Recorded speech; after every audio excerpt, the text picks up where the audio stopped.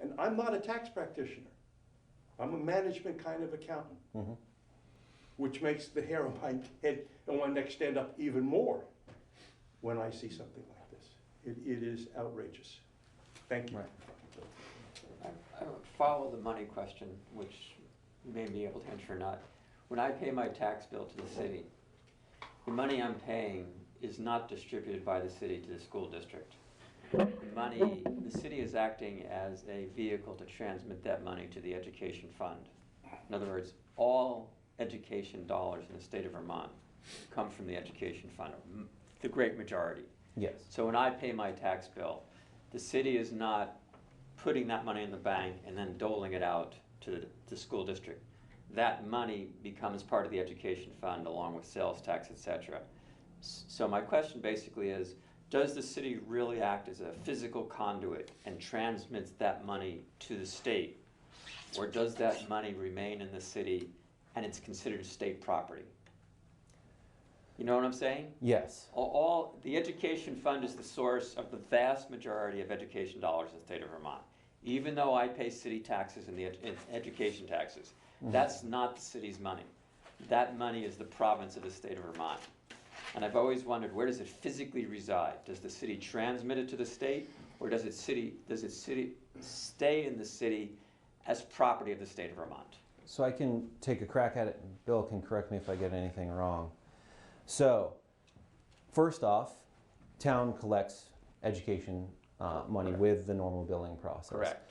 There's a 0.225% retainage. All right, I understand that. So that's intended that becomes municipal money. I understand that. The money that the towns collect on behalf of the education fund Correct. are retained at the town until there's a cash flow reconciliation. I believe that there are 2 reconciliations during the course of the year. Homestead collections, so money collected on homestead properties, that will go directly to the school districts related to that town. And then other money, so non-homestead properties, will go into the education fund. So they are part of the education fund, but there is a direct connection between the town and the school districts that serve that town. And that's related to the homestead properties. And that bears out on the cash flow sheet. The legal nature of those funds is that once they're received by the town, they are part of the education fund. Right.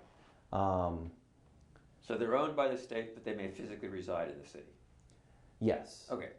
Is that a fair? Yes. Yeah. Okay. John? I think it's great that you presented this roadmap to explain how complicated it is. And the questions I would be asking is, what can you do to simplify this? The other comment that I want to make is it would be great if we just had one tax rate and we didn't have a non-homestead rate. Considering the fact that nowadays it seems like the two are closer than they originally intended to be 20 years ago. There used to be a pretty big gap. Now that's changed. I've seen it come closer. But to stick with this, I know that in my office, along with the treasurer's office, we are under a lot of stress at the end of June and July because we receive the state tax rate literally right before July. Our tax bills are due to be mailed out July 12th, and if the budget fails, everything is thrown up and it's a lot more stress. And part of our problem is internal. We really should be moving the August 12th date to August 15th, August 20th. Just push it out a little bit would alleviate a lot of that. But is there a way where you can see areas that this laid out formula could make everything easier and cleaner? That's right. That's the question. I hope that's maybe the next slide. I don't know. But. No, actually, unfortunately, that is. But to go back to the timeline. Solve the whole system in one neat slide at the end. It just shows the complexity of the whole thing. Which great point. I agree with it. If there was a way to spread the calendar out in some fashion so that Right. So that would be what I'd be looking for. Where right. can we fix Where this can we fix calendar? this? So I think that, yeah, there are two, I think, so I'm going to venture, severe caveat here, I'm going to venture a personal opinion. As someone who's worked at the tax department, not representing, a proposal by the administration or anything like that. But from my opinion as a tax administrator, in this calendar, you basically have a series of decisions made with incomplete information so that the legislature can make a decision with complete information here. While we say our system has local control, that means the people that are making the local decisions are doing it without actual control, without complete information. So one thing that could be discussed is if you were setting the yield, if this yield bill, just like with the property tax credit, was setting the homestead rate for the upcoming year, then everyone in this string of events would have complete information with the exception of the school districts that start budgeting without the CLA. Now, maybe we could also talk about when we time the study and how that's published. Ideally, you'd have known factors of statewide impact, statewide calculation for the school districts when they start budgeting. You'd have the foundational factors. Now, the risk is you either under budget or over budget if you pass the yield the prior year. So I think the tendency would be to be fiscally conservative. And if you move the yield back to the prior year, you could end up with a system where the legislature was passing higher yields, and then we're ending up with bigger carry forwards until we figured out how to fine tune the system, passing it a year ahead of time. Like for instance, right now, everything we're seeing at the state level indicates a 7-cent increase in property taxes on both rates. If we were to have a system like what I'm talking about, that would become the rate. Based on information we have now, we'd be forced to set a rate, a 7-cent increase, and then people would have to make decisions based on that, that average 7-cent increase. So I think we could make it so that people had more complete information going down the line, but there would be some cons to that approach. There would be potentially higher tax rates in an effort to make sure that we didn't run out of money in the education fund. Because when you're having 150 districts making different decisions, you need to account for that. You need to account for the risk and build in a little bit of extra money.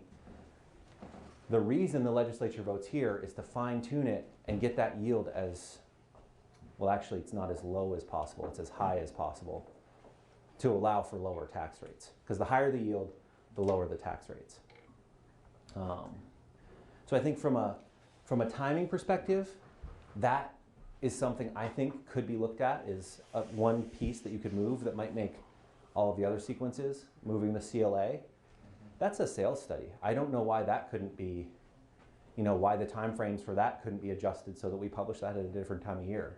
And I want to commend the department for making great strides with the CLA in the process of the transfer process and asking towns to keep up with that. I think that there's been some good improvements in that. Well, thank you. I appreciate it. The towns have been excellent partners in reviewing the sales real time and staying on top of it. So that's, I think, a win-win.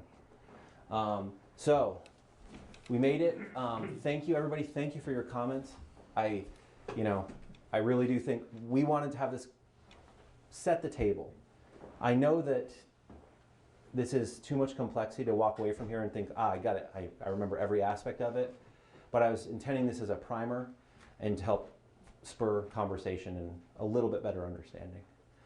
So, my mind's been jumping around as any mind would with all this information. Now, what are the factors that go into the state determining the yield?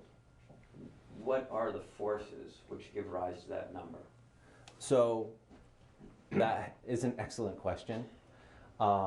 I could do an hour-long presentation on the calculation of the yield. I mean, there must be some basic ones. The basic ones are how much is the underlying appreciation, new construction. Unfortunately, we don't have much new construction in Vermont. So that doesn't... Of public schools or just new construction? So first is revenue. How is revenue changing? How is sales tax growing? Because that's all going into the education fund right now. How is meals and rooms tax behaving? Both of those things are strong, around 3%, but they're not growing at the same rate as per pupil spending, which is over 4%. So the revenue has been growing, and the grand list is actually recovering nicely and getting up to 3% growth now. So the revenue has been growing, and it's actually fairly healthy. It's around 3% revenue growth. So if school spending was limited to, I think it's 1.9% per pupil because we have lost some pupils, then tax rates could be kept flat. So the problem isn't unhealthy revenue. The revenue sources are healthy. It's the spending that's growing faster than the revenue can support, even with losing 427 pupils. And there's a lot of complexity that goes into why that spending is going up, and that's not my expertise, but I think that's important to know that during the legislative session, if you have a chance, the Ed Fund Outlook is what they call it in the Joint Fiscal Office, and that's posted on the legislative websites. That's a one-page summary of revenue sources and expenditures. And you'll see, when we talk about other things being in the Ed Fund, very, very little on the spending side is in the Ed Fund aside from K through 12 spending. Very little. There's state-placed students, there's special education, which I believe are still part of K through 12 education, of course. So that's a great one-page document that lays out everything that goes into that. And of course, every line item we have to calculate and forecast how that's growing or not growing. So most of it is basically revenue balanced against spending. Yes. Which gives rise to that number. Yes. Okay. All right. All right. Well, thank you all.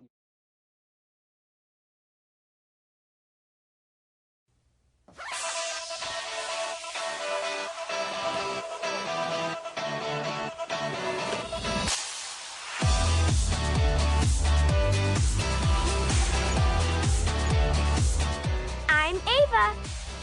I'm Ben. I'm Madison. I'm Drew. We're the Disaster Dodgers. And we're here to help you. Be prepared.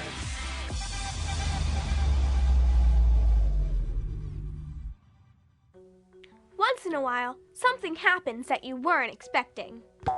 Very funny, Drew. But if you're prepared for it, you'll know what to do. The same goes for a disaster.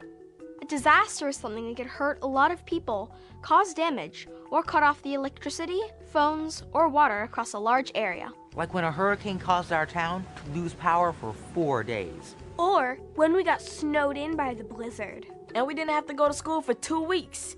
Yes! There are other things that are bad or dangerous too, like hazards and emergencies. A hazard is a source of danger. For example, a pile of dried out wood near a gas can that's right next to a home would be a fire hazard.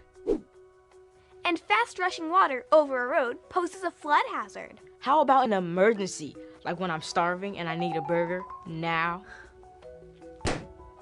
A real emergency is something that happens to an individual or a small group of people. Like a home fire, where you have to call 911 for help. 911, what's your emergency? How is an emergency different from a disaster? A disaster affects a lot of people and causes a lot of emergencies. Whether it's a disaster, emergency, or hazard, we all need to be prepared. And now, with the help of some very special guests, we're going to show you the kinds of disasters you need to prepare for, starting with fire.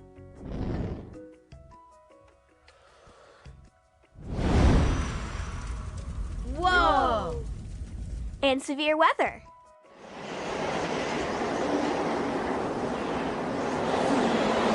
Really, really bad weather. Like a tornado or a hurricane. Or extreme cold. Or extreme heat. And there's another kind of disaster. An attack by giants? Earthquakes. Don't those just happen in California? Ha! Actually, they can happen almost anywhere in the country. Okay, we get the idea, Quake. All kinds of disasters can and do happen at any time and anywhere. Luckily, there are two really important things you and your family can do to get ready for one.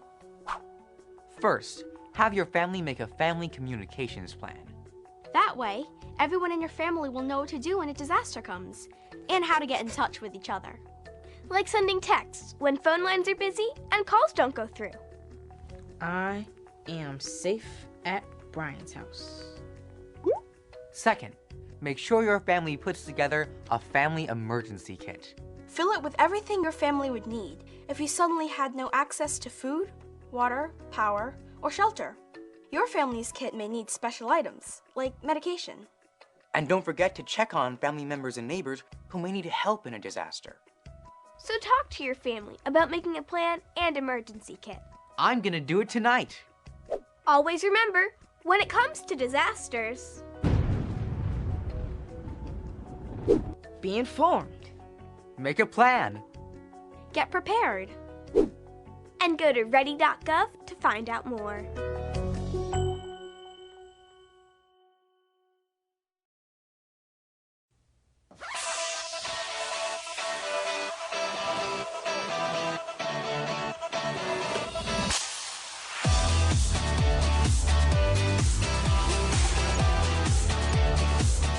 I'm Ava. I'm Ben. I'm Madison. I'm Drew. We're the Disaster Dodgers. And we're here to help you be prepared.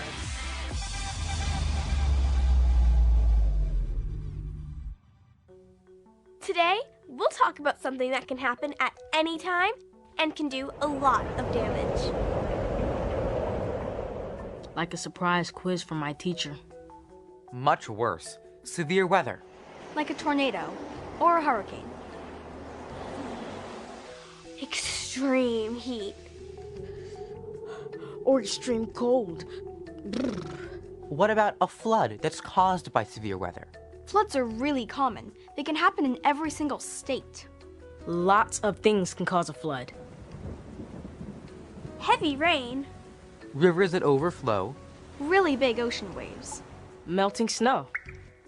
A dam or levee that overflows. Floodwater is dangerous, especially when it's still moving. It can knock you off your feet. And even if the water looks clean, it could make you sick, so never drink it. Ah, gross. If there's heavy rain or a bad storm, keep a TV, radio, or cell phone on for flood alerts. If you find out there's a flood watch or a flash flood watch, it means flooding may happen. If you hear there's a flood warning, tell an adult right away so that they can take action. If there's a flash flood warning, tell somebody and get to high ground fast. Floods are dangerous. Never walk through floodwater, and adults should not drive through it.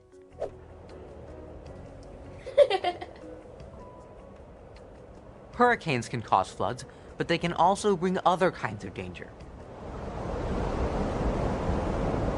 Hurricanes are strong tropical storms that form in the ocean and can come onto land. Hurricanes have strong winds of at least 74 miles per hour. They can even reach 155 miles per hour or more. Whoa. When a hurricane comes, heavy rain, strong winds, and large waves called storm surges can damage buildings, trees, and cars. So it's important for you and your family to be prepared. If you're at home during a hurricane, use a TV, radio, or cell phone to listen for alerts. Keep away from windows and glass doors. Lie on the floor under something sturdy like a table, because things could fall on you and hurt you. If it's expected to be too dangerous to stay in your area, you and your family may be asked to evacuate. Evacuate? You'll need to leave your home and get to a safe place. If that happens, follow instructions from officials. If you get separated, follow your family communications plan to reconnect, and be sure to bring your family emergency kit. Hurricanes can be really dangerous. So can twisters. You know, tornadoes. A tornado is a violent storm that sometimes looks like a funnel or a cone. If you haven't seen one up close, you've probably seen one on TV.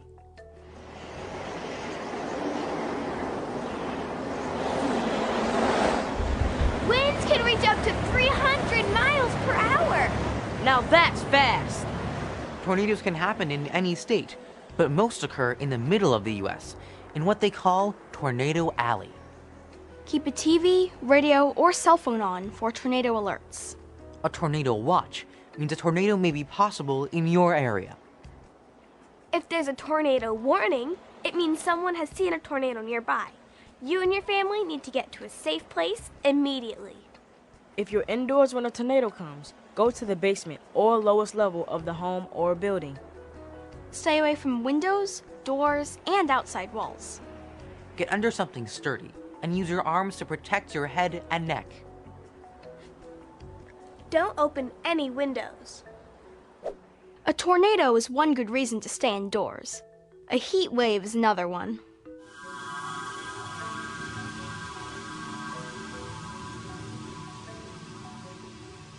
Hey, can you turn on the heat a little? Yikes! A heat wave is an extended period of extreme heat, and to make things even worse, it often comes with high humidity. This kind of heat can be dangerous and can threaten the lives of older people, young children, and people who are sick. When it's super hot, stay indoors as much as you can. Heat rises, so stay on the lowest floor away from the sun, especially if you don't have air conditioning.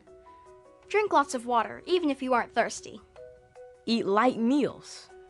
If you have to go out, wear light-colored clothes that cover as much skin as possible. Wear a wide-brimmed hat. Check on your pets to make sure they're okay. It's important to keep them hydrated too. If your home loses power, your family can go to a public shelter to stay cool. Speaking of staying cool, it's getting pretty frosty in here. Building a snowman may be fun, but freezing in the cold is not. In a winter storm, it can be really cold outside. Plus, there can be strong winds, ice, sleet, and freezing rain. A bad storm could knock out heat, power, and phone service for days. When it's really cold, stay indoors as much as you can. If your home doesn't have heat, your family should find a warmer place to stay. Walk carefully on icy sidewalks. If you're outside for a long time and your fingers, nose, or toes can't feel anything, go inside before you get frostbite. If you go outside, wear several layers of light clothes instead of one heavy layer. Wear mittens. They're warmer than gloves, a hat, and cover your mouth with a scarf to protect your lungs. You might not have to worry about extreme cold in your area, but there's a good chance you need to get ready for some of the other kinds of severe weather we've talked about today. To start, you and your family should sign up for local weather alerts. So tonight, talk to your family about making a plan and taking time to practice it. Always remember, when it comes to disasters, Be informed. Make a plan. Get prepared. and go to ready.gov to find out more.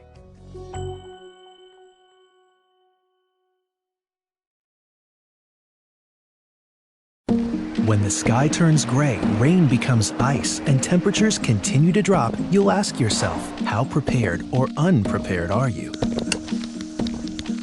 Did you winterize your home? Remove the leaves from the gutters? Insulate and caulk so you're less likely to shudder? Does everyone in the family know the winter weather plan? What to do, where to stay, and how to get in touch? Are your emergency kits ready? Is your radio on? Once the snow and ice starts and the temperature drops, stay where you are. Bring Fido in. If the power lines snap, you've got to stay warm. Dress in layers. Wear mittens and a hat. Do what you have to do. But never, ever do that.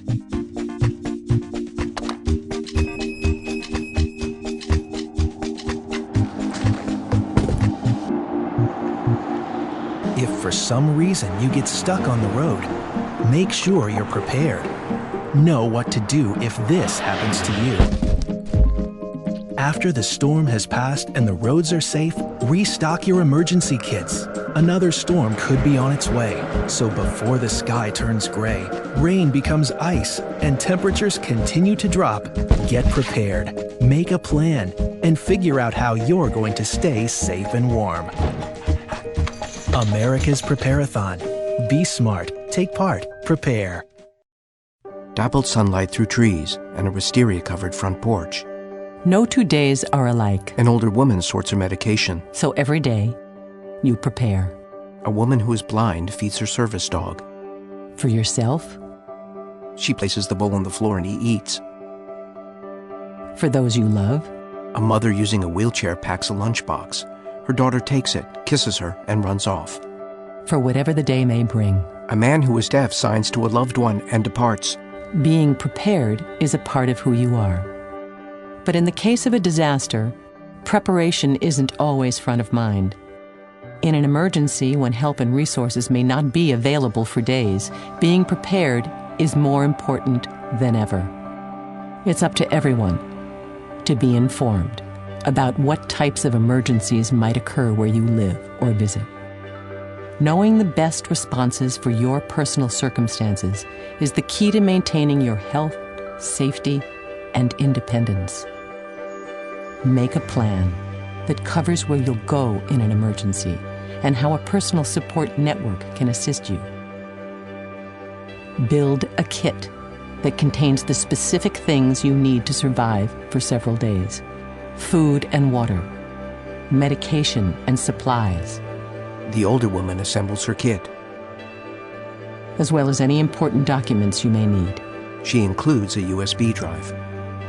Being prepared is a part of who you are, and disaster preparation is no different. The man who is deaf stores his kit in the closet. There's no one more capable of planning for your situation than you. The mother using a wheelchair closes her kit and hugs her daughter. Words on screen. Be informed, make a plan, build a kit, get involved. Ready.gov/myplan.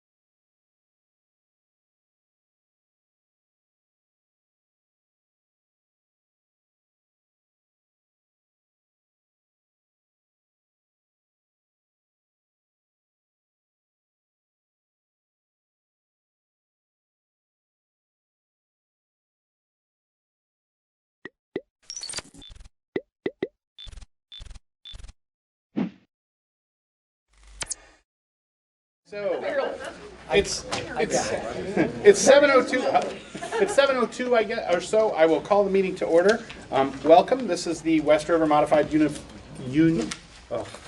It's going to be one of these nights. Modified Union Education District budget meeting. Before we get started, I just want to, if you please sign in so that we have a record of who's here. When you speak, please identify yourself, first and last name, and town of residence for the viewing audience. You can't give fan mail if they don't know where to send it. And lastly, all the comments and questions should be directed to the chair, and then we'll refer it out. You don't get to talk to each other in the audience or individual board members. Okay? Okay, are there any additions or corrections to the agenda, folks?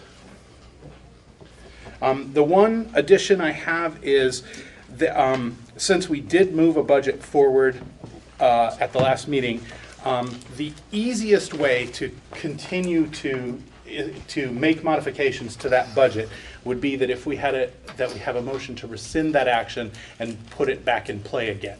We can also amend individual pieces of it and put forward a combined budget, but the cleanest, simplest way is before we start changing it to just make that motion. Just requires a majority of the board, has to be made by someone who voted in favor of the motion, but I just wanted to sort of bring that up to the board because that's the cleanest way if we're talking about making additional changes to the budget, which I believe we're considering. Can I ask a question? Certainly. Is that necessary when we didn't vote on a warning? Because I don't believe I wasn't here, but I don't believe you voted on a warning. We did not vote on a warning.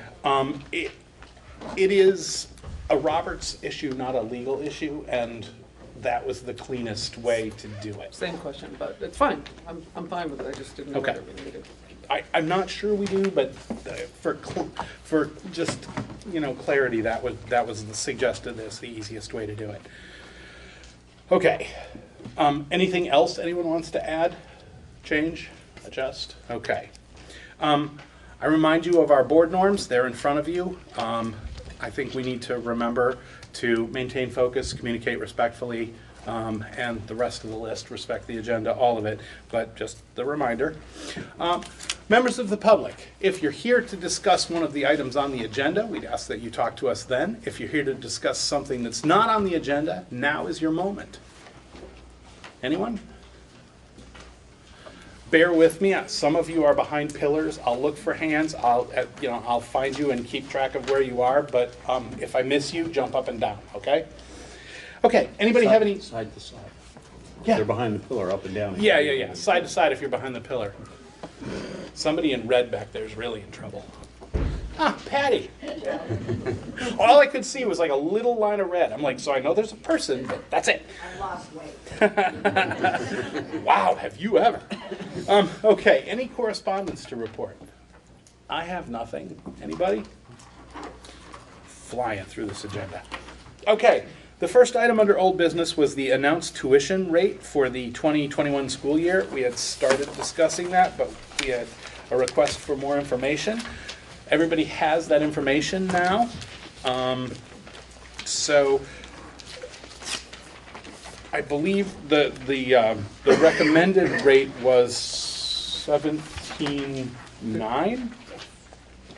Thank you, 17.9. And then there was discussion about what we should do with that. So further to that, is that still the recommendation from the administration? Yes, that is still my recommendation. Okay, so we can discuss that further now that we have that information, and if you have questions, please. Yeah, go ahead. Lori, what was the tuition rate? I know you don't have. I should ask. Do you yet have the maximum allowable this year? It just came out. Okay, so before you tell me that, do you also have not only this year's, but last year's, and what our tuition rate was as well? Your tuition rate last year was 17, or this year is 17.4. 17.4. Yeah. Last year 17. Okay, and then the allowable came in at 23,000. For this For current, this, or for It next looks year? back. No, it looks back. Okay, so Right. So what happens with allowable, and I can go ahead and explain it if you all would like. Okay. What happens with between the time you enroll tuition and the time that allowable comes out? So it's allowable is always looking back at the previous year and what was billed, and if it's 3% over or under, then the receiving town could bill the sending town that over and above that 3%. Now, the Leland and Gray, to my knowledge, and you would have a better idea of being on the board for all those years, is they have never done that to Wardsboro, Dover, and Marlboro. Allowable tuition reconciliation, basically, is what it is, has never been done. And I think it's basically, there must have been an agreement in place between districts many, many years ago, long before me, So we probably should talk about that as far as an agreement is concerned, or whether or not the two boards, or the three boards, will engage in reconciliation of allowable tuition. Do we get any tuition students from outside of our SU? Yes.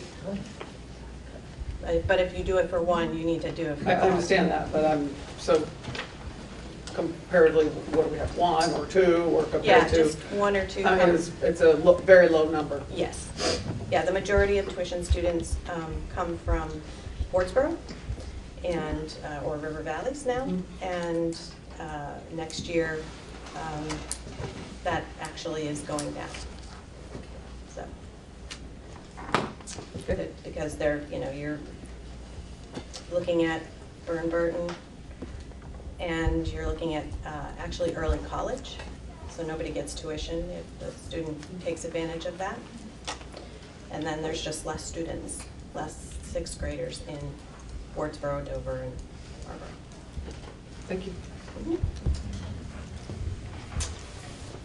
More questions? True, go ahead. Would it make sense to look at this after we've discussed the budget more? Seems like setting our tuition and we still don't, assuming that we're going to discuss our budget, we still don't know what our cost per pupil is. Maybe a little premature. If we're talking about charging $17,900, the allowable is $23,000, and our current per pupil is $25,000, maybe that decision would be better made after we look at the budget.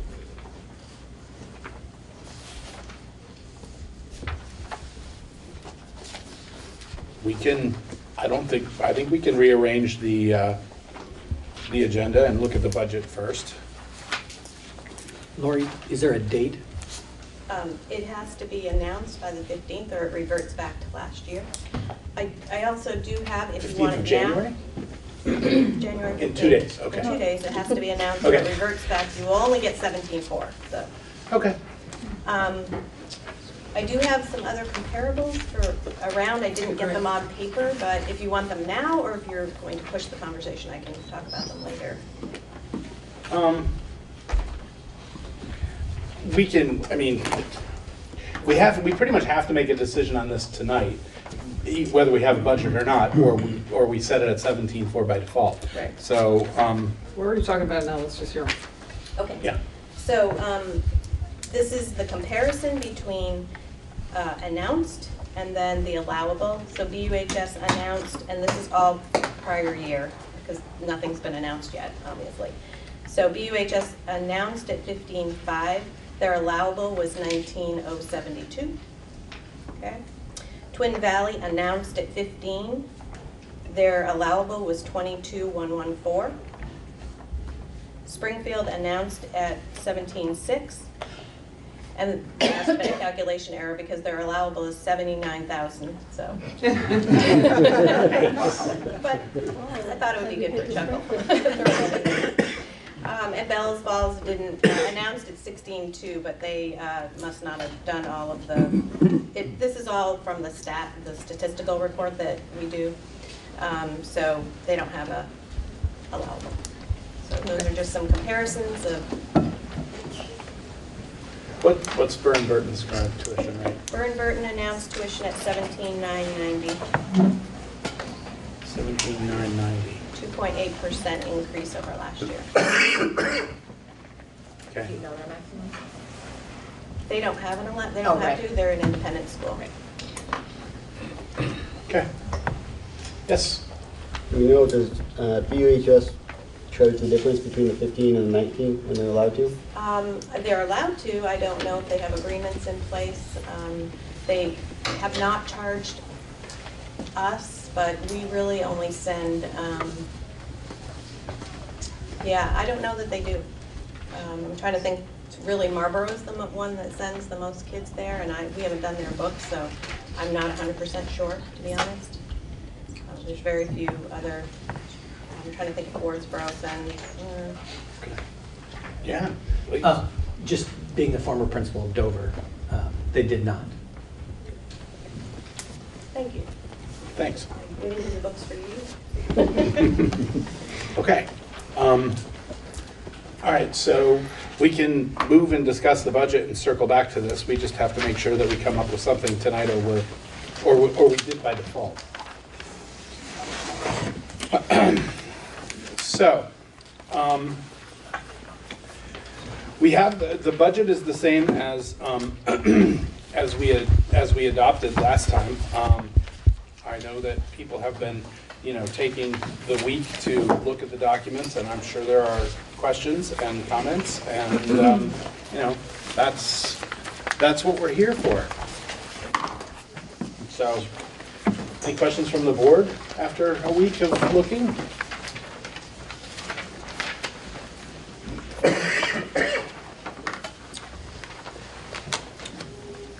Okay.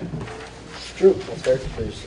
I just want to clarify a few things before we get, so are we going to open the budget back up, or are we just answering questions on the budget that has it existing? If we can either amend certain parts of the budget, or we would need a motion to rescind the action that approved the budget, and then we would be back to no budget. We can certainly discuss possible changes, and then someone can make a motion, but, I mean, there isn't a, I don't know, someone can make that motion.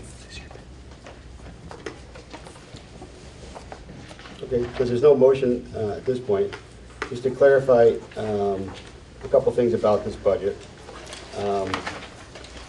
We've reduced our student count slightly, but not significantly this year. We've added 4 FTEs to maintain the current educational programming for our kids, but we're not adding or subtracting. Just want to make sure that I understand the facts that are behind the budget, as we have members of the public here that are wondering why the increase is so significant. So, looking through the documents that were presented to the board, we're adding 4 full-time employees, or FTEs, in order to maintain where we're at, for a total of $700,000. Great document.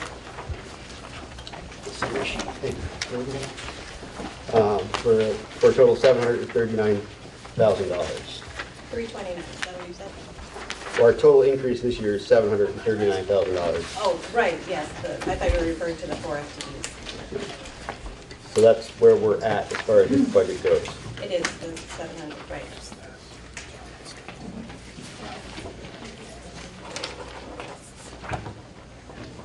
So I guess I took some opportunity, can I keep going, Joe? Yeah. Took an opportunity to look through some of the rest of this budget, and there's a lot of services that are contracted. So first page of the budget, special education, line 5593, total. I'd like to point out that the 40% increase, I'm assuming is probably staff related. 5593 on the first page, in the pre-K section.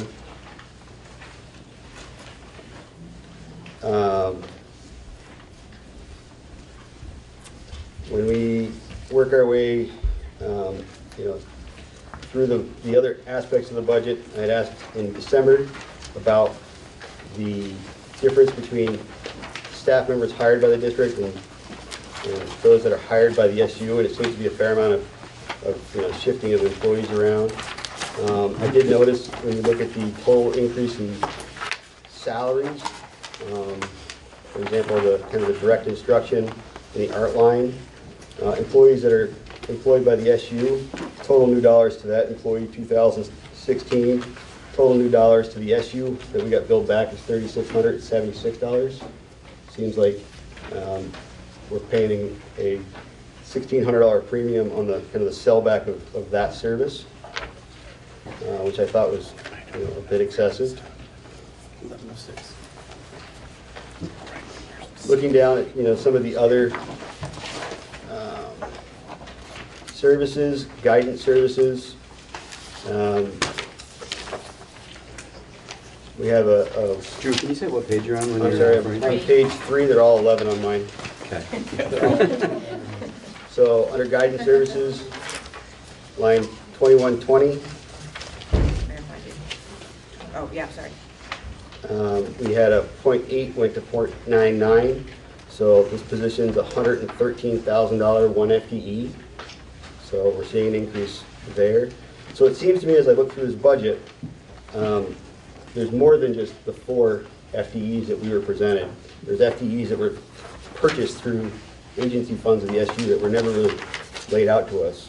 So what is the total number of new employees that are actually in this budget? The 4.0, the agency fund budget is coming in, for years has come over and fed into every district's budget. And just to clarify, because I know you had a question about the nurse being so much more expensive. So if you look at the nurse, for instance, 2132, that's the function on there, it's on page 3.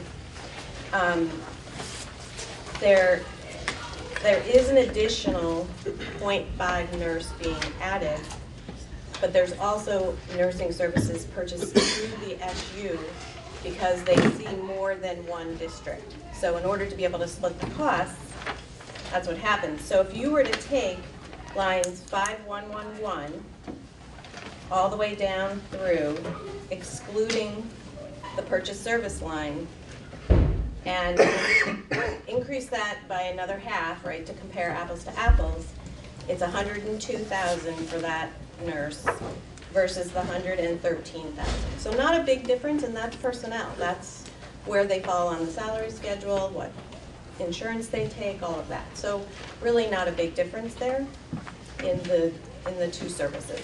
10% difference. Because of being a different spot on the salary schedule, or maybe a different tier of insurance, one employee over another. That happens throughout the whole budget.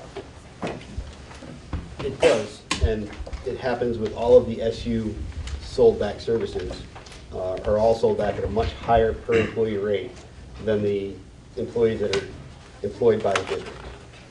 When you look through and you start looking at the numbers associated with total cost from these employees, you know, all of the SU employees are total compensation package in the mid-90s, $95,000 or $100,000 a piece, getting billed back to the district.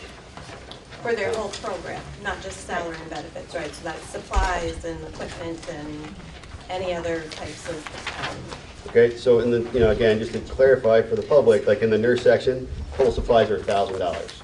So the supply number is not a big difference. You know, what I'm looking at is where did the increases in this budget come from year over year over year? And we can look back to the 2019 budget that we approved in 2018, and there are significant changes in the actual costs associated with, you know, certain programs. And I'm just trying to figure out why we're seeing such huge, huge differences. So, for example, you know, and this isn't an SU question, but it's a staffing question. You know, English salaries in 2019 for the high school were $207,000 and $271,000 this year. It's a pretty substantial increase in what we're looking at.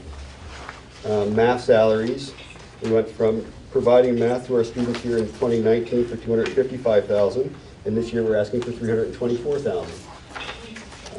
It's a lot of money over you know, a 12-month period. You look at other areas like science, we were at 242, we're at now at 253. To me, that seems like more reasonable increase in the cost of the education. Cost of nursing in 2019 was $95,000. It's now $164,000.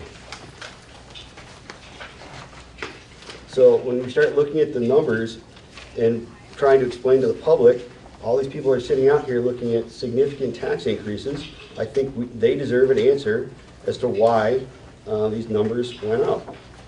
You know, principal office cost, $292,000 in 2019, $475,000 in the proposed budget. those are my questions as to why are we saying we have to cut programming? Where did these expenses get so big? These numbers are huge.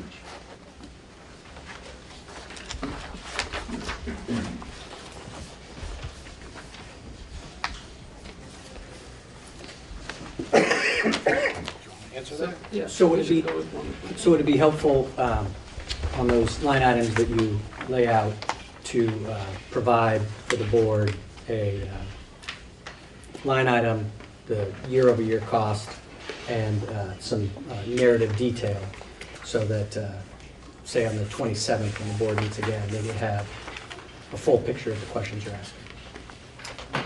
Well, at least two of those that you pointed out, English and math, both have notes next to them that there was a personnel change and a requested increase in teachers. So obviously, if we added another salary, then it would go up that much. I mean, it's not that things are staying the same in two of those areas that you pointed out. Just as I'm going through looking at the budget that you have, that's published. You know, there's a personnel change and a requested increase. So those you would expect to go up. I lost you after that and haven't found the other ones that you've been talking about, but, you know, I mean, obviously we can get, there should be explanations for all of them, and we should be able to get them for you. We should get them. Okay, keep going. Sure, please. So would it be helpful just to have a full comparison of purchased service from the agency fund at the supervisory union level, and an explanation of each one of those? Well, I think we, you know, as representatives of the public, owe it to the public to understand what we're putting forward as a budget. Sure. If there's a justification for the cost increases, I'd like to see it. We have established that we're not increasing programming for children. We've established that we've reduced our overall student population, but yet we're seeing significant increases in a lot of these line items. And to me, that I haven't seen a justification as to why we should spend this kind of money.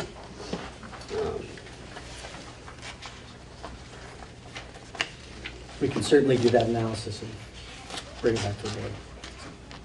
Is it possible to let people speak up? It's really hard to hear you. We got chairs in the front row. Come on out. We'll do our best. Thank you. So we have a request to better explain line item increases and the comparison of purchased services versus our own staffing. Anything else we want to task as we evaluate this? We do have another budget meeting in 2 weeks, so there's plenty of time to put the administration to work and see what we want to see. Can we ask you to do something, or is it only like a board decision? Well, the board has to make the request, but you can certainly ask a question. Okay, so my name is Keegan, and I live in Jamaica. I'm a teacher up in Windsor. And I have struggled to really understand how the whole education funding thing kind of works. And it was really like a conversation that I had heard regarding a 19.1% increase in taxes that I'll be responsible for, provided the budget as is would go up. That being said, this was a nice opportunity for me to get to know a little bit more about education funding. So budgeters, I appreciate the work you've done. My questions are kind of two-parted. I actually met with our CFO at my school district, and I gave him our information. I said, can you help me better understand what this means? And based on the numbers that I picked up from the SU last week, our equalized pupil spending threshold for this district is $18,756. We are currently spending, according to this budget by the numbers, $21,127, which is a difference of the $2,371. And it's that number. If you wanted to reduce that over expenditure, you would end up having to cut $1.2 million from your budget, which is significant. That's programming, that's offerings, that's salary, that's a lot of things. And as a teacher, I would never want to be the one to deliver that message of thank you for your service, but it's just not jiving anymore. So my question is, how creative can we get, or can you get really, with your programming, with your offerings, to bring down like the reduced number of student population that you have? I would hate to ask, like, but what does this look like? Because I don't recall ever in past years of voting for budgets, I don't recall an increase being this so significant with no real plan of how, like, this is not sustainable for our communities, truly. So what's your long-term goal? Like, if you need it one time, maybe, but what's your long-term goal? Kicking the can down the road is doing no one any favors, especially with a continuing declining population of students, an aging demographic of retired seniors who live on fixed incomes, and people like me that have 2 master's degrees are pretty valuable, really good teachers, but you know, how am I supposed to justify all of this and still be a taxpayer on a teacher's salary? I don't make $100,000 a year. So I'm hoping that you guys have a strategic plan long-term, because 19% to maintain no new programming for children and no building improvements. I understand you guys are still rocking some chalkboards. When are you going to provide your kids with 21st century learning environments and tools? How is that going to work? Like, I could be on board with 19% increase to bring your buildings and your facilities forward to provide an environment truly conducive to future learning for our kids. But 19% to maintain the status is incredibly unfair. It's a disservice to your kids, it's a disservice to your community. You know, we can pay, we will find a way, but we demand more. Our kids deserve it, and our teachers deserve it too. So what's your creative plan? That would be my suggestion. If someone on the board would take on the task of maybe making a motion to reevaluate your budget plan, looking at some degrees of creativity, bringing in a financial analysis person. You know, I want to say yes to a school budget because I'm so deeply connected to them, but 19% this year could be 20% next year to still maintain a chalkboard in 2020. Not that there's anything wrong with chalkboards, but that's my request. How creative can we be in either reconsidering 1.2 million or coming up with a serious plan that extends bigger beyond year to year? Well, you know, I agree with you. This is not sustainable. We proposed some really creative plans before we even became operational, and we're told that, you know, we couldn't, the status quo needed to stay the status quo. You know, there are a number of things we could do in terms of consolidation and changing how children are educated and where children are educated. And we could be very creative. But those conversations are going to be extremely difficult because towns are going to lose their schools. You know, we're going to have to come together and have less buildings because doing the same thing in a bunch of different places costs money in each place. And until you start doing, you know, until you're not teaching first grade in 3 places, it's hard. That's one way anyway. But those are really lengthy conversations where we engage the entire community, and there's not time to do that for this budget. And I said at the last meeting that, you know, I think this is actually the tipping point. It's like we can't do this. This is what it will look like every year going forward, where we try and squeeze a little more savings out of what we have, where we're not expanding opportunities and we're not giving children any more. We're just maintaining what we have because it's expensive to maintain all that we have. So yes, we need to actually, you know, get a budget and then start talking about how do we going forward change what we do into a sustainable model, because we don't have one now. But that's a conversation that's going to take, you know, I understand. laying that plan out. I said it would take the entire summer, and then next year's budget we could start talking about, well, in this budget, these are the changes that we're going to make, and this is how we're gonna start to whittle away at that 1.2 so that we aren't over the excess spending threshold anymore. You know, the only thing we could do now to get close to that would be draconian, I think. That's my answer. One second. I believe Drew had a comment, and then we'll go to you. So, reviewing the superintendent's budget that gets assessed back to us, which is why it's important, what percent of the $103,000 new employee, which is a behavioral specialist, is getting billed back to this district? Because it's the first I heard about it was reviewing your budget, so I'm just curious, that's another new full-time position at $103,000 that's coming into this district. What percentage of it are we responsible for? If it comes from special education, the SU bills on 80. So I believe you guys are 61%. That sound right? So 61,000. So that is another new employee. It's $60,000 worth of new employee in this district that wasn't actually formally brought to this board as a suggestion.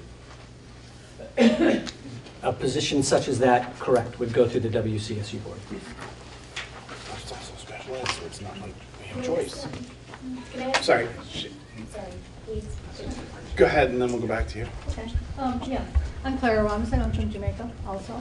And I'm listening to Drew, but I also listened to your board presentation on the 6th. And where somebody brought up, I think it was Drew, said, can we look at the SU budget? And I think you said no, flat, like that. And then somebody to your left said, no, that's not true. The SU can look at their budget. They can do whatever they want to do. Am I correct in, that's what I saw on tape anyhow. So I want to know, as somebody who's going to be looking at the 19% increase, what part of the SU budget does Jamaica get a benefit from? Can you tell me? I can, sure.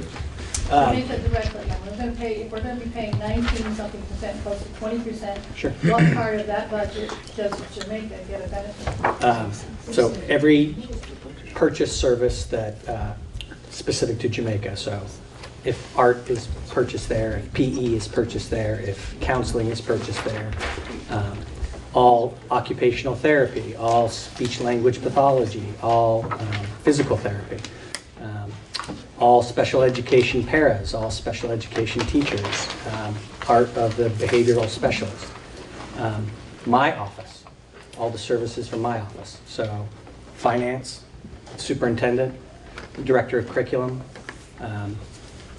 the operations director, the special ed director, all of those services. The SU budget is in 3 parts.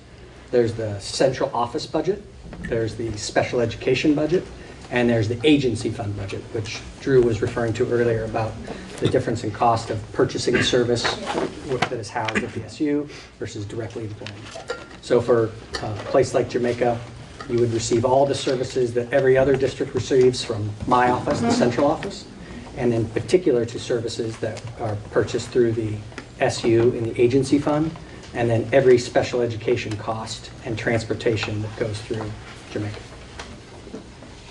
So the budget that's within the SU for the, the office budget, we get benefit from the office budget? You get all the services of everybody that is employed at my office. You don't feel it? I understand. Just for clarification, I believe we were going to go back to you and then we'll start going around. But just for clarification, the WCSU budget, we don't control it. I mean, the WCSU board has representation from every board in the supervisory union on it, and we have representation on that board. That budget could be re-looked at, but we would not be able to force that with our representation. And then but that budget is voted on by, representatives from this board, representatives from River Valleys, and representatives from Marlborough, and also Wyndham and Stratton, because every school district or education district in the Wyndham Central has representation on that board and gets services from that central office. We all share.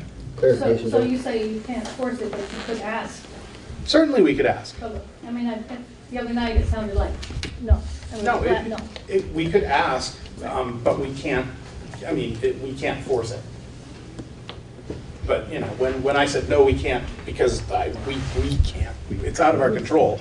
But then, you know, whoever corrected me, it's like, well, we could certainly ask for that budget to be relooked at, but. But if that would be a cost saving, I would think we would ask. It would be a discussion amongst all the schools as to Right. whether, amongst all the districts as to whether it was a cost savings. Clarification, yeah. The agency fund has not been voted on by the SU yet. That is correct. So the numbers I'm speaking of have not been voted on. So the SU agency fund is set after school budgets are set. So all of these numbers that I've been putting out can in fact be changed without changing the superintendent's budget, which would be the superintendent in the administrative office. That's the one budget that's been set. The And special ed is also set. special ed. The other employees that we're speaking of are at the discretion of this board. And the services you can be asked, right. That's correct. Okay, correct. You had a follow-up, I and did. then I don't even know, Patty will go to you next.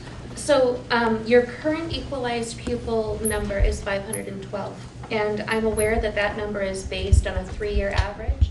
Do you have a projected, oh, you guys go based on 2? The state. The state. Oh, I thought it was 3, my apologies. So my curiosity then would lead us to, do you have an understanding of your projected potential pupils? Like, will you continue to see a continuous decline? Like, I understand like the 512 is designed to keep a sharp drop off from occurring number-wise. So do you have a projected estimate of how many equalized pupils you're going to have for your next budget cycle? You know you're going to have some hard conversations. I might start thinking about what you can do now to start preparing for those so that you have a leg to stand on when your election comes due. You know what I mean? So what kind of, are we going to continue to see a decline in student enrollment? Or is there some kind of plan for like attracting additional kids to come into the district to kind of increase that? Do you have those numbers yet? Well, we have, I did put together a chart here that has past years, and so it shows the decline in students. Do we have Looking at this. forward-looking numbers yet? This, I did talk to our IT director today, who was, he's been analyzing mainly Leland and Gray, and is seeing the leveling off that we had talked about that has, I think we've been talking about it for at least the 3 years that I've been here, that at some point there is a leveling off. And so that looks like that's what's starting to happen for the Leland and Gray students. So that's good news. And then the elementary have been actually pretty steady or growing because of pre-K, offering pre-K offerings. So, but there has been, I mean, as you can see from this sheet, you know, 17% over 3 years is a lot of students to lose.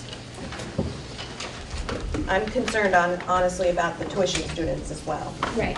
So it's not just equalized pupils, but. Beyond the 17% decline, over time, and this might just be a foolish question, I know when I have to plan out my budget for my classroom, which is a very small amount, it has to go according to the number of kids I have. So if from one year to the next, my number of students goes from 100 to 85, then my supply budget is decreased by that much as well. My curiosity is, how, like, does your budget match the decline?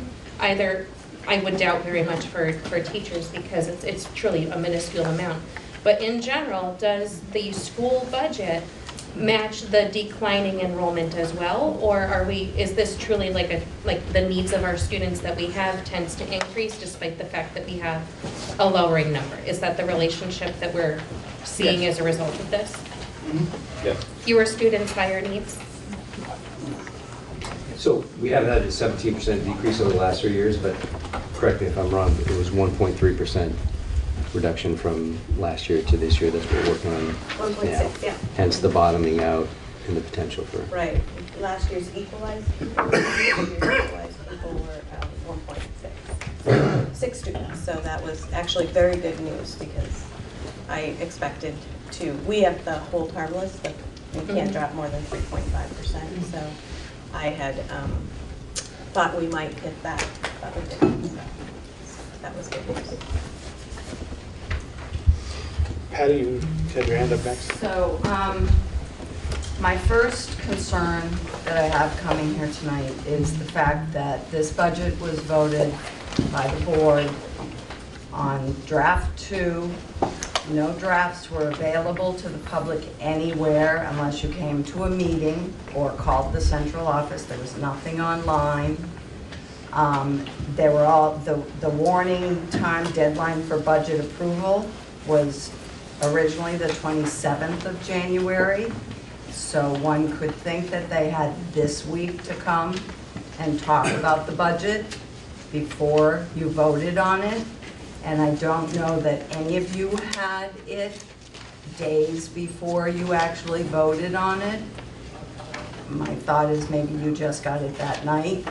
So that really is a deep concern for me. And second, I believe that when you're thinking of cuts, the first cuts that should be thought of are cuts that do not directly impact the students, such as the superintendent office, the agency fund, those kind of things. So that's my say for tonight. Sure. So another question that we could get answered for is, if you go to the back page, not the very back page, second to last page,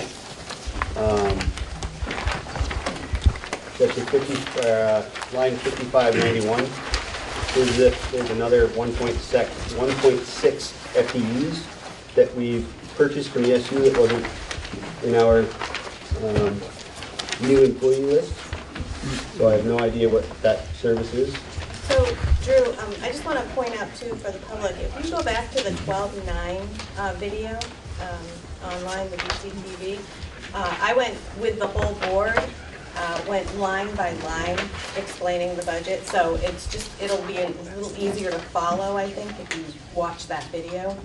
And so that is just a note so that you understand that we have talked about it. So the, as I said then, in the elementary line item, under direct instruction, you will see, and I have a note there also, that the I'm on the first page, that the 1.6 FTE moved to the WCSU for the academic AST, means academic support team. And there was also a 1.0 position, teaching position, that was, there was no cost for that because it was a shift. But the 1.6 was moved to the WCSU because we created an academic support team. So that's where I talk about on the I think it was the 9th of December, where it comes back in, Drew, where, do you remember that? Where I said it comes back into this budget in the purchase service. Does it come back to the same price or more? It comes back to the same price. And while I have the floor, can I get an explanation of the technology services? Because we got 3.5 FTEs for $440,000. The bottom of the same page. So again, this is not just the personnel, right? It's a whole program that's through the agency fund, and the whole technology budget is through the agency fund, which involves software, hardware, of which, you know, West River has the biggest portion again, because you are the biggest district. So it's not just salaries and benefits. I think that's important. I put those numbers, those FTE numbers in there so that you see year over year what the change of FTEs are. But when you're purchasing a service, you're purchasing the whole service. So how do we know if it's cheaper to purchase this service? Because, you know, when you divide this up, it looks like we're paying $140,000 an employee. But you're not, right? But we don't know that because we can't see that. Right. So we're just supposed to accept a $440,000 number as a fee in this budget and not know exactly what's in that? And that's we're all talking part of the 1.2 million is what we need to cut. And this is 440,000. We don't even know what's in there. We just know there's 440,000 on this line. So can we see what's in that line? Yes, that's all part of that, what we just talked about. That's part of the agency fund. That I mean, 440,000 is one line, more money than we put towards the entire Jamaica Elementary School. Like, we should see what's in these lines. It went up by $65,000. And I still haven't had an explanation. Does anybody else know what's in that 440,000? Salaries, benefits, software, hardware. Well, we all knew that. Do we know the exact amount? I don't remember. I think it's in We that- had line items Right, in the budget when we went over it. I mean, we can bring the agency fund budget and give you the line-by-line breakdown of that 440,000. We're asking them for 20% more. I think we should probably know why we're asking. We can get the agency fund budget breakdown. Yes. So I don't know if this is going to end up. Could you identify yourself? Yeah, sorry, CJ King from Jamaica. First thing to put on that I'd like to say is that I went back to my notes from 2016 or 15, and the reason that the way that we were sold on going into this union to begin with, as I recall, were two main goals. One is that we would save money. And the second is that we would provide better educational opportunities for our children. And as we're saying, we're just staying even and not saving money. So neither of the promises that were offered to us as we voted ourselves into this union have been realized. And I'm very interested in this long-term plan as well. Where are we going with this? Because we can't sustain it. I guess I do have two questions.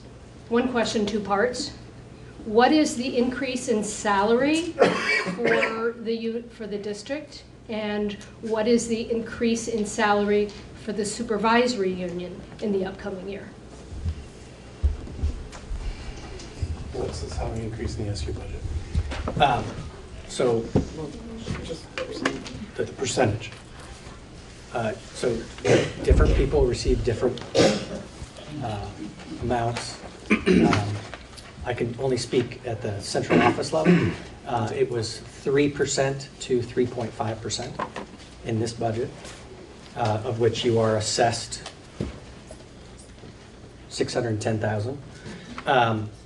We are in negotiations right now for every member of the master agreement, which includes all special education employees and all West River employees. So that has not been determined yet, but we built in increases based on historical precedent. Last year's increase for the union workers was 3.25%. And we're negotiating for this. So I also put that information on here so that people could see negotiated increases over 3 years. Page 81. This sheet here. And also the healthcare increases. The average healthcare increase over the 3 years that we're talking about, 18, 19, and 20, and 21, or that's 4 years, but there was a plan change in 18, was 11.33%. Healthcare has increased. That is not a controllable cost. So just to clarify, I know that at my district, like healthcare is a completely non-negotiable when it comes to our union conversations with our board, and it's only like the salary increase because healthcare is really like done through the state. Yeah. Is my understanding, is it? As of January 1st, 2021. Okay.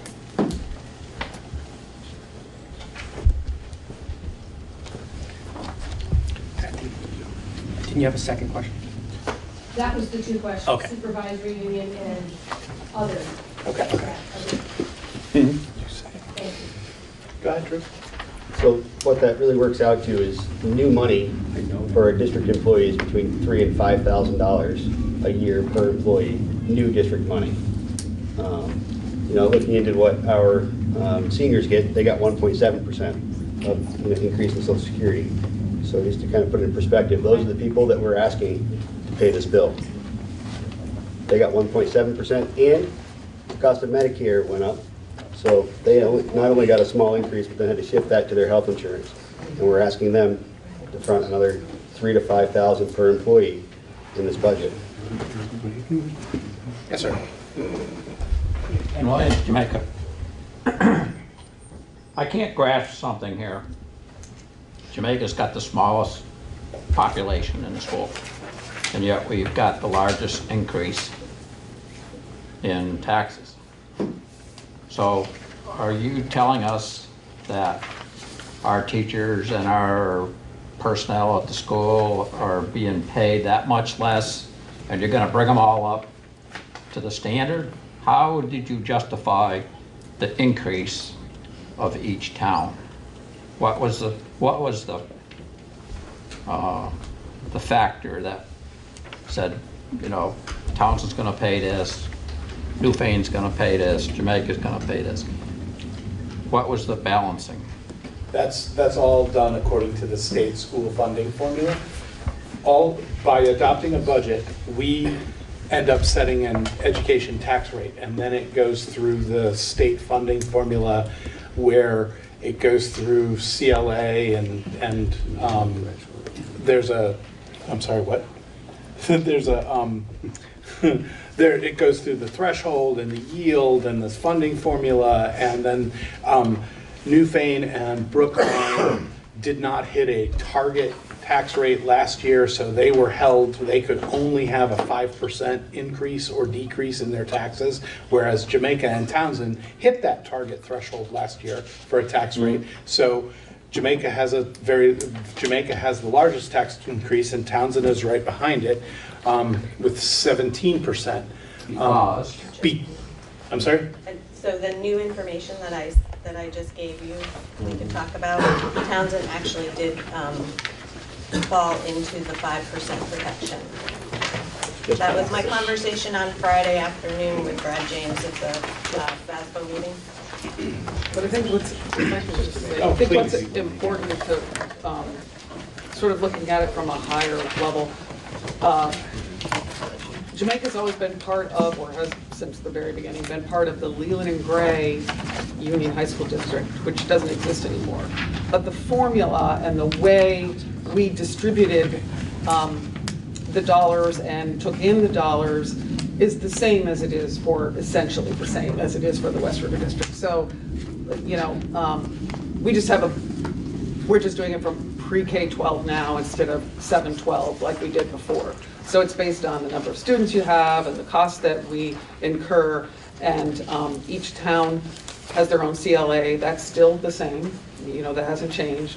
So every year towns can see some spikes and decreases, and they have been able to do that to the Leland and Gray District for many years. Like so it's a similar. They went way over budget, and Jamaica did. I think it was like 10%. And the state at that point wasn't allowing a 10% increase, but they put it through anyway. Now, are we being penalized for trying to have a better school? And that's one of the things that I'm really starting to get interested in, because it seems to me with 35 students, why do we have a 19% increase? So how many students does Jamaica have? Jamaica has more than 30-something students. Because you're talking about school and we're talking about town, so some of Jamaica students may not go to Jamaica building. So I guess it's maybe easier to look at it as a building. So that is not, you're no matter how many students you have in the building, there you go, there's 65 students that Jamaica has to count, that they count, not the 35 that are in the building, or I don't know how many are in the building, but yeah. So it's hard to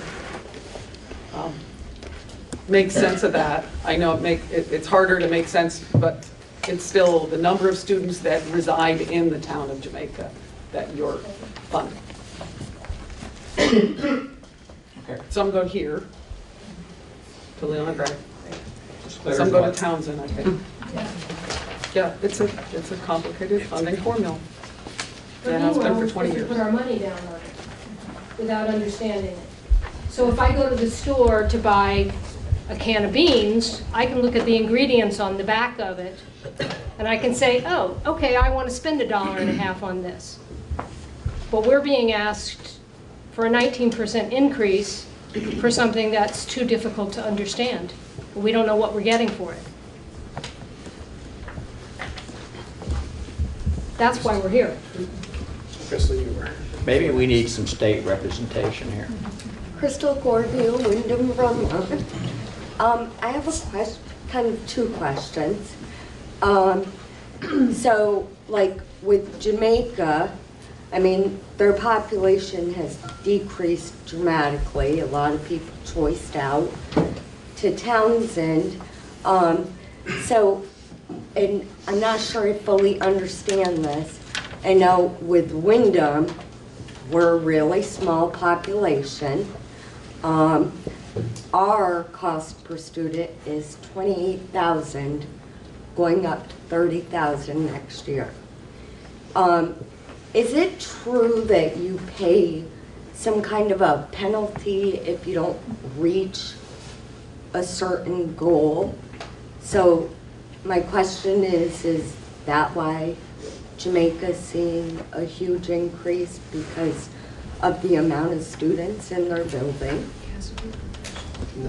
And my other question is, I thought I understood consolidation to be like we would decide to keep 3 buildings open, like Newfane, Townsend, Leland, and Gray, and put like K through 2 at Newfane and 3, 4, and 5 at Townsend.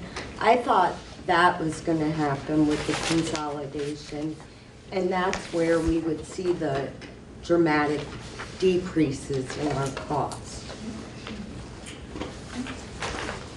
So the only penalty that is in play here is a penalty that's district-wide for the West River District.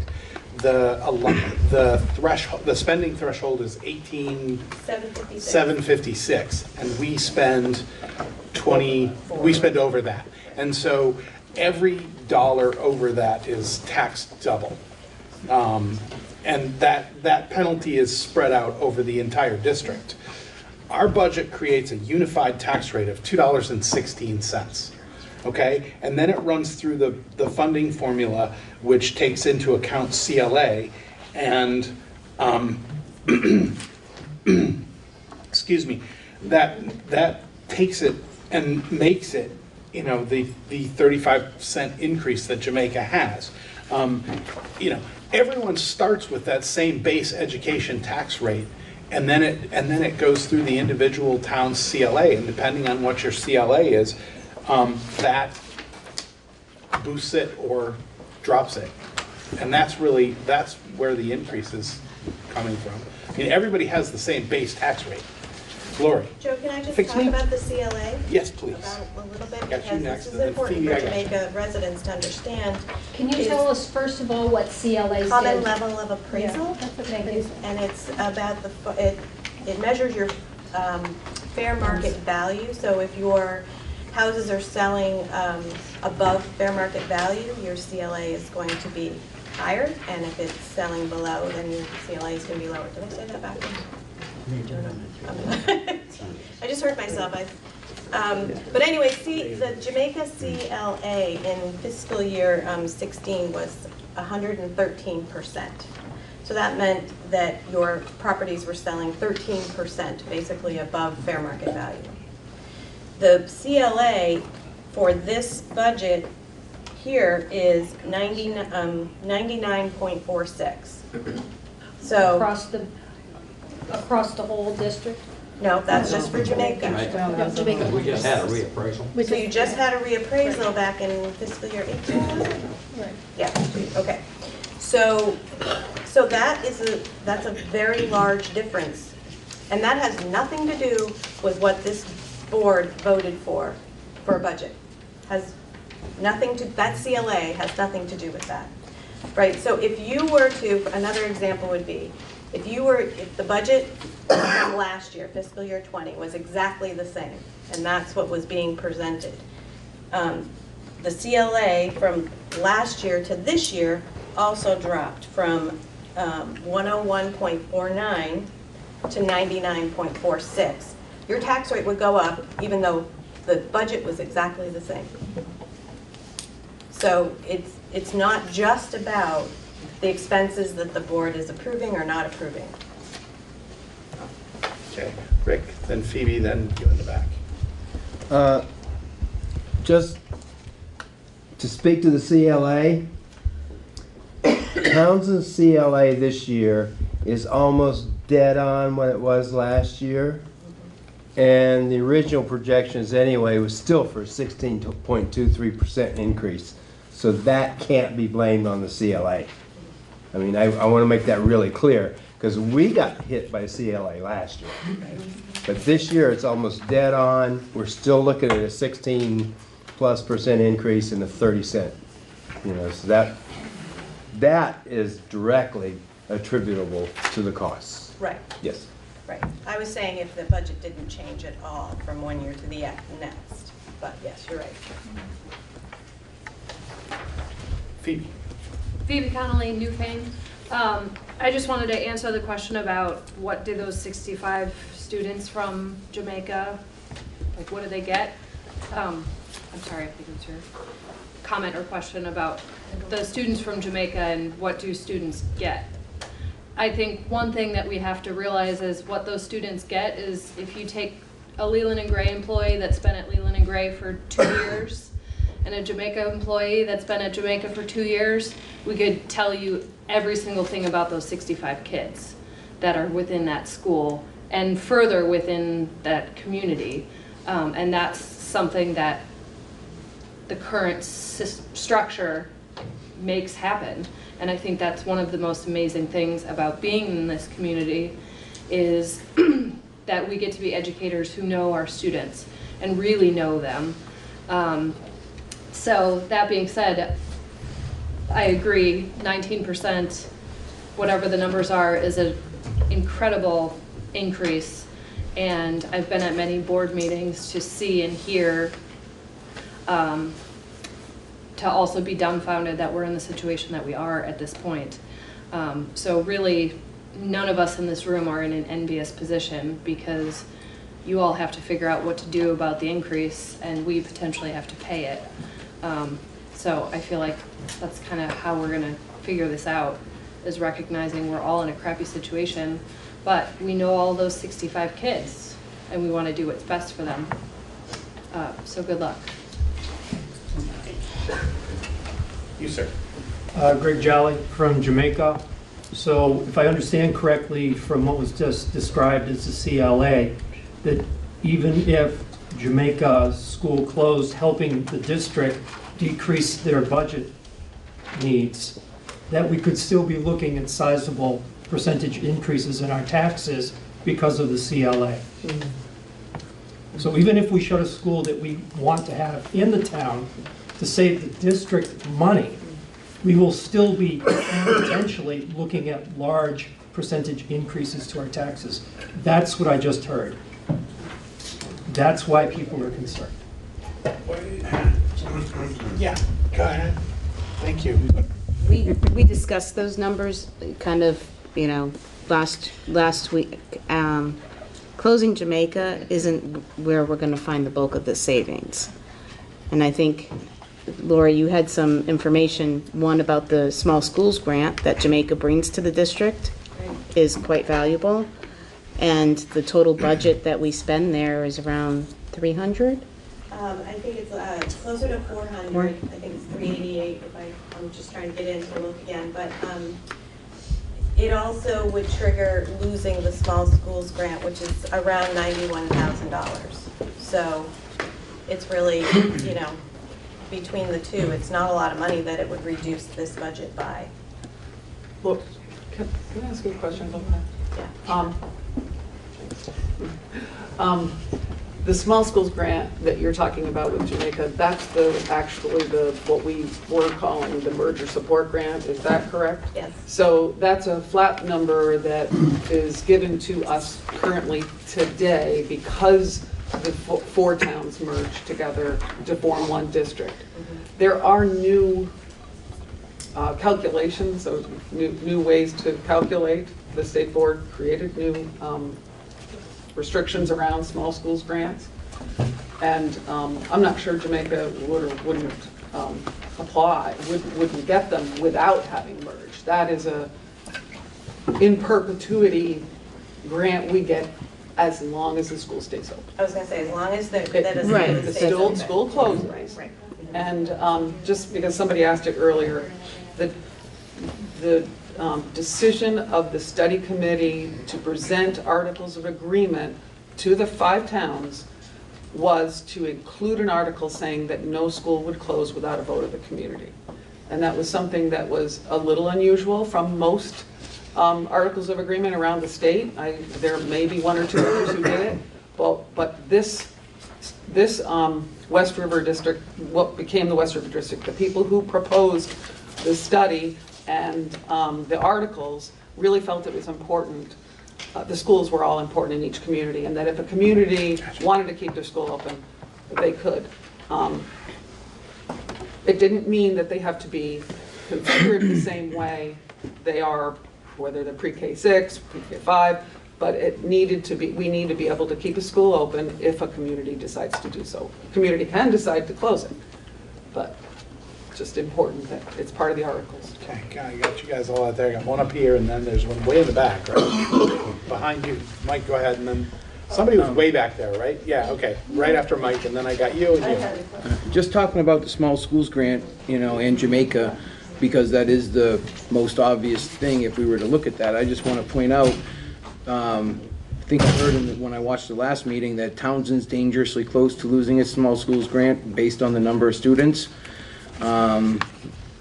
So it just for everybody to realize that if Jamaica were to close and a lot of those students came to Townsend, it might not just be 90,000 we lose, it might be 180,000 in small schools grants that we lose. If it puts Townsend over. Okay. So there's 2 triggers. It's if you're over 100 students, but then there's also a class size. And it doesn't count pre-K, right? I don't believe so. No. Okay. All right, way in the back there, and then closer to the front, and then catch you. Danielle West from Jamaica. So my understanding when we had merged together, as brought up before, it would be equal everything for the students. They would have same opportunities. This was going to increase their education. And one thing I've noticed this year is maybe a New Brook student gets this, but a Jamaica student doesn't or has to pay for it. Is that different in this budget? Does every student get the same exact thing? Like I was told the 5th grade field trip, New Brook students, it's paid for. Jamaica has to fundraise for it. So has that been taken into consideration in the new budgets? Yes. Yes. Also to go back to Keegan's about she gets a certain amount per student for supplies. We did that throughout actually the whole SU. We tied the amount of supplies that a teacher gets back to the amount of students in their class for equity purposes too. So. Thank you. I had a question. I'm Bonnie West from Jamaica, and on the small school grant, would it be advantage to us if Newbrook and Townsend are not eligible for small school grant, if some of their students was reconfigured and come back to Jamaica, so all 3 schools would be eligible for small schools grant and increase your revenue? Unfortunately, as of fiscal year 18, if the town or the school district did not qualify for a small schools grant, then in Act 46 they don't get it in perpetuity. That's I can't too say bad. that word. Perpetuity. Increase the revenue. So Newbrook and did not. Well, it's actually Brookline and New Fane that actually get the revenue, but they did not qualify in fiscal year 18, so they don't get it going forward. Does Townsend? Yes. And will they continue to? That is the hope. It depends on class size. I'm going to say if that's the case, so they can keep it, it should be, the student should be reconfigured so that we take advantage. Karen Amadon, Jamaica. So there's a budget for all the schools, and then taxes are raised. The amount of taxes raised, is that the same amount of the budget, or does money go to the state?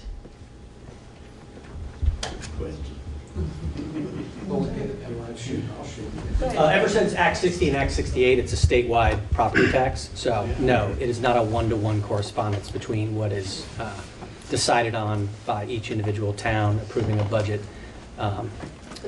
pre-Act 68. Try to figure that out?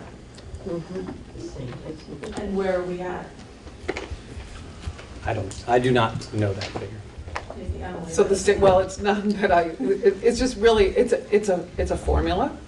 So the first thing that people need to recognize and understand is that spending happens at the local level. I know a lot of people, because of the system, the formula that we have, which is a statewide education funding formula, a lot of people think that it's the state that sets your spending, but it isn't. The local school districts around the state develop budgets and pass budgets and decide on spending. Then those figures are sent to the state, and then the state has to come up with the revenue to pay for that from the spending plans that happen in each district. So then it goes through a big funding formula, and Lori can speak to all the little pieces of the funding formula because she has to deal with it all the time. And there are lots of factors like weighting factors, which we are now hopefully looking at to maybe modify down the road. And then it gets redistributed back. And it's a very complicated formula that a lot of people don't understand, and you mentioned it as well, that it's really hard to understand, but it can be understood, and every step can be explained, and Lori is, I'm sure, really good at explaining it to any individual who wants to understand it, but it's just really important to recognize that it's the local spending. I will say that large spending districts can impact, everybody's spending impacts each other, right? So that's part of the reason why there's an excess spending threshold.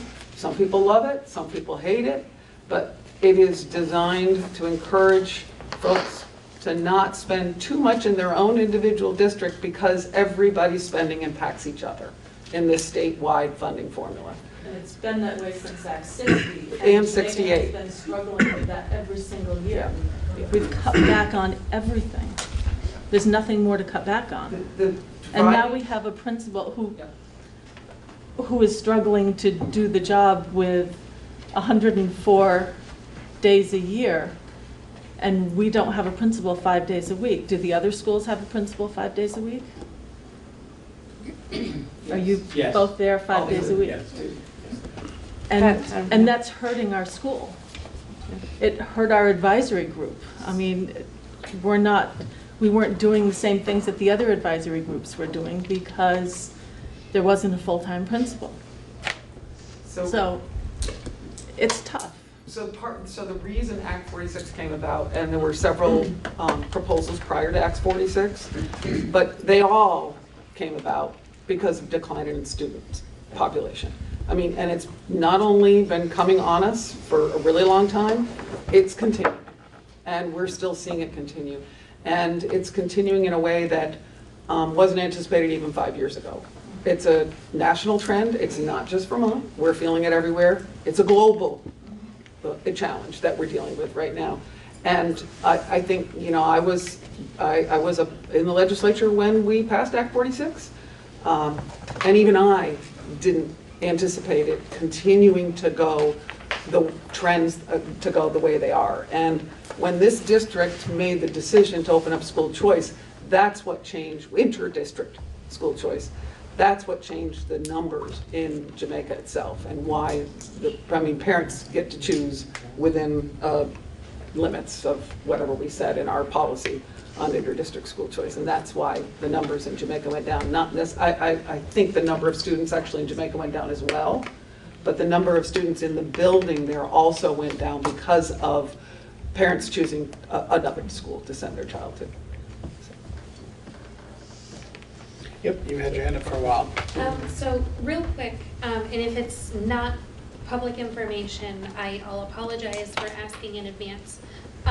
The school district that I currently work in, we lose a good portion of our population of high school students to go to like an ODP type program or like an alternative setting.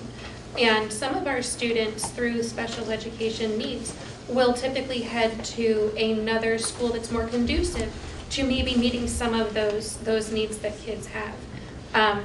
Those schools are typically very expensive, they're very good, but my question is, based on the current population of kids that you have here, is there the intention of like reintegrating any students that are headed out to an alternative program to kind of get them to come back into our schools?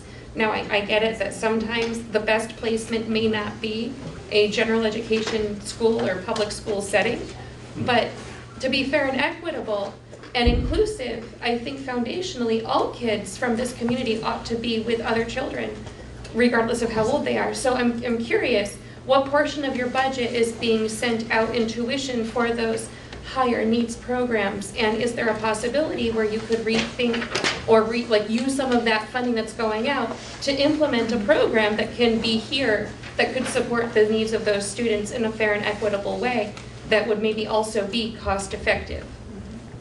Does that question make sense? Yeah, absolutely. Okay. I'll start, and if you want to jump in, feel free. We currently have 3 in-district programs, 2 that are housed here at Leland and Gray, 1 at Marlboro.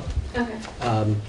That is part of the, when people say, what are you doing at the central office? That's part of what we are doing, is planning and preparing for that. The behavioral specialist that was hired is part of that long-term plan to do exactly what you're talking about. It's preparing the environment so that students that grow up here can stay here. Each individual decision is made by an individual education team. But what and parents, I'm sure, too. Absolutely. So our responsibility is to look at the demographics and the reality, and then prepare environments in which we can do exactly what you're talking about. In terms of the amount of money sent out, I don't know that off the top of my head. Okay. But when we had our, now 2 years ago, audit of our system by the district management group, that was one of the big pushes, was to start staffing up your environment so that you can then receive those students back. But that is a long-term proposition. That is not a one-year thing. Yeah, I understand that. I'm long-term. I know immediately some things, sometimes it is what it is, and I can appreciate that. But I like knowing what will happen and what can be anticipated. And if we have time to come up with a solid plan that does take into consideration, like, let's make a plan beyond next year. Contract negotiations with teachers, it's really a huge burden on them to have to ask for, please accept my professionalism and pay me my value and worth. True, I heard the proposed increases per teacher being like $3,000 to $5,000 depending upon where they fall on the pay scale. In the grand scheme of things, that's not that much spread out over 52 weeks. In the private sector, a 3% or a $3,000 increase over the course of the year is really like a cost of living increase and maybe a night out to dinner to go to a good place. Thank you for my question. So, just to go back to the school choice thing, and it's a little off topic, but can the Jamaica students who went to Townsend, can they, if they want, if we do special things, come back to Jamaica? Yeah. Can I take this question? Sure. Sure. Yeah, the board's policy is that when you make a school choice decision, that becomes your home school, and we open up school choice every March. So if I am in Townsend right now, I live in Townsend, and I chose to go to Jamaica, Jamaica's now my home school, but in March of the year, my parents and I can apply for that, and depending on space in all the other schools, what the board has tasked me to do is look at what the current population is, and then determine based on the board's class size guidelines, how many slots are available for school choice. But that is an annual choice that is available to parents. Yes, sir. A question, going back to the discussion about the local districts or the towns set the budgets, and then the state has to figure out how to pay for it. So my question is, with Jamaica having a 19.5% increase in front of us, is 19.5% of that increase coming to this district?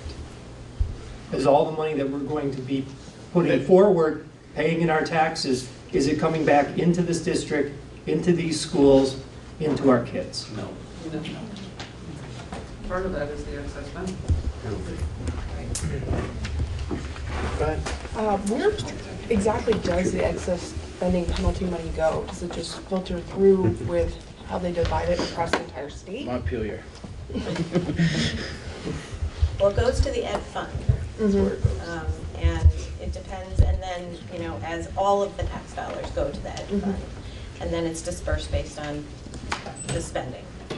I will tell you that Friday, I did learn that the ed spending fund, or the ed fund has an $8.8 million surplus right now, or fund balance, which they will be most likely raising. So the yield is something that the commissioner uses to raise and lower tax rates.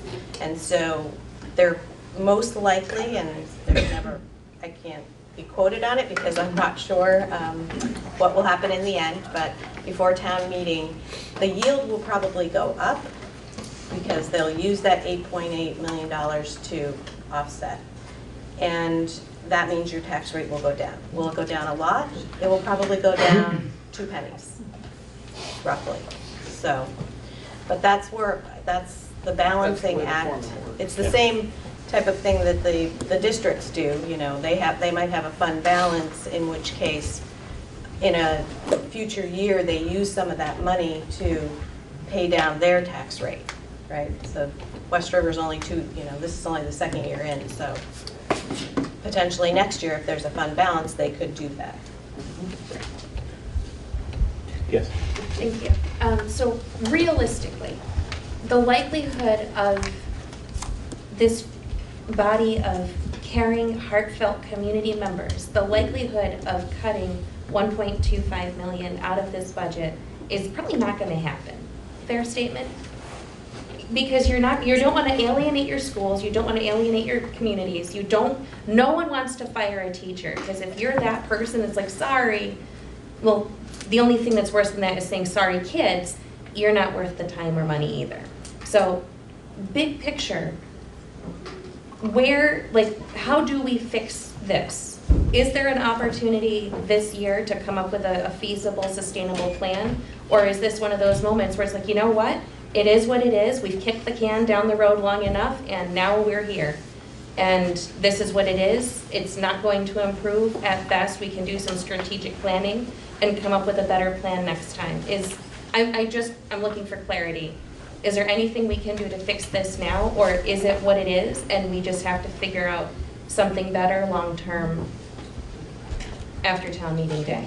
Yeah. I can answer that, if you want to hear my answer. There's one opinion, sure. In my opinion, you can't fix this right now. It's going to be a long-term thing, and there's going to be drastic changes. It's going to have to be, okay, we're going to have to look into combining supervisory unions.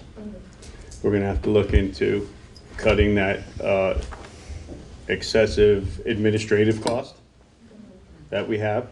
We're going to have to look into buildings that have outlived their usefulness.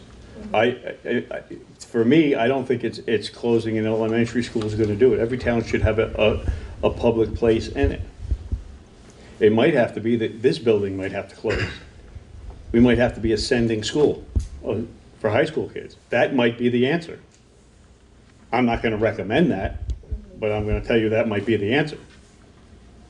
But for this fiscal year and. This fiscal year, it looks, is what it is. last year, Newfane is the one who bit the bullet last year, Newfane and Brookline.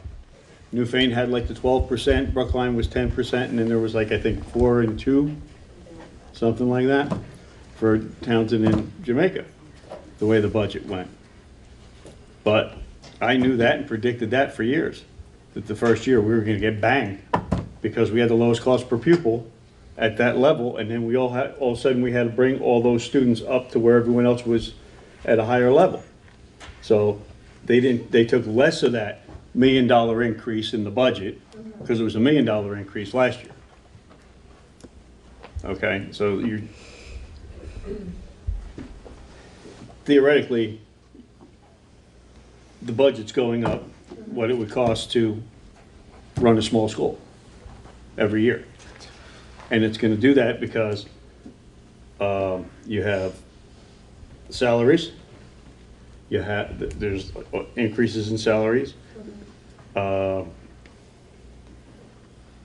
medical has been jumping up the last 2 years like crazy. Special education, and that's going to even, special education is even going to get worse. The state has a new funding formula that they're going to be sending us less and less every year, no matter what our needs are. So, you know, it's going to get worse. We're going to have to look and be proactive. Where are we going to save the money? What are we going to cut? I don't want to see any program cut for any child. I don't. I want to see more programs added. But we're not an endless fountain of money if everyone's going to say my taxes are going up 20%, and we're not getting any more. And it's true, but this was bound to happen. And we have, you know, now the retreat might close, so you got those people that might be moving. You don't, you know, it's an economic thing. It's just if the economics turn around. More people will move here, more people will have kids, you know. Can't do that overnight. You're going to tax rates and they're not going to move here. I'll tell you that right now. You know, and we're actually losing people because of that too. You're absolutely right. Okay, Drew, you were next. We got this now. So Drew, go ahead. I would disagree. I think there's something we can do. We're adding a whole bunch of new employees to maintain the same level that we have today. I think we look back to our administration and we say, continue to provide the same level today without the new employees.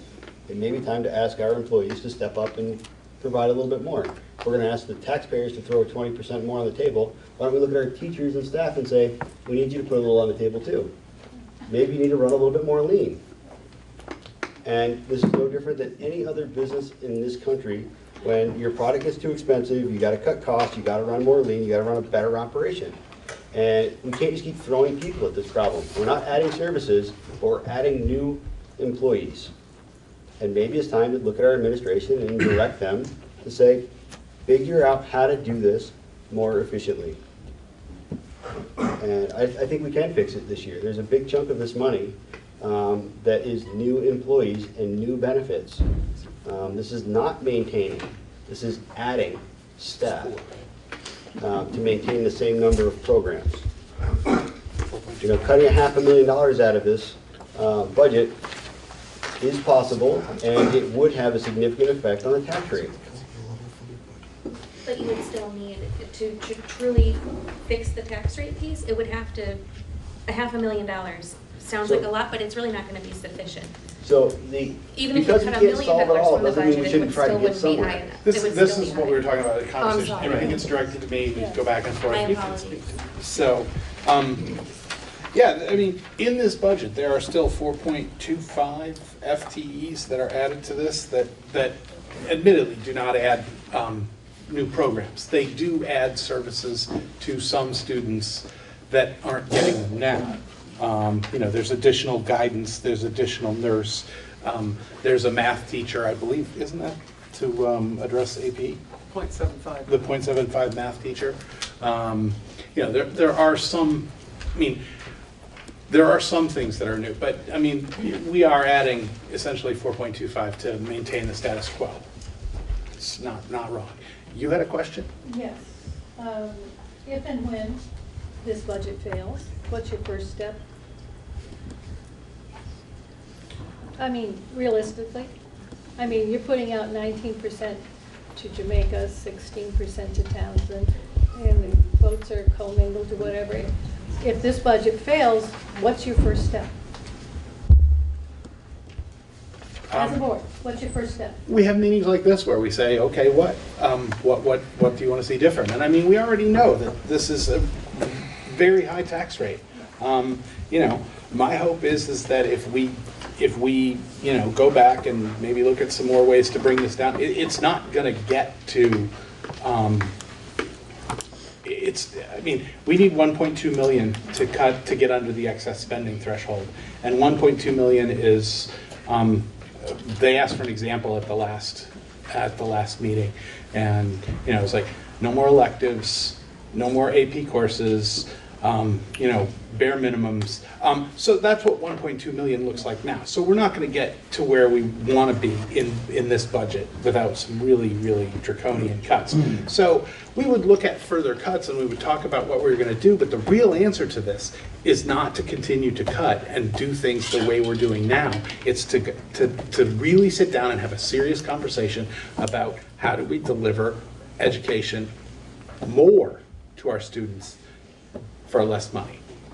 But it's not unheard of that you'll have to come back to the drawing board if this, I mean, it's happened in the past. Jamaica has been, historically, has supported every single school budget that's ever been, not without question, but has always supported. Townsend has not. You've gone, I mean, I'm sorry, but you haven't. I mean, the Townsend, you know, so the possibility is that this may not pass is out there. So, I mean, Jamaica, to this point, has always said, okay, yes, if they're costing this amount of money, our kids are worth it.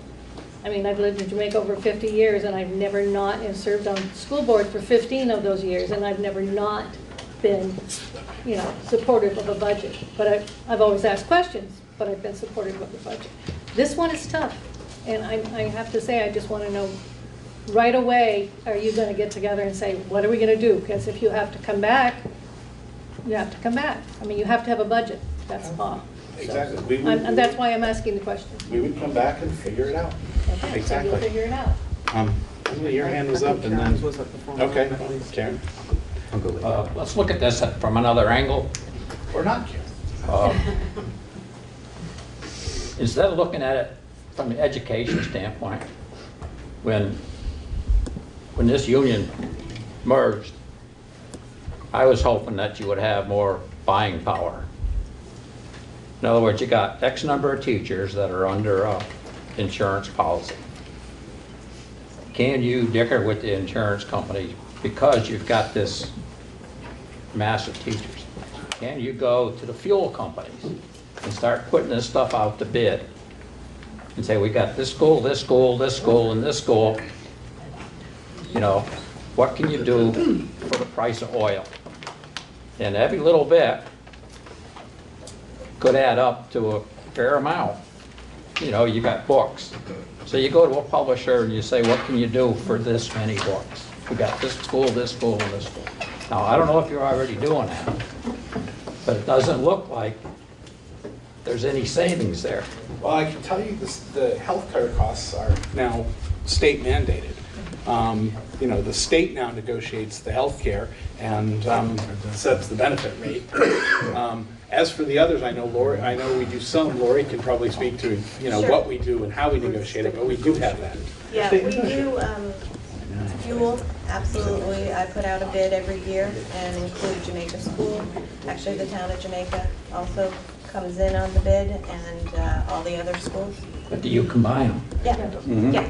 I take the total consumption for all the schools and put I that know out. Townsend has a chip burner, nobody else does, so, you know, but that, it's hard to get anything off that fuel. Right. Anywhere that we can combine, we are doing or plan to do.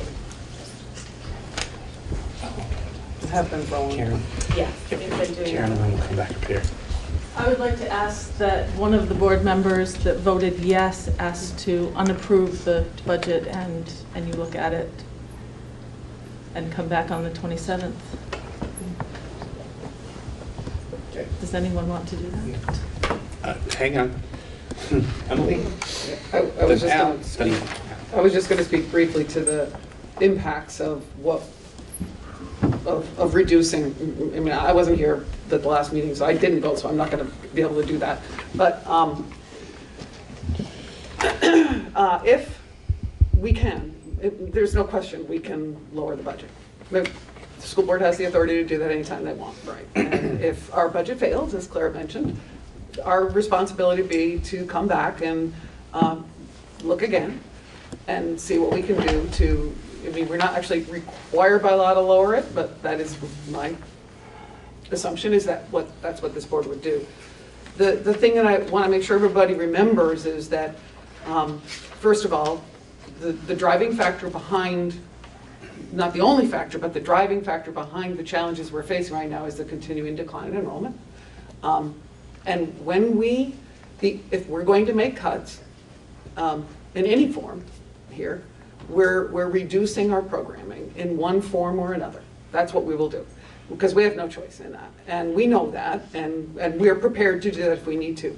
But for so many years, in all the years I've been a school board member here, it has been the decision of most boards that I've sat on over and over again to not reduce programming because we become less attractive to students. And so we have worked, we haven't succeeded always. We ended up losing the French program at Leland and Gray. It's not something any of us wanted to do, but we have reduced some programming.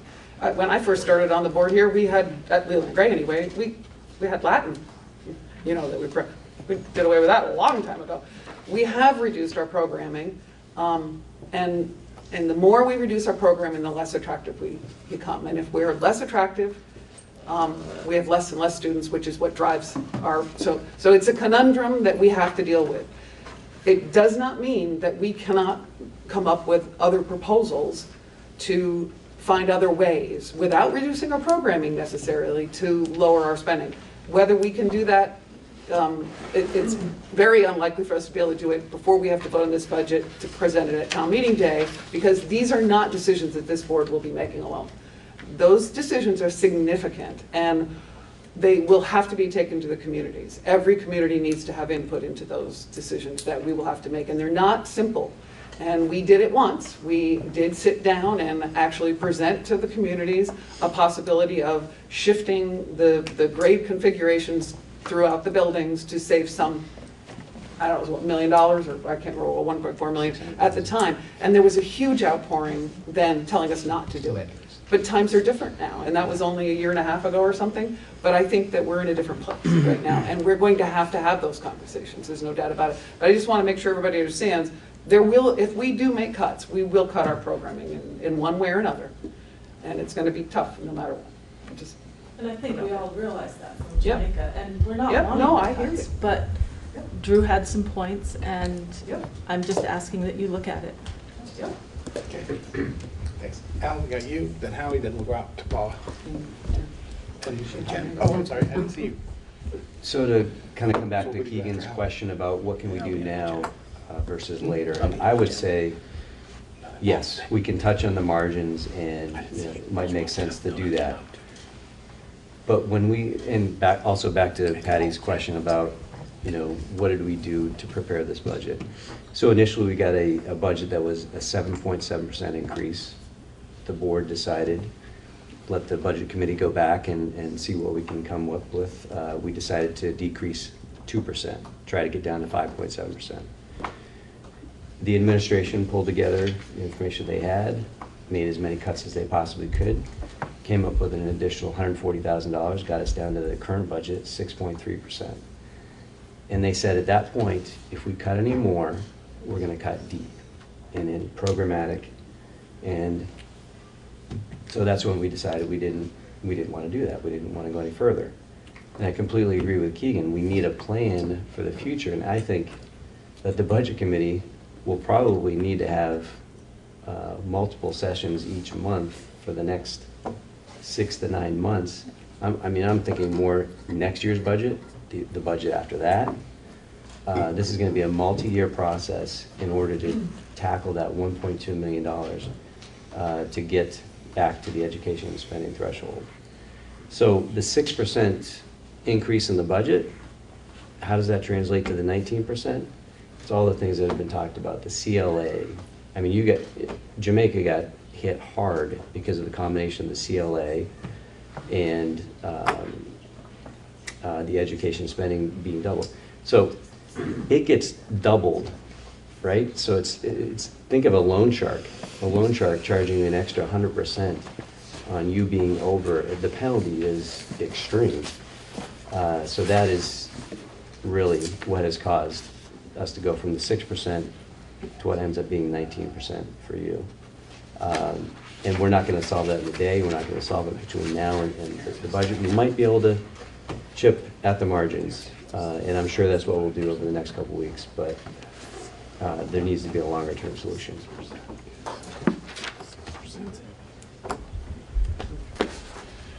Okay, Howie, I think. Ben? Yeah. I asked last meeting to see what a level funded budget, I mean a cash, same dollar value, level funded budget would look like, but I was outvoted on that. I would still like to see what cuts, I mean, we know that there would be deep cuts involved. What deep cuts do we have to make to get to a level dollar funded budget so we can go to the voters and say, hey, we did our part. We held the line on spending. If your taxes are going up, it's not on us. We didn't generate any increase. And I think really that's our only chance of getting the budget passed, because I don't really see the communities swallowing this increase. Hang on. Oh, you guys are so far down the line. Paul, I think it was you, then Yeah. Rick, then Jen, then, okay, go ahead. And then there's hands over here.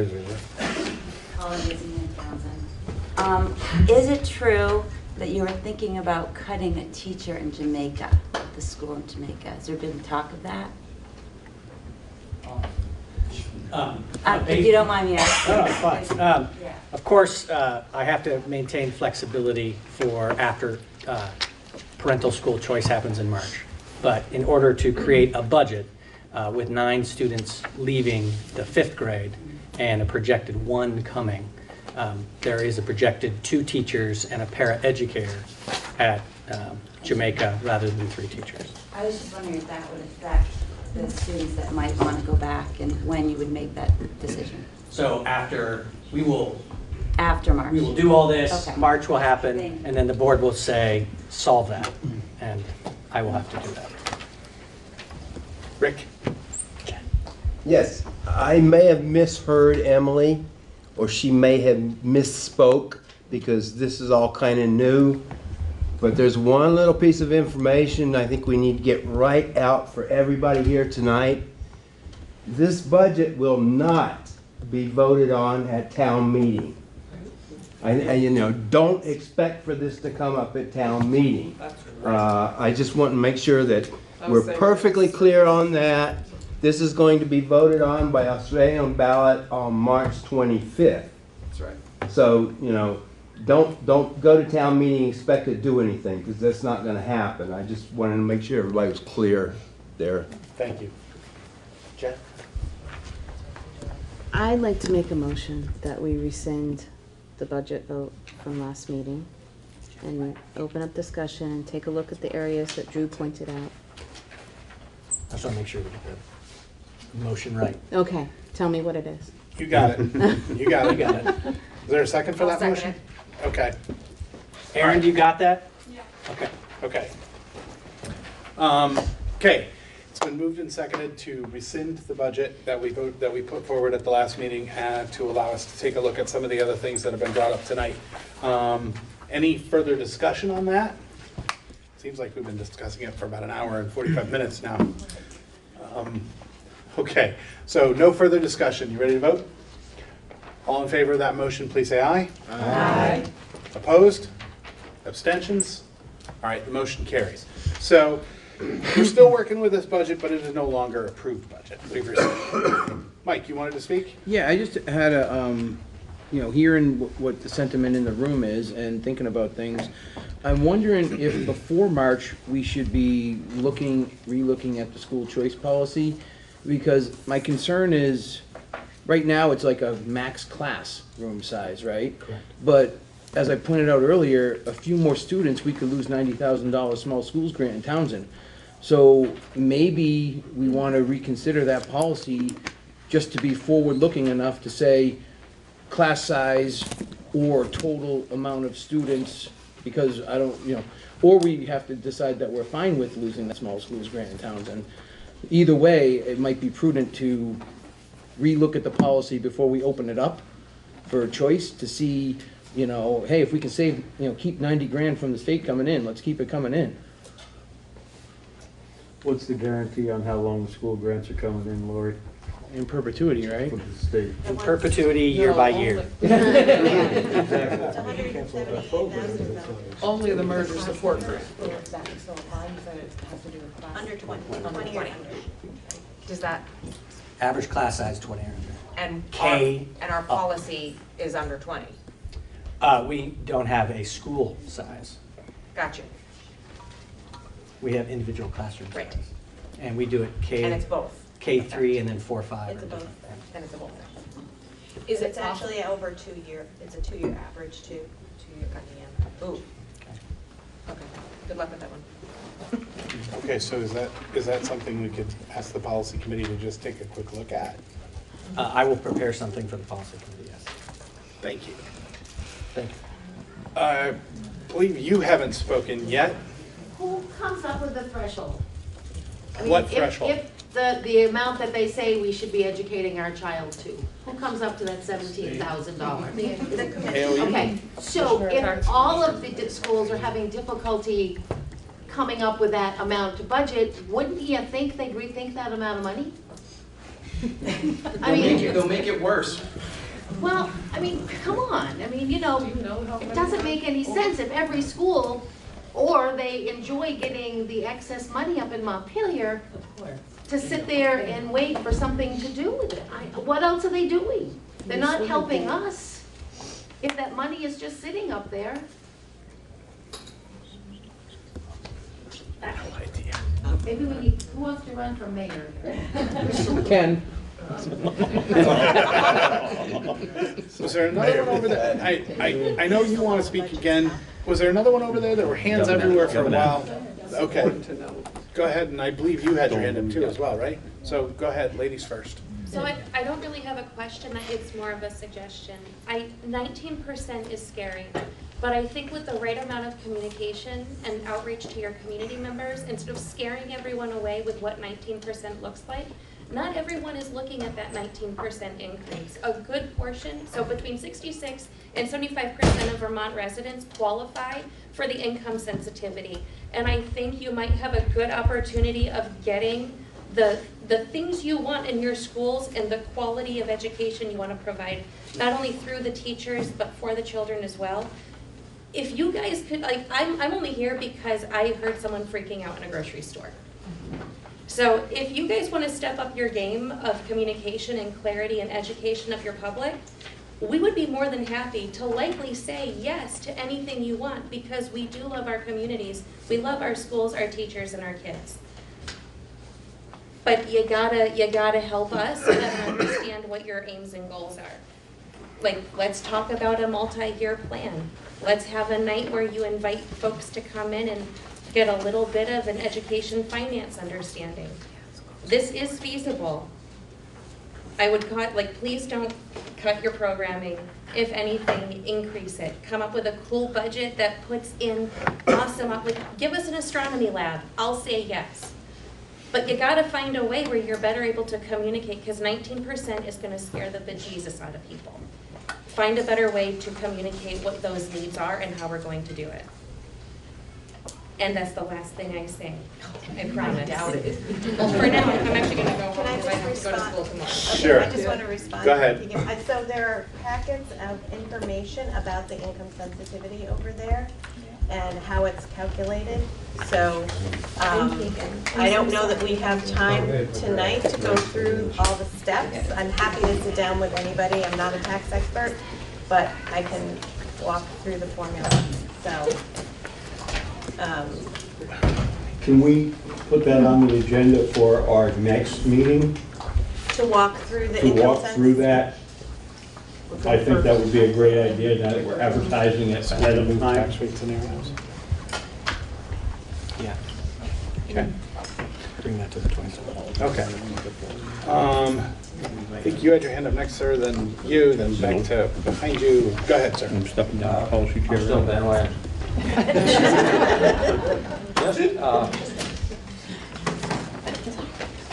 I've been thinking something over. What is the mission of your board as far as student education? Are you trying to produce 100% college students? Are you trying to produce 50% college students, 50% tradespeople? What are the counselors doing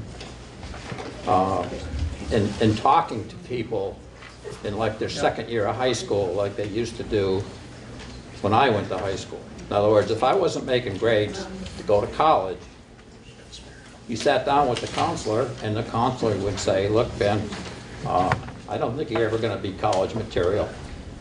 Why don't we start talking about a trade? You can't say that anymore. No. Yeah.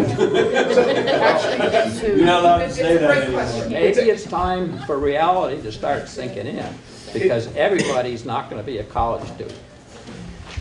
It's a good question, and actually the answer is written on the back of our name tags, because it's something we want to keep in front of us. We sat down and worked through this as a district before we became operational. One of the first things we did was to come up with sort of our goal, our mission. And in the West River District, all students will have an outstanding educational experience in a safe and welcoming environment so that they may achieve and surpass their learning goals. The West River District is responsible to the needs of its community and provides the necessary systems, staffing, and resources needed to ensure that all of our students will become informed, empowered, and engaged global citizens. We've also talked about how that means that they're ready to go on to the next stage of life after high school, whether it be college or trades or the military service or straight into the job market. I mean, there are a number of pathways for kids after they leave high school, and we'd like to make sure that they're ready for whichever pathway they choose to try and pursue. That's our goal. That's a great question. That is a good question, thank you. I believe you were next, and then there was someone there. Okay, I got you, Patty. Oh, I got Scotty too, okay. You first. Hi, I'm Mary Ann Bouchard, I'm from Jamaica. I just wanted to say thank you for wanting to reopen and look at the budget again. I found out about the 19% increase, and as a potential home buyer, I'm actually hoping to close on my home next year. It really put me off to where I was starting to look at other towns. But I think that if we just had a little bit more clearer communication as to how exactly it's being allocated, because you hear the 19% and you automatically freak out. It's, oh my God.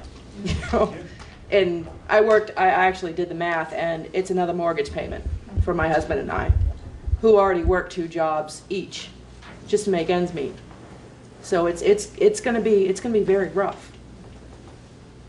It's going to affect everybody. It's not just homeowners. It's going to be renters. Their rent's going to go up.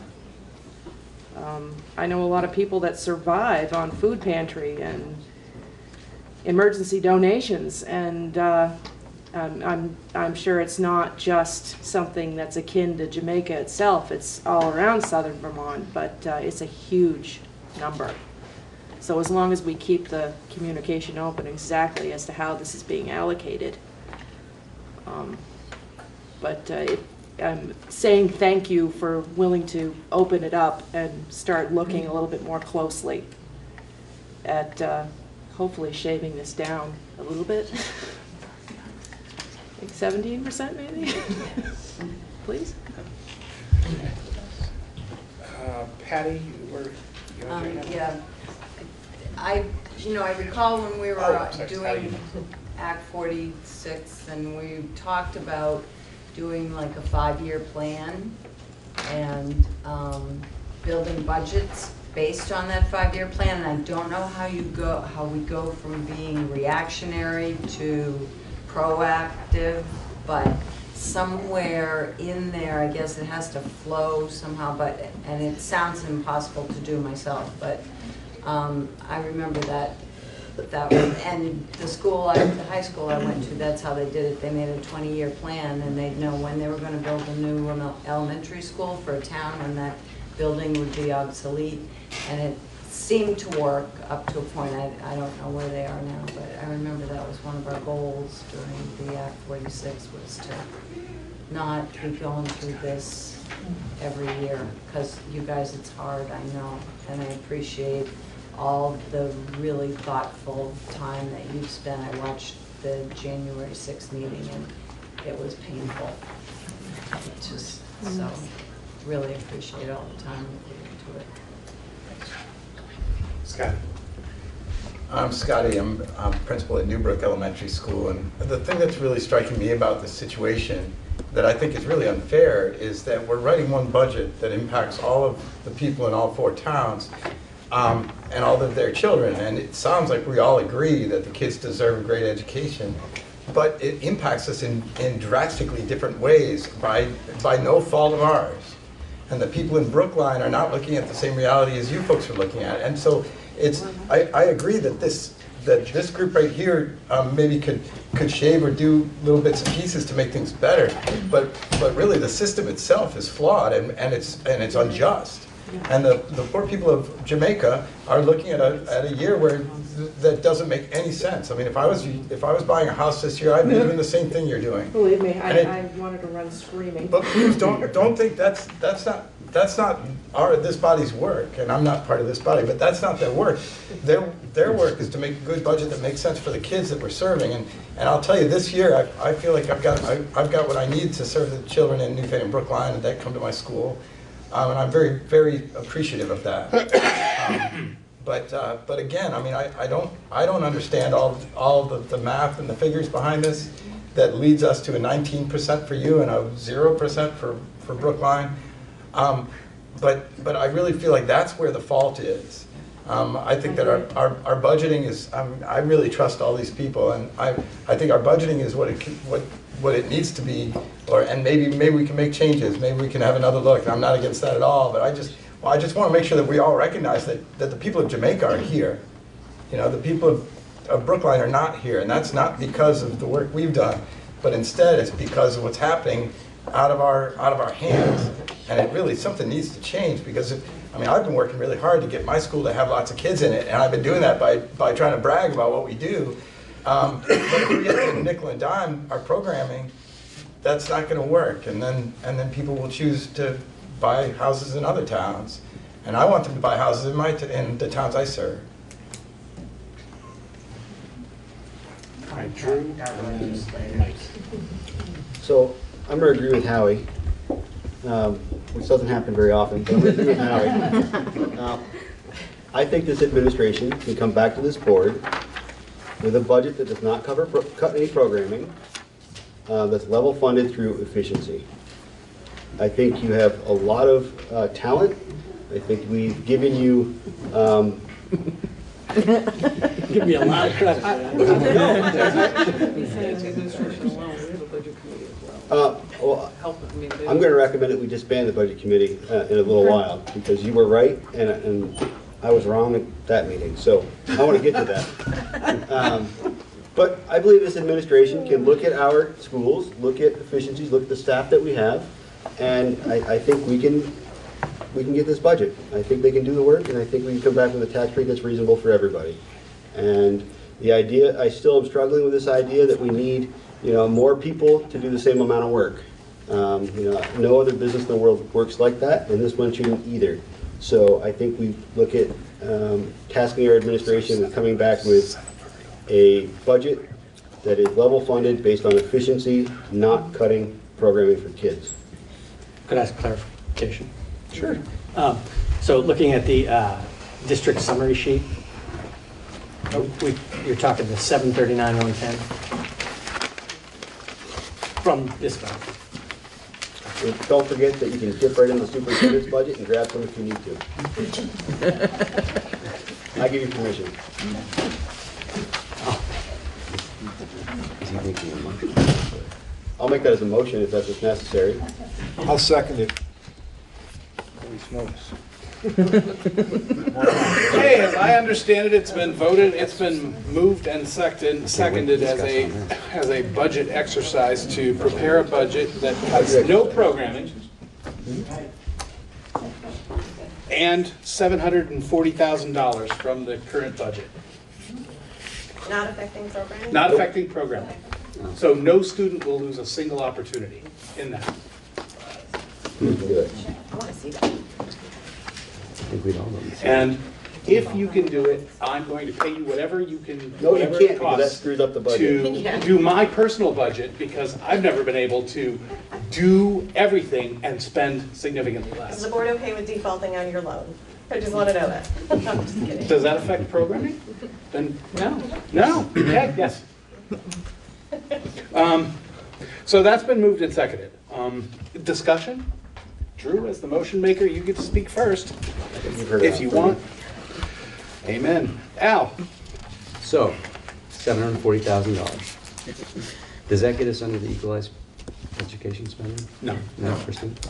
That's one, the After 1.2. this is That's developed. 1.2. So that would still be over by about $500,000? We'll be paying a lot less because it would get us lower. But So- it wouldn't get us under. I'm not sure if now's the time to kind of talk about the 5% protection.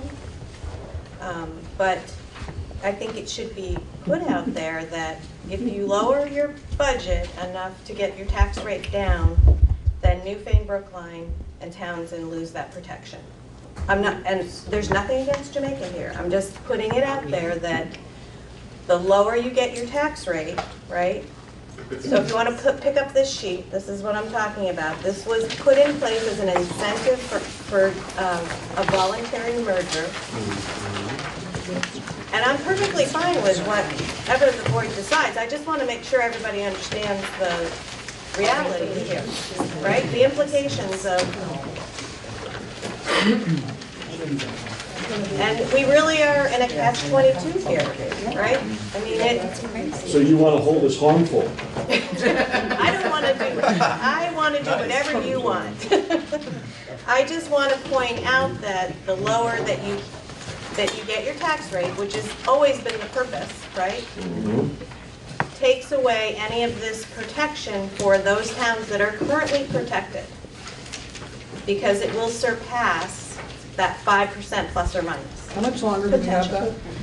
So if you look on the front, and this is from the finance manager at AOE, that it will last no longer than the 4 years of the 864 and 2 cent reductions, but it likely will be less lengthy than that, but I don't know what that means because it was not told. I think it's probably would be something the legislatures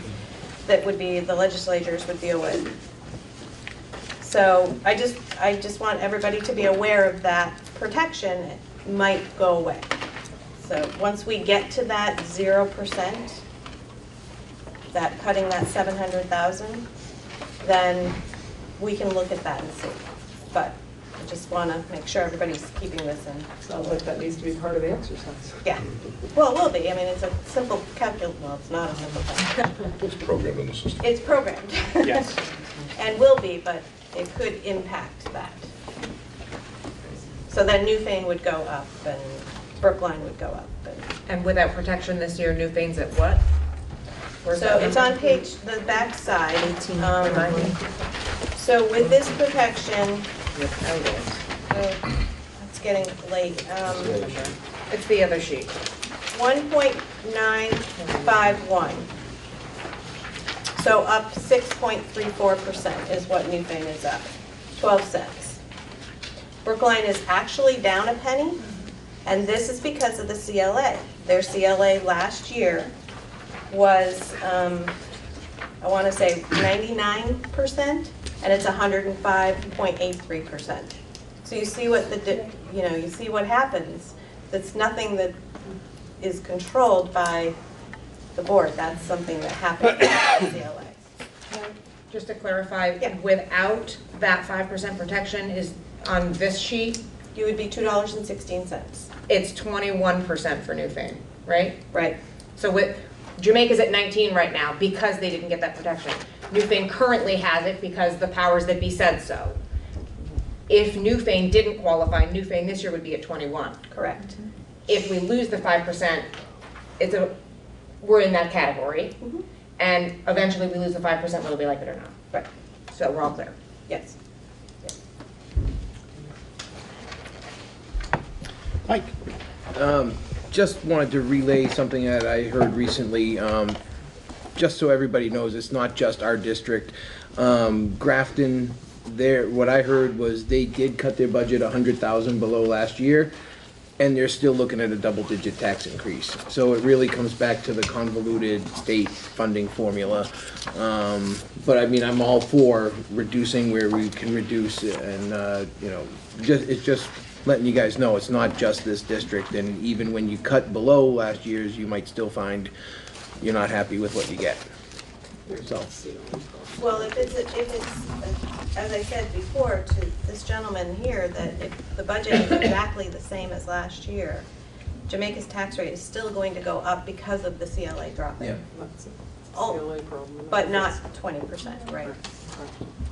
And we're fighting two things here. So it's not just the $700,000 increase, it's also $100,000 of decrease of revenue based on loss of tuition students. So You're talking about cutting 8. Really, to keep, if you wanted to keep the tax rate level, yes, then that would be what you would do. No. But I think the motion was to cut, to level fund the expense budget. Level fund, yes. Further discussion? I'll just mention about the excess spending threshold one more time, because this doesn't get us below the excess spending threshold, but it reduces how much penalty we have to pay into the excess spending threshold. Am I right, Lori? Yes, so, Okay. I mean, I can. Well, I just want to say excess spending threshold, I mentioned it earlier, it was put into place. I'd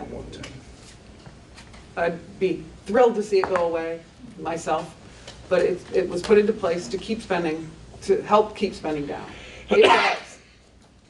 School districts all across Vermont budget, just like we used to, right up to the excess spending threshold.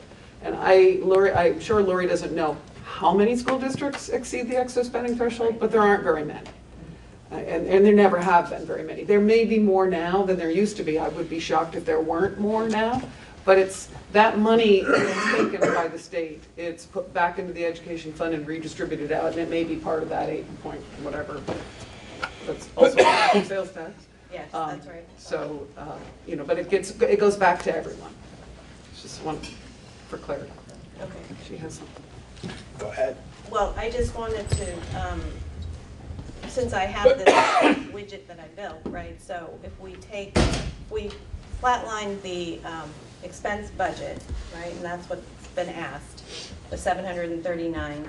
It gives you a unified tax rate of $1.89 with the current situation, which gives Jamaica a $1.90 tax rate, which is a 4.4% increase. So 8 cents. And then all the other towns would stay, well, no, actually they probably would not stay the same. They would probably lose the protection at that point. Yeah. Yeah. Yeah.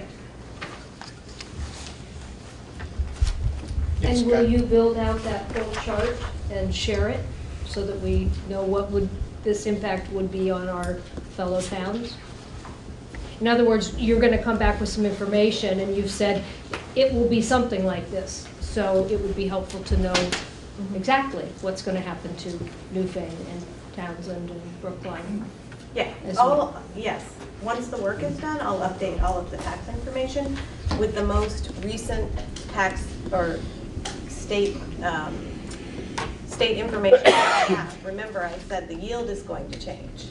The, typically the threshold doesn't change, but it could. Go ahead. But the numbers, you won't know the numbers until all budgets in the state are passed, actually. That's true. That's true. And then the equalized pupils are still actually not finalized. There's another round of equalized pupils coming out this week, hopefully. Bob? So two questions. One, the motion. Is the motion to, what's the motion? To keep looking at the budget. Right, No, but was there a specific, not. there was a specific Yeah, dollar that amount wasn't the motion. target? And if that, I guess my question is that what you want for a motion, or do you want a motion to see how close you can get to that point without reducing programming? Just a language difference, but I'm wondering if that, which, because what if, what if you can't get to that point without reducing programming for kids, then we will have failed that directive from the board. But do you want to know how far we can get, if that's the case? Can I answer it? Sure. So, I don't want it to be an easy exercise. Last time we asked for 2%, and the board, you came back and said no more than 1.7 or 1.3 or whatever it was. So, I think, adding language that says, go as close as you think you can go, doesn't kind of get the creative mind that I know you have working. Well, I guess my point is, like, do you want to know what it would look like at that? Or do you want to know how much you can reduce without reducing programming? Because they're two very different things. Can you come up with a way to not reduce programming and maintain the budget from last year? No. I think we can tell you that right now. The answer is no. So there's no efficiency that can be gained in any of our school operations right now? $739,000 in efficiencies? Right. No. I mean, I don't know the entire budget, but I'm going to guess the answer is no to that question. Just based on the amount of money that is.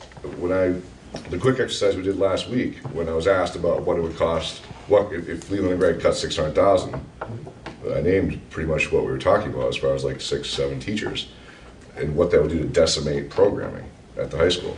That's not even the full 7. Now granted, we didn't look at the elementary schools, it was just a Leland and Gregg issue, but I'm just wondering, if the reality is that you can't get there, there's no way to get there, what do you want? I mean, do you want to know what you can do, or do you want to see what it looks like to cut 700? So what I'm looking at is, and maybe I'm just looking for low-hanging fruit at this point. I'm just looking at 350,000 in new positions that we added. Well, you don't have them now, so you clearly don't have to have them next year. Depends how you find that, but sure. Okay, they're not here now, so maybe we start there. And then you look at things like I pointed out before, where I'm looking at budgets from 2 years ago, where we've increased staffing, but we have less students. Well, maybe we can look at those staff members, and can we get more out of them? Can we change the way that we utilize our employees to get more efficiency out of them? Maybe we can get teachers to teach one more class or another half block. Or there's possibilities that we could look at that I don't think we've actually explored. We haven't talked about what we can do with our employees to make a more efficient operation. Looking at the way that we contract with the SU employees. Can we do better hiring those employees ourselves? So, there's some areas where we employ a 0.5 and we rent a 0.5. And we're paying benefits for both of those people, more so than we would if we had a single 1.0 that was employed here. So those are the type of efficiencies we could look at in this budget that we haven't actually even talked about. They're in there. When you start looking through it, you can see them. Yeah, I guess at that level, I don't know, but what I know about is what's in my building. And I guess the point I'm getting at is, to what extent do you want that to happen? Do you want that to happen at the expense of the board's mission? Do you want that to happen simply to get a number? And the reason I ask is that it sounds like what you guys are going to be faced with is a whack-a-mole. So let's say you cut $700,000 and let's say some magical way you do that without affecting programming, which I don't think is possible, but let's say you do. These guys' tax rates go down, and then next week after that, you have Townsend and Newfane in here complaining that their tax rates just went up double digits. So what have you done? So that's what I'm worried about. And I think one of the things that the Wyndham Southeast District has really struggled with, and they came to this merger concept a much different path than this community did. But one of the things that they've really struggled with is the idea of like coming together as a community to educate their kids. And I think one of the things, I get it being a taxpayer in a particular town and how that affects me and my tax rate, but I think one of the ways that we have to move forward as a board and the way we have to move forward as a community is to think about this as a collective. All right, we're educating a collective of kids from 4 towns. And because the things outside of our control, it's going to be all over the place about how it affects our taxes. If we're talking about having an outstanding educational experience, I mean, that's a high bar. And I just want to make sure that that's what you guys are asking for and pushing for. And I'm not saying it at whatever cost, obviously. You have to have some efficiencies and you have to have some responsibility around that. But I don't want it to become an exercise in pitting towns against other towns, which is what you're dangerously close to getting towards. And I worry about that because I think that that could really tear this community apart. And I feel like if we start to play that whack-a-mole game, that's a dangerous game to play. So, and obviously no disrespect to the Jamaica folks, they have the ones, they're the mole sticking up right now. But I just want you guys to think about this. It's a collective. We're educating a group of kids together collectively, and we're sharing our monies, well, with the state really, to do so. And that's something we got to just keep our eye on. So my thought on that is that it seems likely in my mind that, say you magically come up with this number that you feel like you're not going to be able to, whatever. You come to us, you say, here's where we're at. I don't think that necessarily we're going to say, well, all right, and we're 100% done now. We may say, okay, well, now let's put something back or whatever, but to know where those efficiencies are, to have done the exercise, to really look hard and creatively, and, you know, the budget keeps going up, the students keep going down. It's not only student costs. We've added positions, we've added administration, we've added everywhere along the way. From a year ago, 2 years ago, 3 years ago, if we have less students, why do we have more staff? Why do we have more administrators than we did when we had more students? At Leland Ray, we don't have more staff. We have less staff than we did 4 years ago when I started here. So we have almost 8% less staff. And no, we've lost more than 8% of the students. I grant you that, but there's an economy of scale with which you have to operate within. Of course. So we've lost staff. I mean, every year I've reduced. Every year I've been asked to reduce by the board. Every year I've reduced. I've had those hard conversations that Keegan was talking about with staff. And my concern about where this goes potentially is that the morale of the staff plummets when you start talking about all these things. And because that number is such a big number, it's staff. There's no way around it. And maybe we can nickel and dash my fishes. I'm not going to take away from that point because I just don't know. But when if you're going to talk about a number that high, you're going to talk about staff. And if it's an exercise, if it's exercise in futility, and you're not going to do it, there's implications to this. That's all I want people to understand. There's implications to this, and it impacts the community. So You mentioned that actually in the... I did. And, then we had a budget document that showed a 20% increase. And, then I start really kind of digging into it and looking through and seeing that we've added a lot. And we've continued to add a lot. And, I think, I've raised a fair amount of questions about this budget and whether we put enough effort into making this budget efficient. So, 2 meetings ago, I said, yeah, let's not do an exercise that we're not willing to get to. But I think we have to do the exercise because the budget that was presented wasn't presented with efficiency in mind. I still can't understand how we're adding 4 positions to maintain where we're at. I cannot wrap my head around paying 4 full-time employees to get nothing more out of them. And that's where I'm saying, like, we could probably do without those people And maybe you could rearrange some other people that already work here to fill whatever role it was that we were planning on filling. Again, looking at the agency budget and some of the new positions that were created through the agency fund that we didn't really talk about. And maybe we can cut some of those positions. When we start adding those up, you get to 350,000 pretty quick. And maybe 700 is too much.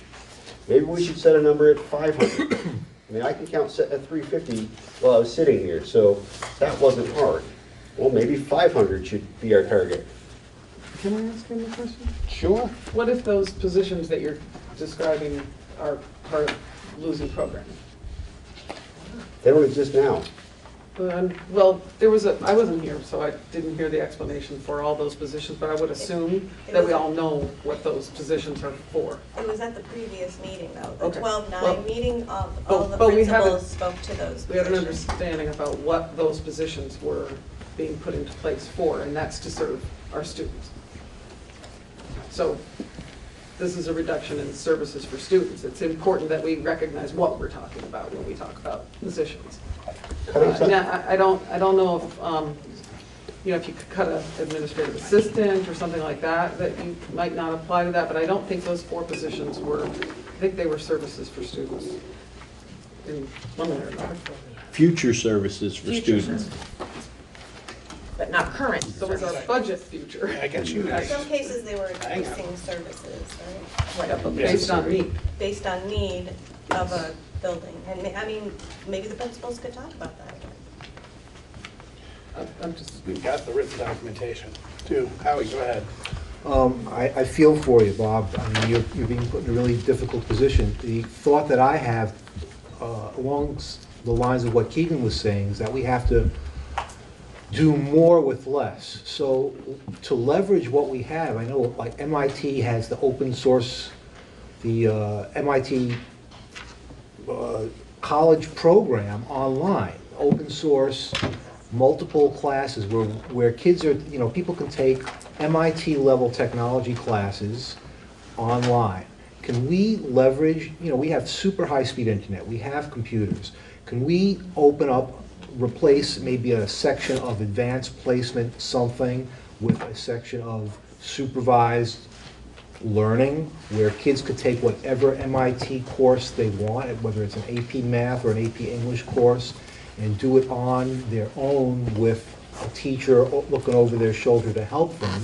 And instead of offering a dedicated teacher for that subject, which would both enable us to, cut down our staff a little bit, increase our class size, and still offer a bigger selection of courses to kids.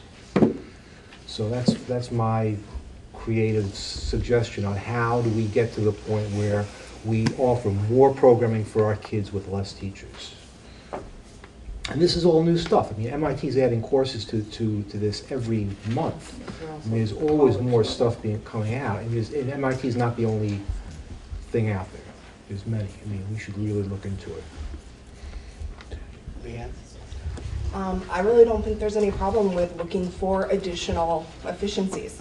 I live in Brookline. I'm the one member on the board in the lucky town this year. However, that number is artificial based on that 5% that could go away at any time, based on the less likely than the 4-year. So I don't see why it would hurt to look and see what we can reduce now. The longer we hold off and don't look for these efficiencies, the harder it's going to be to find them. That's my opinion. Yes, ma'am. Yeah, well, so seeing this gentleman say pitting town against town, I think that's off the board, because that's no way, in my opinion, that Jamaica is here. Jamaica's here to want to know what they get for their 19%. They're not saying they're not going to pay their taxes. We want to know what we get for 19%. And Jamaica has not got some of the things that other towns have gotten. So bottom line, and people can correct me in the back, but this is what we're here for. Yes, we're crazy that our taxes are going to go up. But it's not that we want Newfane's or yours to go up like they're saying it may go up anyhow. So I think to say that is unfair, that we'll be pitting towns against towns, because I don't think that's what this is about. And I think people with the thinking mind will understand that. I think it's more about Jamaica is here en masse to say, 19% is a lot of money, and what are we, as a town, as a school, getting for it? That's bottom line. And I know that it's getting late, but I really feel that needed to be said. Okay, any more discussion on the motion? Well, I would just say I'd love for you to contemplate the amendment of 500,000. If it was 500,000 and keep going, I think that would provide a good goal for the task to be accomplished, both for what the board is looking for and with the reality of possibly making it. If you're gonna be hard, stay hard, okay? If you're gonna make hard choices, stick with it.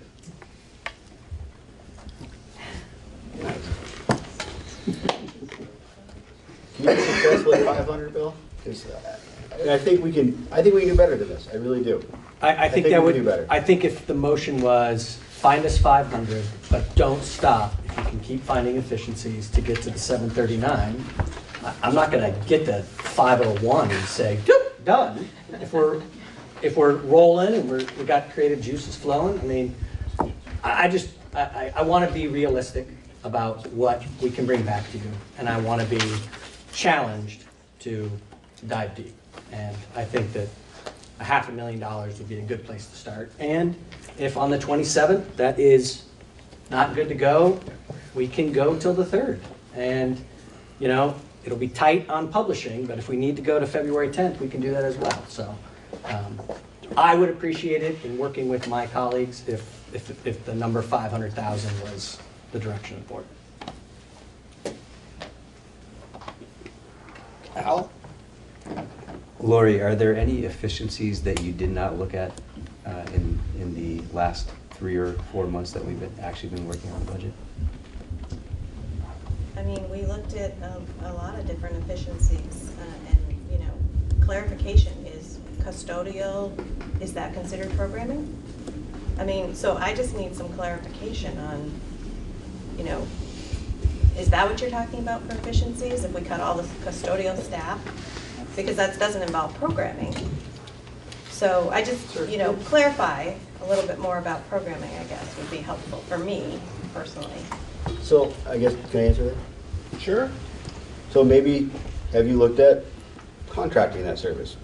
I'm not saying it's cheaper, but that would be a way that you may be able to say, well, maybe we could contract custodial services and save money. I don't know if you can or not, but those are the type of things, yes, you should have that conversation, because we haven't done anything with our custodial services, so maybe we should look at something like that. So it's exactly the places where you should be looking for efficiencies. Okay.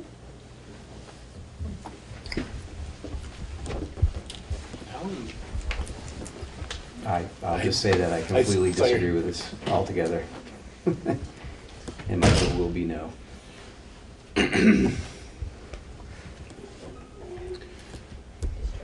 No, sorry. Oh, I thought you had something to say. No. Sorry. Yell it out. Okay, so any more comments? Drew? I will be willing to, you know, make a friendly amendment to my own motion to 500,000 if the administration is going to give it a serious look and come back at the next meeting. And they tell me that that's reasonable and they can do it, I will amend my own motion, I think. I'm not a part of that, but I would expect the administration is going to take any motion we make seriously. All right, so who seconded that motion? Now we do. I did. Yeah, sure, I'll second that revised motion. All right, so now the amendment is to shoot for 500,000 and keep going if you can in efficiencies. Still not affecting programming, and have it ready for the 27th. Yes? I would say that we want to get it to the board by the 24th, so that some digestion could occur before the meeting. A little weekend reading. Perfect. And so if we're not able to find these efficiencies, or the efficiencies aren't deemed appropriate,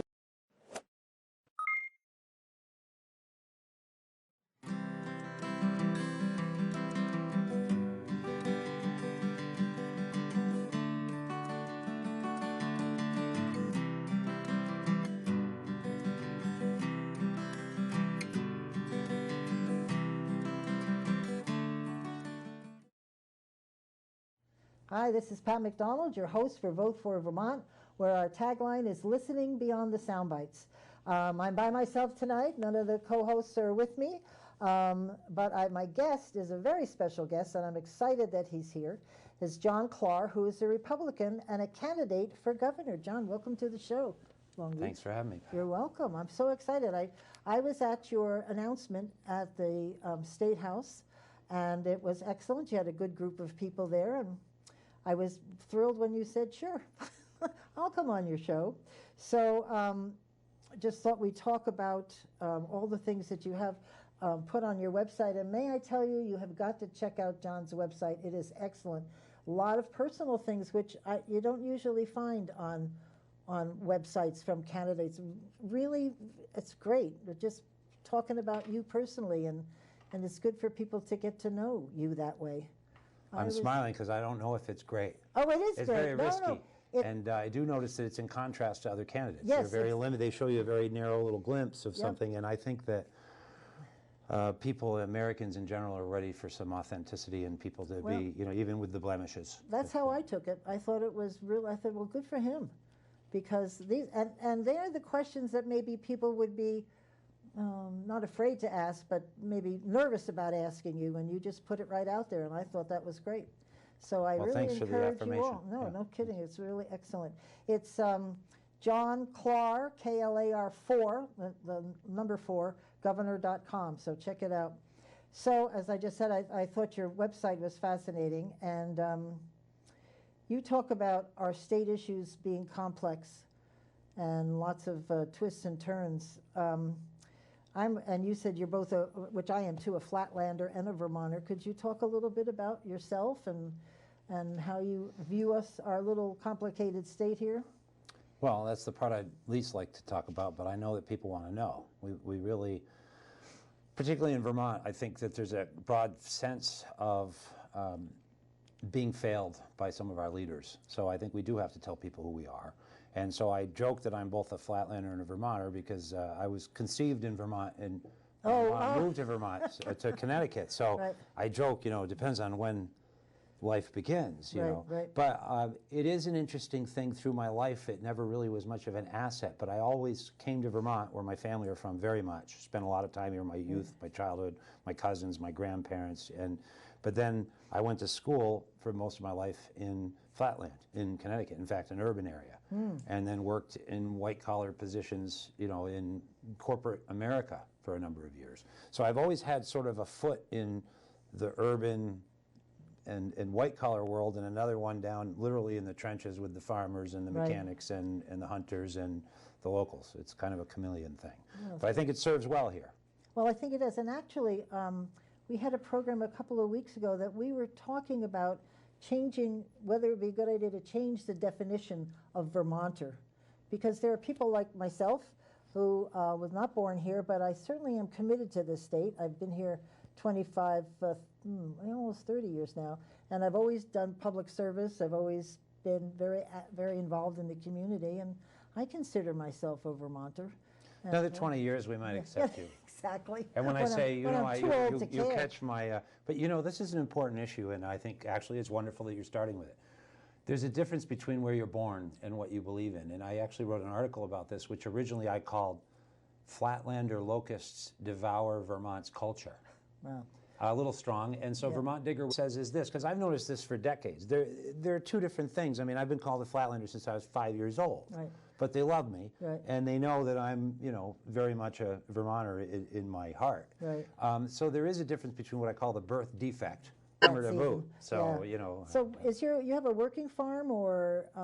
Well, we did have we had a farm in Barton, which was a working farm for about 7 years, where we had too much of everything and made cheese and we just threw ourselves into it completely, and then downsized. So for 12 years we had a farm that we rented in Irisburg, where we just raised beef and sheep for meat, and now I have a small sheep flock. And I'm contemplating buying some more beef cows. Nice. I haven't been without cows in 20 years. So, so we're renting a small dairy farm that we just moved to about a week ago. Great. In Brookfield. And we've had Ensign Tebbets on, who's the Secretary of Agriculture, and he told us that even though we're losing farmers because of technology, we actually produce the same quantity of milk and a lot of the same level of products, even though the farmers are dropping off for the smaller farms, which I thought was kind of encouraging that with some technology we can keep up the pace. It's shifting with technological and other advances. A lot of that's breeding, which we would call technology. It's also diversifying. And so, for instance, right now, I mean, beef nationally has been impacted by improvements in management, feed management, genetics. Beef prices are historically kind of low. We're actually slaughtering fewer cows each year and producing more meat per cow. So it's right. We're slaughtering fewer cows. We're slaughtering fewer cows and producing more meat for export on fewer cows because the carcass weights are steadily increasing due to improved management practices, forage practices, and genetics. That stopped me for a second while I was thinking that one out. I've been researching this one lately because I've been a beef producer for years, and I'm wondering why and there's a huge disconnect again between what the farmers receive and what you pay in the store, kind of like with milk. But one thing that's happening in Vermont that I'm sure Secretary Tebbets was alluding to is there are a lot of niche markets that are growing, and I'm finding out there are thousands of sheep in Vermont. Little flocks. And are people getting rich? No. But are they filling a niche market? Are they starting to develop more? Vermont? Vermont is actually not meeting the demand, the out-of-state demand for some of its products in agriculture. And that's part of our platform, so I dovetailed us into that. Yeah, well, there you go. If you want, you've been using the words frugality, compassion, and community, and that sort of weaves through a lot of what you talk about. Why did you hone in on those three words, and what does it mean to you to have frugality, compassion, and community? Very good question. Great platform. And really those three words came from many months actually of research spending to decide what would be the issues that most need tackling, that are most important, and that most unify all Vermonters. You know, what are the real big issues? And the big issues are the economy, our school system, and opioids. That's what we as a group identified. And the first one we call frugality. Let's reduce the regulations, reduce the size of government, help put some people back to work, and start to bring back some of that Vermont independence and self-reliance instead of dependence on government. And amen to that. Amen to that. So we could use more frugality in our government, less profligacy. They spend money as if we have unlimited incomes, and people are leaving the state. So frugality actually bears also on the pension crisis, the health care problems, our credit downgrading. Those logistics we're talking about, people leaving the state, growing our economy. How are we going to do that? It seems like the answer to growing the economy lately has been to create more committees to decide. No, literally, I mean, you laugh, but literally, I've been researching this, and I'll be writing an article about this, that, you know, there seems to be an idea that if we pump enough money into the schools or into the government, that somehow that's going to create an environment conducive to economic growth, when in fact we've pumped so much money into it in its regulations that it's stifling economic growth. So there's a place where government's good, and there's a place where it's too big. And second of all is the issue of community, and that relates to our schools. You know, Act 46 is very unpopular. We propose to repeal it. We're working very hard to come up with a viable number of alternatives, because it's not one size fits all, to have something else in place. We can't just go, well, let's repeal it and let it all collapse. We need small schools. We can't expect people to come live here, whether we pay them $10,000 or not, and have no schools for their children. And I've been talking to people from it's a very complex issue, but it's about community. Because those schools, those thriving, those small communities, it's all interconnected. And the third word that we would use is compassion, because we really have an opioid crisis in this state. We have a lot of people suffering economically in this state. We have a lot of people suffering with health issues in this state, a lot of elderly people in this state. I mean, we have a lot of things that require a compassionate touch, and particularly conservatives don't necessarily have the best record in that area. Well, we do when it comes to the opioid crisis, and we need to continue building on that. So that's why those are our three watchwords. But those three things are very much integrated. They really encompass all of the issues that Act 46. I still can't. No one's given me an answer about how can a town like Barrytown have 3 duly warned legal votes where people came in, filled out the ballot, and said no to the merger, and the school board said, "Too bad, you're merging," and that's it. And they did it at Stowe too. And I don't understand where they can override the vote of the people. Then why bother? Why insult the people by having a vote in the first place? just do it. Well, I think that very issue is one of the issues that's involved in the Supreme Court appeal exactly. with Dave Kelly and, and others, Charles Merriman, and there's another attorney on it. And that is part of the question. And more broadly, it's a political question. And more broadly than that, it seems to happen a lot. It seems to happen a lot within the schools, too, where people are told that they have to implement certain plans, and then we find out. I read an article about this recently on Digger. I think it was the Common Core standards or some other aspect where it was assumed that these things had to be implemented, and the schools started. Then they were told, well, no, you never really had to. It's very unclear. Increasingly, also, I hear of situations where committees are set up and huge powers are granted to them, that where legislators themselves say, we were not involved in that decision making. That power was delegated essentially to a committee, which is now legislating in lieu. That would be arguably an abuse of administrative or executive I think powers. overriding a legitimate vote is just, that's stretching it a little. It's increasingly Vermonters are feeling like they go through the motions of giving us the pretense of a vote. We saw it with the abortion bill. Oh. You know, we saw it with H57. Yep. I've not historically been very much involved in that. I am now. And what I saw over and over at the State House, at committee meetings, at hearings, was that the opponents far outnumbered the people who were supporting that legislation. Yes, they did. And they were marginalized, and it was reported in the press as if there were an equal number of opponents and proponents. No, That and was even not the the phone case. calls that came into the legislature, it was, if I remember correctly, it was like 9-1. I'm sure it was. And Yeah. pro. Yeah, And they never I got- saw it, and I saw it firsthand, and I saw it firsthand when the committees were going through the motions of pretending to listen to people that they were not listening to. Yep. Their decisions were already made, and they went in lockstep and they did what they were going to do.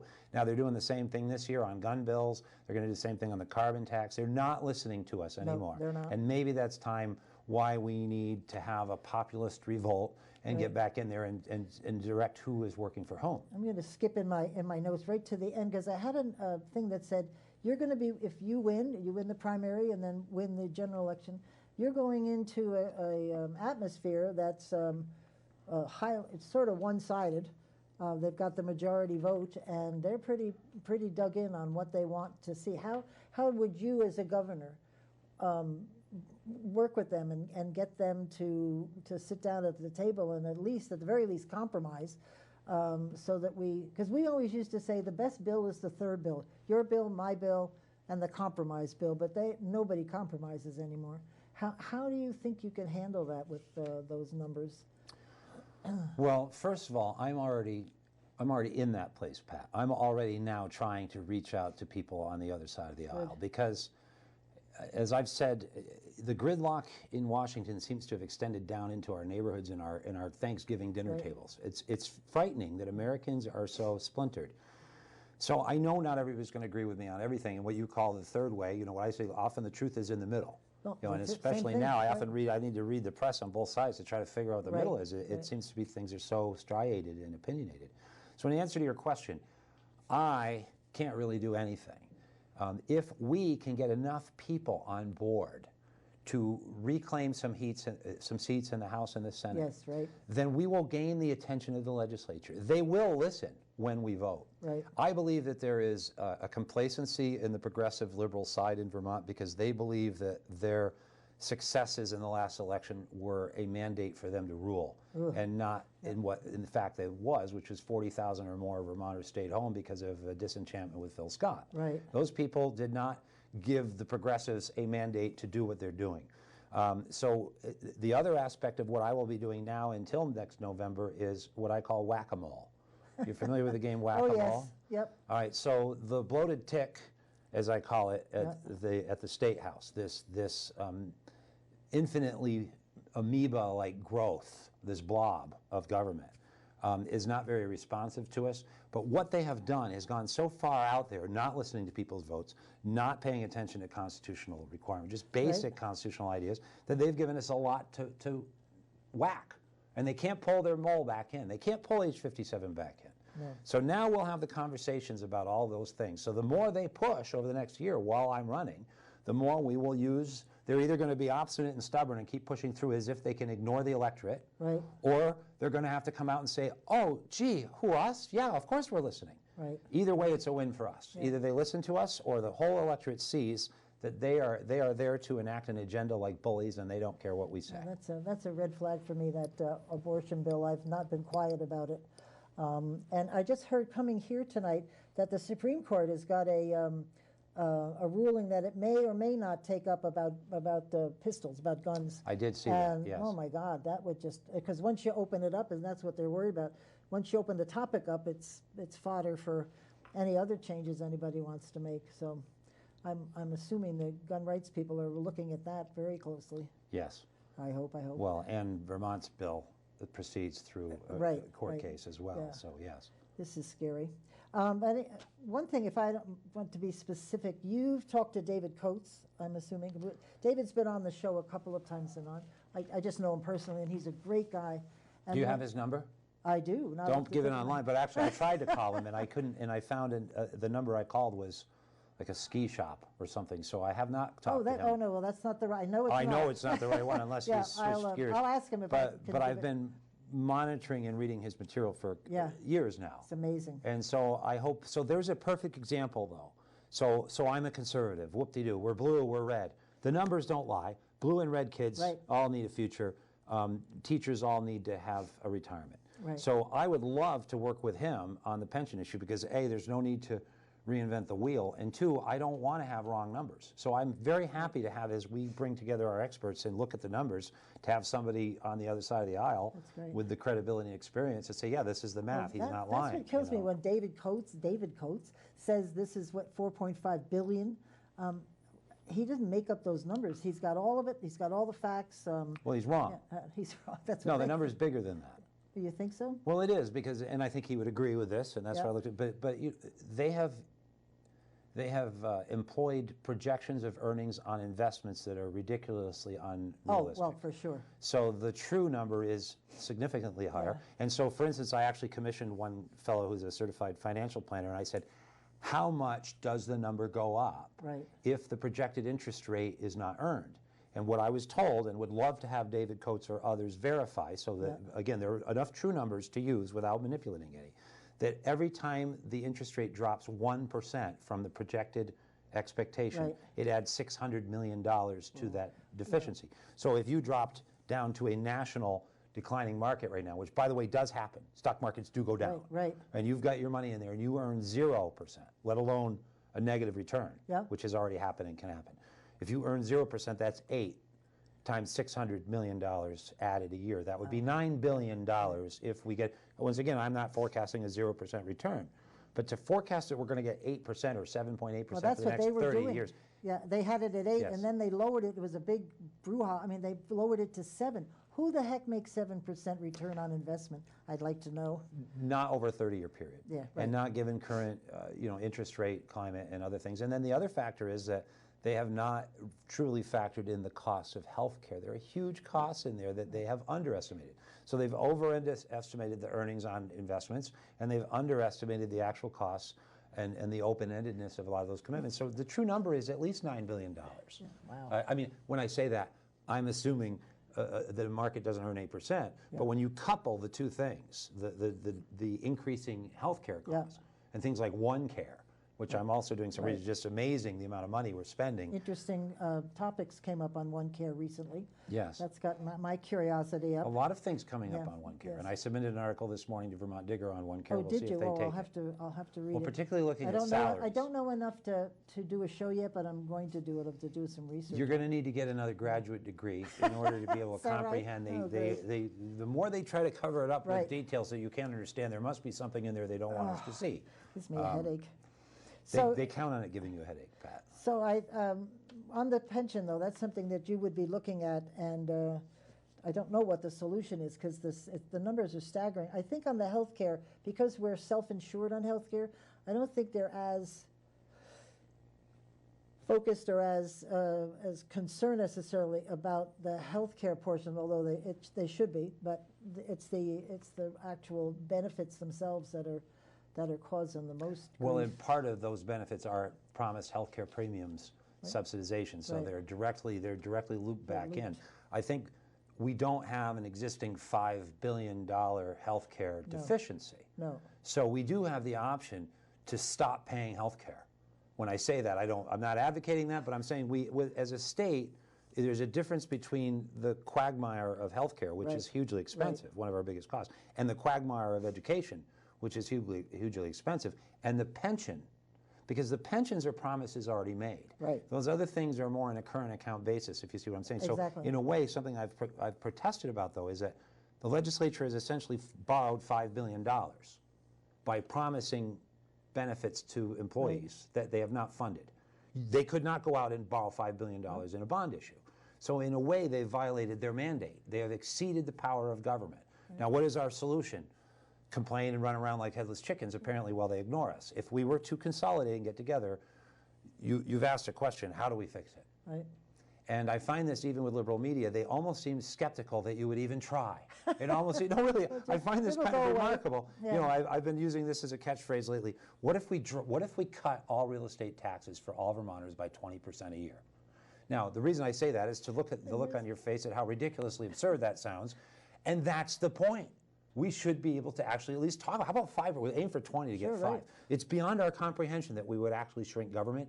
That means it's time to shrink government. Right. And so when potentially liberal media announcers say, well, how are you going to do that? They're skeptical.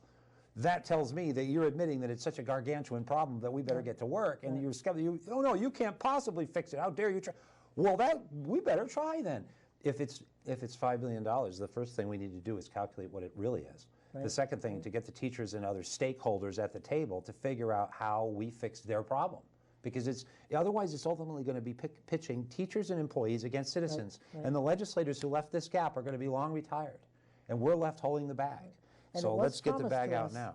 Us retirees, I am one, and we'd like it to stay the way it is, to receive that funding.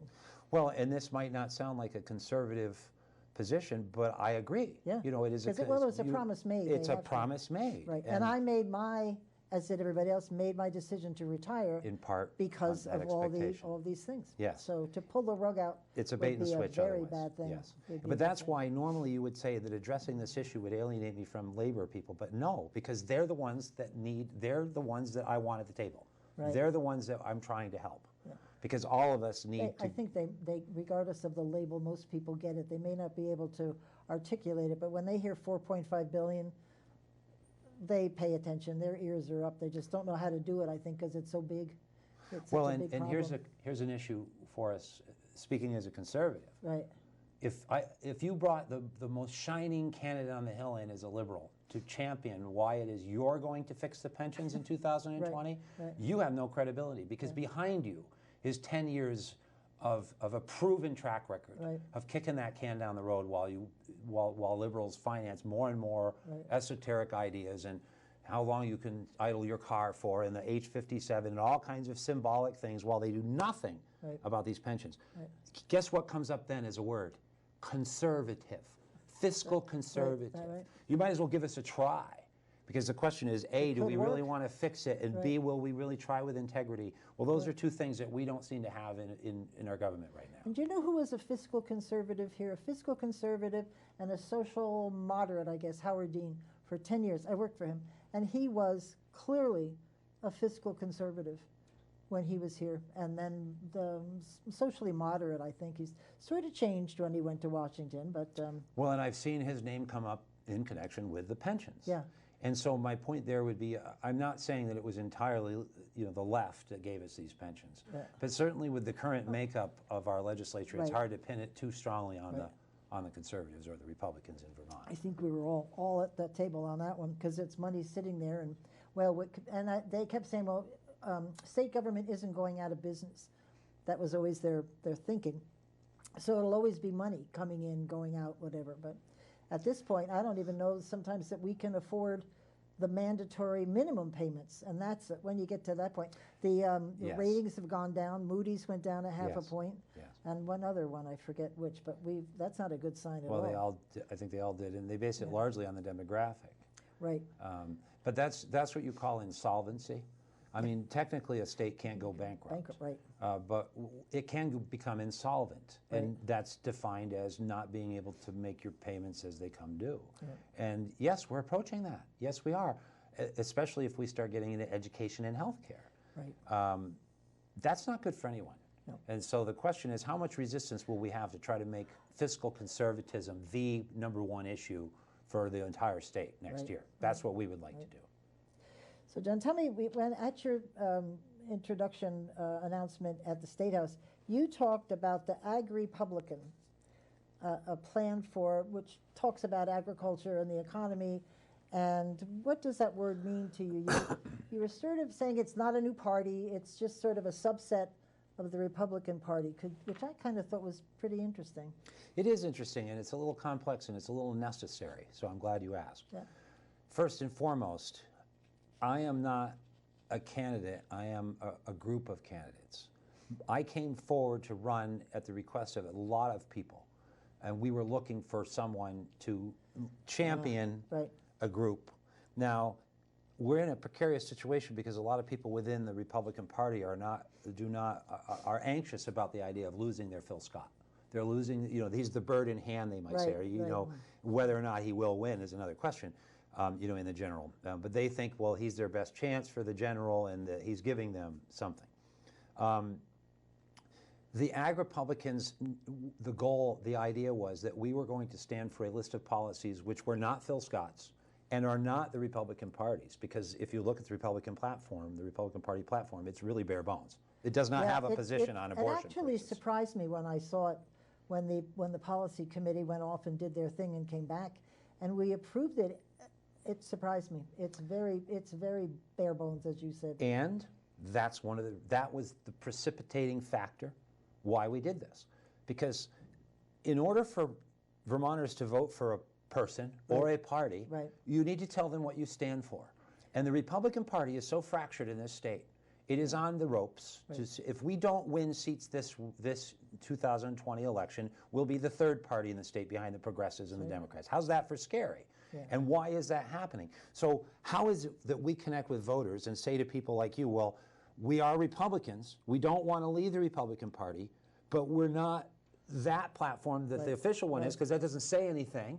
We don't want to fight with it. We're not trying to divide the party, but we're not Phil Scott, whatever that platform is. We can see from precedent, it's a liberal platform. So we need to identify ourselves, but now there are a number of people who are going to be declaring as Ag Republican candidates, right? They will be wearing that name within the Republican Party, and some of them have already, committed. We will be having press releases periodically as new candidates come forward, and as we get eventually, we hope to have as many candidates as we have. 180 candidates would be nice, who all agree to a compact with Vermonters. This is key, what people need to understand, Pat. I'm not asking people to elect me. I'm asking people to listen to what I am the leader of, which is a list of ideas, not even the group of people, but a list of ideas that we will do. We're not going to get in there and then go do this, this, and the other, and everybody runs in with 100, like you heard me say on the State House. It would be great if we got in there and repealed things. That would be progress. Yes, indeed. Okay? So the idea is, if I have everybody running like headless chickens in the Republican Party in their own direction, yes, I'm going to do this, and I'm going to repeal that, and I'm going to repeal the gun law, and we're going to ban abortions from conception, and everybody is total disarray. There is no team. So what we crafted was a compromise. You mentioned that third way. It's a compromise path that actually very much undermines the liberals and the left and the swing voters, in the sense of undermining in a good way, because these are things that they want too. They want their schools cleaned up, the opioids. These are things we can all agree on, instead of literally collapsing economically because we're off bickering in the corners over things like race and other things that are not our primary issues. I'm not saying they're not important issues. So it's so imperative that people understand that this isn't about John Clark. I'm sort of the figurehead, the mascot, hopefully with a brain, hopefully not just in a costume, but to keep people together and to go out and get people to run. You already heard me talking about beforehand about trying to get people to run. And go there. This is the opposite of Phil Scott, by the way. Go to every county, go to every town, go to the candidates and meet with them and appear with them and support them and win back the House and Senate. That's the leadership of the party. That's the Ag Republicans. We are a movement. That's great. And we are, I hate to say this, but Newt Gingrich's contract with America. Do you remember that? I do. Now, whatever one thinks of that, this is a contract with Vermont. And the question is, do these people that are coming forward, including me, with our track record, do we have the credentials, the history of saying that we can be trusted to do what we say? Well, if nothing, I can't say I'm going to be perfect. But as outsiders, people will say, well, you're not career politicians. Well, maybe that's why that's a good thing. That's great.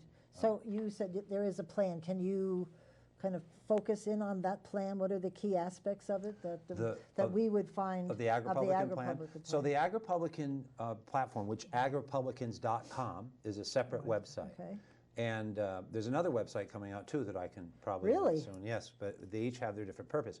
The Agripublicans. So JohnClarkForGovernor.com is my website, and that's where we come out with my stuff, with my lambs and my videos and my things. But of course, I'm always pointing to that platform. There are other candidates that will be running on that platform, and that platform is our three main issues: economy, everything I've outlined to you, ban third trimester abortions, legalize cannabis at 6%, which is a really controversial one. I went to Connecticut this week to visit family, and I found out there's, in Northampton, Mass, there's apparently quite a facility for marijuana, right? You could just drive right in and buy all you want right now. We were busy on the way home, or we might have stopped to see it, but we didn't. And I said, honey, you want to stop and see that? I should be able to at least talk about it from policy. It's everywhere. It's everywhere. So that's controversial. But those are, and then no new gun laws. All right, so that means not trying to repeal the old ones, because we're waiting for that to go through the courts anyway, and we can't do that in this environment anyway. But the waiting period and other laws that will hurt our economy and manufacturers and our culture need to stop. Now, those are all compromise issues. And if someone wants to be part of that package, they're coming forward and doing it. It's a compact. Does Act 46 in there somewhere? Act 46 is the site with this one, yes, our second prong. The first one is repeal and replace Act 250. Because that's what Maine's doing now. They had their own version of Act 46, and now they're trying to get out of it. They're splitting back up their schools to sort of to go back to where they were. There are a lot of other states that we can look at, and like Rhode Island on the pensions, and there are other different states that have had some of our experiences that. It's very complex, it's very intimidating, but what I'm excited about is that we are finding the people and the resources are coming forward. That's and great. people, I'm very, very excited that Vermonters they get it. They get that we have to put aside the social issues and get down to the fiscal issues. They need a vehicle. They're there. I've always thought they were there, because when you're out talking and, the Price Chopper, I'm always carrying on in the aisles. But they're there. I think they just don't know how. And if somebody gives them a voice, they'll speak up. That's what I'm trying to do, but that's why I need to emphasize all the time. It's a servant leadership thing. I don't get anywhere without them, and I'm trying to give them that voice. That's why I came out of the woods. So another little thing, we're going to go through all these topics. We could make it, John. You were worried about the number of questions I had, but good old... I wasn't worried. Good old fossil fuel, climate change, and the carbon tax. I don't know where I stand on the climate change. We had somebody in the show who I was really listening intently, but I haven't quite... I'm not sure yet. What is your position on all of that? Well, it's a little bit radical. I'm amazed that we've got to this point where we've dumbed down our intellect so much that we think that a carbon tax is going to solve our environmental what does problem. I know. It's like, what are they spending the money on? Another weatherization. So I'm working on another article now, and I'm doing some of the research, because things change. Like I was talking about, beef prices change. Waste changes. How we store it, how we recycle it, how we incinerate it. We're constantly learning new things. But this whole idea of garbage is a relatively recent thing. We generate about 4.56 pounds of garbage each in America. Figure that out at 300 million. So I'm picking garbage on purpose because of this. Whether or not we are warming the climate, we are polluting it. The songbirds are in decline. The bumblebees are in decline. To put our blinders on and say, oh no, it's not our human activity when we create 2,000 new chemicals a year is the height of folly. Of course we need to curtail our consumption. And so something I'll be talking about a lot is, whether you're conservative or liberal, you need to pollute less. You need to get your 4.5 pounds a day down. You need to recycle. So there are 3 stages in waste generation. And by the way, do you see where I just went? Everybody with me? I shifted from warming the planet to polluting it. If we stop polluting it... People could relate to that, I think. I think that we always did. And we were always talking about how we were going to stop pollution. That was the whole environmental movement. And then somewhere the globe warming switched, and the whole narrative switched. And by the way, what happened when you switch? You don't have to stop polluting anymore. Nobody's talking about turning down your thermostat to 62 degrees. Nobody's talking about, are you recycling your Christmas paper this year? Is everybody cutting their Christmas paper and recycling it year after year like we did in the 70s? Are you timing how long you take a shower? Are you wearing sweaters? All the things that we in the oil crisis, we, baby boomers, we did. And Jimmy Carter, said so. He came on, he came out to the American people and we it wasn't he, but we dropped the speed limit down to 55. So reducing consumption reduces global warming, whether or not it exists. Whatever climate change is. Yeah. Somehow we shifted away from cancer to CO2, and I don't get that. Because what we're doing is, so I wrote one article about this, with sequestered carbon in Vermont trees. You can come here as a California corporation. You can pay me to keep my 1,000 acres in trees for 100 years. And then you give me money, and I get paid my tax bill, which, by the way, that's not going to pay taxes for 100 years anyway. And then, so you can keep polluting. You with me? You're still polluting, it's going to land on my trees. There's no reduction. The idea behind the carbon tax is that if you put a penalty on gasoline, right now they're talking about the TCI, Wednesday at the State House, they're proposing 5 to 8 cents a gallon initial tax under the 13-state compact under TCI. That's not going to make people burn less fuel. In fact, a lot of people will burn more fuel. Well, I'm paying for it. I'm going to enjoy my muscle car while I got it. Look at human behavior. We can study this. But when people do feel that they're making a difference and that they have a stake in it, then they will consume less. Right now, you're supposed to throw away your old batteries separately, right? Do you? Or do you throw them right in there with the Kleenex and stick them in? We're ultimately always... You're going to answer your question? I see the smile. But my point finally I've gotten to that point where I'm actually behaving. But, so it took me a while. My point is, when you're trying to use government to influence human behavior, we've skipped something. We didn't ask people to stop consuming. We asked them instead to pay gas, and that's supposed to, we're having government get involved to make them stop consuming, even though government is very inefficient at doing that, if it succeeds at all. And they admit in every study that the carbon tax is extremely regressive. That means it hurts poor people. Of course it does. And then they talk about the Essex plan, how they're going to give people checks back. Now if you then give a subsidy to people on their electricity to give them the money back that way, then what? You've given them an incentive to do what? Turn up their electricity, leave the lights on.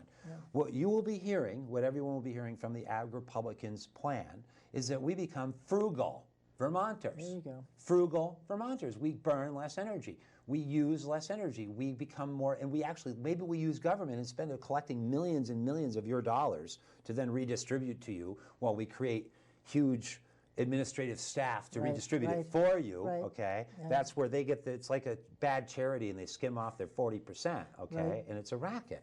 Instead of that, how about we spend 1/100th of the money with 2 people working, maybe your friend who you said worked in, I forget where you said, but regardless, somebody to say, here Vermonters, this is how you could save energy this year. Policy ideas. It doesn't cost much, and then see, because lawnmowers. People are mowing their lawns too much. I could go on and on about lawnmowers. I have a pet peeve about lawnmowers. People that mow their lawns every 3 days with a $5,000 machine, and it's huge, and I drive by, and every time I'm like, look at the desecration of the planet right there. Nobody says anything about that. Passing a carbon tax isn't going to make somebody be more aware of their environment. The whole thing is absolutely eclipsing true action. But you understand that to say consume less in a corporate capitalist society, they're consuming, they want you to consume what? Carbon taxes, Pat. They want you to buy carbon credits. They're creating a derivative market in carbon. You don't even see, they force you to take a vaccine. At least there's a product. They're selling sequestered. They're going to force you to pay for your pollution. You don't see a product. You don't see a result, and it's probably counterproductive. I hope you don't mind that long-winded way of saying it. Carbon taxes are probably counterproductive, but they grow government and they grow corporations and they hurt our economy. Did you ever talk to T.J. Dodge? I hope I got those letters right. Either J.T. or T.J., sorry. J.T. Dodge. J.T. Dodge. He was on the show. They've got some really great ideas beyond the carbon. They're against the carbon tax because it's a tax. What does it do? Right. So they've got some really good ideas that you can do, just like you were explaining. I think they're trying to get the word out there. Yes. And most of it's education anyway, I think. I don't understand it. If you get me to understand it, I'll probably pay attention. In fact, studies show that conservatives are more likely to pay attention if they think that behavior is actually conducive. Conservatives conserve. I was just laughing before because I went to the food bank. Because you've been throwing your batteries in the food scraps bin. No, I went to the food bank a couple of years ago, and I did the gleaning. you know, where you had a bag of vegetables that the farmer was going to throw out, was on the field and stuff, and then we cut up the vegetables to take out the bad stuff, and we wound up with this other bags of almost the same size of food you can eat. Yes. And for some reason, it's like, duh. I handle my food at home differently now. I use the waste. I have less waste because I continually figure out what to do with the leftover food, and that's why I was laughing, because we had John Sayles on last week, and it just stuck with me because I saw the difference with my own eyes, and I think that's what people need. We need, well, and here's the other thing. You know, we talk about the complexity of these problems. In great sympathy to all of us as humans, it's very difficult to navigate through this life and not pollute. Everything we touch is creating all kinds of, you know, and plastics are on the rise. They're getting huge shifts in the amount of plastic we have. I just saw a piece today. They found a dead whale with 220 pounds of plastic in it. I hate those pictures. I hate the ocean. There is what do they call it? There are microplastics floating around in the Alps. I mean, so clearly, to me, this is why I wrote an article called "The Red Herring of Global Warming," because global warming, whether or not it's true, while we're arguing about it, we're polluting. And so there are 3 stages in waste. There's generation, recycling, and then disposal.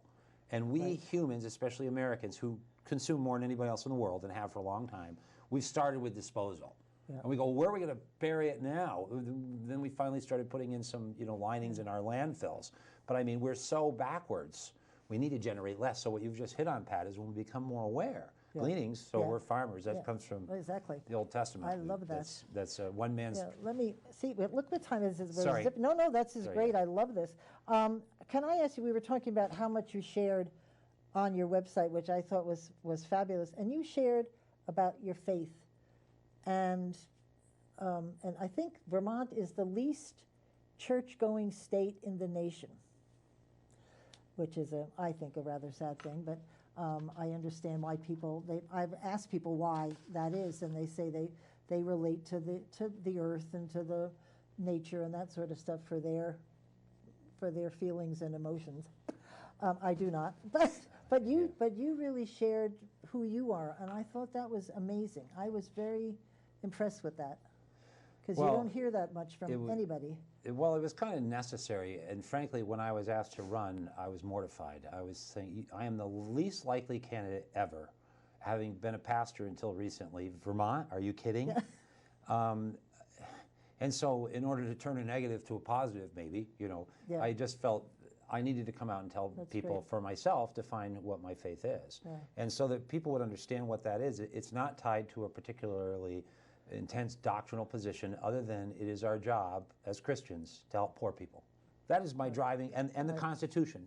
And also the reason I showed this story was I was raised an atheist. I am not, I was not a believer, and it was actually illness and other things. But just to have people define me for who I am and my relationship with my faith, rather than by all the world's view and the pedophilia and other things.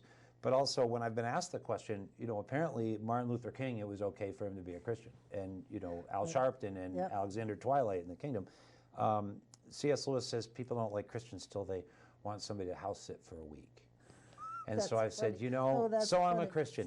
The question is, will I keep my word with all these years I have of a record of keeping my word as an attorney and as a pastor and otherwise? I'm not about money. That's one thing you'll see if you see I'm not about money. I was talking today with our Ugandan friend Simon Peter that we try to raise money for. That's great. It's very fulfilling, you know.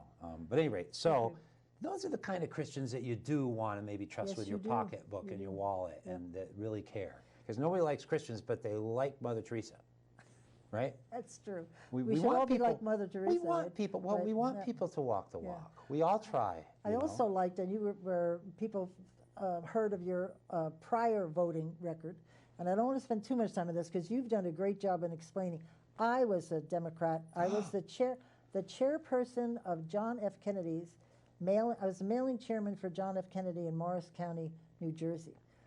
And then I went to work, and I checked out the pay stub that I was supposed to get at that time. I'm very old. $80 was a lot of money back then. And they took a lot of it out, and I'm like, whoa, what's this? So I sort of switched back then, but people changed their minds.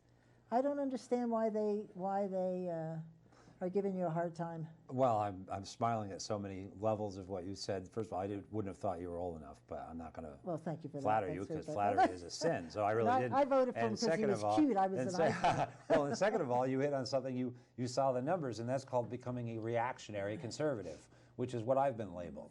You have great idealistic ideas, and then you see that in practice that they fail. Right. And so you change your view. Yeah.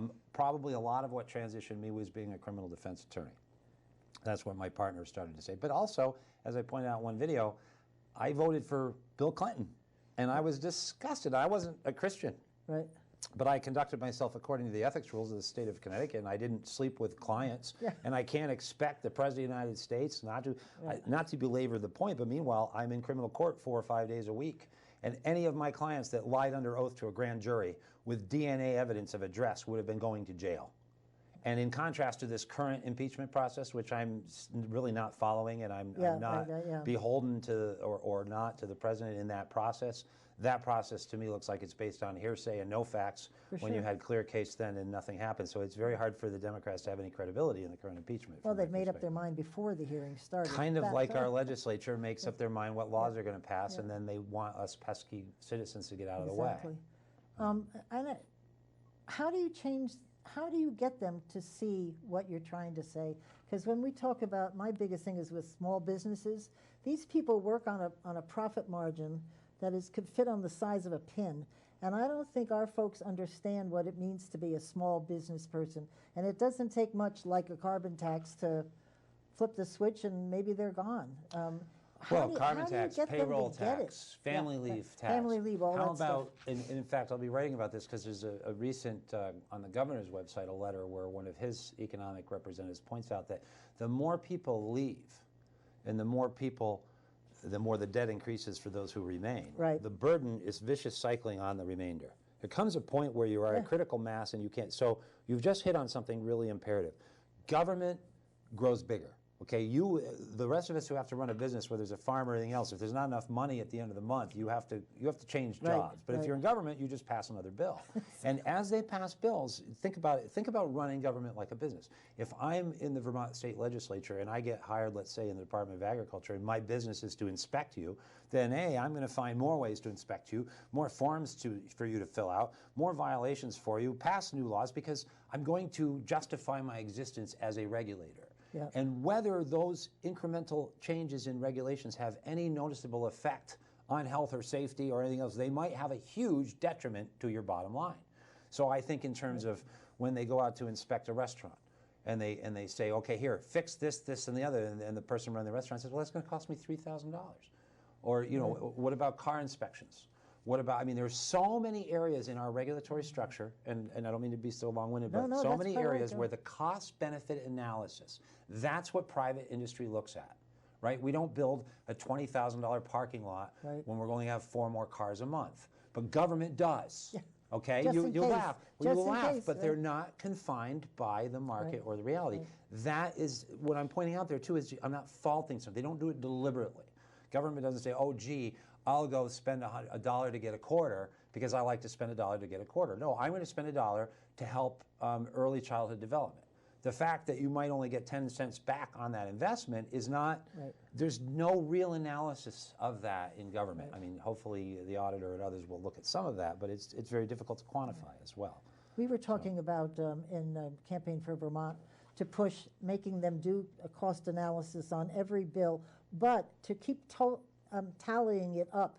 Like if you do the carbon tax and maybe it's 4 cents or whatever, then you do something else, it's another 8 cents. So that's 8, 9, 10, 11, 12 cents. You show the cumulative. So you show the cumulative, because what happens in the state house is that they take a bill all by itself with no other bills around it. They're just looking at that bill and, oh, how can you not help the people that are struggling? You've got to help. It's only 4 cents or whatever. So you pass it, but you don't think about the cumulative effect, the domino effect. And I think that's what gets us into trouble. Maybe if they saw the big picture, they'd think twice about it. Maybe not, but maybe. I'm being too Pollyanna. So we've talked about the governor a little bit. How do you plan on separating yourself from from him as far as politics. You're both Republicans, at least running on the tables. The governor's done some surprises for those of us who are Republicans, but how do you see yourself debating him? As you may know from my articles, I was very much a supporter of Phil Scott, and I'm here because I was betrayed. I am a function of that betrayal. Many people feel very betrayed. Right. But there's a strange little creature here because I'm not an experienced politician, so I don't actually know what I'm doing. So the problem that I have right now is that I don't really want to fight with Phil Scott, and yet if he's going to run again in the primary, then I am going to be fighting with him. Yeah. And so on the one hand, I want to take issue with some of his policies. On the other, I really want to look at that finish line of the general election, talk to the people on the other side, because that's where I think the real work to be done for our party is. So in answer to your question, I don't really want to lock horns with Governor Scott, but at some point I may well have to do that very aggressively. But I don't know whether he's running or not. He probably won't announce until after the session because there's some laws that impact his ability to be governor while campaigning. So he'll probably have to. Which is goody for him, but leaves us. What am I supposed to do? So we're running an insurgency, a campaign against an incumbent, and I don't really have the luxury to sit around and wait to see if he's going to, what he wants to do. And I don't mean to say that, but that's more about his ego and his run. We are, everything we've been talking about is radically reducing the size of our government in this state. And that is independent, just like it's independent of me, it's independent of Phil Scott. So the problem that Phil Scott has, in my view, is if I continue to gain visibility, which we intend to do, then how exactly does he plan to win in the primary election against me? And if he doesn't win in the primary election, then he doesn't run in the general. So I think that he has some serious thinking to do about what he's done to his base and what his game plan is now. Well, you know, things have changed. When you're talking about the reducing the size of government, it really is doable. But what they always do they do across the board 5% cut, and that cuts money, but it doesn't cut the program or the efforts or the direction of state government. It just puts a lot of burden on the manager to do the same 10 programs with less money. And that's not the way to reduce state government, because it's not about the money, it's about the end products and seeing which ones work together, which ones can be eliminated. It is doable. And the employees have a lot of ideas if they're asked. They can step up and tell you. Well, interestingly, I had lunch with someone today who brought that issue up and said, you know, you're going to, if people get worried about losing their jobs as state employees, well, you won't lose your jobs. We'll still keep you hired. We'll just won't have new hires. And I said, you know, I'm not sure that that's a fair promise. Maybe we need to say, if you don't get rid of some state employees, you state employees are not going to have your jobs. The state employees are the ones that are at risk right now. We don't have the money to pay infinite amounts of sums to everybody. We don't have any. It's kind of like our environment, okay, with the carbon issue. We're treating our coffers as if we can just print money infinitely, and we cannot. And so, in truth, though, I think that we can do a lot. Across-the-board cuts are that's a terrible idea. As soon as somebody says that, it's just not economics. It's not a good idea.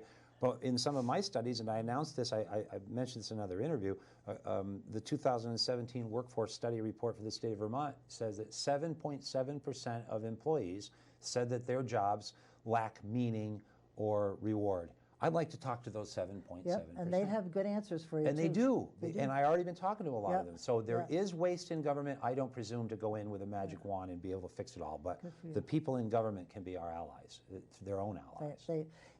And I think if it's been done right over the years, you don't have to terminate people. You can do it by attrition. You can do it, don't fill a job when it becomes, ask those questions. Where can this job, do we need what the job is doing? Can it fit somewhere else? There's a lot of questions, but a job opens up, they fill it. They don't give it any second thought. Well, and a new harebrained idea to create a whole new department for carbon taxes. And they open it, so part of, you know, kind of like with the pensions, they go, well, how are you going to pay that off? Well, how about freezing it, properly quantifying it would be a good start. And so likewise with the carbon tax, how about no new taxes for a good start, no new government agencies charged with collecting money from all 600,000 of us and redistributing it to us again. There you go. Less their paycheck. John, we've got almost 3 minutes left. I thought maybe you could wrap it up for us about what you'd like to see for Vermont if you are governor, what our future would look like under a John Clark governorship, and Yeah, wrap it up big for us. questions. It's a serious matter, I what we're know, talking about doing. for So sure. I try to be light and have fun and talk to people as a down-to-earth human being, because I am. But if anything, sometimes I'm a little too serious, too. Well, I was going to say, in some of your articles, there's a little sad tone about looking at the problems of Vermont, and they are sad. And if you read a lot of my articles, you'll see some of them are quite despairing about what Yeah. we're looking at. But that's why I'm out of the woods. That's why some of us have to get out and do what our kids and grandkids can't do. They have to go to work and they have to pay their taxes. Some of Right. us who are gifted with the opportunity, by my wife working and my being able to do this right now and the skills that I have, we have a duty and obligation to do this. So when we say, John Clark is governor, I wince at that. How I look at that is we've reclaimed one or both houses. That is the victory. People don't understand that. It is a movement of Vermonters, not in retaliation, Right. not in anger, not in name calling, not in identity politics, but just the opposite of all those things. Really reclaiming those Vermont values that you don't need to be born here to have. Right. There are people born here like T.J. Donovan who are flatlander extraordinaires and they need to go live somewhere else. I mean, I know that's a strong statement and I'll make it again. T.J. Donovan should go live in a state where he likes the people, because he's been calling us racists and he's arm in arm with Planned Parenthood. He's openly partisan when he should be in a position of Attorney General. We got plenty of flatlanders that were born here. Right. If we embrace those values and we can just do that frugality, compassion, community idea, we have our work cut out for us. These problems are serious, and I'm not going to sugarcoat it, and I'm not going to promise people everything, because that's what I think people are sick of. It sounds like you're going to involve them. We have to involve. Yeah. It's like I compare it to a church. Okay, that model should work, or a business. People want to serve. For sure. I see it already, and I had to learn this for a while as a pastor. Somebody wants to clean the carpet. They feel involved. They Right. feel connected. That's what we need to do in our government. We need to get people back involved who care and who are in touch with Vermonters and not out of touch. Thank you very much, John. I'm thrilled you're on the show. Thanks I for wish you a having lot of luck. Follow John's website, and we'll post it on the end of the video. We'll see you next week, and in the meantime, keep listening beyond the sound bites.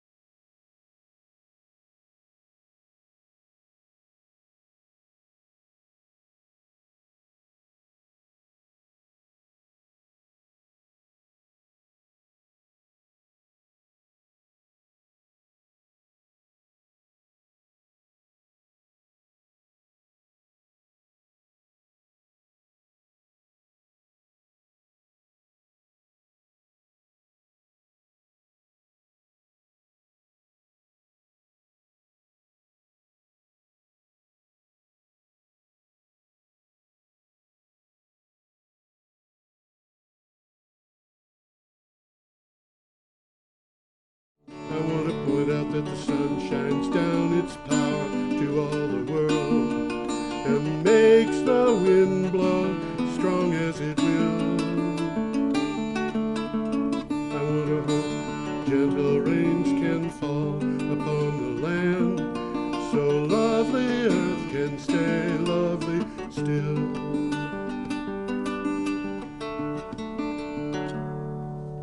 Hello, ladies and gentlemen. Welcome to the 353rd edition of Energy Week with George Harvey and the astonishing Tom Fennell. In the flesh. In the flesh. We're recording this on the 9th of January, and that being the case, this is news from the 2nd through the 8th. And I will make an appeal for funding. We still need a few dollars to pay our dues for this year. If you'd like to, you could go to brattleboro.tv.org and donate. Best way to do it is either by PayPal or by credit card. And when you do, when you fill in the amount, go down a little bit on the screen and you'll see a thing that says, that it looks for comments, and just say it's for Energy Week. And that way it'll get credited to our show. Also, I should explain that this show is based on my blog, geoharvey.com, geoharvey.com. The best of the blog. It's the best of the blog, which is not the best blog, but anyway.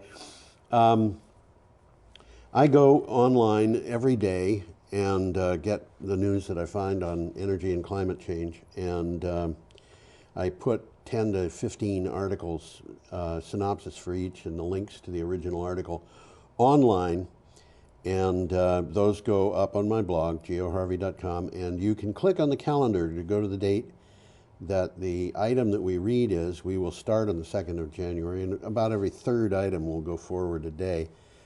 Well, some of these are worth looking at. Yeah, Matter some of of them fact, are. this week, a particularly large number of them Yeah. are. And you wouldn't be disappointed if you looked them all up. Because some of them are really in-depth. They very informative. Yeah, it's true. Okay, should we start? Yeah, might as well. We start have with an the first item one from here. We got a picture coming up. KSHB. We got a picture. We have a and I'm picture gonna try to of get the Smoky picture. Hills Wind Farm. Is that Smoky Hills? There's no hills. I know. No, what can I say? Well, that's Kansas.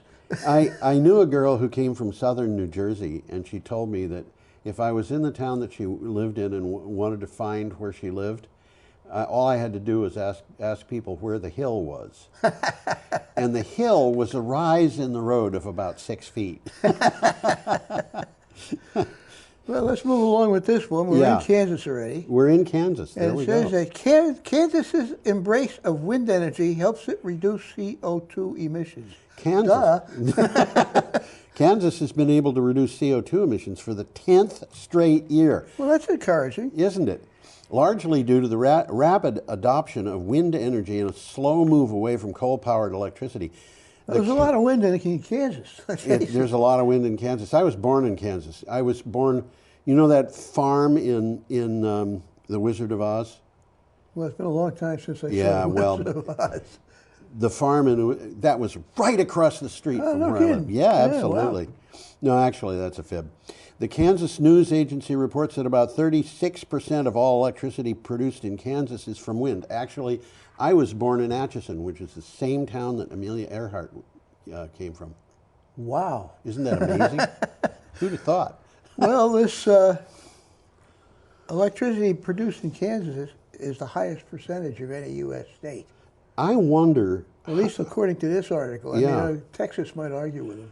I wonder. Well, it's a high. It depends upon how you measure these things. Yeah. There's more wind energy coming from Texas, but it's more wind energy measured how? Measured in absolute terms? Yeah, Texas has more in absolute terms. Measured per capita? Probably Kansas. And how about capacity? That would be Texas. That'd be Texas. Yeah, that's what I mean by absolute terms. Well, let's move along here. Okie doke. We have an item from WION. Sounds like a radio station. It does. Actually, so does KSHB, but Yeah, here it we does. go. Conservatives to form a coalition government with the Greens in Austria. In Austria. Austria's conservatives, led by Sebastian Kurz, agreed to form an unprecedented coalition It is unprecedented. government with the Greens, capping almost 3 months of negotiations. It will mark the first time the Green Party has been in power. What in power means here is that they're actually part of the government. the government coalition. Yep. And they're not. So they got a good voice. Part of the opposition. They have a good voice. What they're doing is they're saying to the conservatives, and the Austrian conservatives are very conservative. At least that's my take on it. The article was reading it that this really was a I don't know how they ever worked it out together. Well, They you had a lot of see, here's arguments the about it. thing. Conservatives, why would conservatives be against Greens? The Greens, Politics. they aren't from Africa or Turkey. Yeah. You know, they don't, when you get down to the list of things that conservatives want, they The really Greens don't. supply it, yeah, The Greens can sit They're there for and the say, same we're thing. going to give some validity to this government. And Yeah. if the conservatives want to talk about nationalism or they want to talk about tax reduction, the That's Greens, not our business. the Greens can say, you want to reduce taxes? Okay. Fine. You know, we're increase the amount of green energy we've got, and you know, no tax on green energy. You're going to be paying very much lower utility bills. You know, it's. Well, from the article, it says the environment has replaced immigration as a top concern. That's why I in the mentioned country. Africa and Turkey. Yeah. Yeah. Absolutely. So, and yeah, okay. Should we move on? Yeah, we got another. We have picture an coming item up. here from Renews. We have a lot of stuff from Renews. Well, let's take a quick look at that picture. Yeah. I would guess that that's solar. You know, that looks a little bit like solar to me. I didn't get a really close look at it, but go ahead with the title. German solar grows 30% in 2019. That's impressive. It is that. The solar market grew by about 30% in 2019, with almost 4 gigawatts of new projects installed. That's 4 big things. Well, every time you see gig, it means big. Unless you're talking Gigawatts. about gigajoules. Yeah, that's small. Gigajoules are small. Initial analysis by the German Solar Industry Association, BSW, said. The association said falling PV prices with increased power prices, intensifying the climate debate, and growing electromobility. The electromobility means vehicles of all Yeah, I was kinds. going to say cars. Yeah. And are the main reasons for growth. Well, from the article, you know, they're giving them a pat on the back, but they say more needs to be done. More needs to boost be done. solar expansion in Germany. Yeah. If the country is to meet its climate goals. If it's going to meet its climate goals. Yeah. But the fact of the matter is, even Germany's climate goals aren't enough to keep us out of trouble. That's true, too. At least I say it's the fact. It's my opinion. Okay. Let's move along here. We are Friday up to the 3rd. Friday the 3rd, as you just said. The Trump administration plans 2020 approvals for major projects. So that's interesting. This is from E&E News. That's E_E. The Trump administration is poised this year to do what congressional Democrats and other critics of the president's energy dominance campaign have been demanding for a long time: advance large-scale renewable energy projects on federal lands. There's something fishy about that. Well, I don't you know, Steve Hanley, who writes for Clean Technica, Yeah. the day after this, Yeah. or maybe it was the day after that, wrote an article in which he said, wait a minute, what's going on here? Good And question. He said, okay, so they're allowing these big solar project to go in, but they're going to try to allow everything to go in under an all-of-the-above strategy, which includes fracking and extracting nuclear energy and all kinds of things. So This was a good article. It's in depth. This is absolutely. a good article. Absolutely. Yep. Conservation groups and congressional Democrats have criticized Trump's focus on oil and gas drilling Yep. and mining on federal lands, Yes. which is still going It's still through going as far forward, as this yeah. is concerned. The Bureau of Land Management plans to approve 5 commercial-scale solar and wind projects as part of this. Right. Okay, as well as opening 20,000 acres in Southern California for geothermal. Yes. That's interesting. It is. That one is. Very interesting. Okay, we have a picture coming up, Yeah, we got as some Tom sheep always here, I says. think. This is an article that I really enjoyed. This is a neat little article. It's a neat little article. It's from the BBC. Belching in a good way.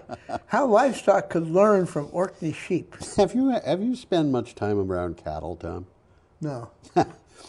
They belch a lot. They not only do they belch a lot, but they have the most deep, resonant belch you could possibly imagine. It is a work of art by a cow. Okay, one of the Orkney Islands, which is called North Ronaldsay, is home to 50 people and 2,000 sheep In the 19th century, the islanders built a stone wall to confine the sheep to the shoreline. They're only allowed to walk around on the shore. On the beach, yeah. Yeah, and if you look at this, you can There's see... a map, you can see that. Oh, yeah. And they don't have much of this island available to them. But the flock is confined to the shoreline, and it survives on seaweed. They have been eating seaweed for a long time.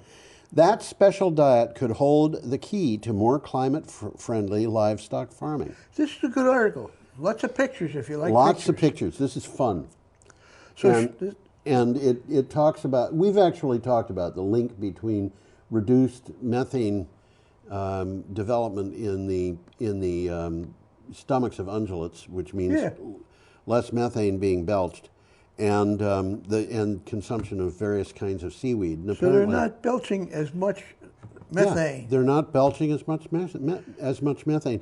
And one of the things that I found interesting about this article is that they get a lot of seaweed washing up on this shore. Like free. And they just eat it. Yeah. And well, the sheep have been living on the island for thousands of years. Okay? Yeah. This is not new. They're adapted to it. The 6-foot-high, 13-mile wall restricts them to only beachfront. Yes. Okay. The flock's diet has been restricted to seaweed foraged from the shore, which gives their meat a fuller, gamey flavor.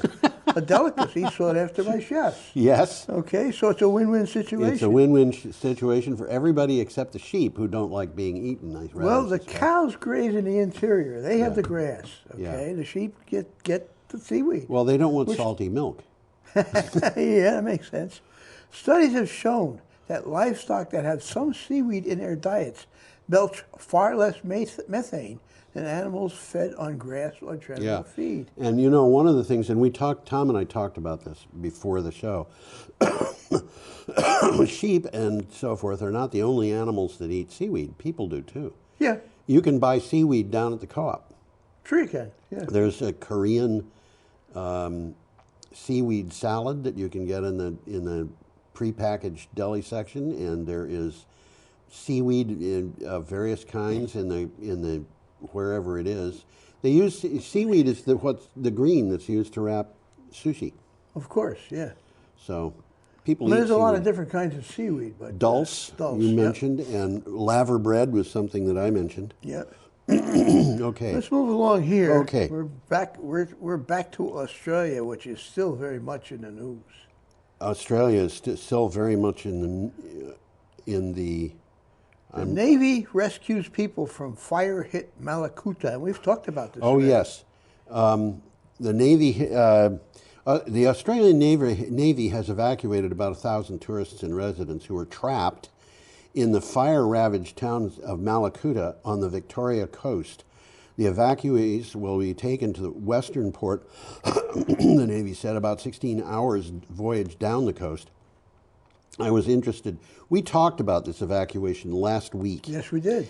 And we speculated about what kind of ship was used. And I said a destroyer wouldn't work. No. And, you know, I don't think it occurred to you, but it certainly didn't occur to me. The Navy has ships that are not combat ships. Oh, sure. And they Supply have ships. In this particular case, what they used was they were combat They got ships, troop transports, but too. they were landing vessels of Okay. various kinds. They used landing craft to pick the people up from the beach, and then they transported them back to a landing ship. Yeah. And I don't know how many people got onto the landing ship. It did not. The pictures that I saw did not look particularly crowded. Well, this is an interesting article. There's some maps on it which are worth looking at. Yes. There's a 2.5-minute video which is also worth looking Right. at. It's kind of depressing because it's about the fire. Yeah. Well, some 4,000 residents and tourists fled to the beach when bushfires encircled the town. Yep. Wow, that must have been scary. Thousands of people are also fleeing parts of neighboring New South Wales, where a week-long state of emergency is in force. Well, you know, Tom, some of the stuff that has come out of this is absolutely astonishing. It's almost unimaginable. The government. Well, one of the things is the Prime Minister took a vacation in Yeah, I Hawaii. know, and he has been taking a lot of flack for that. Well, he deserves it. Yes. He tried. The Prime Minister of Australia, after taking a vacation in Hawaii during these fires, came back and hit a lot of criticism. Yes. And he went for the first time to a town that had been hit by the fires. And while he was there, he walked up to a young woman and he reached down and took her hand. She didn't offer it. Okay. And he put her hand into his to shake it. And she said, the only reason why I'm shaking your hand is because, and I didn't hear the rest of the words, but it was something like, we need help here. And he just dropped it and walked away. No kidding. And arrogant guy, huh? Well, I don't know if it's arrogance or embarrassment or what, but you know, I find it really hard to believe that this guy is going to be reelected. That was an area where people supported him. Yeah. And the people there were uniformly heckling him, and they were saying things that were not very nice as they heckled. But other things that have happened, the Australian government and the governments of the states have told people, if you're not out of these towns, that where we're saying, you know, these towns that are cut off, yeah, don't try to leave. If the fires come, don't try to leave. Just find the best place you can to hide. Neck deep in the sea. Well, I mean, these people on the coast had an advantage. Yeah. But you can't go down into the cellar to escape a fire the way you can go down into the cellar to escape a tornado. Well, that's true. So, you know, I mean, people are in trouble. And the other one that I heard, do you know Hillary down in the co-op? No, I don't think I do. Yeah. Well, I was talking with her yesterday, and she said that friends of hers from Australia visited, and they told her that the koalas are messing with people's minds. Oh. And this is really a sad story. The firefighters are starting to have psychological problems because they go in to fight the fires and they're surrounded by screaming koalas. Wow. Now, koalas, I should say, are not going to, they don't have to be burning to be screaming. Okay. They scream naturally. They scream naturally. Whenever they're upset, they scream. But, you know, their scream sounds so much like a human scream. And these firefighters... Must be very unnerving. Unnerving, that's right. And so it's hard. Okay. Well, we got a picture coming up. We again. are up to Saturday the 4th of November, and we have a picture of a downtown neighborhood. Okay. This is kind of an irritating article. Irritating. Oil and petrochemical companies want you to pay to protect them from climate change. Right. Now you know why it's irritating, everybody. This is from Clean Technica. Not content with ruining the earth with billions of tons of CO2 and plastic waste, oil and petrochemical companies want the federal government to build enclaves to protect their refining facilities from rising sea levels and more powerful storms. Well, the article begins, and I'll read from it. Yeah. Chutzpah is murdering your parents, then throwing yourself on the mercy of the court because you are an orphan. Yeah. Okay. Oil and petrochemical companies are guilty of chutzpah raised to the 10th power. Yeah. Well. They don't expect the government to protect private residences, just the industry infrastructure that makes their business possible. And you know, their refineries are, some of them are inland, but there's a huge number of them that are right on the Right coast. off the shore. Yeah. They claim that protecting industry is a matter of national security. Can we have $12 billion, please? Yes. Donald Trump told people, I think it was yesterday, that, which would be the 8th of January, that the United States doesn't need the Middle East oil. So, you know, we don't have to worry about a war. Yeah, I heard him say that. And I was sitting there thinking, he finally got something right. What we need to do is to get rid of all oil, not just Middle East oil. You've got a good point. He doesn't. Well, we're back to Australia here. Yeah, with an item from NBCnews.com. Australia's fires could change the country forever. Yeah, I guess I'm not sure could is the right word there. I think it will. Oh, yeah. Well, actually, yeah. Natural rhythms of Australia's environment include wildfires, but scientists haven't seen anything like this before. At least 12 million acres of land have already been scorched, and more than 100 blazes are still active, and the fire season has yet to reach its peak. Well, one of the problems with the animals is it's burning the area that the animals inhabit. They're running away. Then they're coming back, and there's no food for them. Yeah, this is very hard. The blazes threaten to reshape Australia's ecology, even in places where plants and animals have adapted to yearly fires. Yeah.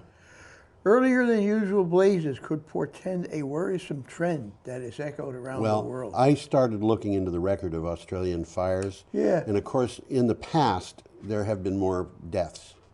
I'm going back to the 19th century. Yeah. And So they've 20th always century. had fires. They've but always not like had this. fires. They have had a fire season. They have an Every official year. fire season that starts on the 1st of June and it ends on the 31st of May. So it's year-round. That's the official fire season. Wow. But when people talk about a fire season, they're talking about summer, which is our winter because they're upside down. They're upside down. It's amazing the way people learn to walk on their hands down there. Anyway, they must get tired walking on their hands. Yeah, but they have a fire season every year, and I was looking at the record. And the record, had the number of acres burned or the number of square miles, whatever. And this season, when I looked, was not the worst. It wasn't, huh? It wasn't the worst. Not in every respect. It was the worst in some pretty respects. bad one. Pretty bad. But the thing is, the season was just starting. Yeah, that that's true, summer too. season was just starting, and it was almost the worst. It's going to go on. The really bad part of it is we're only about 2 weeks into a season that's. So this is sort of like June to them. Yeah, we're two weeks in. Or We got 3 July and weeks. August coming up. Exactly. There you go. Okay. Well, you got another picture coming up. We here. do indeed, and this is from Common Dreams. It is that. Which is a and good that site, is I a think. picture of Puerto Rico after Hurricane Maria. Yep. And that does not look very pretty. No, it doesn't. Groundbreaking study finds fingerprints, which is in quotes, of human-caused climate change in global daily weather. Now this is This is kind of scary. Yeah. Scientists can now detect the, quote, fingerprint, end quote, of human-caused climate change in a global perspective of daily weather patterns, according to a groundbreaking analysis published in the journal Nature Climate Change. And what they're saying is that you can find evidence of human-caused climate change in the weather every day. Every day. I'll read from the article. Yeah. On the basis of a single day of globally observed temperature and moisture, we can detect that fingerprint and conclude that the whole Earth is warming. Climate change is influencing the conditions that people and ecosystems are experiencing every day all around the world. Yeah. Okay, the study was in part motivated by Trump's tweets about how a cold day in one particular location disproves global warming. And he did say that. Oh, he's done it so many Several times. And, Senator Inhofe did it when he took the snowball, into yeah. the Senate. It's really kind. Here we are in Vermont, okay? You were talking when you came in about how cold it was outside. Yeah.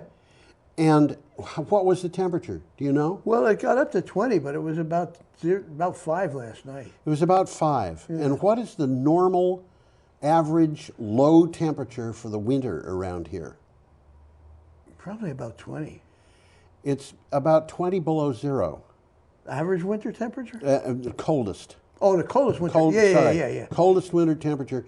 In the And past. those are getting warmer. We haven't had a temperature this winter in Brattleboro that has been below 5 degrees. Positive. I don't 5. think so. I don't think And we have. we're halfway Because through. I watched that to see if my car will start. We are almost halfway through the heating season.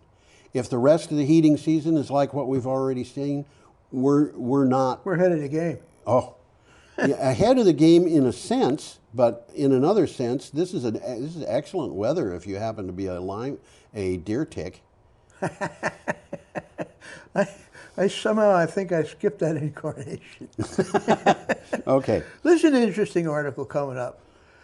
Sunday, January 5th. Lithium for Tesla battery uses less water than 11 avocados. And I'm going to explain that a little bit because that threw me. Yeah, I didn't understand I what went was through going there, on. and boy, this is interesting. This is from Clean Technica, and one explanation that I should start out with is people look at the amount of water used to make lithium for a battery, and they say, "Look at how much water you're using. This is crazy." Okay, this is what the article says. Reportedly, 3,840 liters, which is 1,104 gallons of water, are I'll stick with 1,100. Huh? I'll stick with 1,100. 1,100, yeah.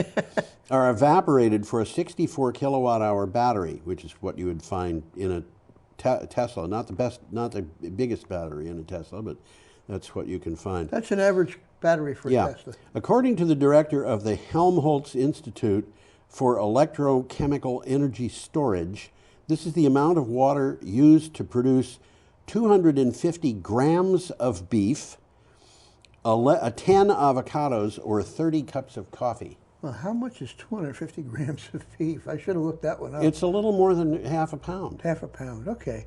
Well, from the article, and I didn't know this myself, massive amounts of water are required to produce lithium-ion batteries. Yeah. I didn't look up why or how, because that's news to me. They're evaporating it. They're evaporating the water, yeah. And where does that water go? Well, it goes into the air. It goes into the air and as after steam. that, it comes down as rain. It's not lost water. It's just changed in its substance. Yeah. So what we should do is evaporate that water in places where we want. Where you need rain. That's right. There you go. But go ahead. You've probably got more to say there. Not much, because it baffled me, and I still don't understand why they need so much water to make the batteries, because it's not part of the battery. The lithium is. The lithium is, but not the water. The lithium is being obtained from water, isn't it? As a solution, as part of a solution in water. Well, this is interesting. I did find this out. I should have known it. Lithium is lighter than water. Yes. It will float. That's right. And if you ever try floating it, you'll be in for a shock. Because the first thing that it does is it fizzes like an Alka-Seltzer tablet, and the second thing that it does is catch fire. That's interesting. That's very. Sodium does the same thing. Let me intersperse here something that's kind of related. I used to work for a company made electrical cable. Actually, worked for several companies made electrical cable. Yeah. And this one company came out with a new approach to electrical cable, which was sodium conductors. Oh my gosh! Oh no! Which they extruded. Oh no! No. And sodium burns. I could just see the accidents that would happen with that. Nothing was happening. Really? No, they had it all sealed up. They had a pretty good process. And they put in a trial down in New Jersey. Yeah. Okay, and they dug all the trenches, and they put the cables in, and then they went home for the evening, and it rained overnight. Oh no. And when they came back, all of the cables were floating. Oh no. They didn't burn or anything, because oh, my gosh. they were all sealed. It was well thought out. Everything was sealed. Yeah. They couldn't expose the lithium to water, which would make it burn. Yeah. But the lithium cables were floating, which caused a lot of amusement. And of course, they had to hold the cables down while they backfilled. Okay. Sometimes everybody was talking about the specific gravity of the cables and the specific gravity of lithium. Nobody ever thought of that means it'll float. Well, I remember as a kid looking at pictures of warships and hearing that their sides were a foot thick of steel and saying, how can that float? But Yeah. Okay, we've got an item here from the BBC with a very interesting This is an graphic. interesting article. I got the picture up already. Yeah. How'd that happen? Well, you had the old I had picture the old up, picture. and I put You this changed one the up. picture. Okay. Well, this is an interesting article, and it's an interesting picture. Yep. And it says bushfires can create their own weather. And Yep. the article says how pyrocumulonimbus clouds develop, which is what you're looking at there in the picture. Yes. Okay. And there are also tell us how it goes. There are also pyronimbus clouds. Okay, record-breaking temperatures and months of severe drought have fueled a series of massive bushfires across Australia. Well, we knew that. The fires burning since September have intensified over the past week.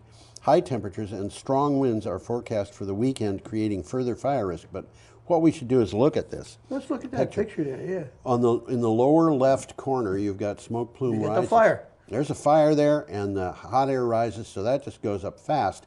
Well, people who know about fires know that when wood burns or anything else that's made of cellulose, there's water in it. There's water in it. It's water and carbon dioxide and obviously particulates.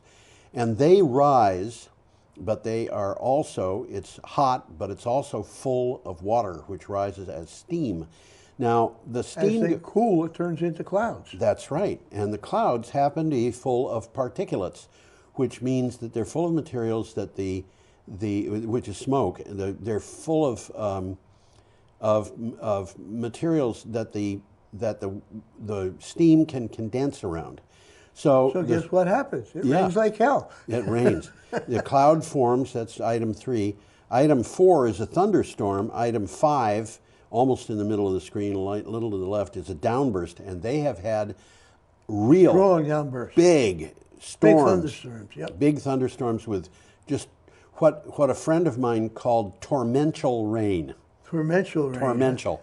Yeah. And the last item there is the scariest. Yeah, the lightning. So miles down, a new fire starts.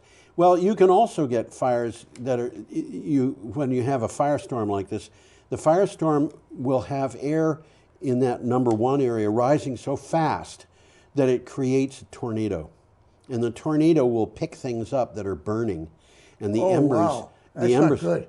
Well, I've mentioned it before. The Peshtigo fire, a hardware store that burned to the ground, the sign on the store was picked up by a fire tornado, and it went up so high that the embers on it went out, so it stopped burning, and then it fell back to the ground many miles away. And that was one of the indications that maybe that fire jumped the Green Bay, which at its narrowest point is about 10 miles across. So you could have, and they've even talked, there are people who say they think that the fires that happened in Michigan that same day might have been started by the fires in Wisconsin, and they would have jumped Lake Michigan. That's exactly what happened. Yeah. And I think that's what happened. Well, it was the same day as the Chicago fire, and it was really dry. Really dry. Well, it was all part of the same drought. But anyway, there's the picture of how... It's a good site. Yeah. There's a lot of pictures in it. There's a nice interactive map that you can play with. Yes.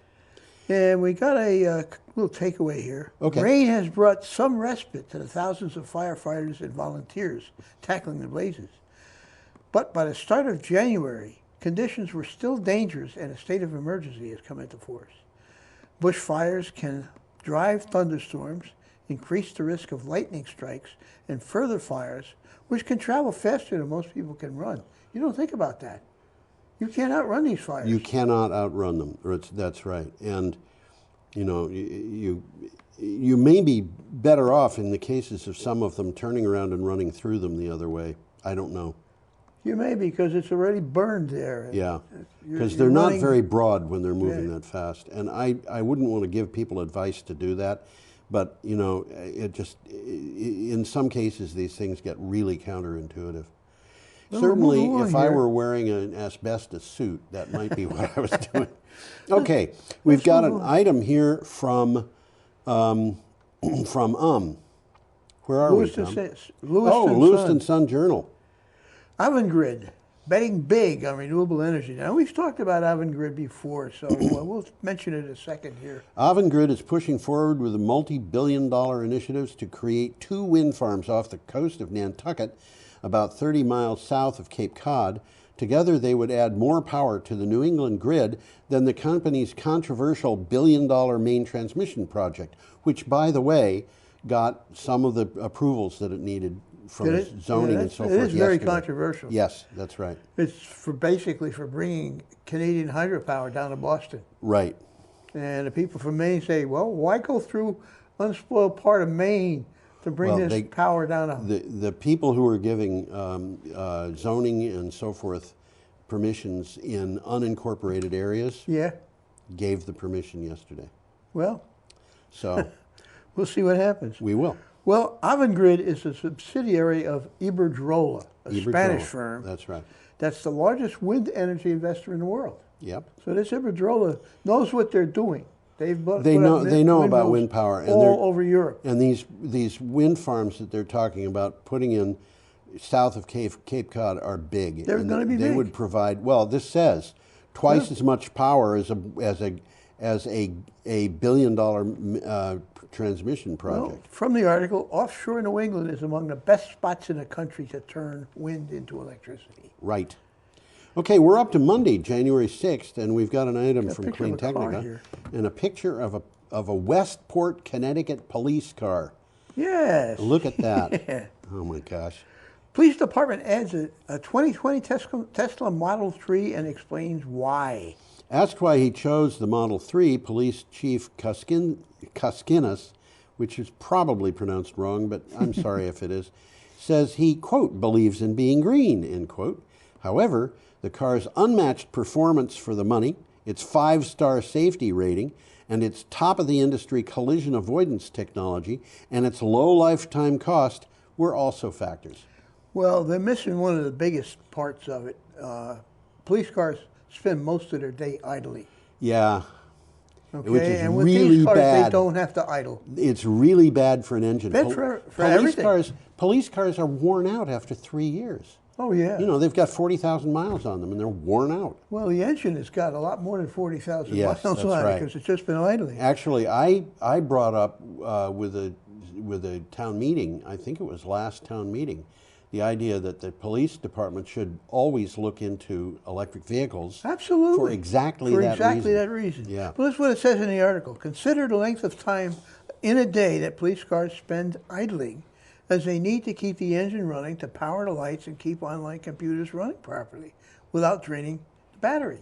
Well, in this particular case, they don't have to worry about that. They just shut it off. Yeah. And the battery is big enough that they can rely on it to work.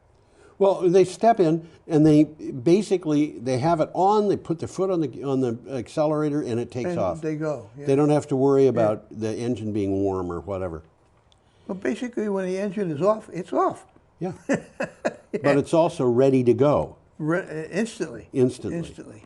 Okay. Well, we're back to Australia here. We are indeed. And this is an item from BBC. It's about Australia fires. Rain brings relief, but huge blazes are expected ahead. No relief, guys. Yeah, No. this is the rain that we described in that previous thing. Sooty rain. Sooty rain. Fell on Australia's east coast from Sydney to Melbourne, where the torrential rain reported in some parts of New South Wales. But the officials warned that it would get hot again soon, and huge fires in Victoria and New South Wales could meet to create a larger mega blaze. This one's from the BBC, and they usually do a pretty interesting job. So this is one you might want to look up. Yeah. There's 2 1-minute videos in it, lots of pictures. I love the pictures in the articles. The rain is a welcome surprise and has given some respite from the smoke-filled air. That's it. Yes. Okay. Well, in that case, we can go to WBRZ. This is an interesting article. It is indeed. Innovative New Orleans school puts focus on environment and climate change. A high school in New Orleans is preparing students for careers in coastal protection and restoration. Boy, they need it. They need it, but the idea that they would have a high school, we're talking about high school kids here. Dedicated to this, yeah. Yeah, anticipating a future with ongoing climate change and sea level rise. New Harmony High School opened in 2018 and has about 100 South Louisiana students. They're from all over southern Louisiana. Well, the one person in the article they talked about commutes 50 miles. Yeah, they did mention that. And, you know, but this is... Well, from the article, besides their traditional classes in math, literature, and history, the New Harmony students take science classes that tackle environmental issues. Yeah. Like this is important, the levying of the Mississippi River and oil and gas development. So these kids are going to be prepared as they develop and go on to college and stuff like that to handle some of the problems that Louisiana is facing, and we've talked about We've talked about this at length. One of the things that I find interesting, and it comes back to me every time we talk about Louisiana, is we're talking about a state that is dominated by conservative Republican politics, but they accept the idea that they've got serious problems with the rising sea. Oh, it's dissolving into the ocean. Well, you know. We talked about one guy who's moved like about 3 times. We've talked many times about Cameron Parish, which had the largest percentage of pro-Trump voters in that election. And it's the part of Louisiana that's most at risk. Basically, the people in town have all been told, and people in the county have all been, and it's a county that's about twice the size of Windham County, although it has a population of less than 7,000 people. But the people there have all been told, or almost all been told, that they are going to have to leave because the sea level is rising, and the land is subsiding as they pump the oil out from under it. Well, let's move along. Okay. Tuesday, January 7th, and this is an interesting article. With a picture, which I just put up. That's the next one. Oh, is it? Las Vegas taxi company orders hundreds of I taxis. put that in the wrong place, didn't I? I think you did, yeah. I did, yeah. I think you did. Okay. Go ahead. I read it. Oh, you read the title. This is from Clean Technica. Captain, which has 872 taxis among its total of 1,400 vehicles in Las Vegas, launched 30 Teslas in the taxi service in the city. However, that is just a soft launch in its Tesla fleet. The number of electric vehicles in the fleet will be in the hundreds by sometime in February. The Tesla Model 3 is more than competitive in any high mileage market. Right. Okay? The more you drive a vehicle, the more money an electric vehicle is going to save you. Yes. And that's what's happening right here. Yes.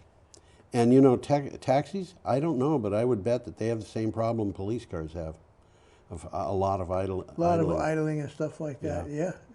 Maybe not as intense as the police cars. Not but as it's the intense. Same kind of thing. Yeah. Well, now we got that picture coming. We have that let's picture. Take a look at that. That's not eggs. That's not eggs.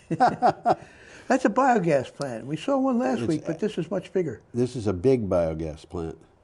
EU plans a big increase in green gas to meet climate goals.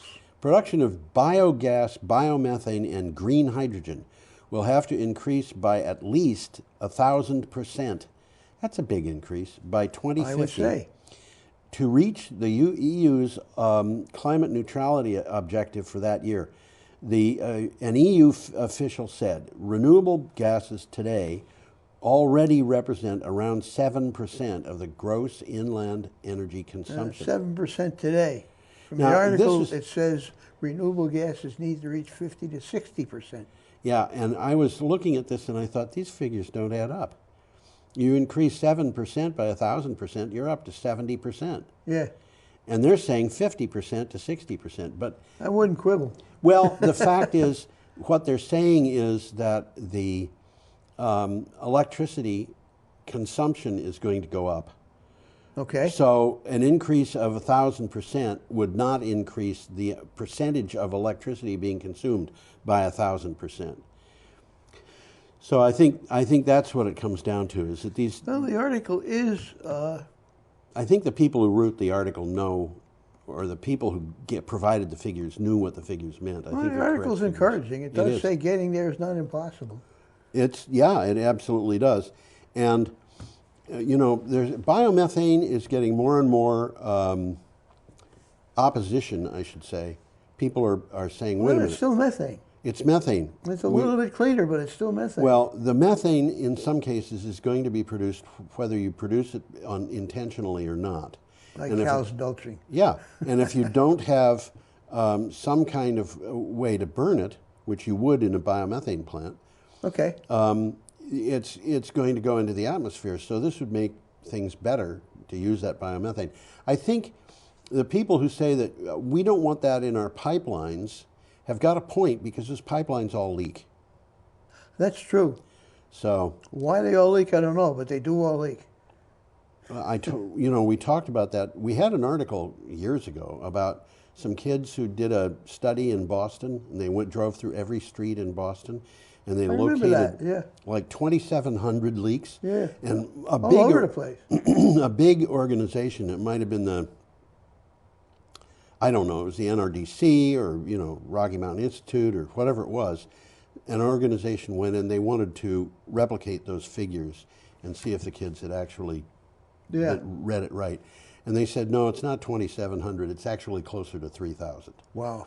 So, well, I know in New York City, for example, it's not at all uncommon for a gas leak to destroy a house because it turns into a fire. I remember years ago when a gas leak got into an elevator shaft in an apartment building in Manhattan. Yeah. And it blew the face off the building. Blew the whole building up, huh? Well, not the whole building. No, it just blew. Blew the face off. It blew the face off. It blew the face of the elevator shaft off the building.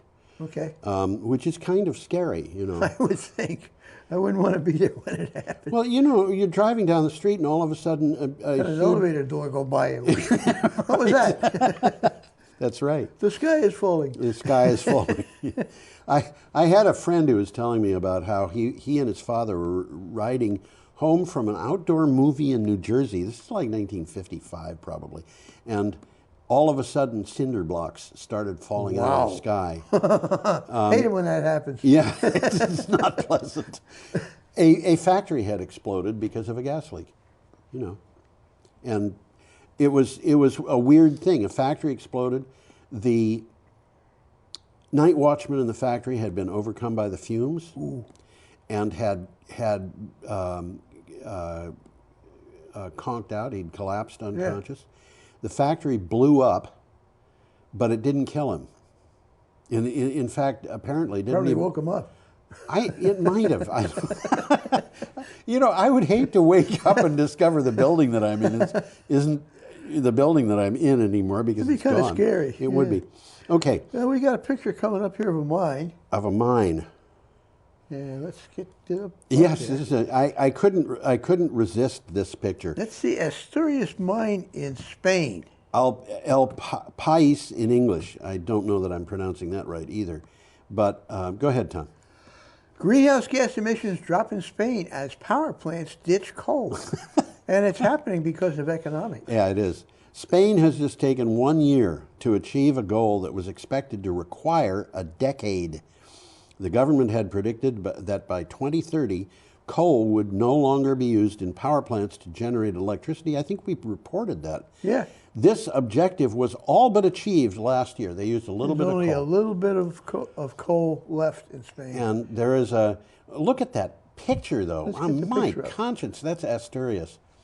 Asturias is in the northwest corner of Spain, and it's one of those areas of the world that is historically proven to be almost impossible to conquer.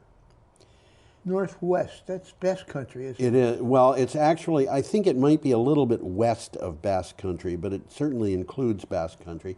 It might be that it's all in Basque Country, but that's the area where, when the Moors and Arabs invaded Spain during the 6th century, that's as far as they got, isn't it? They got to Asturias. They claimed to own it, but there were a bunch of Visigoths who had gone up into that area, and they had other ideas. And they had other ideas, and they came out and started what was called the Kingdom of Asturias, and that kingdom was the ancestor kingdom to Spain and Portugal both. Oh, okay. And that was the start of the Reconquista.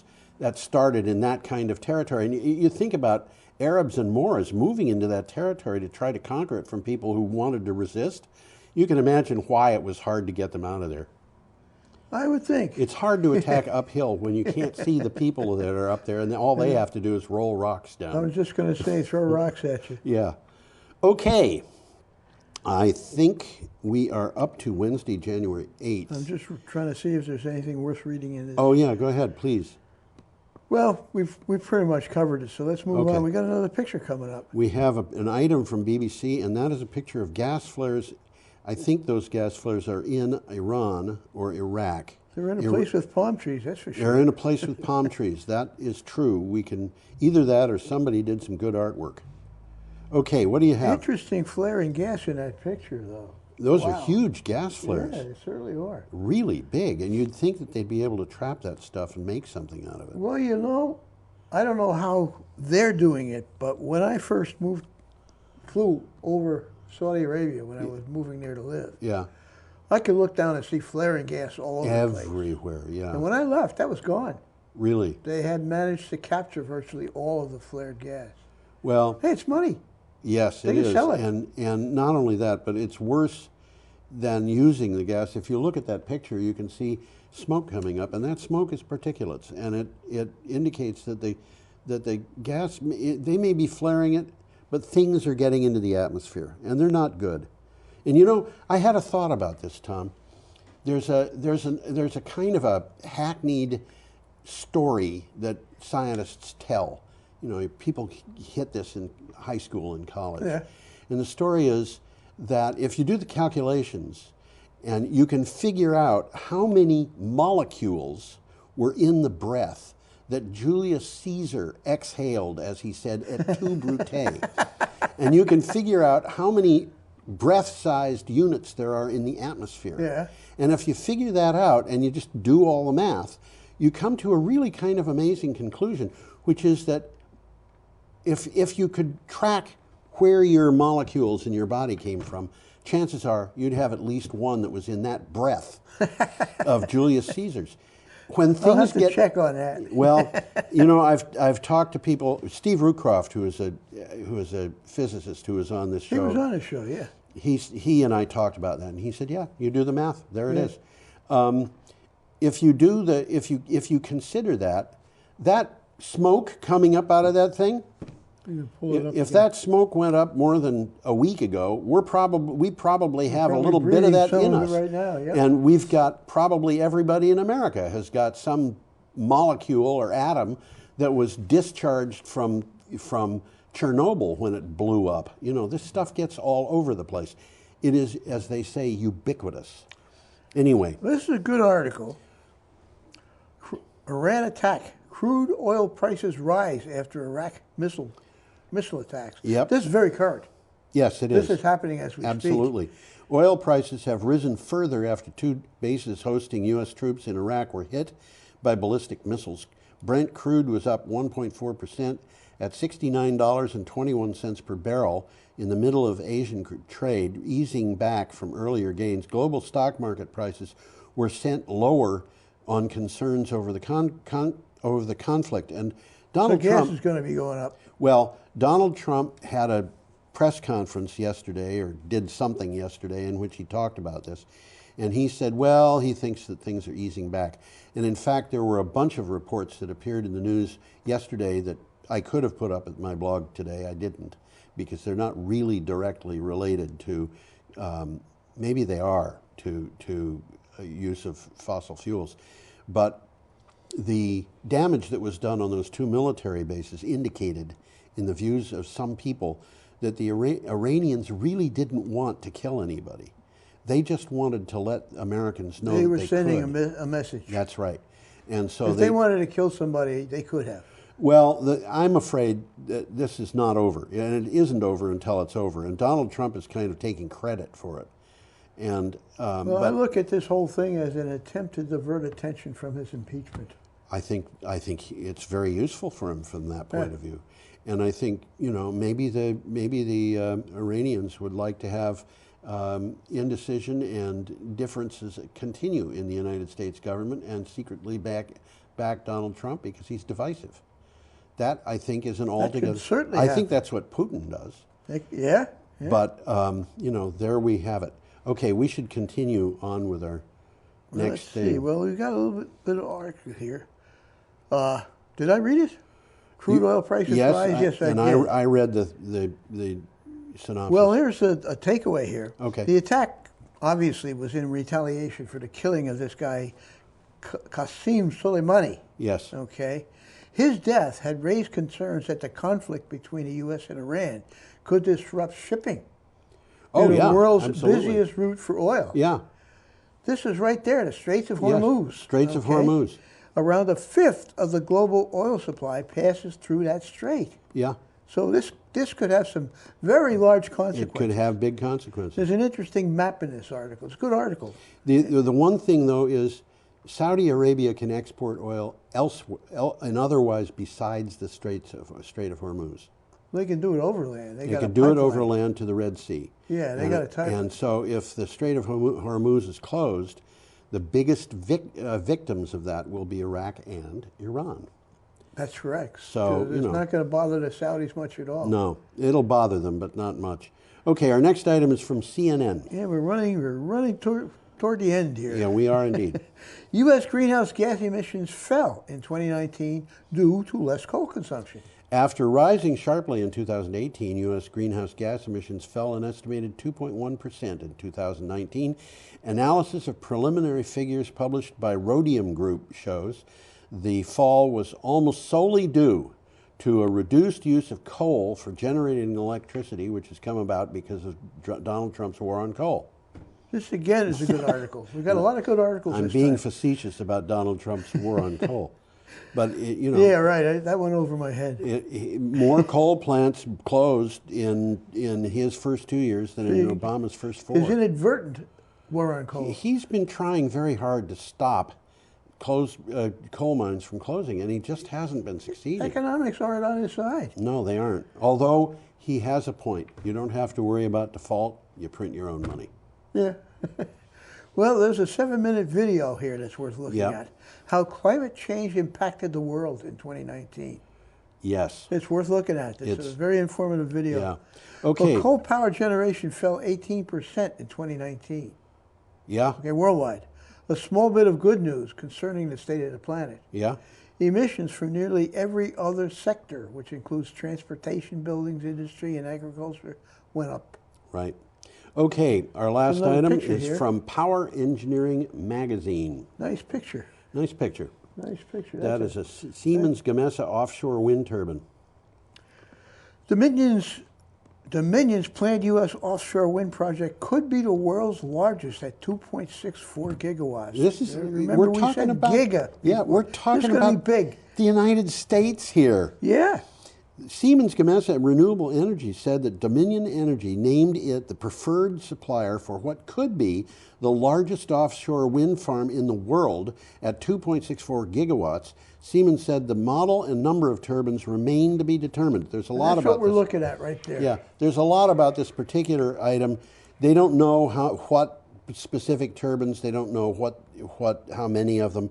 They don't even know for 100% sure that they are going to get the job, but they are the preferred vendor, and so it's a pretty good shot that they've got at getting this. This is a huge Well, it's interesting. order. We've talked about the Coastal Virginia offshore wind project. Yes. Which is very small. It's only 2 turbines. 2 turbines. Okay. And that's under construction as we speak. And this is going to be the next step. This is phase, well, the first one's a pilot project. Yes, I know. And this is going to be huge. Yeah. This is going to be huge. The commercial project that they're talking about here will be installed in 3 phases of approximately 880 megawatts each. Yes. So they're big. 3 phases. Each of the phases is Each big. phase will consist of more than 70 turbines. Well, it's going to be twice as big. It's going to have to be. Yeah. If this is the turbine that they use. Yeah. All of which will be located more than 27 miles off Virginia Beach. So Which it's means way you, out of you will not be people's able view. to see these. Not at all. But they're going to be supplying a lot of power. I mean, this is a lot of electricity. Well, they're talking about the first phase expected to begin delivery of renewable energy by 2024. And the 2 additional phases are going to come right after them year after year. Yeah. 2025, 2020. This is big. This is very big. Okay, we are out of time. This is the end of our show. It's the end of our show. Why don't you put the 2 of us up? You know, every day at the blog, I put a thing up that says something like "Have an unimaginably superb day," something like that. Yeah, something like I put that out in my, and I There you go. decided I'd cycle through these things and pick the best of the week for the show. So have an unimaginably superb week. See you later. Alligator.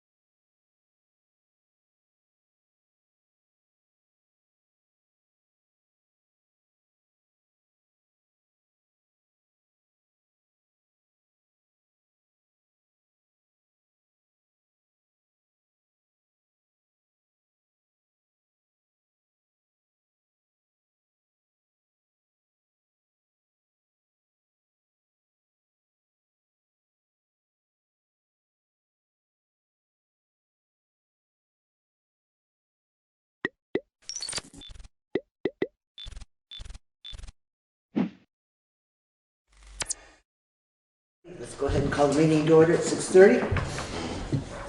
I'll entertain a motion to approve the minutes from December 18th, 2019. So moved. Second. Any discussion? Hearing none, all those in favor of approving the minutes from December 18th, 2019, signify by saying aye. Aye. Opposed? Abstentions? Motion passes with one abstention.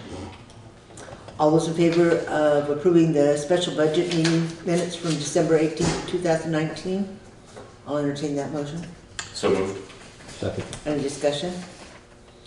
Hearing none, all those in favor of approving the special budget meeting from December 18th, 2019, signify by saying aye. Aye. Opposed? Abstentions? Motion passes with one abstention. All right, additions and deletions to the agenda tonight.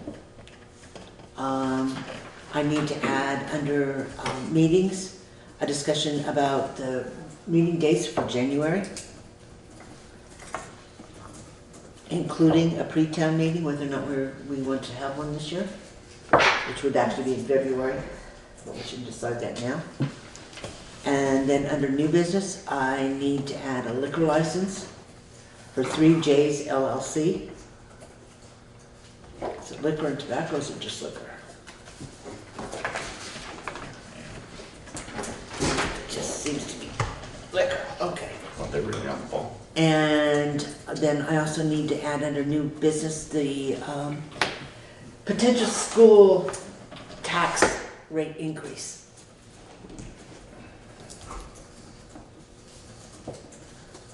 Is there anything else that needs to be added or deleted? Alrighty, then moving on to the warrants. Make a motion to pay check warrant number 1, payroll, in the amount of $11,903. Second. Is there any discussion? Hearing none, all those in favor of paying payroll warrant number 1 in the amount of $11,903 signify by saying aye. Aye. Opposed? Abstentions? The motion passes. Make a motion to pay payroll taxes, warrant number 2, in the amount of $5,365.37. Second. Is there any discussion? Hearing none, all those in favor of paying payroll tax warrant number 2 in the amount of $5,365.37 signify by saying aye. Aye. Opposed? Abstentions? The motion passes. Make a motion to pay warrant number 3, payroll, in the amount of $14,742.20. Second. Is there any discussion? Hearing none, all those in favor of paying payroll tax warrant number 3, or not tax warrant, payroll warrant number 3 in the amount of $14,742.20 signify by saying aye. Aye. Opposed? Abstentions? Motion passes. Make a motion to pay warrant number 4, payroll tax, the amount of $6,133.01. Second. Any discussion? Hearing none, all those in favor of paying payroll tax warrant number 4 in the amount of $6,133.01 signify by saying aye. Aye. Opposed? Abstentions? The motion passes. Make a motion to pay warrant number 5 out of the general fund in the amount of $1,669.50. $1,006, repeat the number. $1,669.50. Okay. That's not what I have. We'll test. Is there a second for the motion? Second. Okay. Is there discussion? The discussion on that is there was a duplicate bill in there that had already been paid. So the warrant was amended from the 268272 to 166950 after that error was caught. Okay. Any further discussion then on that? No. All right. So all those in favor of paying general fund warrant number 5 in the amount of $1,669.50 signify by saying aye. Aye. Opposed? Abstentions? Motion passes. Make a motion to pay check warrant number 6 out of the general fund in the amount of $11,606.68. Second. Is there any discussion? Hearing none, all those in favor of paying general fund warrant number 6 in the amount of $11,606.68, signify by saying aye. Aye. Opposed? Abstentions? Motion passes. Make a motion to pay check warrant number 7 out of the highway fund in the amount of $12,152.50. Okay, did warrant? $12,152. Did we skip one? We skipped number 7. They're probably out of order. 6, well, no, what's this next one? This is a general fund warrant, yeah, so the numbers have gotten mixed up. Oh, they're just, yeah. Okay, so basically this is warrant number, on your list it's warrant number 8. Okay, Carla, can you catch what's going on? Yes. What was numbered as number 7 is actually, is the highway warrant for 12,152. Okay. Okay? So, we just changed the categories between 7 and 8. So, was there a second for that highway warrant? I second it. Okay. Is there any discussion? What's the total on that? 1215250. Okay, thank you.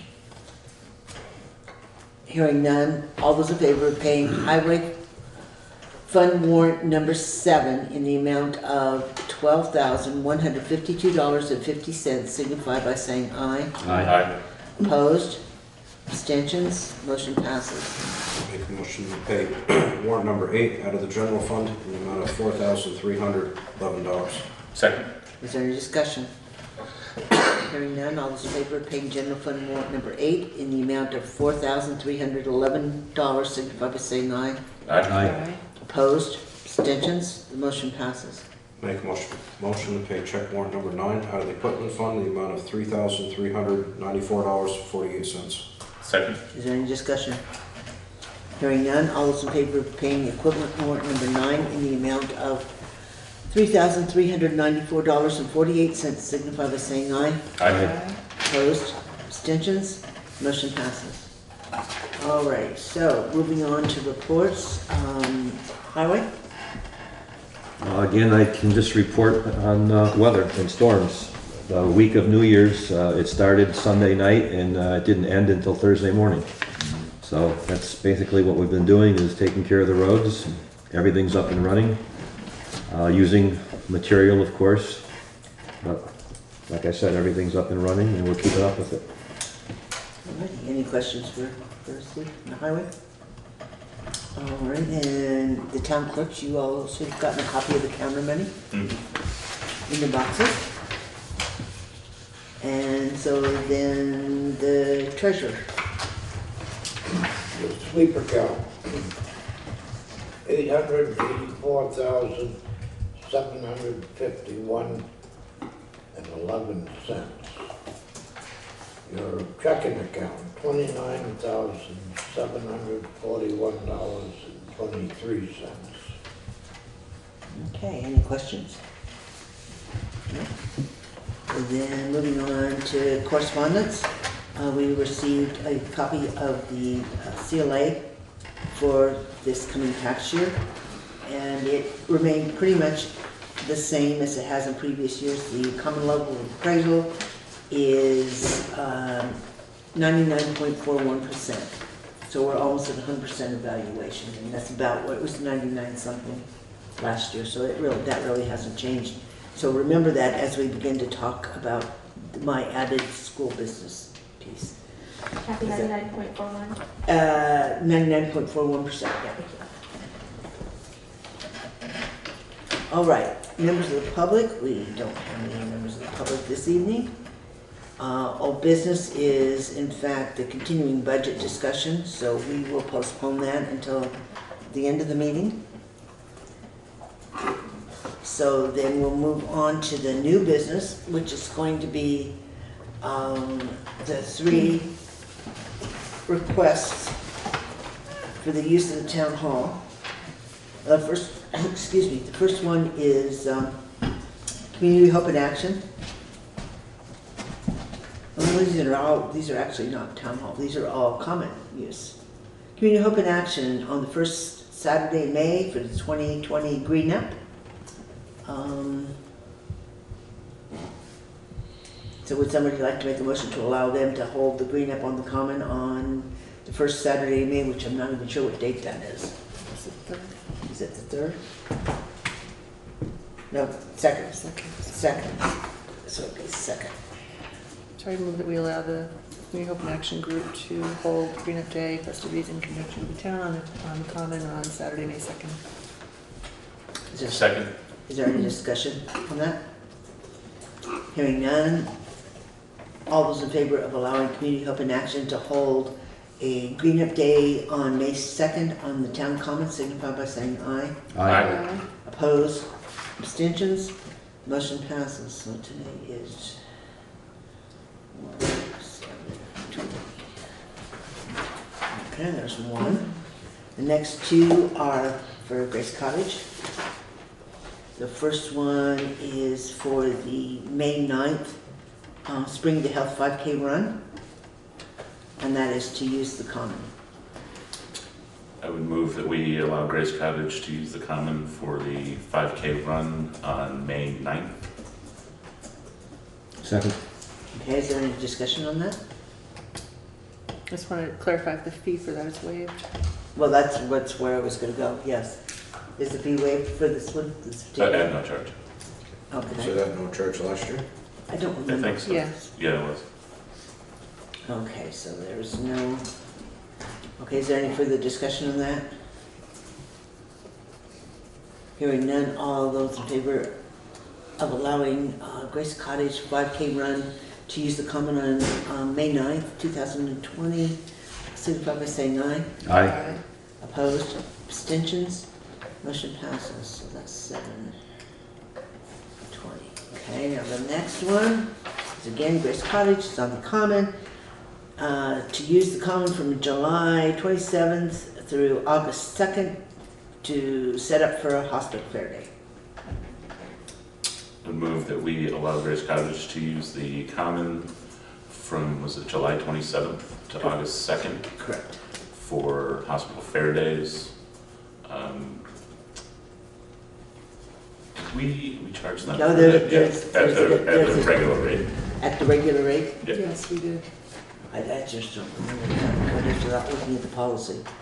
So, It's $100. but it's, what is it per day? I don't remember. It's a, I think it's 100 a day. it's $100 a day. Is that what it was? It's not on the application, it's on, it's in the, It needs to be on the, yeah, it's in the, I think it's $100 a day. Yeah, I think so.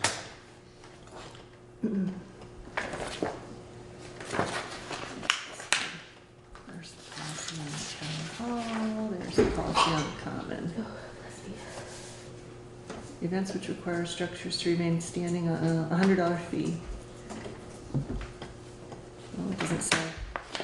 It doesn't say. It says a $100 fee payable to the town of Townsend will be required for any individual, group, party, or organization using the town common. And then 25 a day extra. okay, So so, yeah, it's 100 plus 25 times what? 7, 20, 29, 30, first, for a week. So it would be 7, so actually 6, so another 150, so it would be a total of 250.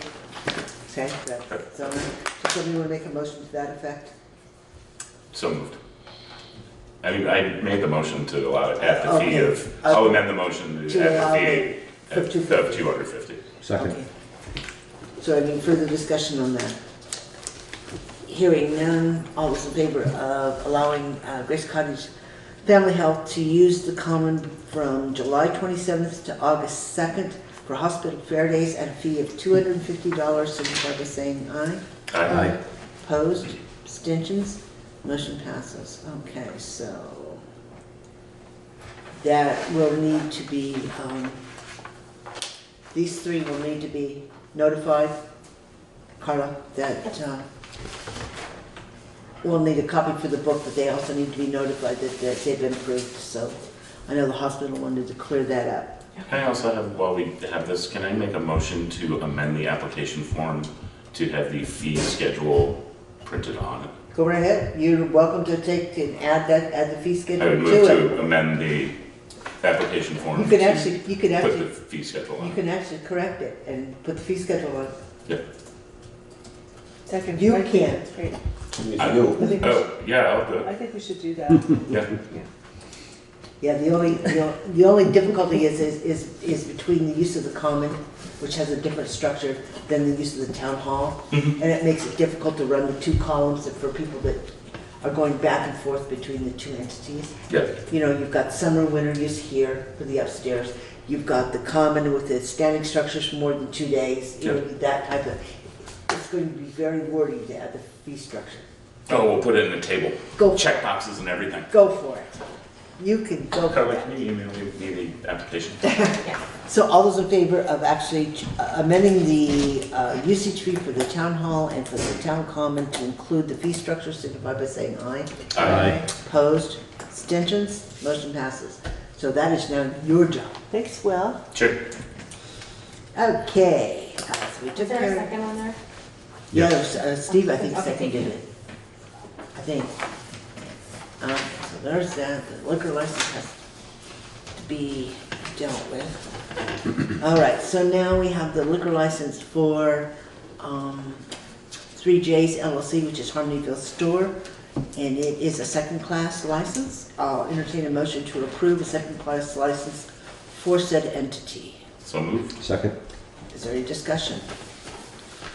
Hearing none, all those in favor of approving a second-class liquor license for 3J's LLC, doing business as Harmonyville Store, signify by saying aye. Aye. Opposed? Abstentions?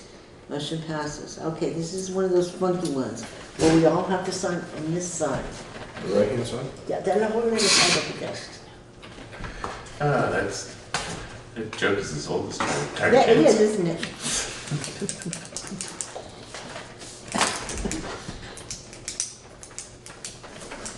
That's just, I'm all over this. We have that.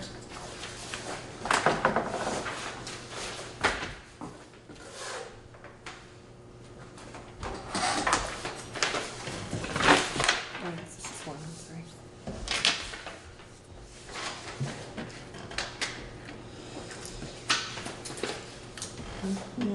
Okay. We all got this. We both did really well. I'm impressed.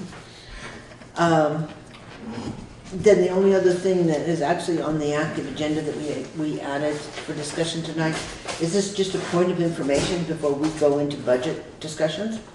Is the school, West River Combined Unit actually passed their, or West River Education District passed their budget last night, and Townsend's increase is estimated to be 30 cents on the school rate, which means that just the school rate taxes next year for Homestead will be $2.17.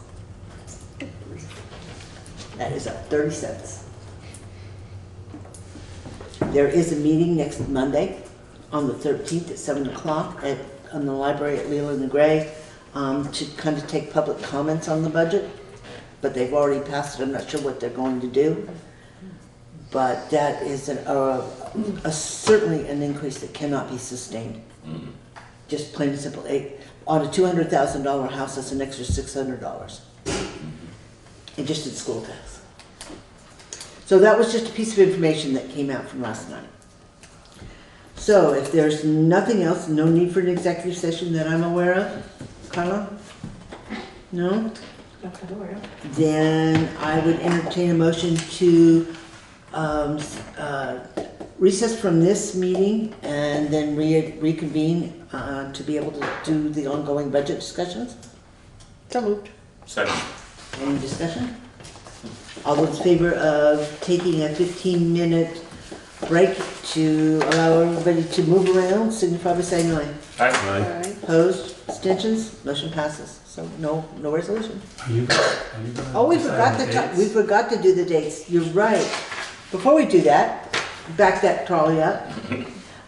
Yes, we do need to talk about the dates. We are currently scheduled for the 14th, which is next Tuesday. And I looked at the dates today for the requirements for the warnings.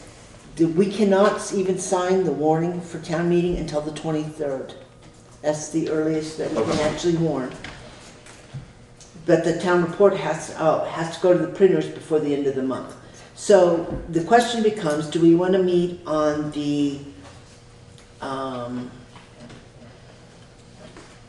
we can't meet on the 21st. I have another obligation. So we can either meet next week on the 14th and then on the 28th. We could hold it all off and maybe have a special meeting sometime the week of the 20th to finish budget and then sign the warning on the 28th, because that would be the last piece to go to the printer. I don't know what your preferences are. I'm okay with doing we're scheduled for next, so would we move next week to the 21st? No, I cannot do. Oh, you can't do the 21st. I cannot do the Right. 21st. Right. I'm not sure we'd have any business on the 14th, a week from today, other than just finishing up the budget, but we still can't sign the warning. We'd still have to meet to sign the warning the following week. So do we do it off day on the week of the 19th and maybe Thursday the 23rd and sign the warning that night? Yeah. Sure. That's what I think. And then do business on the 28th? Yeah. Yeah. Somebody want to make a motion to that effect, that we'll, our next scheduled meeting would be the 23rd of January at, I'm assuming 6:30? Oh. Okay. And then we'll leave the 28th as a regular business meeting. So moved. Okay, so the motion is to hold the next scheduled select board meeting on the 23rd at 6:30 p.m. and leave the 28th intact.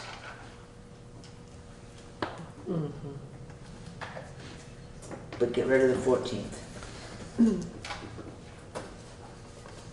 All right, so all those in favor of doing so signify by saying aye. Aye. Opposed? Abstentions? All right, the motion passes. So that's the schedule. We need somebody on the 23rd, because that'll be actually signing the warning, and then we'll have a regular meeting on the 28th. Now we can go into recess. Are you gonna do pre-town? I don't know, are we gonna do pre-town? We always have, haven't we? Although we don't have a school board this year. You don't have there's no school board. What's the point? It usually gives you a little bit of indication of where your issues are gonna come from. Mm-hmm. And it gives you time. And it's a chance to touch base with the moderator. Well, that can be done now anyway, though, but it's really more to find out where the trouble's going to come from and have an opportunity to try to short circuit it before you get to the stage on town meeting day. So it's usually the Monday Before. No, it's not the day, it's It's 1 the week. week before on Monday. Right. Right. Which is, in this particular case, it's going to be February, Monday the week before. It's going to be the 24th, if we have it, of February. I would move that we set a pre-town meeting date for February 24th. At what time? 6 o'clock. At 6. Everybody okay with that? Crystal? Is that a Monday? It is a Monday. Can it be earlier for people so that they can get here before they go home? Well, part of it is the fact that we don't want to catch them before they get out. If they get out at 5, by the time they come up the valley, do they want to stop and eat? It's. No, I guess it doesn't matter, right? Yeah. 6? That's fine. Yeah, I mean, it's usually pretty quick. Okay, so then all those in favor of holding a pre-town meeting on Monday the 24th at 6 p.m.? Okay, 6 p.m. signify by saying aye. Aye. Opposed? Abstentions? Motion passes. Okay, now, you got anything else in your little? Nope. Okay. Thanks, Rich.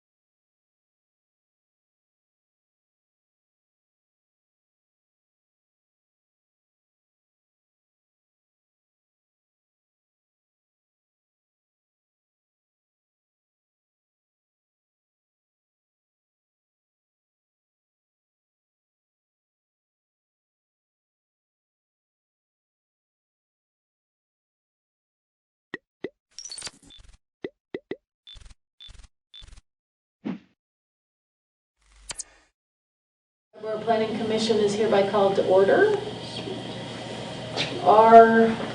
For January 6th, 2020. Are there any announcements? Nope. No. For me. Public comments? No. Hearing none. Approval of the minutes of December 18th. The minutes are in the folder. Did everybody get a chance to look them over? Yeah, now, so in the survey, talking about under the downtown design plan survey results, the last sentence under A, survey results says, negative perception in this case is important to understand, and it's showing It's a us grammatical error. It's supposed to be behavior and activity. acidity, okay. Yes, sorry, my bad. I will make that I change. was like, what? Oh, okay. There's a couple names too, misspelled. If while we're on it. Isn't his name? That's why we do these kind of things, right? Yeah, just for typos, right? What happens if I just fix the things in The drive. the drive? I should we, be able to, right? No, it's fine to do that, but I have my own end that we gotta Okay. change things. Okay. And, yeah. It's the whole process. The new we gotta sustainability process. coordinator's last name is? Dodson. Oh, CT? Yep. Oh, that was Dodson. Okay. Wait, Great. what's their full name? Yep, Stephen Dodson. Oh, I thought it was Dotson. Dotson. Yeah. D-O-T-S-O-N. I got the spelling from someone else, so I could, let me read, let me Or double maybe check. it's D-O-D-S-O-N, I don't know. But you have me under G here is F-E-E-C. Which is, Which I'm one? curious, Where? is that F-rate or? G. Where? Bolchi? Oh, yes, I'm sorry, Felicity. That should be F-rate, right? Yep, that should be. Aaron We Elsewhere. went with the standard is that everybody, instead of being called Ms. and We do the or E dot, Mr., it's right? just first initial, last name. Yes. Is there any other misspellings you can see? And Lewing? Yeah. Email Keith stated that the project would focus attention on land and Lewing, a potential third. What, under what? Same spelling. Same spot, just like 2 lines down. Oh, yep, looking. Thank you.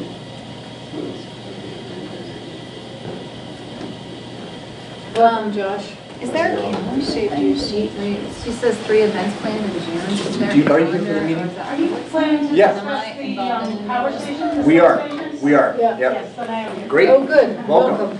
I'm sorry, you missed the public comment section, but when we get to the item on the agenda, we'll absolutely welcome the public comment. You guys been here before? We've been here, yeah. We started. At what time? 6.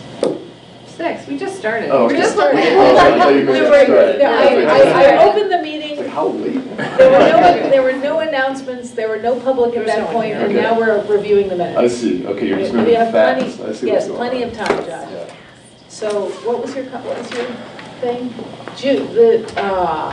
I Shall I send you a copy of the minutes or you got it? Okay, good, thank you. They're Sundays, they're the first Sundays in July. It says June in the meeting notes. Oh, sorry, the first in in June, or the Sundays in June. So if you go to your calendar, which I'm doing, so you don't need to, it is June 7th, June 14th, and June 21st. But is that public anywhere? It's Felicity and. She's gonna make it public soon. And other people are organizing. I want to come. I mean, Yeah, you know what I yeah, mean? Like, I yeah. wanna Well, be there. you're a participant. Yeah, so that's the other reason why it'd be good to know. Right, yeah, those are the dates, and she was supposed to say that, and so can the minutes reflect that? Did she not say that? Minutes reflect the exact June dates? 7th, The dates, 14th, 7th, 14th. Sure. I'll make a note. That way that they're there. I'm pretty sure she did say that, because she's been talking about. Yeah, I'm pretty sure I have notes, like, dates. yeah, I'll get those on there. Or at least the tentative dates. Yeah, no, I think they're set. I mean, All right, yeah, perfect. Those are the dates.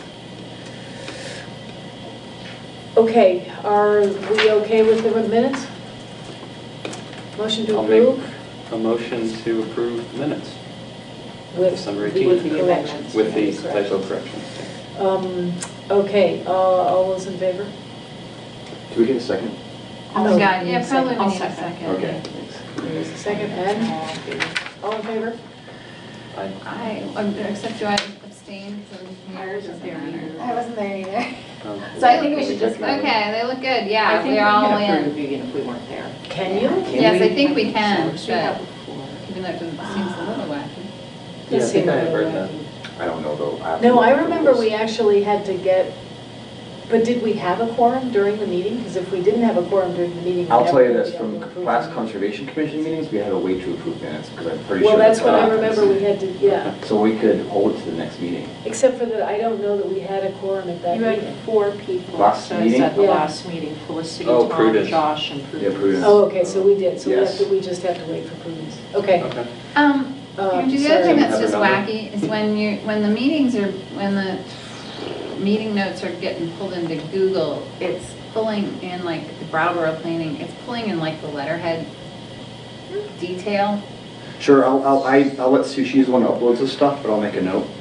It doesn't open it as a PDF from Oh, Google so Drive? It this is- does. This is what I got. Oh, yeah, This okay, is never mind. small I opened it potatoes. as You opened it as a document. Google Yeah, thing. no problem. Never mind, my problem, just ignore it. All right, so, sorry, we need now a motion to table the approval of the minutes. I move at the table. Second? I'll set. Great. I can vote for All that. those all those in favor? Aye. Yeah, aye. Aye. Great, all right, we're tabling the minutes to next meeting. All right. Petition for Green Mountain Power for a certificate of public good. Pursuant to 30 VSA 248, authorizing the rebuild of the North Brattleboro substation. Andrew, were you going to give us an overview Yeah, of the sure. CPG process? Great. So every time some sort of telecommunication facility is being You planned. want to just introduce yourself to the public so they know who Sure. you are? I'm Andrew Gravinsky. I'm the planning technician for the town of Brattleboro's Planning Services Department. So, as I was saying, every time some sort of company proposes to build a telecommunications facility, there's something called a certificate of public good process, which is a 45-day process, and the Public Utilities Commission reviews these proposals, and they're the ones who make the final decision. But local governments do have an opportunity to give comments, but that's it. So, again, this is the definition I got from the website for the Public Utility Commission. A certificate of public good, CPG, is a document issued by the Public Utility Commission under 30 VSA 231, which authorizes a company to own or operate a telecommunications business in Vermont. A company wishing to provide telecommunications services in Vermont must first obtain a CPG from the Public Utility Commission. The Commission issues CPGs only upon findings that the operation of the telecommunications business will serve the general good of the state. Basic overview of what it is. So Green Mountain Power is proposing to rebuild the North Brattleboro substation at 387 Putney Road. Staff has reviewed this project. Have you all had an opportunity to look over the letter and the site plans? No, could I have a minute to do that? Sure. And also, this is an electric substation. It doesn't have anything to do with telecommunications. So, isn't that just Yeah, a weird? It's weird, but they still have to go through the same process. Okay. If you want a more specific answer, I can get back to you. But That's I fine. was confused at first, but They're not, so there's nothing It's fine, hidden it's in still here gonna that fall under the would jurisdiction. no, it still falls under the related. jurisdiction of the Public Okay. Utility Commission, because it is a public utility. So I'm confused. Is this the thing from 2016? No, so that is an example of a letter that that's Rod, the former director, wrote regarding kind of like how we give our input.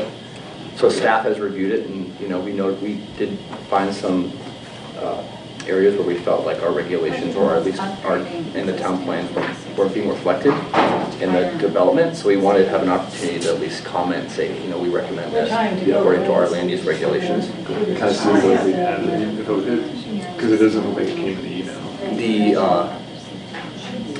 Whatever you were just offering up to see. The site plan? Yeah. Yeah, sure. I have. Because this, I'm so. Okay. So in the last couple of pages of the site plans, okay, here you go. Does anybody else need a copy? I just gave This- this. Yeah, the this last is 3 the one pages, on, I have the site plan, This 4 is the one on pages. Putney Road by the Marina Restaurant, right, where there was Yes, a right fire there as a there result. was a fire. Exactly, there's a fire back in October, and that's kind of what spurred this, all right, we gotta rebuild it. All right. So it's fairly significant It is, what they're completely rebuilt. proposing to do. Yeah. One, are we into just discussion? Yeah. Well, do we want to give everybody a minute to just review? Yeah, did you want? Yeah. Okay, yeah. In that's- silence? In silence. Okay. Yes, Tom, in silence. Okay. And if you have questions, I can try to. Sorry. answer them. Take out with After my the- homework. After that. I did my homework. This is in-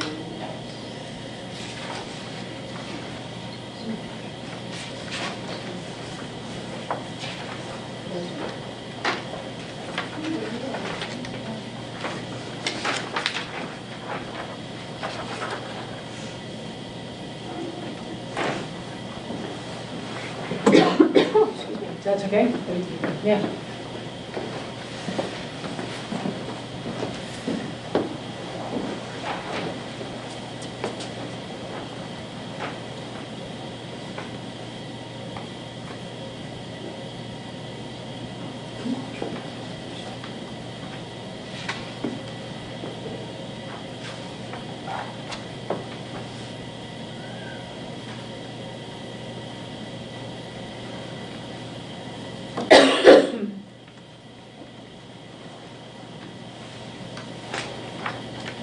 So for clarification, that email with the attachment that was signed David Gartenstein in 2016, that has nothing to do with. Sue, I think, include that just to show you an example of what previously has been done in, Gotcha. in town. Yeah.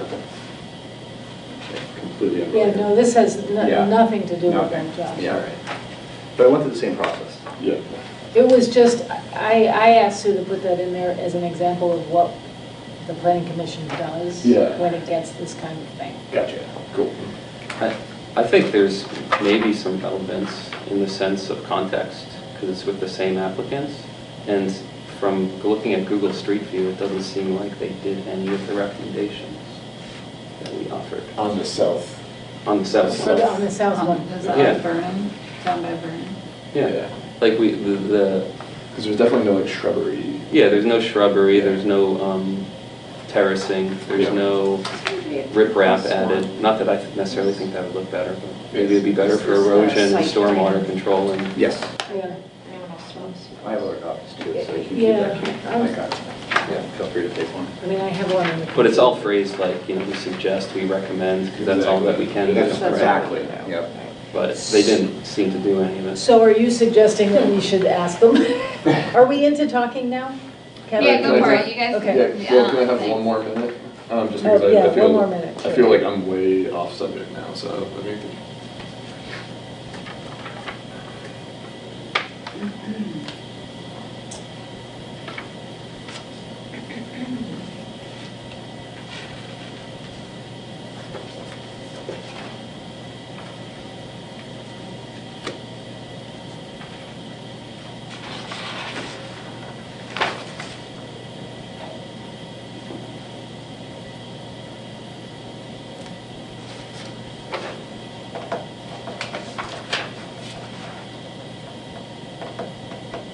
It looks like there's a couple points of entry. So we have this preview time where we can make recommendations to the petitioner. So that's directly to Green Mountain Power saying, we would like you to do this. Then, once it is, once the petition is filed with the commission, we can actually then comment on it, which is maybe more formal. And I don't know last time around whether we did both of those things. Okay. So that's something to find out. Because making recommendations to the commission is a different act than making recommendations to Green Mountain Power. Green Mountain Power can take it or leave it. If you're commenting to the commission, depending on the utility commission, there may be, they may value it in a different way.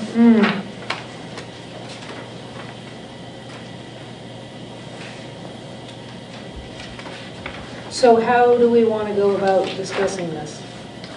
I'm interested to hear two things. I'm interested to hear, it sounded like the staff had thoughts, you were saying on if they were, if there were things from the, the funding materials that weren't being taken into account that you recommended Yeah, you would consider. I also would like to hear the Land public use comment. regulations, yeah. Do we want to? Well, who knows the most about this? And do you, Felicity? No, I mean, I've read the same thing you've read. Do we want to get the public comment? Yeah. Yeah. Do you guys want We to? really just came because we live next door to the power station. Oh, okay. And we thought that Green Mountain Power was going to be here doing this presentation, and we wanted them to know that we were still paying attention. We actually did meet with 2 engineers from Green Mountain Power about 2 weeks before the fire, because I had heard that they were planning to do this, and they met with us and told us about what they were planning.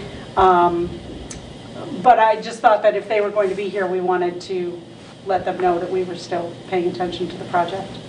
Unfortunately, they are not. I called them today asking if they were indeed coming, and they said no. So that must have been a miscommunication with the newspaper.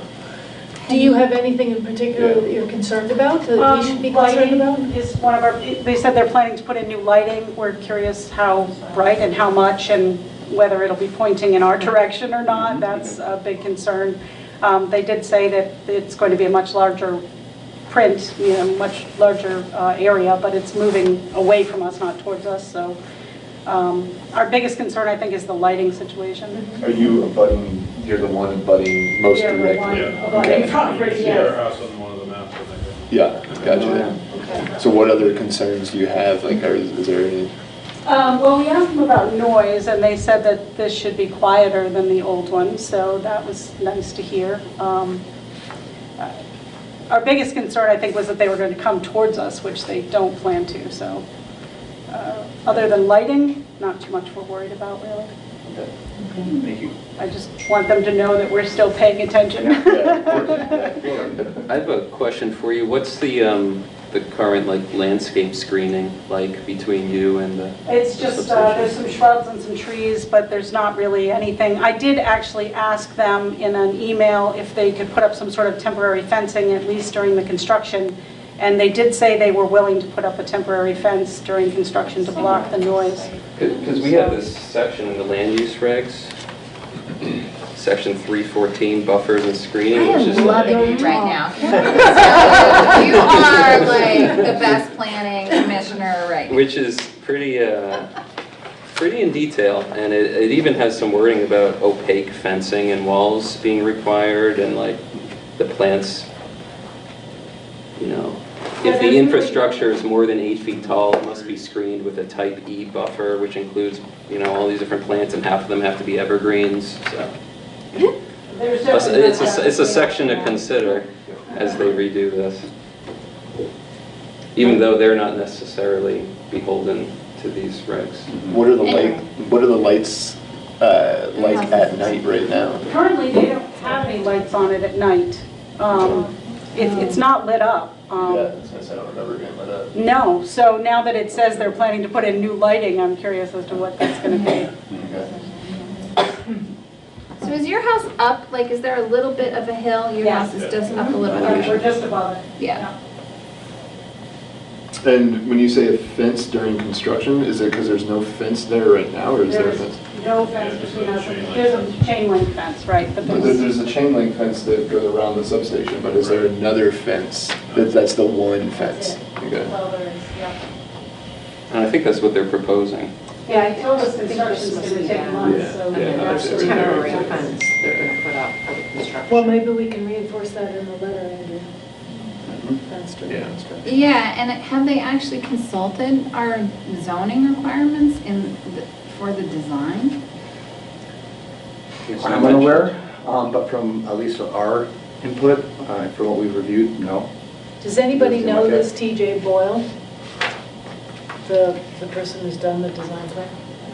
No. TJ Boyle Burlington, Associates right? LLC, landscape architect, Where are they from? They're Burlington. Burlington, yeah, no, I haven't done it. Yeah, then it's interesting too, because the plants that they propose to add, those dark ones, Mhm. are all on the north side, but on the west side that faces the road, And those are all cedars too, which are Right, evergreen. and so we would have them, they need to put every 30 feet. Yeah, I mean, there's they need to put existing plants there. vegetation there, but it's just like little scrappy deciduous, shrubs. Yeah. So do you want to articulate the points that we've got in the draft letter right now? Sure. So the topics that we wanted them to really consider included landscaping, erosion control, stormwater management, and lighting.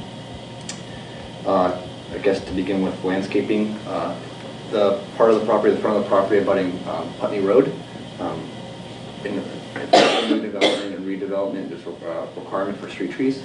So we put that in there. Since there's power lines, it would be small trees every 30 feet. And then erosion control, we have no erosion control plan submitted, so we want to make sure that that's taken into consideration during construction, especially with there being a confluence of 2 rivers right there, and that there are some slopes on the property. Kind of then going to stormwater management, again, we don't really see any stormwater measures being taken into consideration, and that is something that we would like to be seeing, at least some sort of LID, low impact development principles, bioretention facility, bioswale, rain garden, infiltration trench, or any other kind of stormwater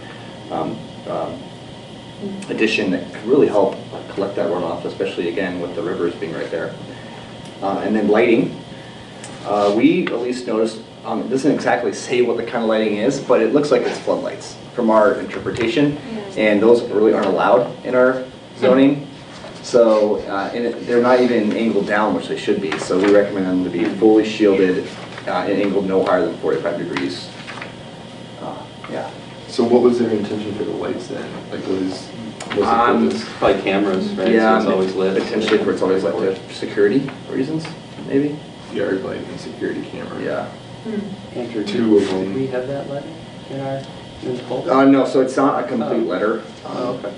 So that's more, it's just more that I'm just kind of the base, and then once I get everyone's comments, we'll add that to it. How much of the property is theirs? And, because there's a big chunk of that property that's just kind of gravel dirt, Oh, well, on the, I'm not sure, but This is, yeah. I'm showing from maps online. I have another comment regarding the landscaping. I just forgot to say something. What sure. Driveway. So one more thing from the draft letter. So at the north, I think it's the north. If you're on one of the north ends of the property, there's actually a memorial. You know what I'm talking about? Yeah. So we also recommended that some of the landscaping reflect that memorial that's currently there. It will complement it. Yeah. Is there? Well, so part of what I'm wondering is in the landscaping plan in terms of like bioretention, does that gravel parking area need to be that big, and how might they improve the whole lot? And that, it looks like they didn't include that at all. Even though they're the property owner there, they didn't include that at all in their plans. No, it's just called gravel access. Yeah.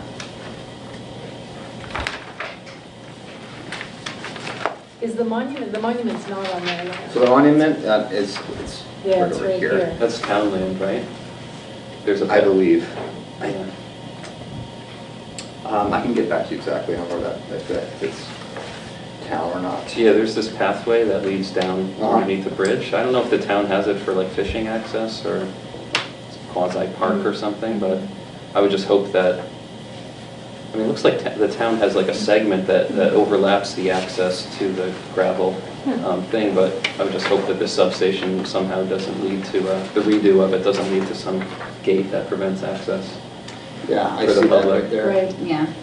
Okay, existing monument, it's on the other, this plan right here addresses Right, the property. and is this a property line, this dotted line here? There's a bunch of weird dotted lines. Yeah, there's a Yeah, weird no. one. No, I believe the area that blurry on this map at least is, because this is an easement right here clearly. What do you mean? Right here, this part, if you look at this is an easement. Oh, yeah. Yeah, right. Yeah. No, I'm wondering about. Oh, Yeah, those like- lines. So this Let me take a goes. quick look. I think those are the electric lines. Oh. Possibly. Well, where are the property Yes, lines? that's They're not overhead on lines. any of Existing, these. Those Yeah. are all his lines. You can pass that to Andrew. See, that's Here's what's one. making, so there's the property line, Yep, The one north is town line. yep. there. And then you can see the easement in there So too. it would be, basically the property line would be like that, Yep. and then a little bit like that. Mm-hmm. Yep. So, yeah, let's ask this, if they could make that, do something better with that gravel Okay. while we're at it. Yeah, and can you ask them to update the plans showing their property line?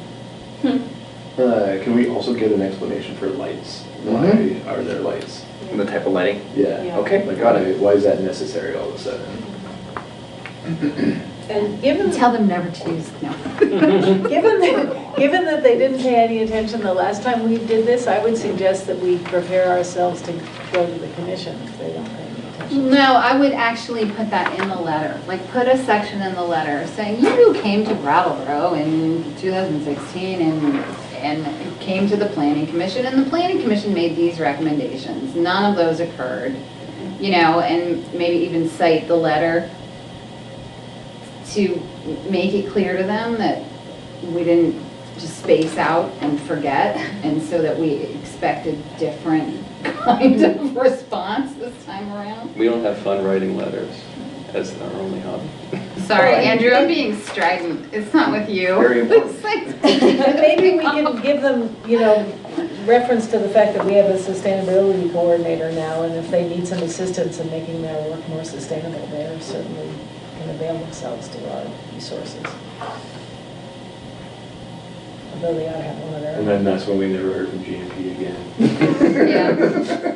And who's the person at GMP who's the project manager for this? Yeah, his name is John Fisk.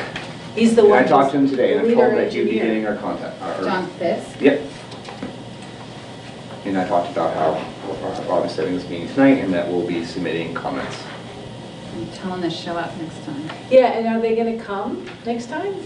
I mean, do we have it, is this gonna be on our agenda again for the February meeting? Well, When it's the no, formal we submission? need to submit a letter to them by January 21st. Yes. Okay. So, Oh, so We we're, should go ahead and. okay, so we Yes. should Yeah. submit this Yes. letter, and Yeah, then, oh, yeah. and then will they come back to us? I'm not sure.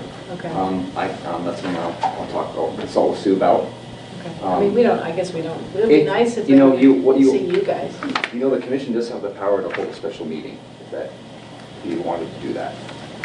A special meeting with GMP actually here. Just on a specific topic, and that We could can't be it. require them to come. but We can't require them to come, but you we can have just- another meeting, a special meeting that's other than our traditional meeting. well, so one other thing maybe to put Sure. in the letter, because we don't want to hold up the timeline. So if we get this letter to them by January 21st, can you request that they send us their revised plans? Like updated, clarified, revised plans showing our recommendations? Mhm. So that we have those. And then I guess kind of a note for you and Sue to track the commission process Mhm. and because that should come up for comment once the petition is filed.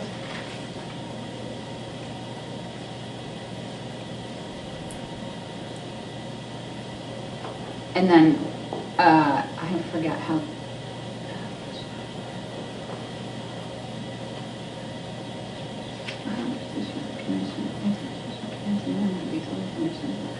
Sorry, I'm just reading the commission rule. No worries.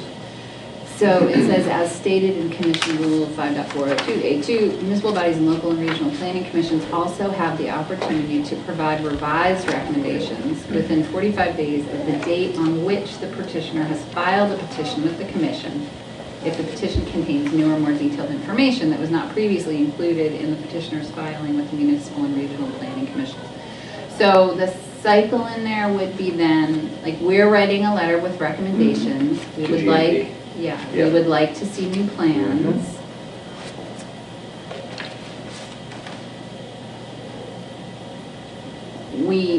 It looks like there's another opportunity then to provide revised recommendations based on those new plans, if we have Yeah, additional thoughts. I think the way I interpret it at least is that we would skip, if they did make revisions, we'd get them back, have a chance to review again. And then at that point, it's in the commission. Yeah, so it looks like it's within, we have to do that within 45 days of the date on which they file the petition with the commission. But then I don't know, I mean, maybe that's our only kind of public comment opportunity. Are they required to respond to our letter? I don't know. I mean, in the end, like I said, they have all the control. So we could send them a letter by January 21st and they could just ignore us? I guess theoretically, you would hope not. GMP percent? Yeah, there's possible use. I mean, I wasn't here last week, I wasn't sure if you heard back. Well, I guess that was my question, is that if they do, then what do we do? If we're concerned that they actually make these, do the things that were recommended, because they're within our guidelines, you know, the statutes that we've passed. Yeah, so I think there's a couple things there. One is if they proceed with a plan that is in violation of our zoning, like there would be a zoning enforcement process against them. They can still do it. Our zoning doesn't. They're exempt. These are just recommendations. They're exempt from our zoning? Yes. It's a state law, right? It's a state law, yep. Remember we were talking about this? Right. It was That's why they go to early They 2000s. report just to the state agency. Yeah. And we just chime in to the state agency. There used to be local control. Until the state thought it would be easier. They just had all this. Okay, so then in that case, you publicly shame them. And one of the things about GMP is they're a B Corp. So their whole shtick is supposed to be that they're sustainable and they engage with the community. So, I mean, whatever, we'll hope we don't have to cross that bridge. But, and then the other thing is the recommendations to the commission. So it's having us as a body try to influence the commission in terms of how they rule on the, right? And is there an attachment of our zoning ordinances going in this? We will attach them, yep. It's a nice friendly reminder. So going forward, so we draft the letter, you'll send it around to us before you send it off, Andrew? And we can't reply all. When we can't, everybody remember, you can't reply all, right? And then we ask them to submit, to revise and resubmit as a courtesy. Send us updated plans. And then presumably they either do or they don't. You guys on the staff keep us abreast of when it goes to the commission, and then we decide at that point whether or not we go to the commission. Does that sound like a plan? Yeah. Okay, cool. That's not an action, right? That was just a plan, so we don't have to. Yeah, and did other concerns or thoughts that you guys have before we move on? Okay. Good. Well, thanks for coming and giving your input. Yeah, of course. Feel free to stay or leave. Yeah. Well, the next talk's pretty interesting. Okay, so the next item is discussion of zoning for Great Neighborhoods memo. Pass it over to you there. Yeah, so I'm guessing Sue gave you some past updates regarding the zoning for great neighborhoods, which was put on by the state, the Department of Commerce and Community Development, and Congress for New Urbanism, which is a nationwide body. Has everyone here heard of the CNU? Yeah. That you mentioned it. So the Congress for New Urbanism is a body. I don't think they're a nonprofit, but they're made up of planners, architects, urban designers, and they basically they're not even really a consulting firm, but they do work regarding just promoting what new urbanism is. And if you don't know what new urbanism is, it's basically the traditional neighborhoods, walkability, the 5-minute walk kind of thing, to schools, services like grocery stores, hospital, shopping. I think just like, a lot of traditional New England areas. It's kind of like, going back to the roots kind of thing. Compact development, density, infill development. That's really what CNU is all about. So they did a workshop with the Department of Commerce and Community Development, looking at 6 communities in Vermont. Brattleboro was one of them. And they gave some recommendations how we can change our, basically our current bylaws to incorporate more allowance of, for better housing opportunities. So I'm sorry, I missed, did they come to us or did we go to them? Sue went to Montpelier and she gave a presentation. So this is all focusing on housing? Yep. This document? Yep. Looking specifically at density. So, I apologize, my computer is, or the internet's not working all of a sudden. Do you have a copy? Sure. Or no, I don't want to take yours. Is there only the one copy? I only have this, is it, I guess there is only one copy. okay, it's all good. Do you want to look on the page? Sorry, maybe- Josh. No, it's all good. Yeah, no, it Maybe my is, computer it is will coming in the serve. morning. Here, Too bad. at the top, you can feel free to scroll down. So, some of you were here in 2015 when the town redid some of the regulations. We did incorporate some form-based code techniques, but CNU found some areas where we could potentially make changes. So I guess starting with the recommendations, minimum lot sizes. Get my notes. District, yeah, should we just take these one at a time? Yeah, I think we should just take them one at a Sure. time, and I think the point is to just sort of generally discuss. Yeah. Um, Not making any decisions. Not, yeah, not making any decisions. Yep. yeah. Exactly. Yeah, so starting with minimum lot sizes. They found that some zoning districts have minimum lot sizes that are larger than necessary. You don't say. You don't say. Write that down, yeah. So I think the idea here is that these are recommend, as we go forward and review our zoning regulations, which we need to do because we've been putting it off and putting it off, so they will have to come back. And then we're going to put them all in as a package to the select board. So we should take these into consideration as we review our zoning. So that's the context. So I'm just doing converting 6,000 square feet, like how big is that? So it's like less than a quarter of an acre. Yep. Okay, but still probably pretty big. I feel like we did discuss and amend some zoning things in the last few months or in the last year. Is this new, like brand new information we're getting? Yeah, we've as gotten of this in the any last couple of amendment? weeks. Okay. Yeah, the computer network. Yeah, and they did it based upon our regs in the books, so not necessarily taking into consideration the things we've talked about that are just still in draft form. Yeah. Right. Which is most of what we've done, because we haven't actually passed anything on to the select board, I don't think. Any of those things we've been talking about for the past year. No, we should. I think, yes, yeah. Yeah, So minimum, any comments on minimum lot size? Seems straightforward. What is, they're saying they're recommending 6,000 square feet. What is our? No. They're They're saying recommending 6,000 square feet. Smaller than 6. Okay. And they're recommending that just in the neighborhood center and the village center area? I think those were just examples. Or is that This is just for examples? instance, Okay. I think it's only the urban center that has less than that, and it's at 2,000. Yeah. Or at minimum lot size 2,000.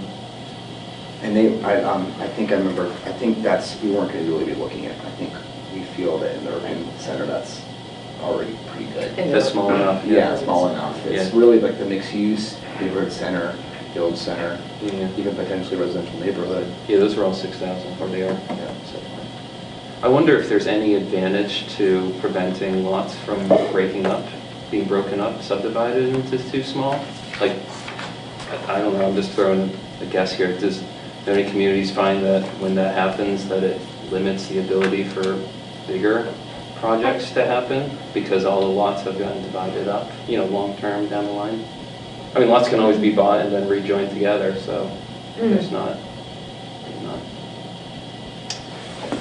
I mean, I think you have to ask for what purpose. So if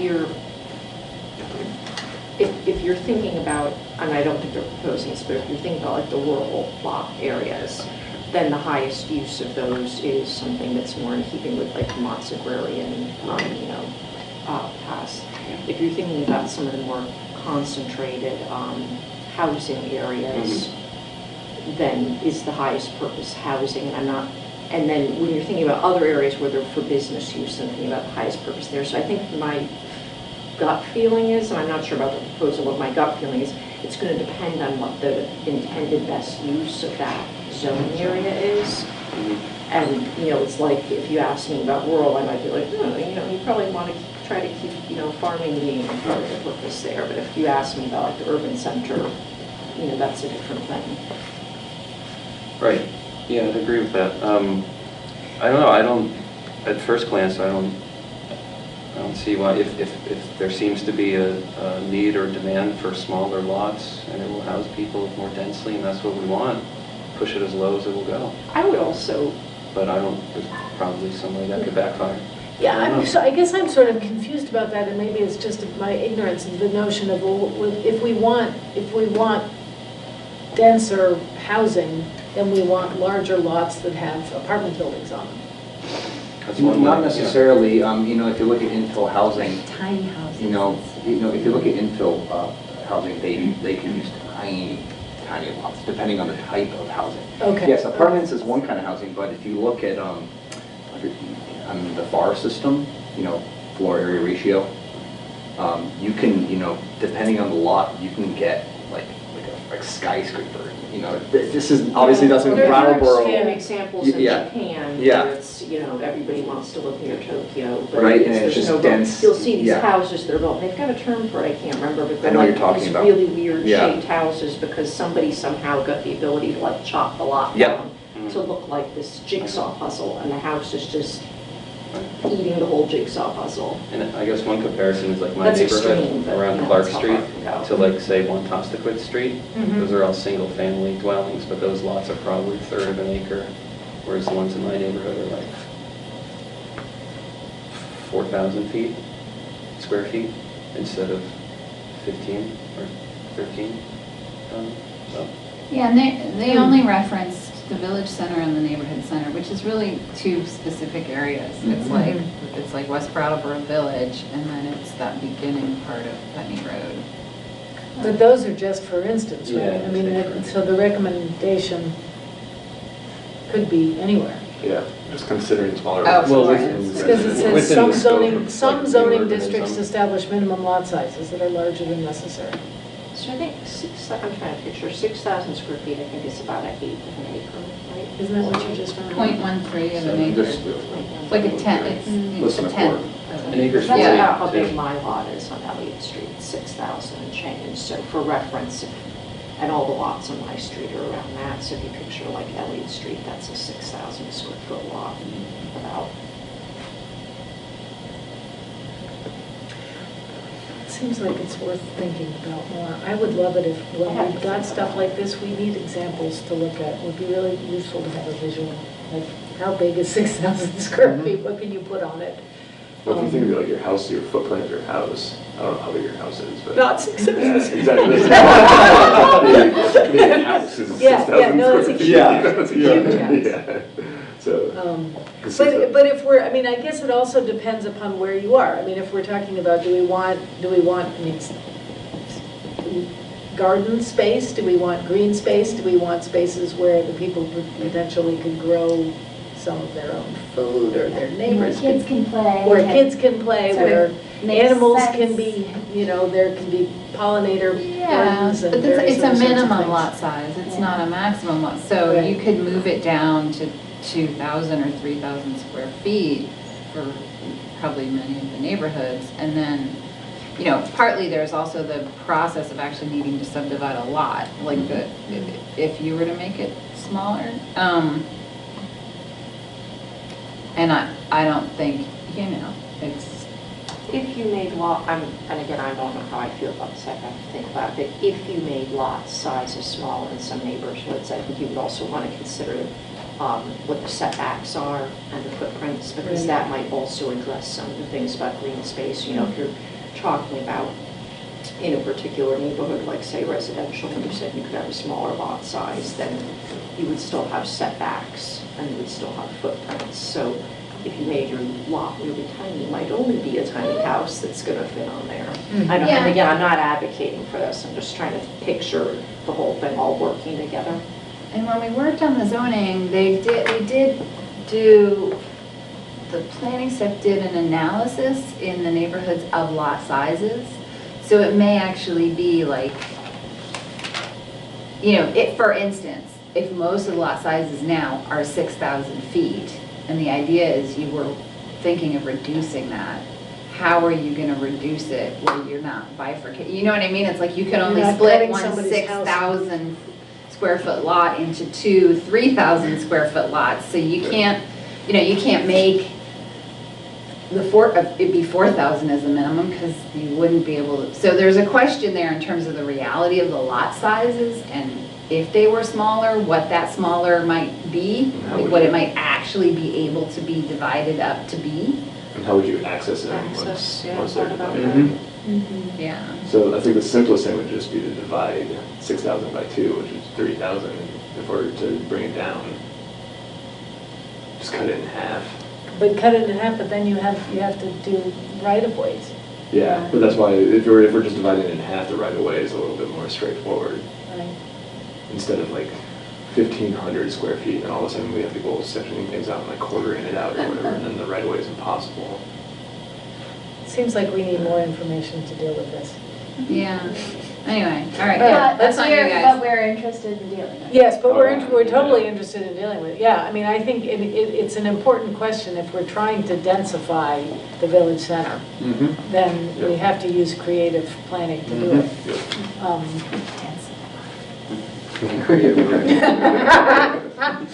Maximum building footprint. Okay. All right, on to the next issue. All right, You so. want us to read it out loud, Josh? Yes. Yes, please. Many zoning districts Yeah. establish a maximum. Yeah, I've got it right Okay, here. all right. Thank you. So kind of what they're getting at here is they feel like with our max square feet, it's really limiting it to one building per lot. Which to them is effectively disallowing builders from, which one are we on? We're on the next one, maximum building footprint. Saying that correctly. Sorry, go ahead.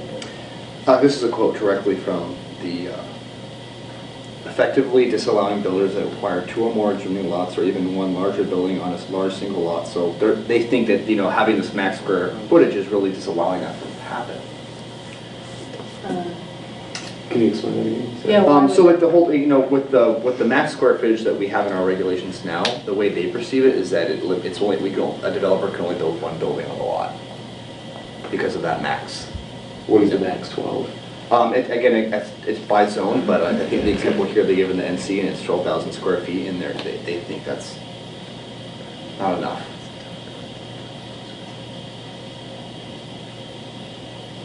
I think that was, that decision, wasn't that related to stormwater management and making sure there were impervious spaces around dense, more dense? Because we're still talking about residential, right? They break it down by different neighborhoods, so they give a couple of different types of examples. Well, mixed use is in there. That's true, but it would impact more than just housing, changing the whole But thing.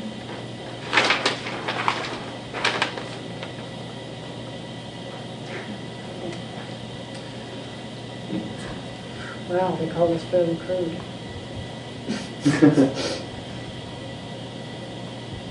So if you think about like max square footage, that includes the whole building. So even with height, so think about, if you had 12,000 square feet, you could have, even on a small lot, multiple buildings, but depending on the height, it could be more than 12,000 square feet.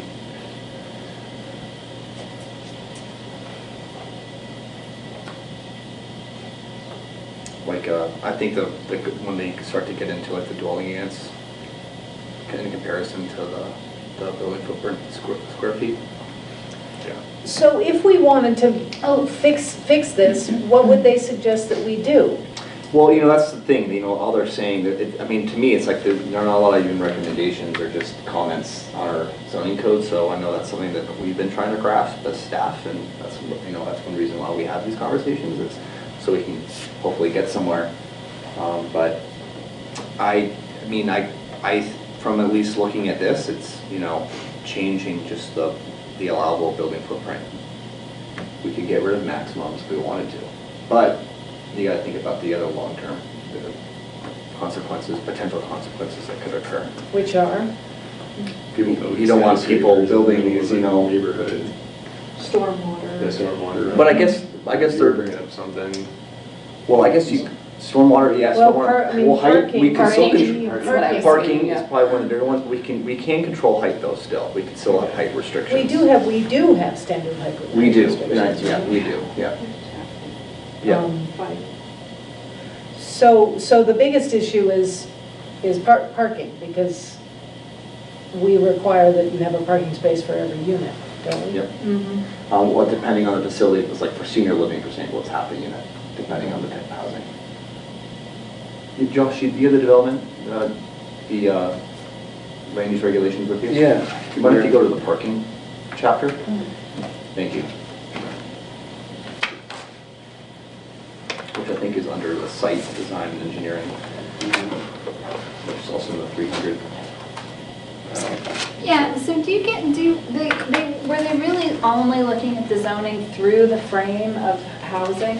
Yes. So they weren't considering like density in terms of stormwater or wastewater or parking or? Well, I think they have a comment like under maximum building footprint, they said, the district has been applied to areas with fairly recent commercial development with full municipal utilities which are conveniently located to nearby walkable neighborhoods. So I think they were looking at areas that already have pretty good wastewater and sewer connections. Yeah.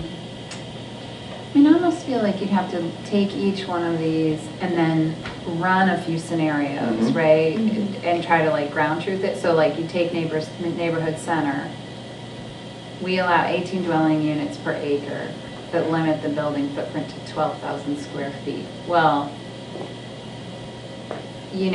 regardless of the size of the lot. So if you look at a large lot and you think of a larger building, for one question is that reasonable, 18 dwelling units in a 12,000 square foot building? Are those reasonable size units? So here, you want me to tell you what CNU says it does? Yeah. CNU advocates for changes that make it easier to build great places. We work to identify regulatory barriers, knowledge gaps, financing hurdles, and local inequalities that stand in the way of great urbanism. In response, we engage with governments, partners, professionals, and citizens at every level to make it easier to design and build places where people and businesses can thrive and prosper. Where is it based out of? Florida? Here's Andres Duani. Washington, D.C. Oh, gotcha. Well, one of the founders, his name is Andres Duani, and he's an architect planner. He developed Seaside, Florida. I'm not sure if you've heard of it, but it's a master plan community. Have you seen The Truman Show? Yeah. Okay. That's where it takes place, in Seaside, Florida. Yeah. That's a planned community, which has taken in the new urbanism principles. Yeah. Which do they build to build? Well, What'd you say? Do they fill it? What? Seagrove Village? It's a good story to look. I'll look up a YouTube video of it, and it's very interesting. Wetlands there. But it's sorry, gotta be snarky about the water. I mean, it does, at the beginning it says, great walkable urban places, buildings, blocks, and neighborhoods in small towns or big cities are powerful economic and social engines, improving community health and resilience while promoting sustainability and equity. Now, just as an aside, these are sort of neoliberal concepts that actually don't really work. Is that?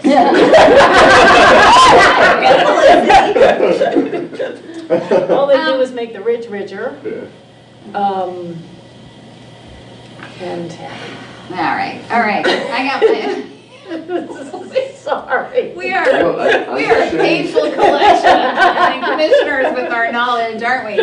I'm sharing that sentiment though, because I'm like, who is seeing you and like, what do they know about this area?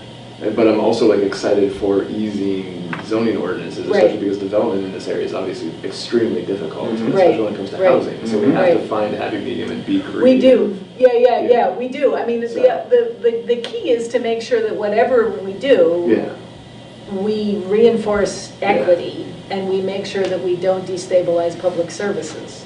Yep. And that's the long-term negative outcome potential. Right. I mean, if you've only got a small pot of money and you decide to direct it towards amenities as opposed to, or I don't know, helping somebody make a big building that's going to earn them a lot of money as opposed to offering services. That's a negative.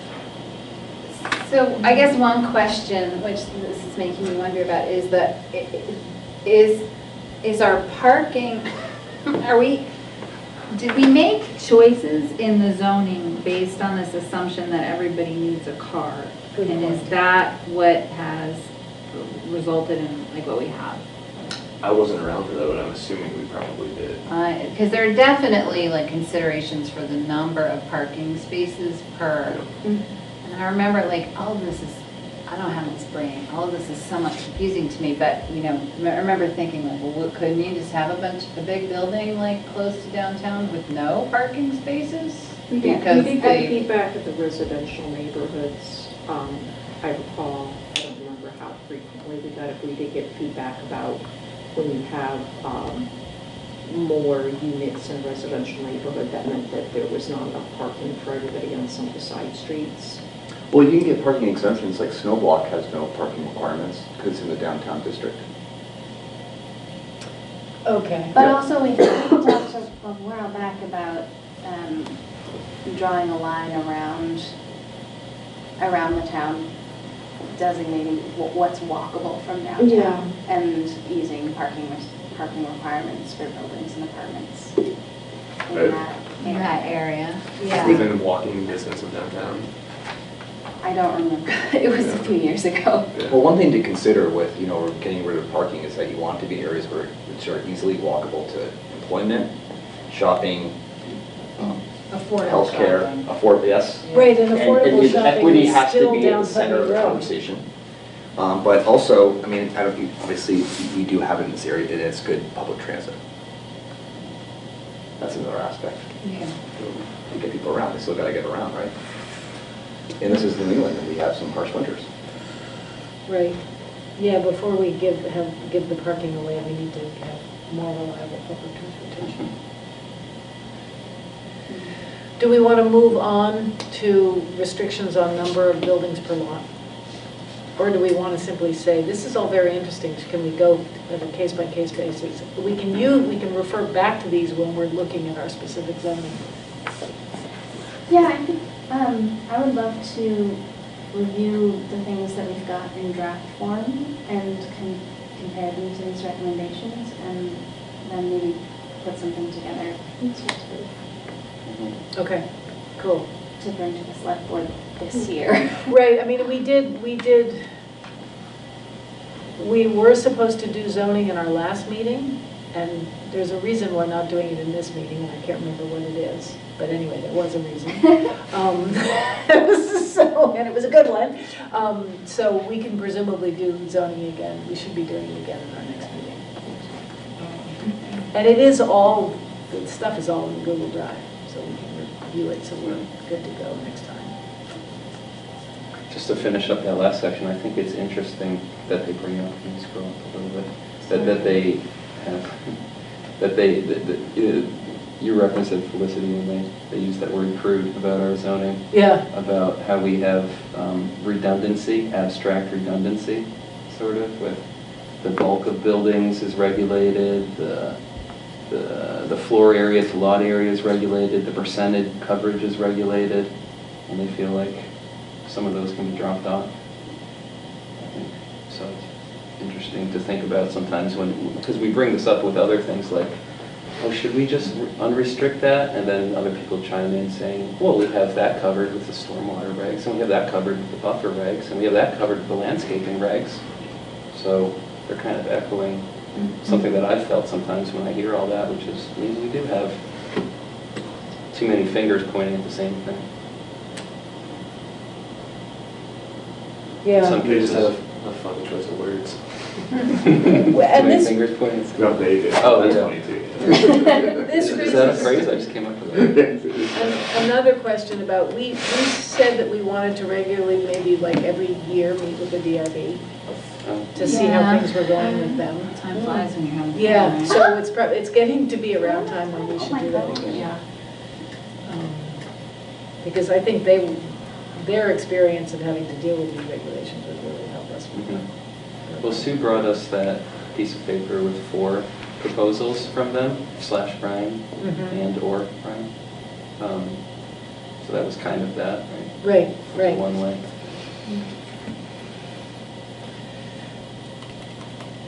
Okay, we good on that? To be continued, I guess? Yeah. I think it's exciting that we're considering this. I definitely think it's like kind of unknown, like the outcome and who these people are. Like I'm worried about like, have you guys ever been to King of Prussia in Pennsylvania? You've been there? Yeah, it's like hell. I feel like these people probably did like the zoning around it. It was just like a strip mall, you know, and like it feels very unregulated.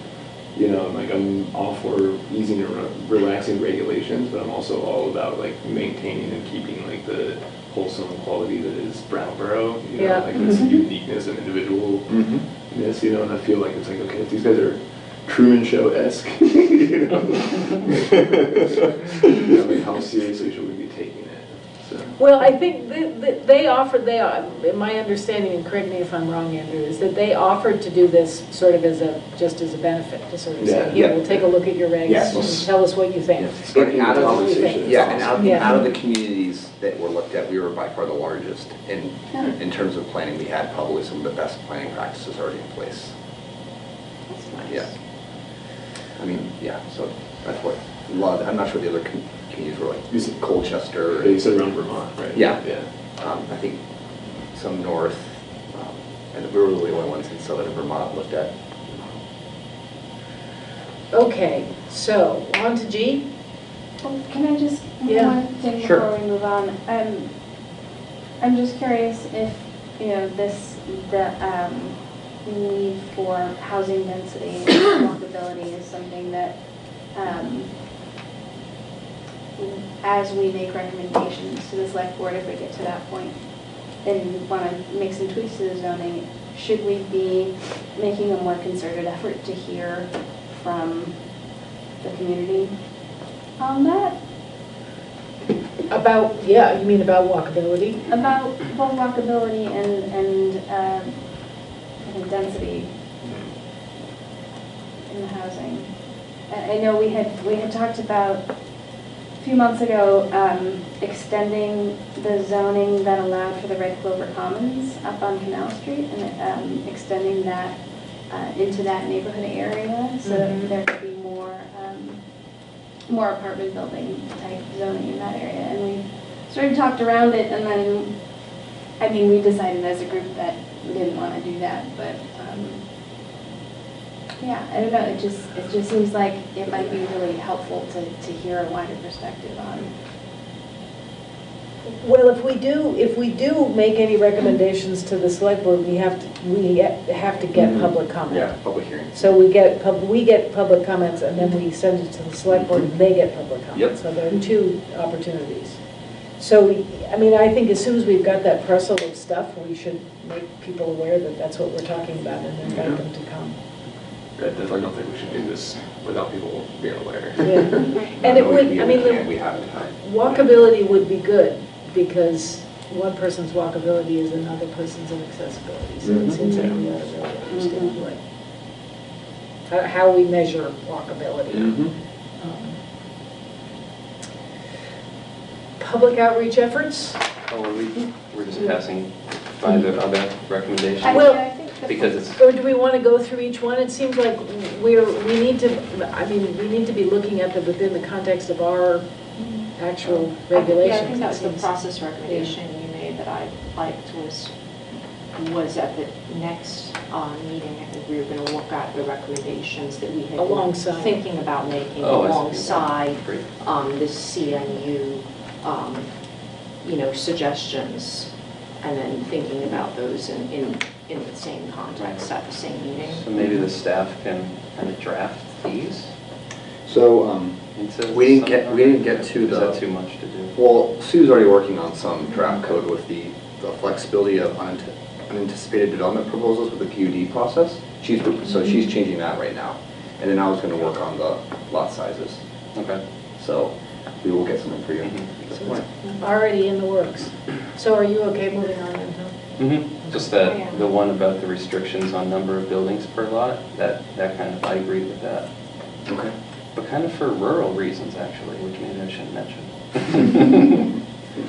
But, I'm curious to know now. Is there one more? yeah, well, Say more. because I have a few friends and I wanted to, we're in the prospect of kind of looking at this piece of land to buy, and it has this old house on it, but it's still usable, we're not going to demo it, but we're excited about building too, like one more house.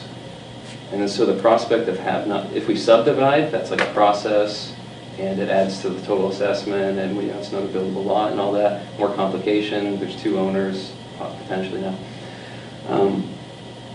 But the land use regs currently say that you either have to subdivide or you have to go through the whole PUD process. And it's like a PUD just for a two-house property? That seems to make it a conservation subdivision with like easing some of the land to a land trust just for a two-house property on 50 acres. So it seemed like... Well, you can do conservation easement, so conservation subdivision. Yeah, but you read, I mean, I don't have any experience with the PUD and going through it, but it seems like that's something for like a neighborhood sort of development. Or Well, like we have like specific subdivisions for rural areas. Yeah, the conservation subdivision, yeah. Right. I don't know, it seemed, looking at it, it felt a little daunting maybe for a two-house proposed, property. So when and they give an example of how maybe there are legitimate cases where more than one building might be placed on a single lot. For instance, 2 single-family homes on an oversized lot. They're talking about in the urban area, but I'm talking about in the rural. So, yeah, no, I hear you. Yeah, thank you. So I like that. Yeah, that also makes me wonder about tiny houses, like what situation where you could like add a tiny Yeah, you have house. to subdivide the property. We for have each regs individual that, I remember that, we have regs that enable a person to. The put a accessory tiny dwelling house unit. in. Yeah. Right. ADUs, we do allow ADUs, single ADUs. They're totally, they're outright permitted, so it's pretty easy to get one. For one? For one, yes. Yeah. But I'm not sure. But I think we also have it so you could do a community. Well, cottage style. Yeah. PUD. Yeah, so process. that's PUD, yeah. So, like I said, Sue's drafting that, and we probably should wait for her to give a full discussion on that. Okay. So are you anxious to see that again? Should we push to try to make that happen in the February meeting? March, Do it in March? It's up on review. Oh, February okay. meeting, I really want it. All right, yeah, that's fine, that's fine. I mean, it's good to know that, because then we can plan it for March, and then make sure it happens. Okay, public outreach efforts. Are you reporting on those? Yes, or- okay. so 250 Bird Street. So just giving you an FYI, I don't have a lot of familiarity with some of these things because I wasn't here. But Kathy, I know you helped with some of the 250 Bird Street property, correct? I did? Or you... Wait, is that the one on the Whetstone? Or? Yes, so the it is. The one, Oh, the 12 acres? Yep, There's also a property? yep. But Yeah. basically, we need to figure out what the final use of the site, what does the public want it to be? So we're going to be conducting a few neighborhood meetings to hear from the public what they'd like to see the site be. And some of the ideas brought up so far are passive recreation and wetland nursery. Ooh. So what I do by the public. Wetland nursery? Yeah, and also conversations with the Conservation Commission, and that which they think that they are also very eager to work on this project. So they're wondering if they could be kind of, partners, or they even, oh, sorry, go on. No, I don't want to interrupt you. They are also wondering if you could push this to them and they could be the lead. But they're very excited on this project. So. Who was again, sorry? Golly, Conservation very Commission. exciting. But, so in any way, they could either work jointly, CC becomes a lead, or they would all just report to this commission, or any other ideas. But they, I wanted to make sure that I brought it up.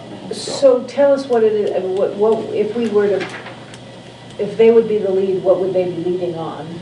Just the public outreach process and the Okay. planning process for the site, for the remainder of processes that need to be done. Is there a reason why we wouldn't do that?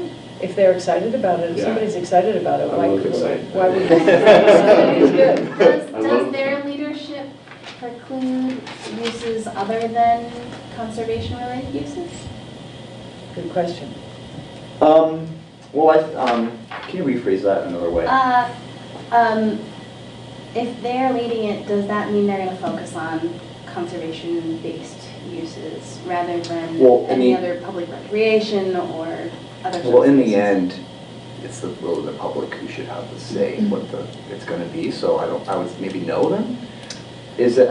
But, I mean, we gotta remember that they are gonna see in a conservation lens. Yeah. But they're doing the public outreach. They're doing the public outreach. They would be just being involved in that aspect. But again, one of the other ideas is that they could still, or staff could report to you on what's going on. You would still be involved. Do you know what the status of that site is? So it was the River Conservancy. They still own it. They had taken ownership Yeah, of it. and the There was goal some is to have, contamination that needed yeah, to be exactly. We taken had some off. EPA grant money that Yeah. helped fund the whole planning process, and that there is a goal that the town will become the owner of the property, Right, so we can after do some that sort of cleanup process. exactly. happens. Which I think, last time I talked to Steve Libby, I think may happen this coming field season, this summer. That's faster than I thought.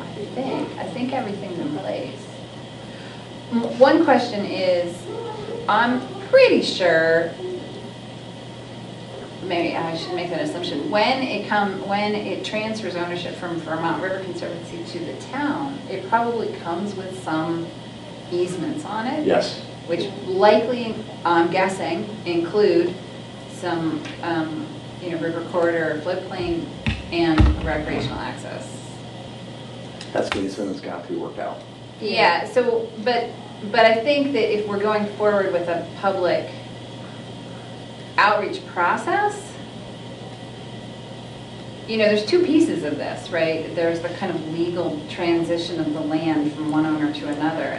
So if that has to be worked out, it should be clear what those are before we begin this public outreach process, so that we can be clear, like the land must allow recreational access, the land will be owned by the town, the land must be able to flood, and given those constraints, what would you like to see happen there? I think there was a lot of talk about the flood effect of that property because of Irene. Yeah. And having That's the whole point. having that be on the table so that the public knows that that's part of it too. I think is- So is it can't be built on? Is there a thing that says it can't be built on? I don't know that it's that.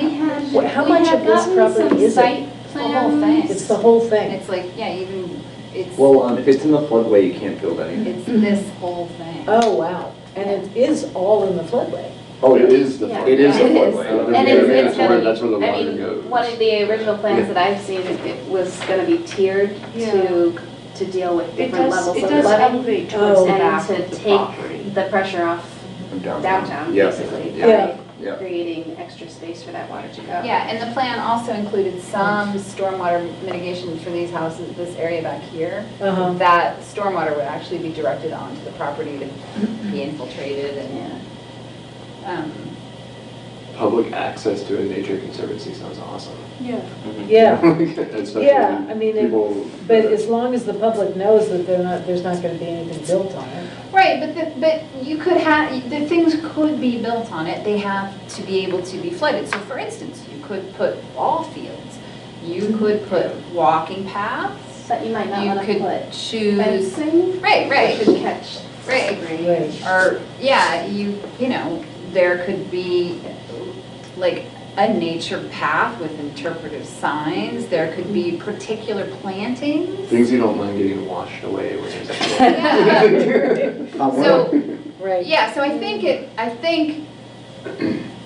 I'm all for the Conservation Commission running the public outreach, but I think it is important to clarify the reality parameters of what could actually be done. And Well, we've had this discussion with Yeah. them, because one of their concerns is that, as understanding, that the public does understand that there is dangers to this location in terms of flooding, and that what happens if this area becomes an encampment area for the homeless. Right, which is part of, that Yeah. has to be part of the So conversation, we have right? Which means brought it like up, yeah. sight lines and paths Yep. and Yep. lighting possibly, Mhm. or, you know, Mm-hmm. yeah. Okay, so do you want to make a motion to invite the Conservation Commission to take the lead on this? Sure, I'll move that we invite and/or / allow, whatever, the Conservation Commission to take the lead on public outreach for that property. Because who are they collaborating with? Who's the collaboration with? Us? Well, it'll be with us and It'll then be with with us Vermont and River Vermont River Conservancy. Conservancy. Yeah, exactly. Yep. So Town the in expectation general. would be that they would report what's going on to us, or like tell To us how the- it all went after the process is over? You guys, and you or- guys Yeah, I will mean, report to us. you're staff for both us and them, right? Mhm. Yeah, so. So just including that in the agenda. Mm-hmm. Yeah, I'll second that motion. Report back. Great. All those in favor? Aye. Motion Lots of passes. native plants. I'm a Great, native thank you. plant geek. It'd be cool to like have like a bird watching area. Oh, that would be You know? And just as an aside, we are finding that the number of restoration projects in the state is increasing, and this is, I'm speaking with my river steward hat on, we are actually like, there's not enough plant material. So a couple more nurseries might be a good idea. That's a strange business for the town to get into, but The nearest native plant nursery I know of is down in Massachusetts. yeah, there's one up by Burlington too, but like Or there's. are you talking about sales, like a place where you can buy? Wow, things? how interesting. Yeah, like Yeah. wetland nursery where The one you in Massachusetts- There you go, plant farmer. things, That's what you can farm. grow, and then Swamp in like some that. cases, like, you know, you use like willow or red as your dogwoods, you're not even necessarily like taking the plant up, you can cut stems from it, and then that can be used to help on restoration projects, so, I don't know. I have no idea what that was, it seems like really out of the box, but. So noted. All right. Western Ave Bike Ped Scoping Study. Yeah, so we received the grant money from the state, D-Trans, for $32,000, and then the Department of Public Works is going to match $8,000, so we have $40,000 to work with. It's going to be a scoping study. So right now, the staff is working on writing an RFP, and we'll hopefully hire a consultant to start working sometime in the next few months. Did you And say? Sorry. The scope, Western Ave encompasses what to what? Yeah, sure. So it's going to be from the intersection of High and Main to Exit 2. Intersection. Not of very it. High far and for Main to, 40,000. so then you know how High it and Main changes at the green to and Exit High. 2. Yeah. And this is Escalator together. $40,000 to do a study. Yep. It's going to be, Another they're going goddamn study. to make a conceptual plan with They're gonna make a alternatives. conceptual I think plan. Josh knows Yes. a guy who could do the whole lane. More than 20 grand. Yeah, maybe. Just, Get out, do you really? just some holiday night I'm so at sick of 1 a.m. studies. Wait, so is that, what are the have to, parameters I of the $40,000? Like, what are the limitations? Can any of it be used for implementation, or like, what, is it study, is it Yeah, marketing please. outreach? I'll give you a Let's whole give- rundown Let's of what it give is. 15 for study and the rest to do. So the outcome of this process will be an identification and prioritization of improvements, a public involvement process to ensure local input in support of projects, an assessment of historic, archaeological, and environmental constraints, clear written documentation of project issues and overall feasibility, a complete preliminary cost estimate for further engineering, project administration and construction, and then a final report. Okay, so a couple of those are actually chunky, like Yeah. the, like archaeological, like the historical Oh, yeah. assessment, and then the engineering. Like, Mhm. there's squeeze spots to figure out how you would actually engineer. But the Read road's already first, engineer. There's archaeology. lines on. I signed that. I don't know. Yeah, Think good of like, question, wait, yes. the try roads are- to- They're not making a new Why do bike we have lane to- like why do we in the forest. Why do we have to Well, do an because there's archaeological ideas study? that there could be some pedestrian improvements, some, I'm thinking there could be some potentially digging. Some Like I lawns. said, maybe, I just came in, so I'm not. Keep using that.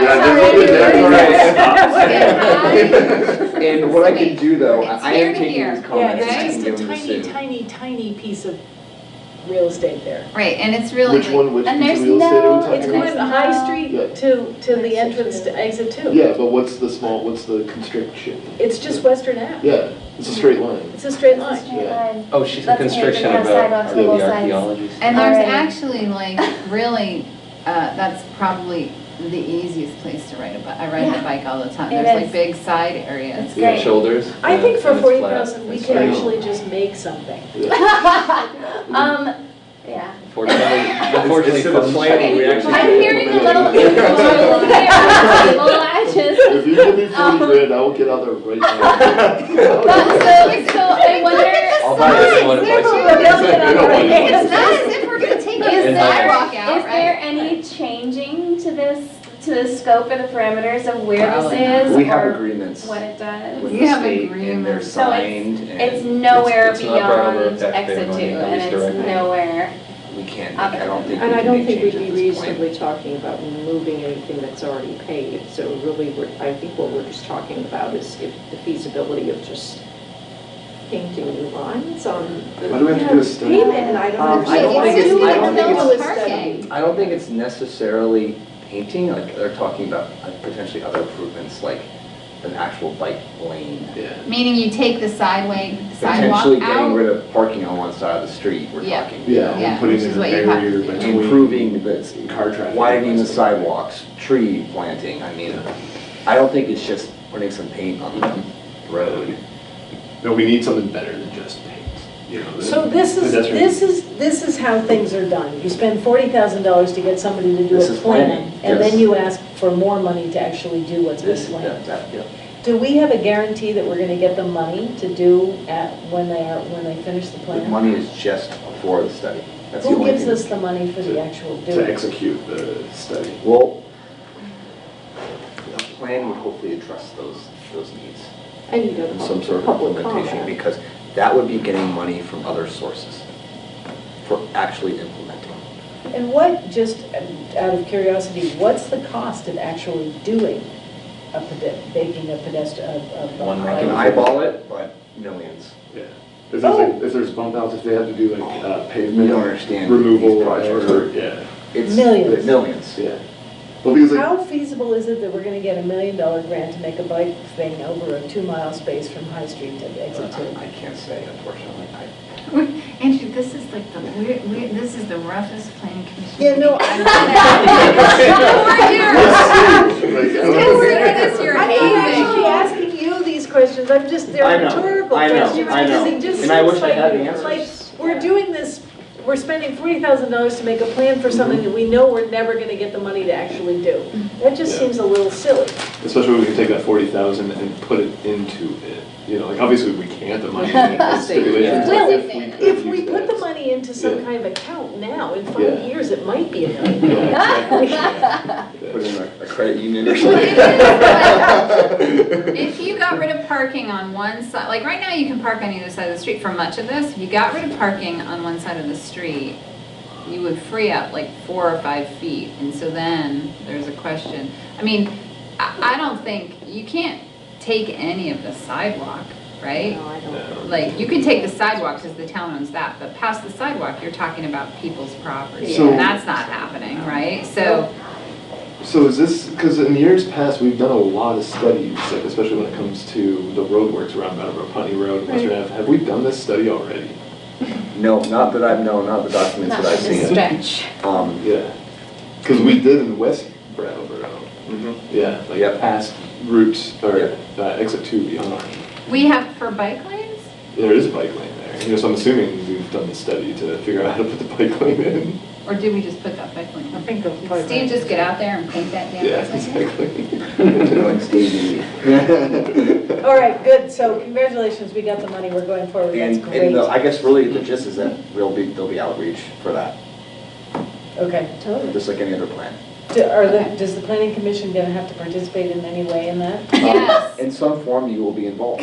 I'm gonna be on my bike. I'm doing outreach on my bike. Okay, all right, good. So We'll do like so some we will bike be involved, all right. Tell So them they will need to are be you there gonna- for the tulip trot, the 5K that runs right through that section of road. Oh, yeah, that's. Tulip trot? Tulip trot. So do we need to review the RFP, or are we gonna, it's okay for us not to see it? Yeah, we'll be developing it. I mean, Do do you we all want to wanna see see it? it? Do you want to be involved? I mean, that's staff usually. I think the we, thing. right, but we reviewed I know in the the past we RFP reviewed. for the plan, for the downtown master plan. Well, we reviewed, I think, all our. I think like 2 of us were on that RFP review. Yeah, sometimes split off. And I think one, the main, it says 2 exit 2. The really tricky bit with the bike is actually around the exit 2 It's interchange. scary. So if the RFP can reflect on putting a little, I mean, I don't know how you do that, but some real effort there to figure out how you get across that. Right now, if I'm with the kiddo, we cross the street, we come up, we cross back, it's like, for me, I just drive with the traffic through there. And then the other question, and this is kind of an aside question, is, when you get into West Brattleboro, the main, like, there's some bike lane, but the main constriction, I mean, and that's. It's that bridge. Bridge. There's nothing gonna Cursing. happen. Right, no, the V-Trans is supposed to be looking at that bridge right now. So, Really? yeah, I believe so. The last time I You know what I'm asked talking Sue about it, Sue said that bridge Over was the Whetstone. for a long, long time before that bridge was gonna get redone. I haven't heard anything. I don't know. A long I time. just saw them out there Oh, they're probably at the I'm pretty, Public Works is probably involved with that, and I could reach out to Steve or Dan and see if they have any Well, information. so yeah, maybe just if there's any segue or interstitial space between that bridge over the Whetstone and whatever they might be doing and this planning money, that might be a good use of the money. Or, I mean, it's all gonna be a good use of money, but you know what I mean? Like, if you get on a bike and you ride up and down Western Avenue, that bridge is the spot where you're gonna be killed. Okay. I think. Well, and by the exit 2 the interchange. exit 2 and that bridge. Yeah, but everything else? But yeah, I mean, that bridge, if you could change that bridge, then you can connect from Chelsea to downtown. Yeah. And that would be great. Okay, so bike ped plan? Say, Kate. What's that? Another bike plan. So we were approached by, actually Prudence, one of the groups she was part of. There's a bike club in town. And we were approached by her and Barbara, who owns the bike shop downtown. I forgot her last name. It's very, Hi, guys. you know what I'm talking about? Yeah, thank you. Okay, thank you. Yep. And they would like to see an official mobility plan for the town. Another plan, Josh. Well, that makes sense though, because we Yeah. haven't done that Yeah, before. this would be not just, this wouldn't be a region, this wouldn't be the whole town wide. And not just bike, but also pedestrian facilities as well. So So that goes to walkability too. so right? exactly, so mobility, bike ped, who knows what we'll call it, but it'll be done in-house.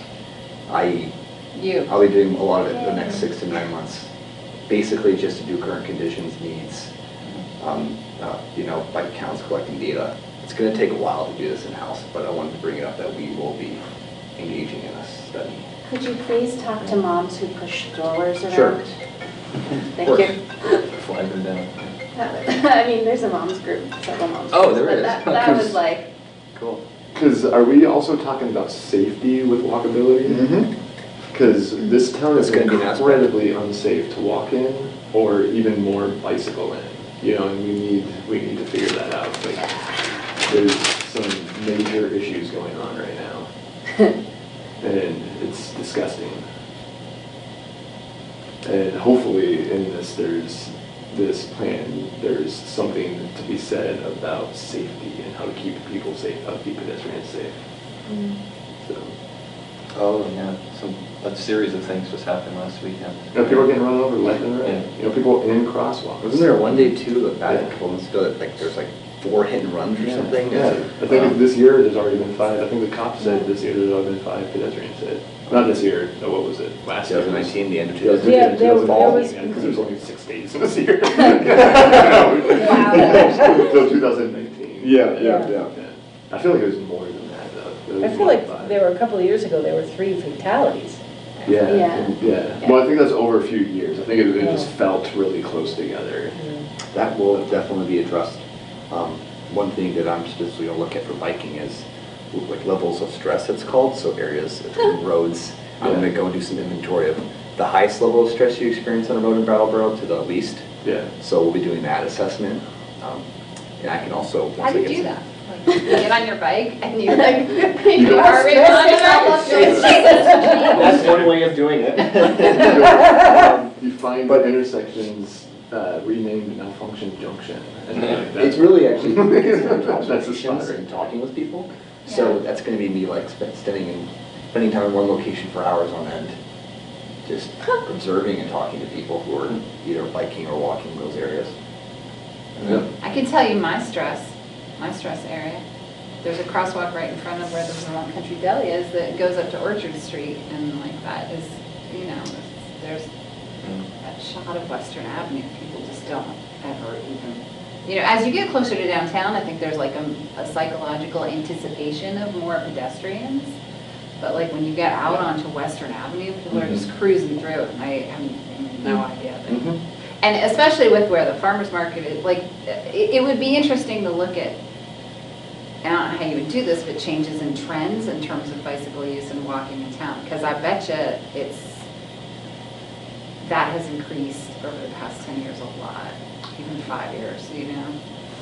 I feel like there's a lot of people who want to bicycle and walk around this town, but they feel unsafe doing it. Yeah. And if we encourage drivers to drive safely somehow, you know, we can. All of a sudden, these plans, these bicycle lane plans, could actually come into fruition because there's going to be that the interest is there. Just nobody's willing to do it because of how dangerous it is out there right now. You know, It's fairly easy to get those temporary speed bumps, right?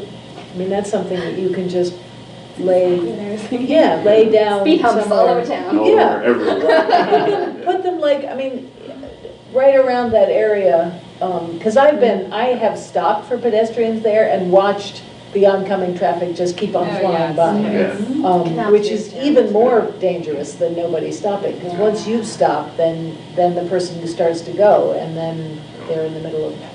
Yeah, right, so it's like lights. Yeah, I mean, but those things that they just drop down in neighborhoods all over the place, I think those would be great. But there's got to be something more permanent, like a more permanent solution than just like throwing down speed bumps. You know, like obviously that would help a lot, but like it's like what can we do to, you know, it's almost like you're talking about like a, what did you call it, an assessment of level of stress. Yeah, exactly. Like, Well, we could park like fake cop cars. With the lights on, sorry to interrupt. It was a good idea. Well, how about those flashing lighty things? Pass out blue lights for all bicyclists. Yeah. So people forget. The issue, like I feel like it's more of like a mental problem right now. It's like people in their cars feel like they own the road. You know, and that's really unfortunate because they don't. You know, like everyone, we need to share the road with everybody. You know, like there's obviously a rotten apple in every bunch. There's bicyclists that don't stop for stop signs or stoplights. You know, and then there's cars that, you know, don't stop for pedestrians in the road. We need people to calm down and chill out and like let people live and stop running people over. You know, and so like how do we do that? Like I don't think temporary speed bumps are the No, but solution. we can do it. I mean, But depending permanent upon your speed thing. bumps, what, you Permanent know, it's speed like where bumps you're like, and you're a entering relations town campaign. now, calm down. It's all these state highways though, which I bet there's even restrictions on things like that. Well, the West Brattleboro Association has Five, 10. asked somebody, I don't know if it was the planning commission, but somewhere, we petitioned the state to reduce the speed limit on Putney Road, on Western Ave, on Route 9, through West Brattleboro, to 35. So at least, But it's not? yeah, it's not. So at least that would help. I mean, the idea is if people have to go slower, the speed limit is slower. But there's also the psychological things, like there's painting of the streets that cause Right. people to slow down, and there's different. Except for bodies don't. Like human bodies What? don't cause people to slow down. No. Have you guys seen the video that just went around of the guy getting hit by? No, it's this horrible video of the guy right at the co-op crossing the street at a crosswalk. He waited for one car and then he went and walked. He's walking across the street and a car came flying up through Malfunction Junction and just hit him. He flew over the hood. And you guys haven't seen this video? No. Yeah, no, it's like it was on like MSNBC and everything. Like it made like big news. Yeah. Right here in town. Yeah, right at the co-op. Yeah, and he's like a young guy, like he's probably like 28 or 30 or something. I don't know. Is he okay? He was like, he walked away somehow, you know, and it's like that's happening more and more often, and the guy did absolutely nothing wrong. And then when you read the comments, which unfortunately I hate reading comments. But you're like, compelled to do it. Yeah, well, because it's like I'm curious to see what people's, you know, like what public perception is, and the public perception is that the car driver was in the right, didn't do anything wrong. And it's like, no, they did everything wrong. You know, they ran that guy over in the crosswalk. You know, so like I don't know if there's any like recourse for the car driver. Like, if Was the light green? There's no light. It's at a crosswalk. Right by South Main, where South Main goes up. Yeah. He was in a crosswalk, so you can't run over somebody in a crosswalk. You're supposed to run people over regardless. Exactly. No, but I think people wait at the light and they're like, oh. I've seen some cars go past there. Car drivers make excuses the entire time, and it's like there's no excuse. You know, this guy did everything right. You know, he got run over by a car. You know, and it's like that's what needs to fundamentally change. Hopefully, I don't know how or what that is. You know, like people are being run over. So what I'm getting at is that this plan should really address the overall safety of bike and pedestrian, bicyclists and pedestrians. Absolutely. That should be one of the, do you want that to be kind of like? I'd like to hear what Barbara has to say. Okay. You know, like I wonder if Barbara's concern is safety or if she's just excited to get them in place. Well, the next step is to meet with this group. And we're going to have some conversations. I would suggest also that maybe if there's money from the state to do more work about public outreach to alert people to safe driving habits. Well, like it's almost to the That would point, be useful. like of how bad of drivers people are. Like I feel like people aren't like taking driver safety courses anymore. Like how do people get licenses? You know, like how are people like driving so erratically? I think, you know, once you get in the car, you're in I'm reflecting on my own driving, mindset, which could be really bad driving depending, right? I think you actually need the visual psychological tricks on the street. Yeah. Speed bumps and lights and things. And those flashy to, things. cause you to by the elevator stuff. Yeah. Well, I see it. Yeah, it helps. Yeah. The thing though is when you have that person that just got out of work and they're frustrated and they just want to get home and they're flying down the road in their huge truck and they're barreling through those speed bumps like they're nothing, you know, there's a bicyclist right there and they're not looking at the bicyclist, you know, that person's gonna get run over. So like one of my fears, like we need bike lanes, we need to, the infrastructure for pedestrians, especially walking around town, has got to improve and needs to grow. But I'm worried that like as we improve bike lanes and like as these improvements happen, more and more people are going to be getting hurt, not at their fault, you know, at the fault of the automobile operator. You know, so that's one of my. I think that's a question for us to take up to our legislature, though. I mean, I think if a car flies through a crosswalk and hits a pedestrian, then that person needs to go to jail. Yeah, exactly. That's where I'm at. Like, what if that person can't afford to have a lawyer to put that person in jail? You know, like what if the victim can't? Right, but then I mean, that's why I'm saying take it to the legislature, that it has to be something that operates at a legal level, where there's a law that's broken and then there are consequences for breaking the law. At this point, people can get away with whatever they're getting away with. Exactly, yeah.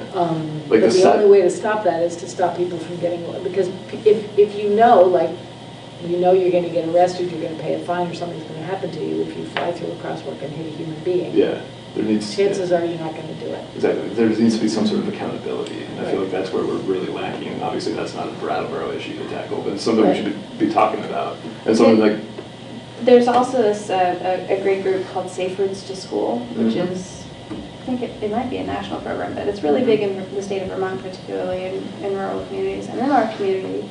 And it's an advocacy group, and it's a group that works to change policy around walking and biking to schools.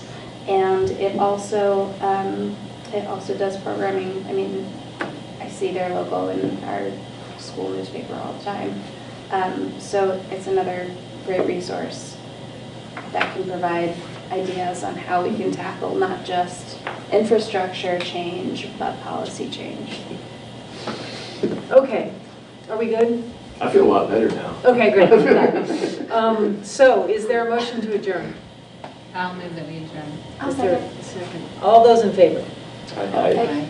The meeting is adjourned at 17:39 PM.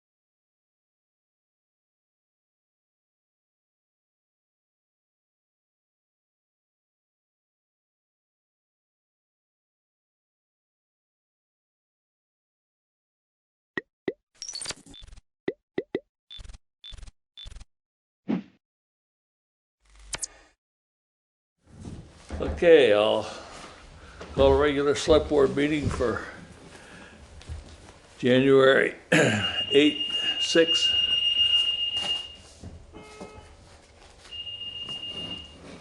That's the new call to order. To order. Got our attention, thank you. Have a number of sets of minutes to go through. Minutes of the budget meeting for November 25th, 2019. Any? I make a motion to accept the November 25th meeting minutes. Have a motion on the floor. Any comments? Any? I wasn't at it, so it says so, don't it? Yeah, All right, what's the well. word you have to say? Absent. What's the All, word? that said, all in favor of approval of the budget meeting minutes for November 25th, please say aye. The next is December 16th, regular meeting.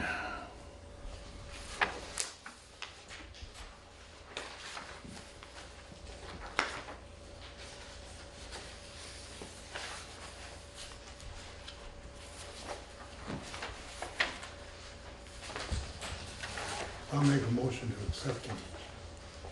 You can't hear us. So. Guess we covered a lot. Why can't we make a motion when you're absent?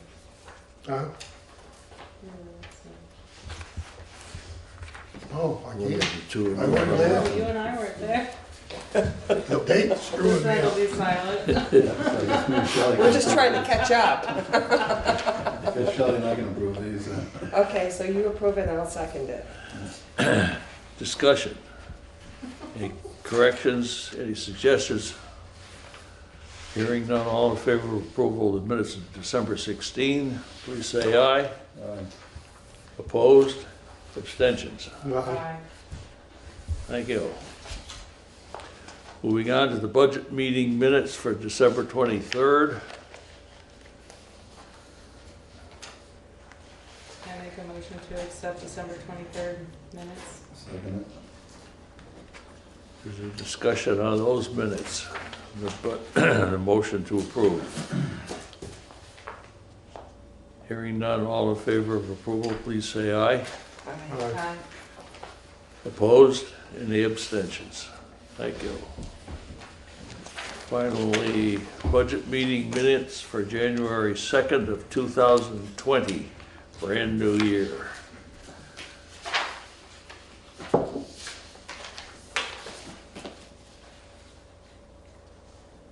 That's you and Chris. I'll make a motion to accept it. I'll approve, or second it. Any discussion, any corrections or additions? Hearing none, all in favor of approval, please say aye. Aye. Aye. Thank you. I'll abstain. Thank you. I wasn't there. Thank you.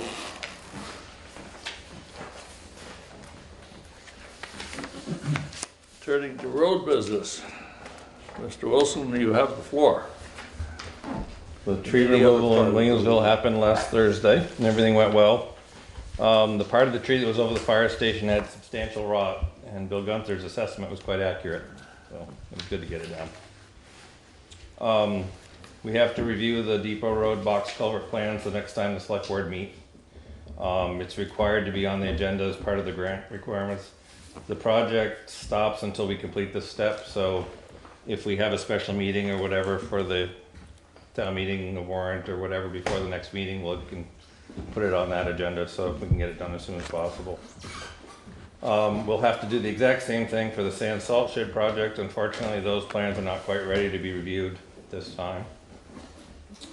Efficiency Vermont reviewed the garage lighting because our fluorescent tubes are all about the same age and are starting to burn out.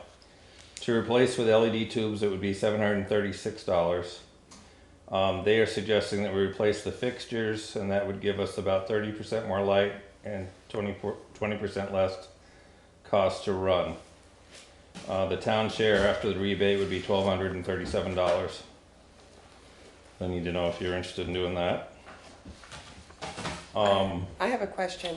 I'm confused as far as like, the tubes are $736, but then the town share after rebate would be $1237, so. That was replacing, they suggest that we replace the fixtures. So There that's a wouldn't- cost with the fixtures, with the With tubes? everything. Okay. Replacing just the bulbs in the old fixtures, you don't have the energy savings. If you replace the whole fixture, then you I'm do. doing that in my building. And they're giving $80 a fixture right now to replace them.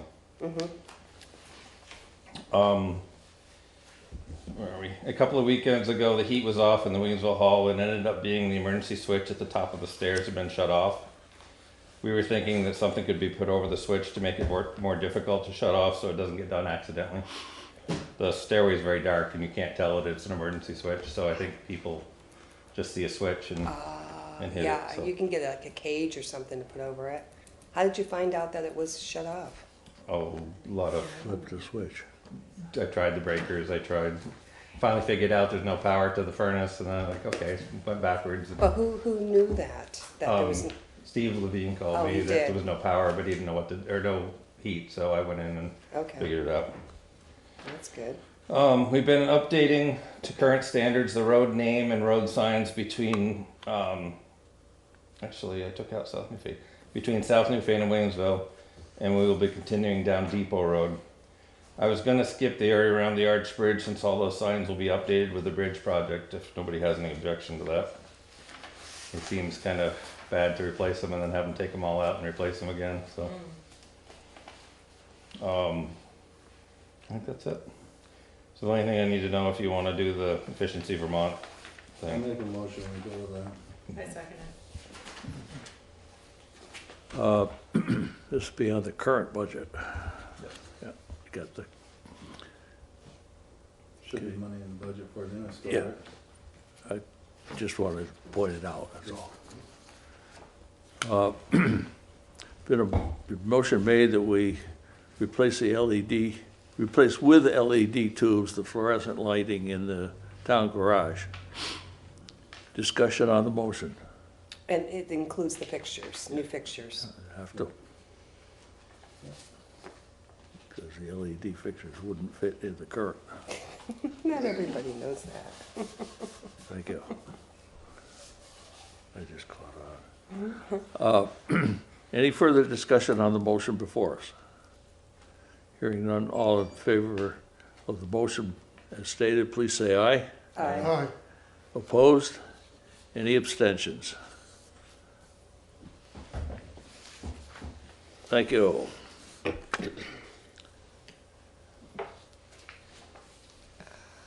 How's the sand and salt going? It's going. Wrong question. Pretty much every day. Yeah. Yeah, it's, hopefully we get into some just snow and not so much rain. It'd be a lot easier.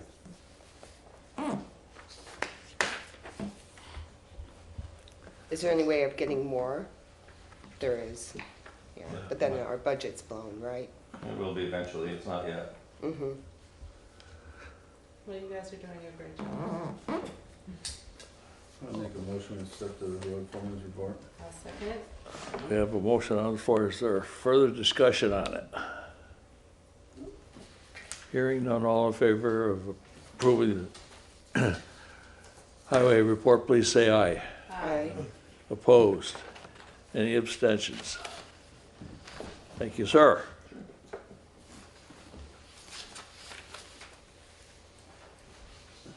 Administrative assistance report, which is very brief. Very, thank you. Been busy with the budget. Monday's holidays. The next board meeting on January 20th is a holiday for Martin Luther King, and the second board meeting in February is also a holiday. What would the board like to decide about these meetings? And then on March 2nd is a select board meeting. Do you want to use that, that board meeting date for other business, or would you prefer to use it for a work session for the night before town meeting? That would probably be a good idea. Cram. Oh, is there a town meeting coming up? Well, there might be. Okay, we might just as well go ahead and deal with these two questions, basically. Is there any objection, any problem anyone sees with moving our Monday the 20th and 17th respectively to Tuesdays? That's fine with me. 2118? Tuesdays. If, Yeah, okay. if I could have a motion to that effect, it would make it official. I'll make a motion that we change our January 20th meeting to the 21st and our February 17th meeting to the 18th. Thank you very much. A second. Yeah. Second. Discussion. Hearing none, all in favor of the motion as stated, please say aye. Aye. Opposed? Abstentions? Okay, probably the same thing for the March 2nd meeting. I don't think we really need a motion on that, just that I will see to it that the agenda is heavy to review and planning for the next day's town meeting. Okay. Make a motion to accept the administrative assistant's report. Second. We have a motion on the table. All in favor, please say aye. Aye. Opposed? Any abstentions? Motion passes. Where is the town meeting this year? Newfane. Newfane.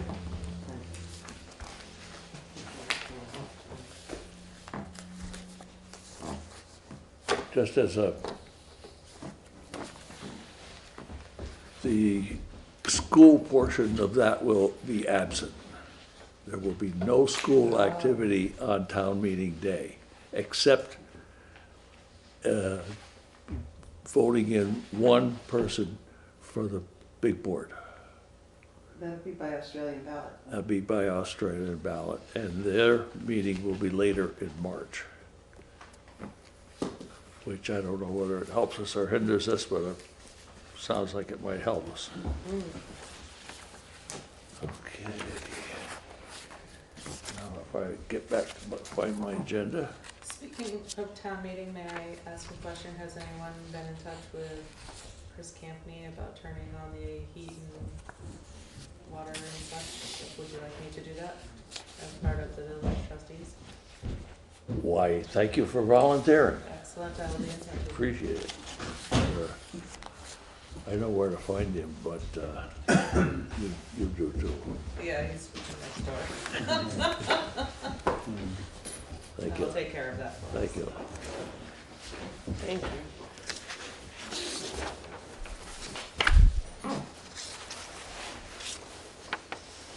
So do we approve the administrative assistants? Yes. We did. Okay. Oh, yeah, Angela. Just in time. Your timing, sir, is impeccable. I knew it. Thank you. Thank you for waiting for us. Next item of business on our agenda for the evening is scheduled members of the public, and representatives from the Williamsville Hall Committee have the floor. Thank you. I'll sign.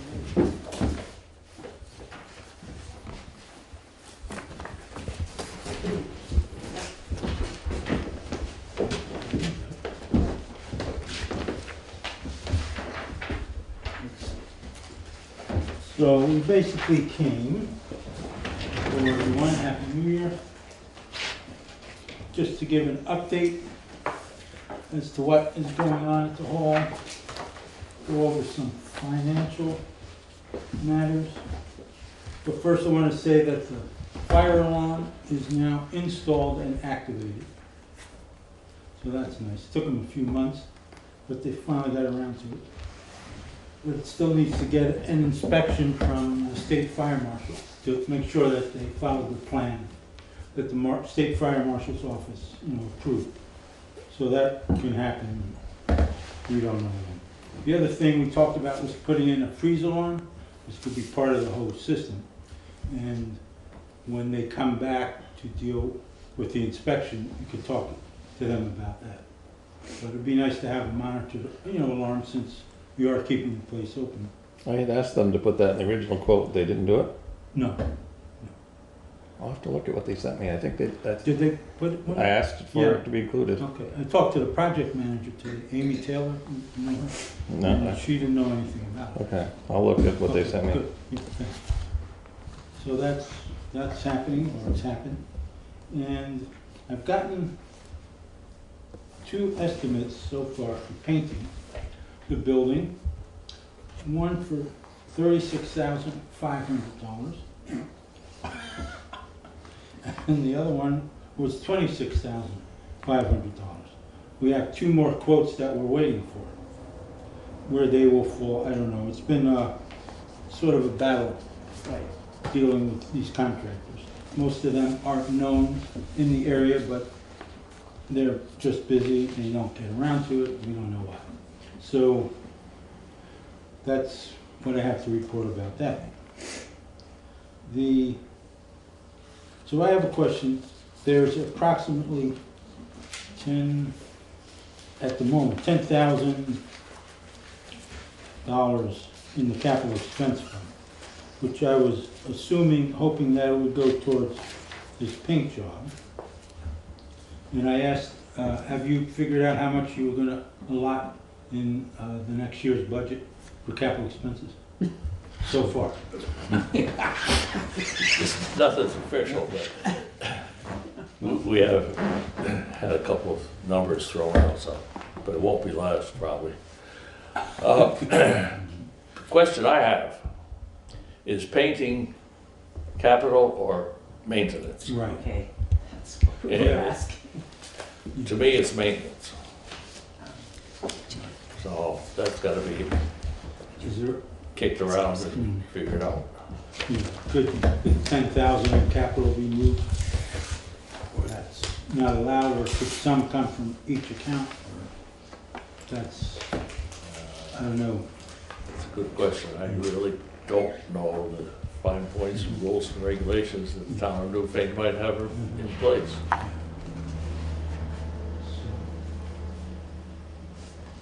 The other thing is that... check into it. Yeah, be nice to figure that part of it out. The good news is that once this paint job is done, the need for big capital improvements will be minimal, because we've done so much in the last few years. I don't see any huge amounts coming up anytime soon, so this would be sort of the finishing touch, at least for a few years. So that'll be a nice break for all the taxpayers, and the building will be in great shape. And there are minor things that need to be done, some interior painting, but I think that could be done either, with volunteer labor or money from the donation fund, which has a balance of $2,963 in it. And we've recently spent almost $1,800 on new tables. So there's 10 beautiful new 60-inch round banquet tables. So there's no more falling tables up and down anymore. And that'll be a big incentive, and it'll make it a lot easier to do things upstairs. So that was paid for through the donation fund. And we also have Wi-Fi, and there is a landline phone in the building, down in the utility room. If you ever need to make a call, it's there and it works. It's great. Yeah, we're working on getting the blinds. We ordered 2 samples, one for upstairs, which are the blackout type, and then ones for downstairs are just regular cellular. They're all cellular shades. Yeah, double cell. Good ones, good quality. Valley shades. And we're in the process of ordering the rest of them. Yeah. So when will you decide how much capital you can put, or maintenance funds you could put in towards the whole? You're still working on that budget, part of the budget? Yeah.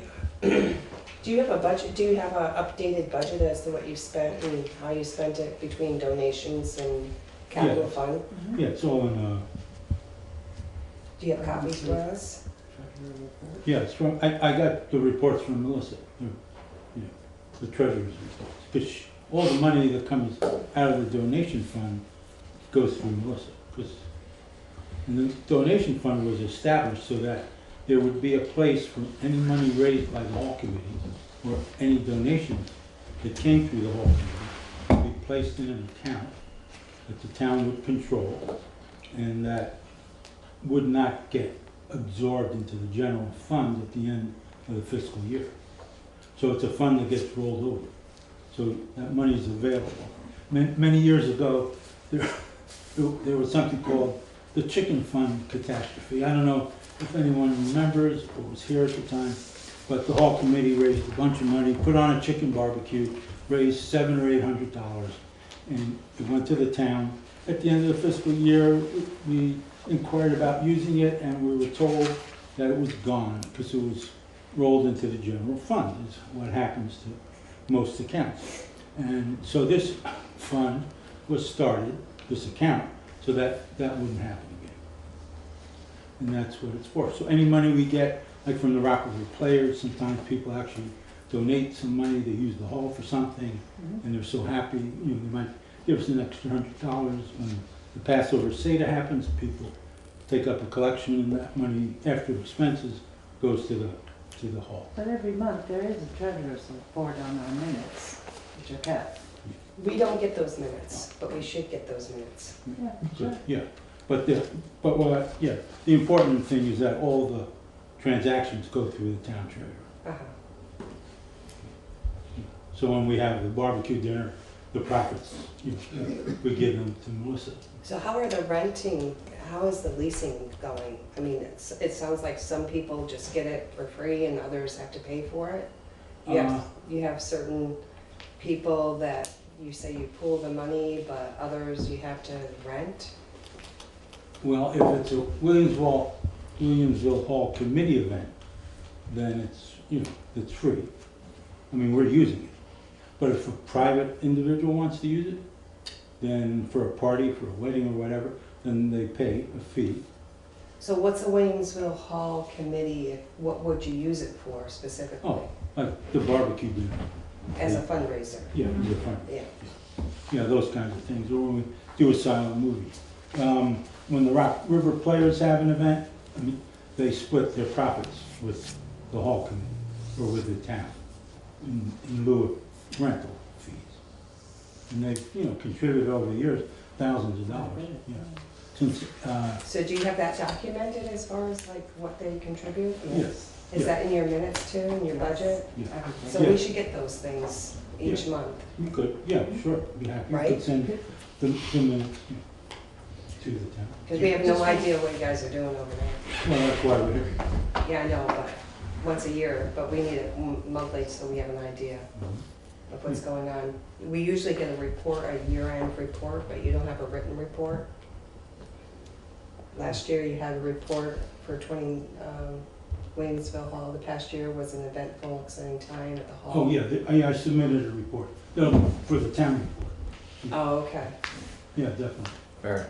I have a question. I understand that the select board needs copies of the records with money that you're spending that is allotted to you through the town. But why would select board need a copy of monies that are collected in a separate fund just for Williamsville Hall for their barbecues and everything? Why does select board need to see that? I'm just curious. If I could give you my opinion on it, the hall belongs to the town. Everything that happens there is town. If something bad happens there, town. I think that the board should know what's happening, right? It's nice to have a record of That's things. personal, Yeah. my feeling on it. Yeah, I mean, it's not a nonprofit, it's a town Yeah. committee. Yes. And if you're collecting donations for the town committee, then we should be aware of what they are. That's fine. Sure. We're Yeah. very I think then official in the about it. past, As you said, you combined that money and now it's kept separately. Yeah, just so it doesn't disappear and go towards buying a new grader. The many needs, you know, not that there's anything wrong with that. But since it was raised at the hall, it was felt that it should be spent. And of course, everything, all the money that we do raise is used at the hall. Well, maybe a quarterly report would be sufficient. Yeah. I mean, it doesn't have to be a monthly report, a quarterly report would be Well- fine. Are you guys doing minutes monthly? Yeah. Yes. Yeah, so we need minutes to is That's what I'm just, doing, before that it's black. but- yeah. Well, But monthly minutes are Periods of good, we just keep up Yeah. on it. yeah, we could forward the minutes Yeah, it's not a to problem. Anita. Can Sure. see So we have all a the better things. understanding what's going on, Mhm. who's doing what over Yeah. there. Mhm. Sure. We'd be happy to do that. Yes, you could update your list of who's doing what on the committee too. Mhm. Yes, please. I just wanted to say that as a townsperson, I found the policies online at the Williamsville Hall website, and one of those policies is that nonprofits can use the hall rent-free, and they very graciously hosted the Green Mountain Conservancy back in December. And it's a very similar policy. The Moore Free Library, which is not a town entity, has a similar policy, but they can only hold 25 people. It's quite a wonderful asset to have a meeting room where you can get 70 people downstairs. Did you have to have insurance to cover that? Nobody asked me. Is that a requirement?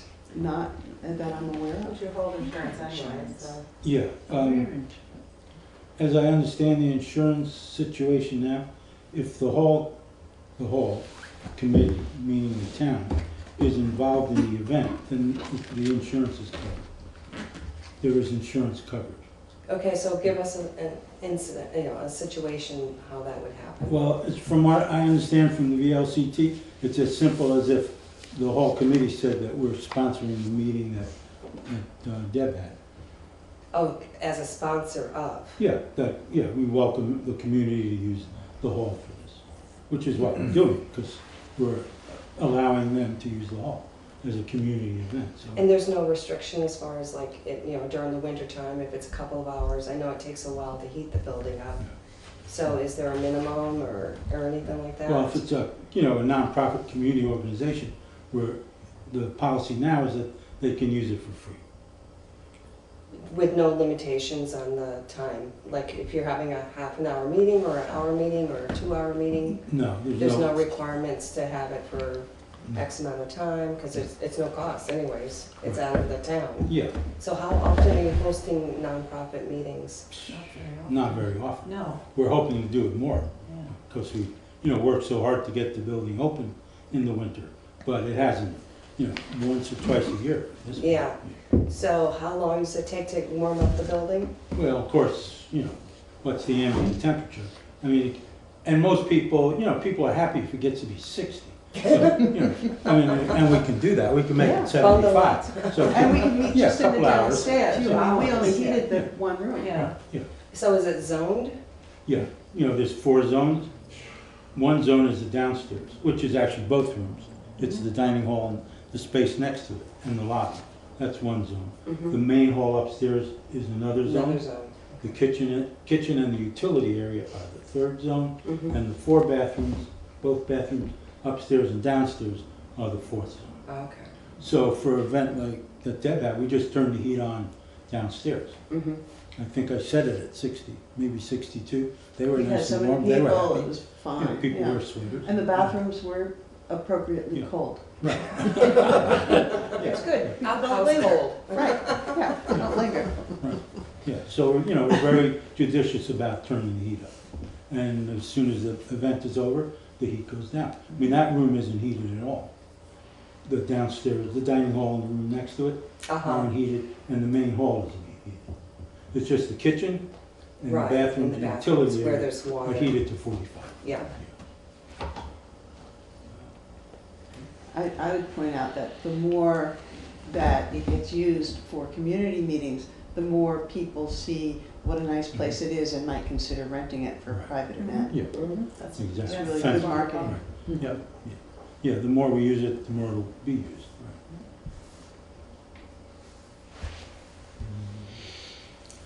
How much we So, usually budget for that, for the building fund and stuff? I don't have a budget on it. Yeah. Other than last year, I guess, maybe. I had a report that Melissa sent to me about the funds that were set aside for operating. And it seems like so far it's well within what you had budgeted. So many people. Oh, here.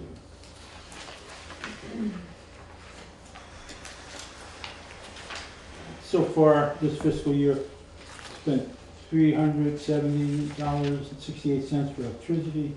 Heat so far has only been $648, which is amazing. And ground tipping, $295. This is just general expenses, cleaning, some carpentry work, $650. And that was it. I think you allocated $6,500 total. And of course, the fiscal year isn't over, but we're well within that budget, so I'm pleased. As I say, you know, the heating system is really high efficiency, and we are very careful about it being used. Yeah, but we got a budget for repairs and stuff too, right? Yeah, that's $6,400 overall. Yeah. So, Yeah, $6,400 in operating. right. Yeah, that's right. 64. But so far we're well within that.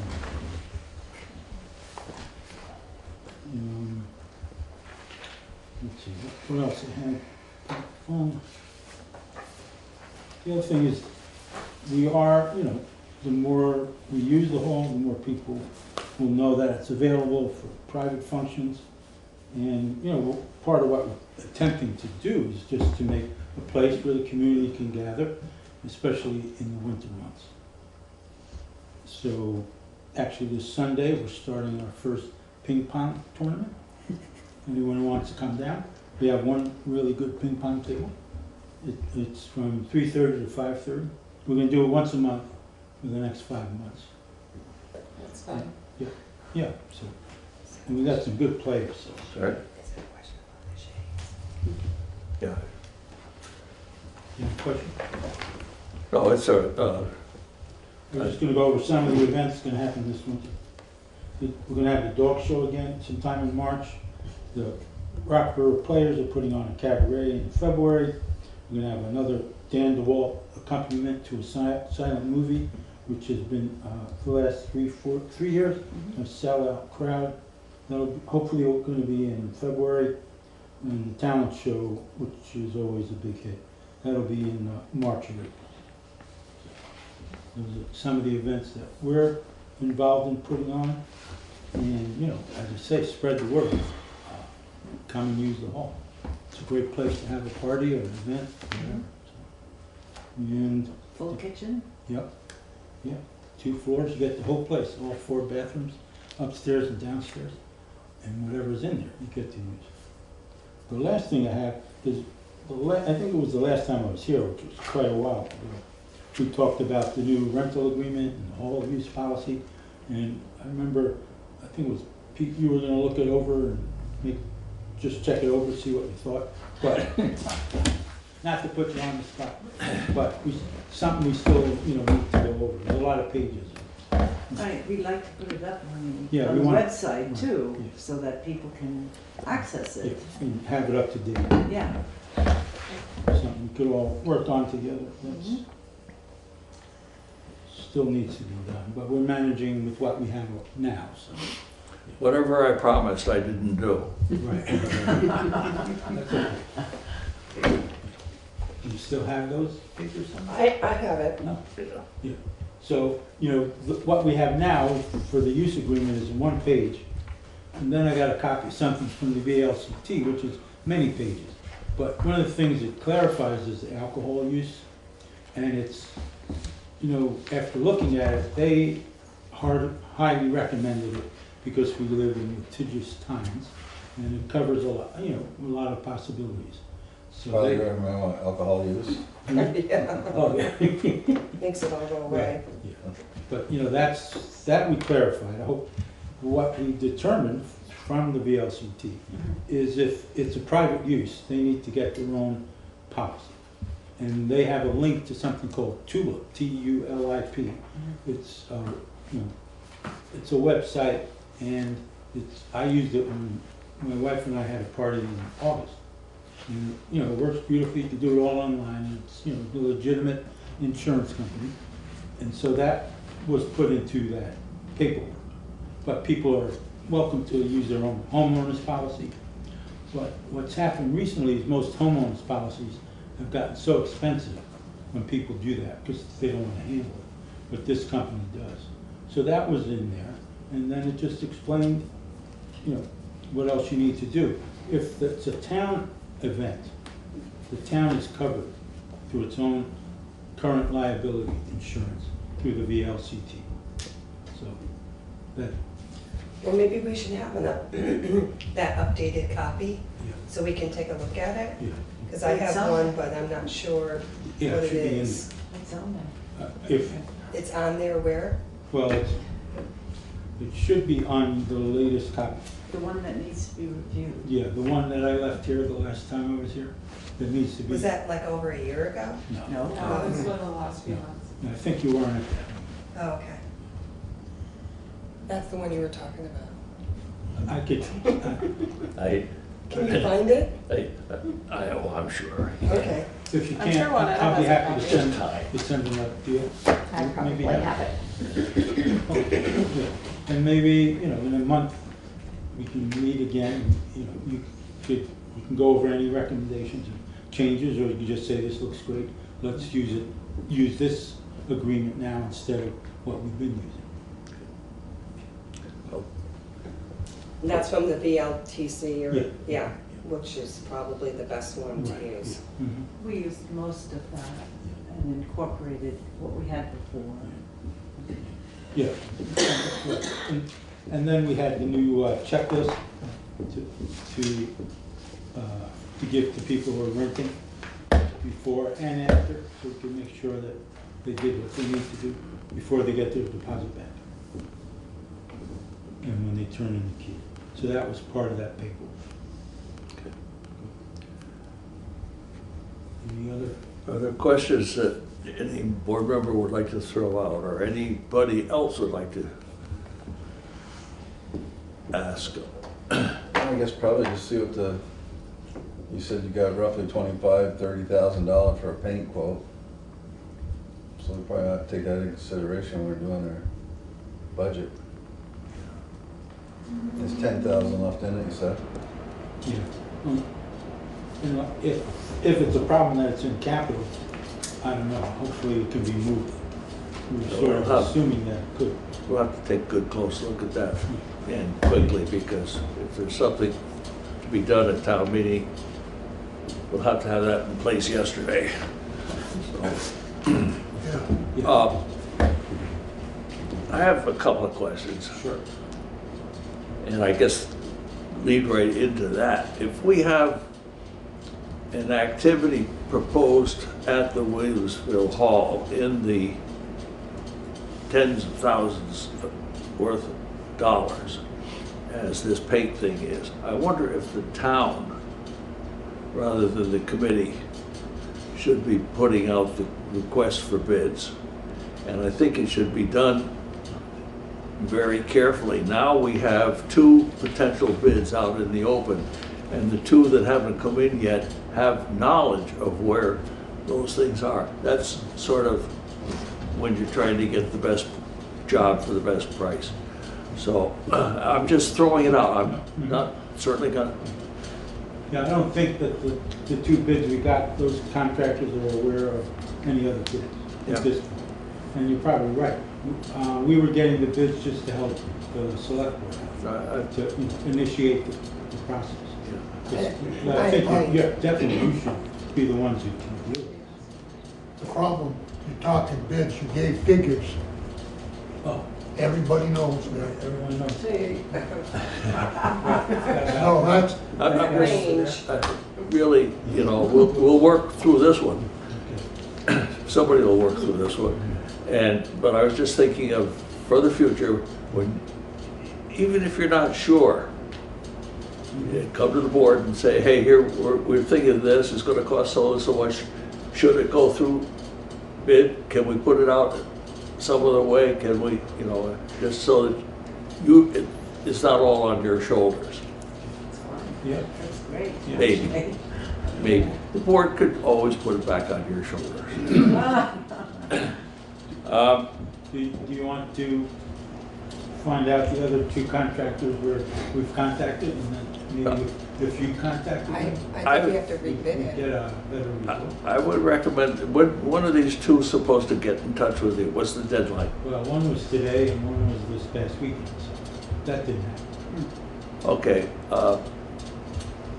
let's just leave it where it is. My suggestion at this point is leave it exactly where it is at this particular point, and perhaps you could drop in on our next regular meeting and we'll talk about it. I think that it would be fair for you to say to the contractors from whom we've heard, it's in the select board's hands, sorry, Yeah.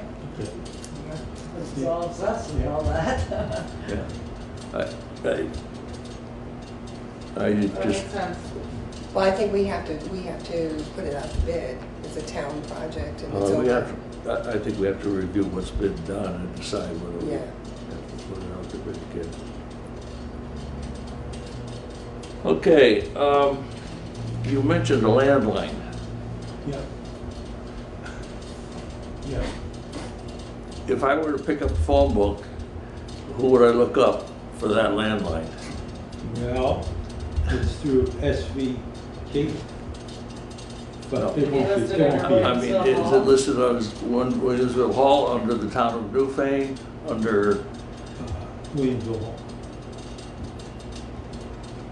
Since some of Mont Cable's not gonna be in a phone book. Right. No, I know that. I've used it. Yeah.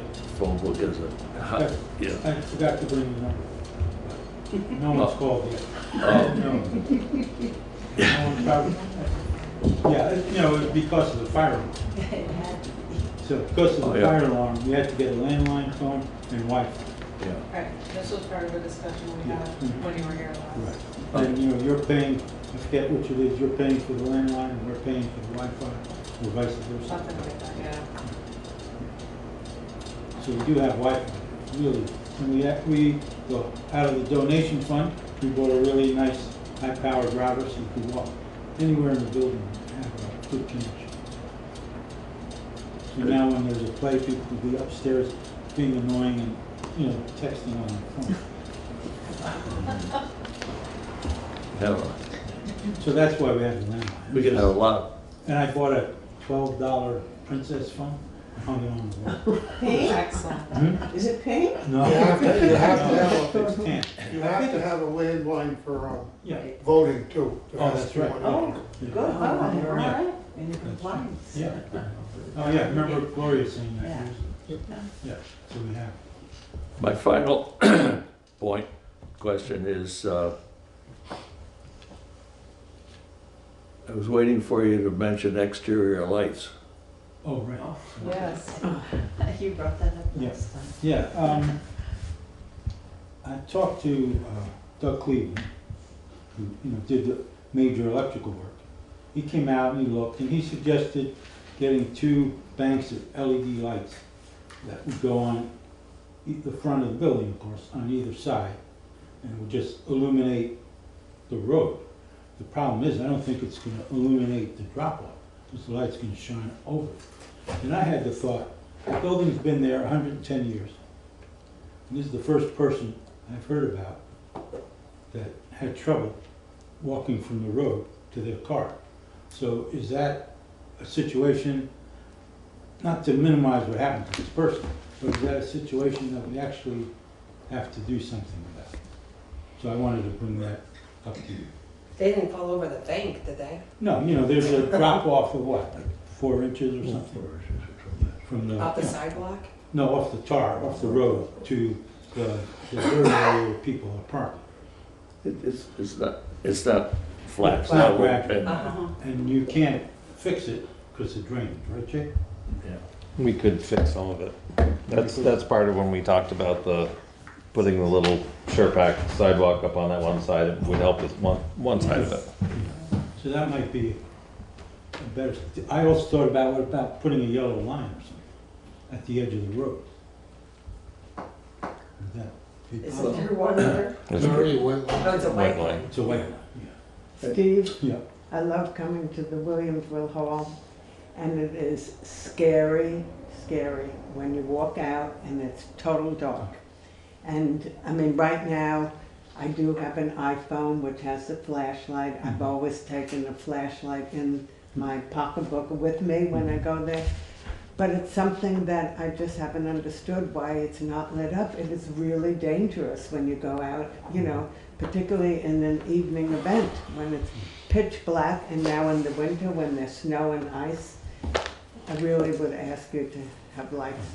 Well, let me just throw out that we've gone this far with it. We've had an incident, if you want to call it. It was brought to our attention. We've talked about this a couple of times. I think we're in pretty deep. And we ought to make sure that it goes along pretty quickly from here. That's easy for me to say. I would be a select board member for another couple of weeks. But I think it really is something that ought to be put on the hot burner. And Jay, if you can help with it, it'd be very much appreciated, as always. So the quote I got from Doug was $900 to install 2 banks, these LED lights. And there'd be a switch in the lobby that we just turn on when we need them. Because, you know, we do have a motion light on the porch, which illuminates the porch and the steps and the area out to the road. So, and then maybe between the I think lights. it's delayed. Hmm? I think that motion capture. Well, My sometimes- experience is that it's delayed. Yeah, so you gotta, you know, wait. You gotta really Dance in move. front of it. Oh, you have to Like you have to dance do in front of them. with some. But, you know, Jay, you think you could do anything now?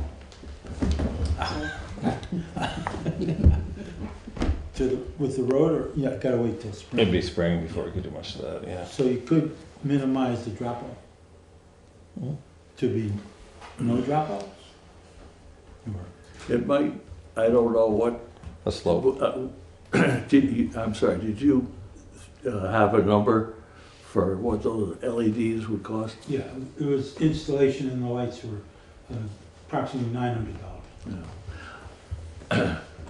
My thought was, would it be worth, I don't know how we'd acquire these without buying them and paying for them, but having a couple of them on a nail up there with an extension cord some night and see how it works before we get ourselves committed.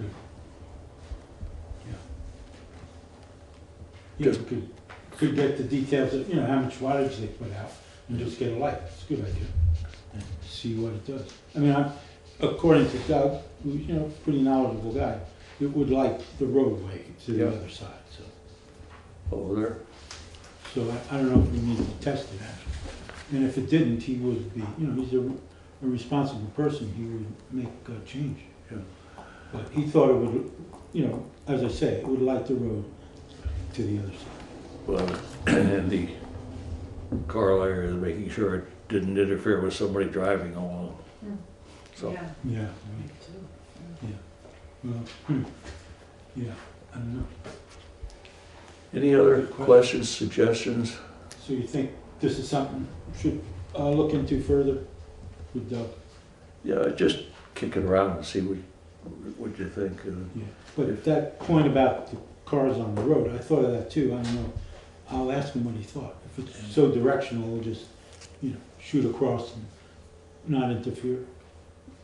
It's Didn't sound it's area lighting, not really. Okay. All right, I'll call him. Thank you. Anything else on Williamsville Hall this evening? Did we confirm that we're gonna be able to get the budget and the minutes on a monthly basis? Okay. Quarterly. No, monthly. Monthly? No, You could do we meet monthly. I'd like Either to, or. I'd like to finalize and say it's monthly. Does anyone? Well, we'll send them to Annetta and she can, yeah, sorry. Yeah, when They've offered monthly. I think we don't need to take a Yeah, Janine does a great job each month with the minutes, and we just send, we used to do that when we had a secretary. And would you remind me of how your new blinds are being paid for? There was $2,500 allocated in capital expense. And blinds will actually cost about $3,200. So the $700 difference we're going to take out of the donation fund. So if you look at the capital expense fund now, there's $1,500 in it. But you're going to have to take $2,700 for the fire alarm, the matching, the town's part of that matching grant. And then there's the $2,500 for the shades. So it leaves it $10,000 approximately. Okay, well. So that's where, that's how they were going to be paid. Again, with something like this, the question often comes up, is it maintenance or is it capital? And I think it's capital. Yeah, that's where. Nothing there before. Right. It's a new major New improvement. feature, yeah. So the money's there for that. Okay, thank you. Anybody else? Anything else? Thank you both. Thank you all. Yeah, thank you. Any other members of the public who wish to speak? I was afraid of that. And I'm sorry I did not get on the agenda. You're on now. Right, I am here as your town moderator with a couple of questions and thoughts and ideas. One is, if anyone is interested, there is a webinar on Wednesday from 12 to 1 about warnings and articles. And I've always been curious about, I mean, I've learned a little bit about it. I didn't know if anybody else wanted to do it. I've never done a webinar. I thought you could maybe all gather around one computer. It would cost the town $28 because we're members of the VLTC. Would it have to be on one computer, or could it be on? I don't actually know how it works. I just know that it's from 12 to 1 on Wednesday, and if anyone else wanted to do it, I would come over and do it with them. And maybe you don't feel like you need to. The articles have definitely improved so that they are now clearer. You know, in the last few years, I've seen that. But I put it out there. I would ask that the town, again, send me to the town meeting tune-up that I've been to for the last 10 years and find very useful. If we send you, will you come back? Stay in Montpelier? You bet I'll be back. Sorry, it's a nice town to visit, but I wouldn't want to live there. So that's on February 5th.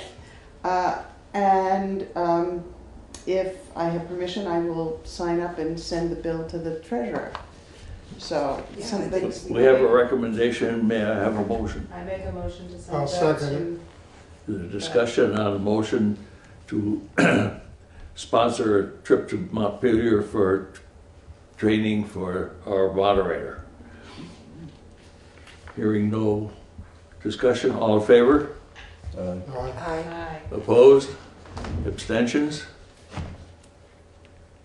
Go. Thank you.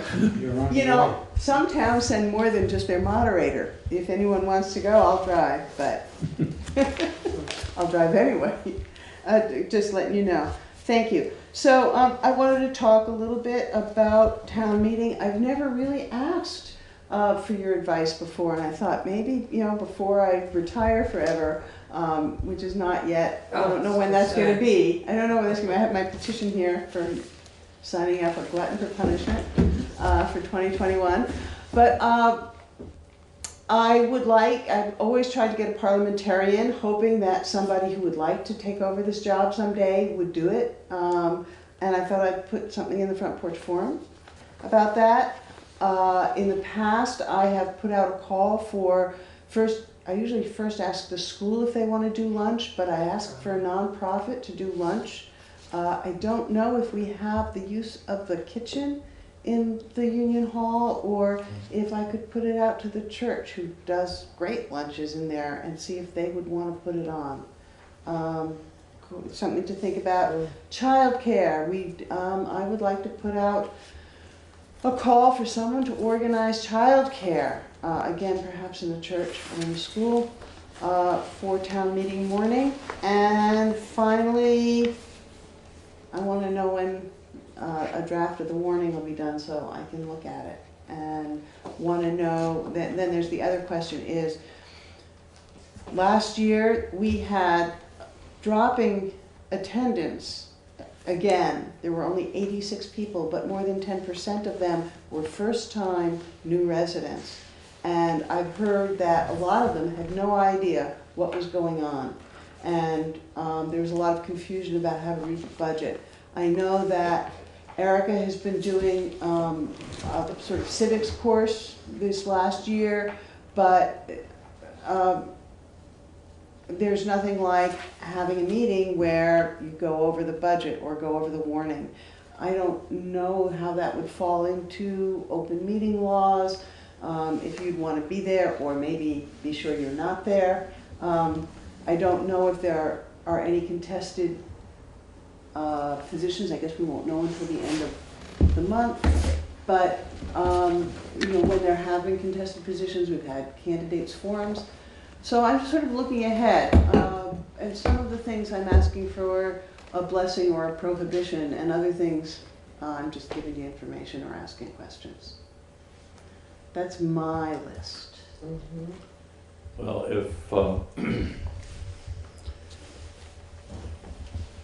if you were to look at the warning as we now understand it will be, with the exception of some final numbers put into some blanks, you'd need 10 seconds. Okay.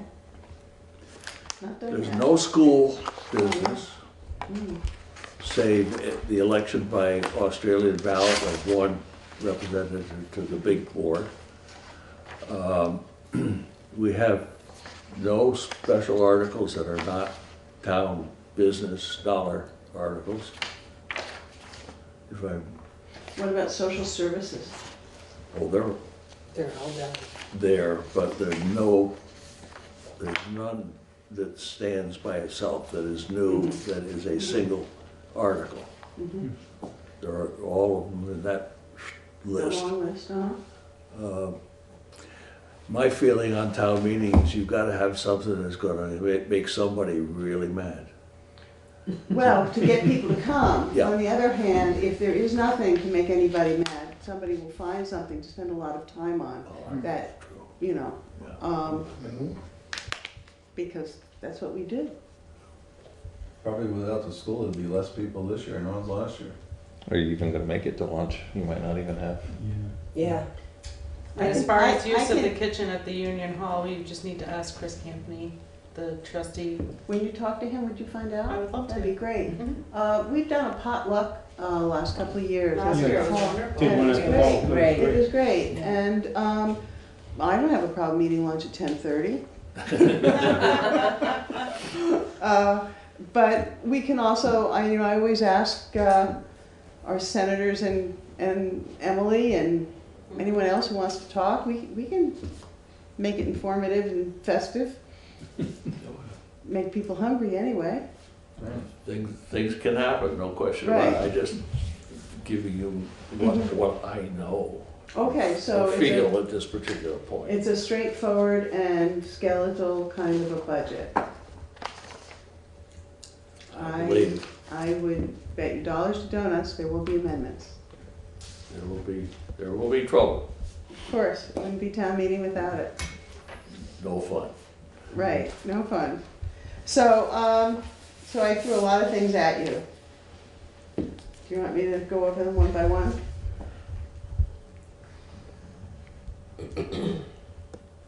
Oh, you have childcare, you said? Yeah, I know that there are people who can't come unless they have some provision for their kids. In that building, where would be a good spot for childcare? Downstairs. It could be downstairs, Arts and crafts, or, I mean, could you ask some high school students who need community service I will, hours? I'm gonna, put out to the high school for that.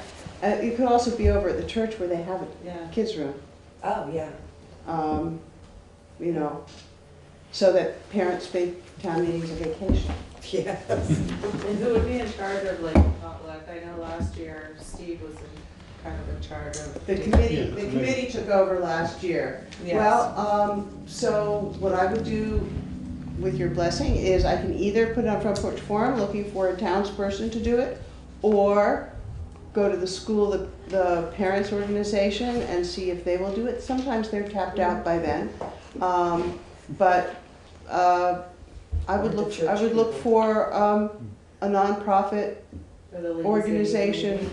Pardon? The Ladies' Aid from the church. maybe? The Ladies' Aid from the church, anybody,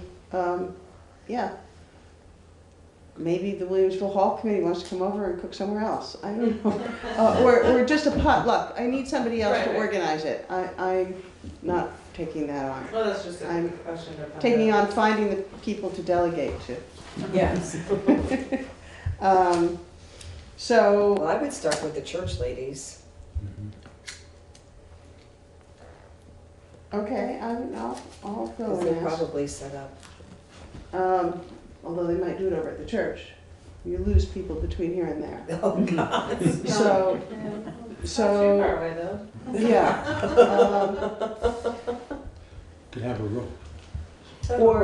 Or the school, Yeah.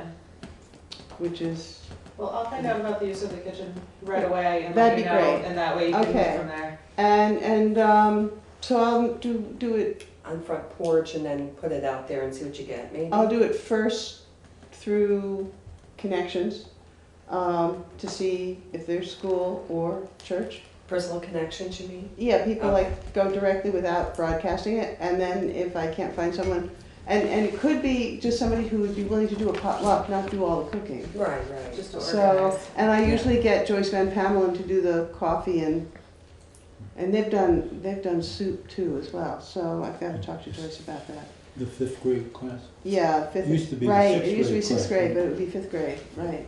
Is Joyce a 5th grade teacher? I don't even I'm know. not sure. There's no more 6th grade? No? And Now they're it's really gone right into Leland and Gray. Oh, Oh, has it gone already? Yeah. I It think started so. This year? was the first year. I think so. oh, haven't So, heard anything about it. And I will put on the Front Porch Forum that I'm looking for a parliamentarian. That's like an assistant for you to. Somebody I can say, could you please look that up? Yeah. And hand them the, And learn the ropes Yeah. potentially for the future. yeah, I did that for Chris for 3 years, and it was very helpful. And you do such a great job. Well, thank you. Yes, you do. It's like, all this practice. Something they say. That's what they say, is practice. How many years you been doing it? I don't know. A few? I used to say 2. Yeah. Too many. I think hard about whether to do it every year, and I feel like every year I've learned a little bit more, and it would be a waste to put all that learning That's right. to bed at the moment. So, How many years did you do? Can't remember. I don't remember. I think this is my 10th year, or 11th. Well, it would make sense to find somebody to I work think I alongside you. I think I did my first town meeting in 2010, which Wow. would make this the 11th. But I was the school person for 3 years Yeah, before right. that. Mhm. So it's been a while, Mhm. but I would have to actually go to the town reports to find out if my numbers are accurate. Well, thank you for all of Yeah. Thank you, thank you. Thank you. I only do this like one day a year. Have fun in Montpelier. Thank you.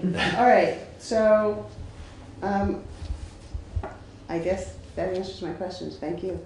We will probably use our meeting the night before town meeting to do the last minute things. So Mhm. I could come to that. if you're worried, I'm consider. not worried about it. I'm just hoping the town Great. crew will set up afraid you Hall. might lose Yeah. sleep that night. Nah, Yeah. no, it's the only problem is if there's a snowstorm. And the crew can't set the hall up. It'll be sunny and 60 then. Yeah. Like every When are we town gonna get meeting day. winter? 36 inches. Now, what is the date again this year? It's March 3rd, March 3rd. the first Tuesday in March. August 1st. I don't know if we can go back to talk about the funding for the hall for the paint job, Mhm. or that, you're gonna be working on that, and see whether you can move the funds from where they are, or you don't need to, or that's something you're gonna be working on. Yeah. Good.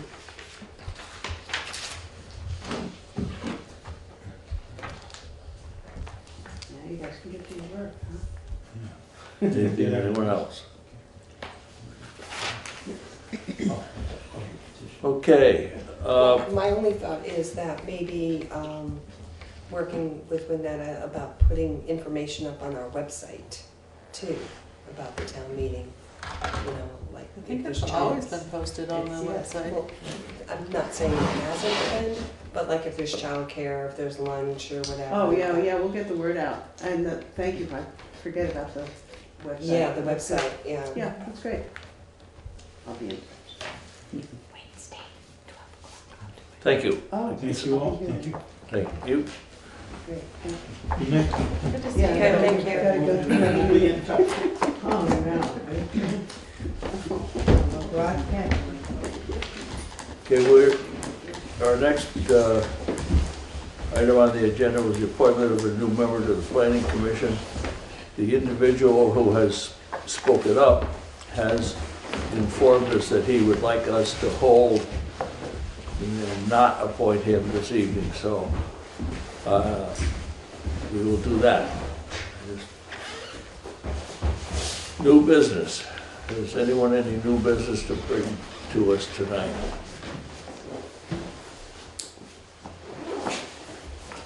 Correspondence. We have, I think you got a copy, a letter from the Department of Veteran Affairs. To be honest with you, I have not read it, so I don't know what it's all about, but, It's just informational. Just tells you where stuff is. okay. Thank you.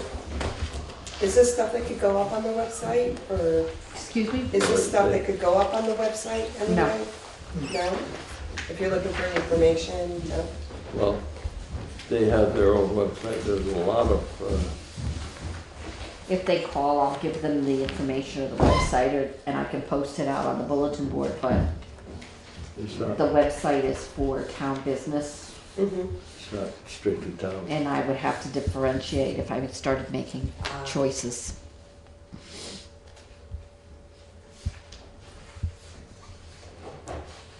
Well, it's good to know.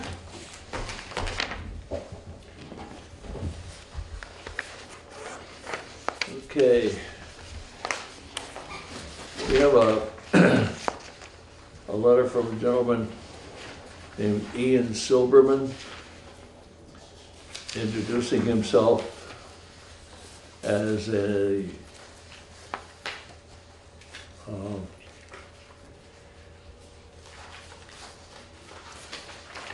government education representative for Consolidated Communications. So in other words, if we have any questions about our phone service, we can ask him. That's a little bit too simple a situation, but it's a simple introductory letter saying that he is working for and with Consolidated. I think you all got a copy of That's that. not gonna happen for a while though, right? Or do we have a date on that, when they're gonna actually, They've already, I know they put the letter in. they sent it to, the state for their permit to join. Uh-huh. But we can meet with him and discuss any options prior to, The sale. prior to the cable company changing to see if we can get better service with Consolidated or Or another stay one. with Southern Vermont Cable. which is going to be part of Comcast. Oh, okay, this is from Consolidated, yeah. Right. Okay, so it's just phone Just Phone and pretty much internet. introductory and informational.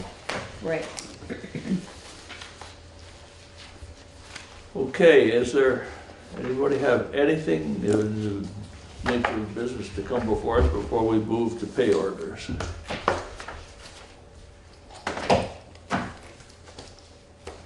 Well, we'll move to pay orders.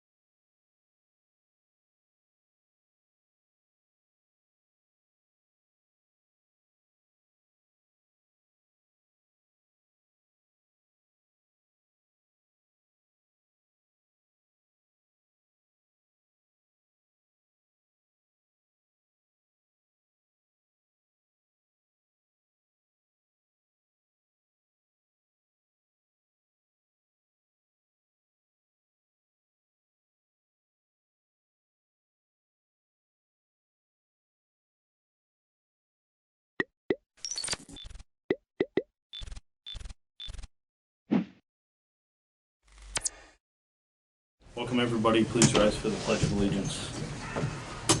Pledge of allegiance to the flag of the United States of America and to the republic for which it stands, one nation, under God, indivisible, with liberty and justice for all.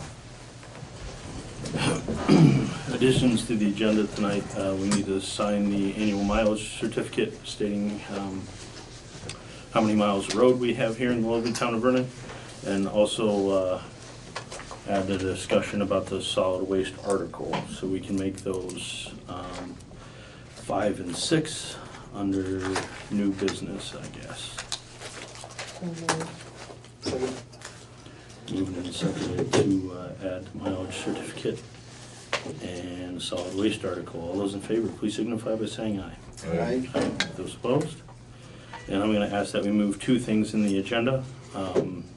The executive session, I'd like to be the first thing that we do after we're done here, and then the salvage yard permit directly thereafter, since John's already here waiting for us, so we don't have to make him wait till the end of the meeting.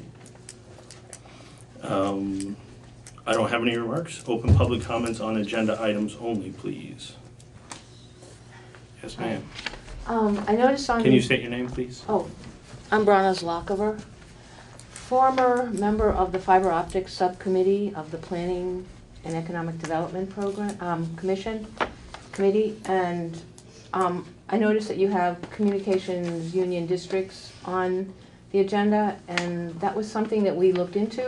So I was hoping Munson would be here, Munson Hicks would be here, because he was the driving force in that subcommittee. I have our final report, and if you have any questions, I would like to be able to answer them if I can and help, you know. During the discussion, we may well pull you up here. Oh dear. If that's okay. Yeah, that's fine. All right, great. All right, we don't have any guests. Actually, I have some open public remarks based Sure. on some old business. Okay, is it on the agenda for this evening? It's not on the agenda, but it's under old business. So I was going to address the executive session. Okay. You can't speak in anything about the executive session, you realize that, right? That's why it's called an executive session? Correct. Okay. So there's just a few things. So I was told that the executive session that we went into on December 17th, maybe all shouldn't have been in the executive session, that some of it should have just been in the regular session. Sure. So with that said, I would like to address I'm curious who told you that. Martin Langeveld referenced it. So Is he a lawyer or He's anything not. like that? Okay, No. thank you. You're welcome. So is it okay if I publicly speak, or are you going to chastise me? I'm asking you questions to find out the validity of a person that said that we did something incorrectly. Gotcha. So I just thought that this was government for the people, by the people, so I would like to speak and be heard about the last agenda meeting of which I spoke on December 17th. Is that possible to address that session, which is also listed under old business, which is on the agenda, and it seems like it's allowable under the public remarks agenda items only? It is not allowable to speak about anything regarding an executive session. Gotcha. Even if I speak in hypotheticals? Absolutely not. Okay. So, so I do think that, can you tell me exactly then what in executive session of the last time that we spoke, because it's not all executive session information. So what information in that session can be brought forward? So, for example... Again, you're talking about things that happen in executive session, and we cannot discuss that. But you actually can discuss certain elements of the executive session, because it actually shouldn't have all been in executive session. And you have your documentation that you are more than welcome to make public. Gotcha. Thank you. You're done. So when will I be able to ask questions, just holding the select board accountable from some budgetary issues that I brought up in executive session in the December meeting? You can get your town meeting. There's your Okay, answer. so I can't come again to another select board meeting to have these issues addressed? Is that what you're saying? because we have quite a few more select board meetings before town meeting, that I would like to follow up with some of the issues that I presented before and see if there's been follow-up on timesheets, on spending for hotels. Again, you're talking about stuff in executive session, and if you don't stop, I will end this meeting completely for the rest of the night. We will adjourn. When can I come back to have the meeting, those issues addressed? You can address your issues anytime, but not at this meeting and not regarding executive session. Okay, so If you would like when can I come back, even if it's executive session, to address the issues that I brought up at the last meeting? Tell me, because I would like to be on the agenda for that meeting. You can't be on the agenda. The Okay. general public can't be on the agenda. Okay, so how would I be on the agenda to speak, to ask for follow-up from the last time I was here? You can do that during non-agenda items, or you Okay. can do it during agenda items, but you Okay. cannot speak regarding the executive session. Okay, so non-agenda items, let's see. Oops, I'm on the wrong agenda. Okay. So non-agenda items is where, let's just see here. It's, So you're gonna go to executive right after this, correct? And then you're gonna see Johnny McKay and his issue, and then where will I be able to speak? Where it says public participation, non-agenda items only. Okay, gotcha. All right, so that's where I'm gonna speak today. Sure, as Okay. long as it's not regarding the executive session that was held at the last. Okay, and if it is, then we can go to executive session again, correct? Sure. So that the select board can be held accountable and I can ask questions related to our last meeting. Whatever you'd like to do. Thank you very much. Because I'm sorry, did you just call me a piece of shit under your breath? no, I did not do that. No. Excuse me.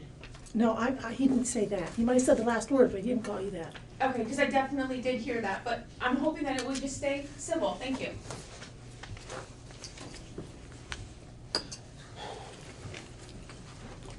Department and committee reports.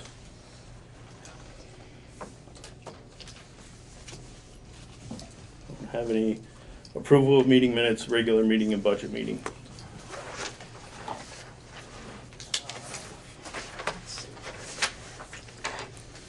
I have a correction on the December 17th regular meeting. Page 2. Yeah, you got it. Under guests, when the auditors were speaking, the second to last line there, it says town clerk and it should be treasurer.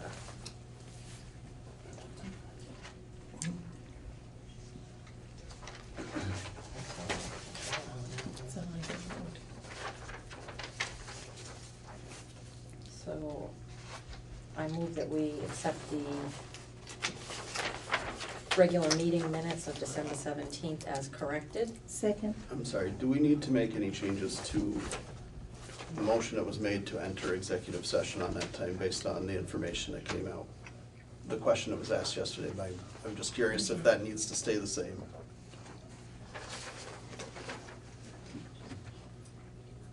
You can't change what was said, right? No, you Okay. can't change what was said. Okay. Yeah. I know what you mean, but Okay. the minutes are what was actually said, right?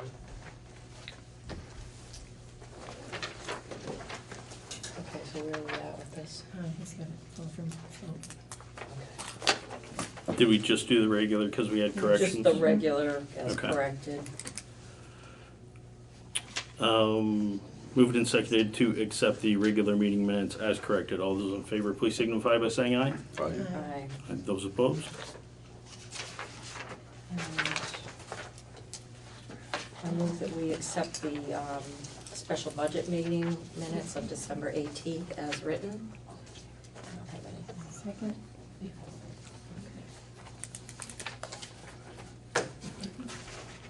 Did you second that? I did. Okay. Moved and seconded to accept the the budget meeting minutes from December 18th. All those in favor, please signify by saying aye. Aye. Those opposed? Bills and warrants, please. I move that we approve payment of the following warrant. 14T accounts payable, $39,588.79. 50S payroll, $8,630.45. 51S payroll, $8,780.97. And 52S payroll, $8,159.09. Second. Moved and seconded to accept the bills and warrants as read. All those in favor, please signify by saying aye. Aye. Aye. Those opposed? Okay. We are going into our executive session for an employee-related issue.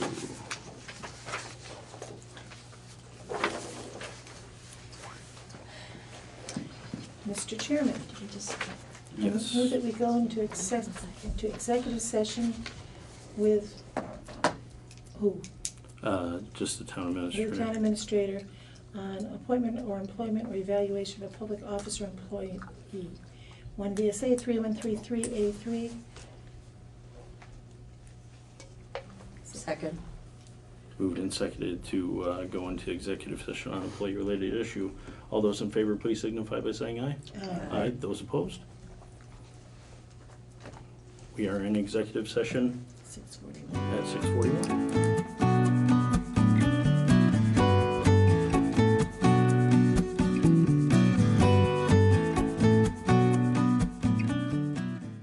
Okay.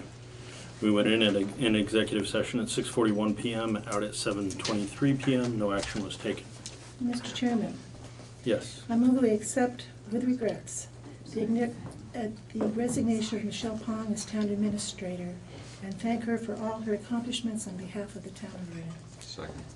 Moved and seconded to accept the resignation of our town administrator. All those in favor, please signify by saying aye. Aye. Aye. Those opposed? Okay. Salvage yard permit. Come on up, mister.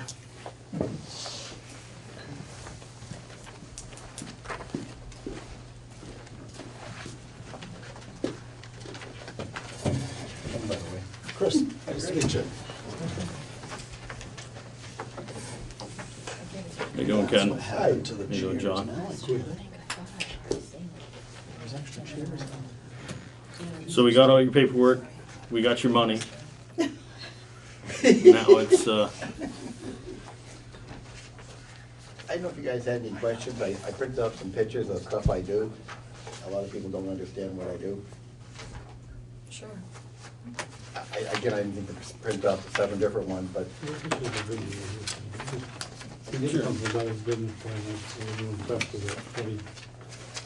I should have printed up 7 of them, that's what we would have been.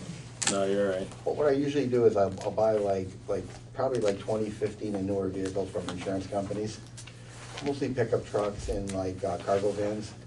And then I usually, if someone wants to buy one damaged, great. I don't have to do anything. If someone wants, have it done, I usually find someone that can do the body work, but I don't do body work. And then most of them have low miles and then I sell them. I've been doing it for 40 years.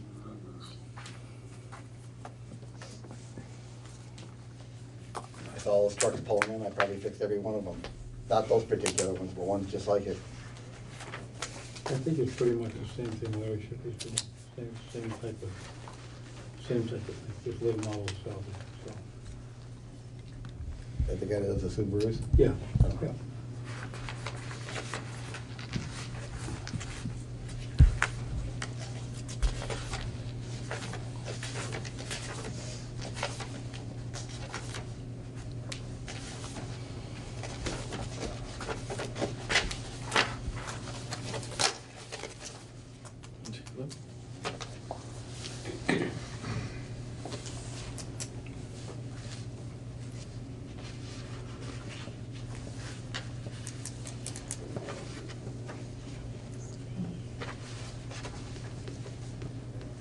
I tell people what I do all the time, and they just don't get it. I took my preacher to an auction one time, and he couldn't understand what I do for a living. And he said, well, how do you know they run? It's got 6,000 miles on it, and no one pushed it down the hill. I'm gonna have it run to get hit.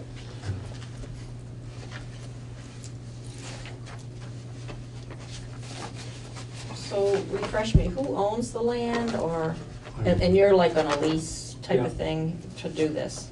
Yeah, if Is things that work right? out well, I'd like to buy it. eventually buy Put a- it. Put a home on it. Yeah.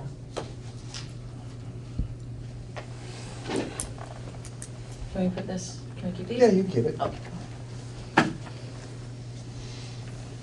Sorry about, like I said, I never thought of making 7 copies. You can see where they all end up anyway or something. So just for the select board, the process is that you would sign the certificate approving the location. Usually that's because of zoning laws in certain towns, so you'd have, and most times you'd have to go to a zoning board to make sure that the area is zoned for salvage yard. So after that approval, it still goes to the state for the Act 250 information. So that, but they can't start that process until this is signed. Correct. I've talked to Vincent from the state, and he's on board.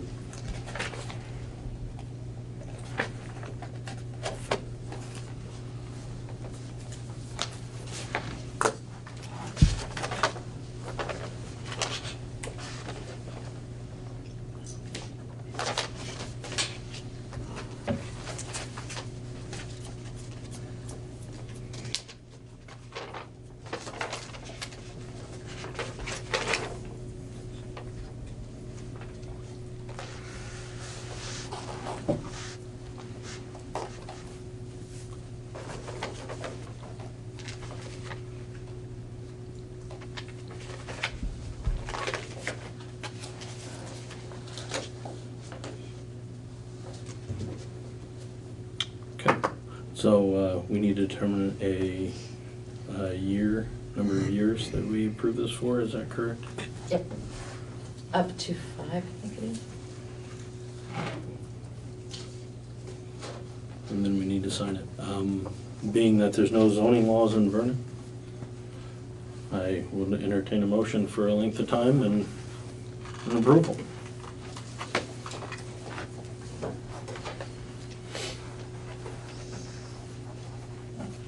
Don't everybody jump at once.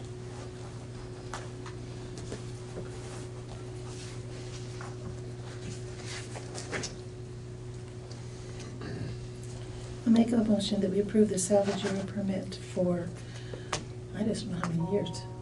For 3 years? Can I revisit it? Yeah, 5 probably would be. For 5 years. What is Larry Shippey operating on right now? You know what Larry's is? I don't know what Larry's is. This is not a perpetual renewal though, as far as I'm aware. I think But he does come back. could have just not been in front of me yet on my time on the select board too, as far as I know. I think he's the only other one. Yeah, I'm in just Vernon. trying to keep it fair, that was all. Right. Well, I've been on for 3 or 4 years, so my guess is that So his it should is be 5. probably the max of 5. Would be my guess is what he receives as well. So what you're saying, we have to come back in 5 years, Josh? Yeah, that's not our, that's a max that we can do. So John, you'll be gone by then. I'll be gone, yeah. And I'm 60, I only need 1 renewal. But is there any reason why it wouldn't renew, is what I'm saying, Josh? What's that? Is there any reason why it wouldn't renew as long as it was in fine standing? I can't speak for a select board 5 years from now, but as long as there's no zoning, there would be no grounds to not renew. So if for some reason going to get zoning and decide that they don't want a salvage yard, they could... Absolutely, you could deny your license in 5 years, absolutely. If there becomes zoning laws in Vernon, sure. That's a possibility. That's horrible. That's horrible. Well, it is, that's what I'm thinking. I don't know if you want to do it. So yeah, I talked to Shippey, I thought his was an ongoing thing. He didn't mention 5 years, but if you think it's 5 years, is all Shippey got too? That would be my assumption. I don't know the answer, 100% of what Mr. Shippey has, but. Yeah. But if there's no zoning at that time, there wouldn't be an issue? Correct, and in 5 years, I really don't foresee there being zoning in Vernon. No, I don't doubt it. No, it hasn't been for how many years? I think enough people would fight it. Then it would take long enough for it to go through the state that even if it did end up winning at some point, that you are not looking at 5 years down the You'll be road. dead by then, right? Yeah, yeah. That's all it matters. Me too, probably. Well, So- that's what we have to know. If it's that present, it doesn't matter. I won't be doing it when I'm John's age, that's for sure.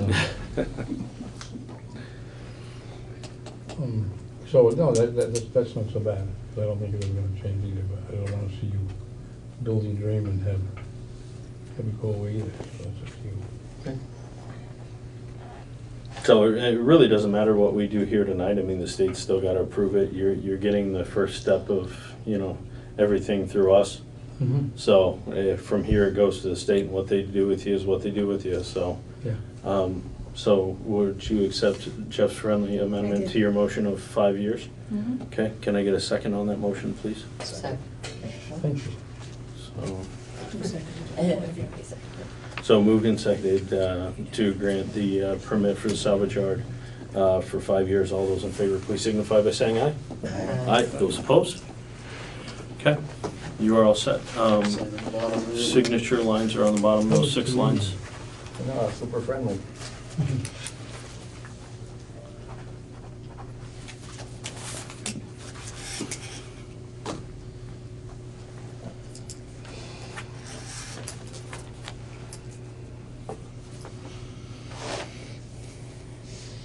Oh, they'll call and contact Vincent, or should I?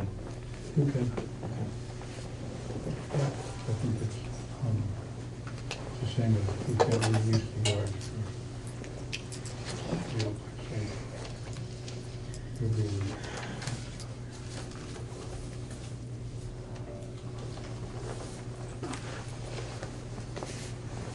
Okay, you guys are all set? Thank you very much. Thank you. Appreciate it. You're welcome. Good luck. If you get t-shirts and hats, make sure you get them out around Vernon. Advertise it.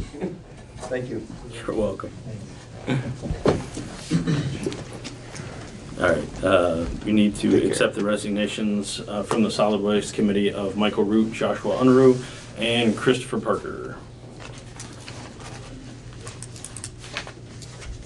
Is there anything left on? There is no voting members left on the Solid Waste Committee. Bob is the lone standing member, but he is not a voting member due to his status at Wyndham Solid Waste.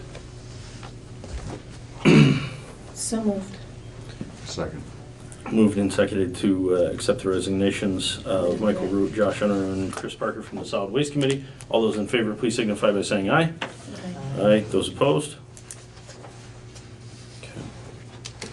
So, speaking of solid waste and recycling bids. Do you want to come join us, Bob? Looks like you put some work into this, my friend, and I appreciate it. Happening? Unless you are. I'll give you Beginning, it's Bob, I contagious. did get these from Peter. Oh, you did? Yes, Good, I did. thank you.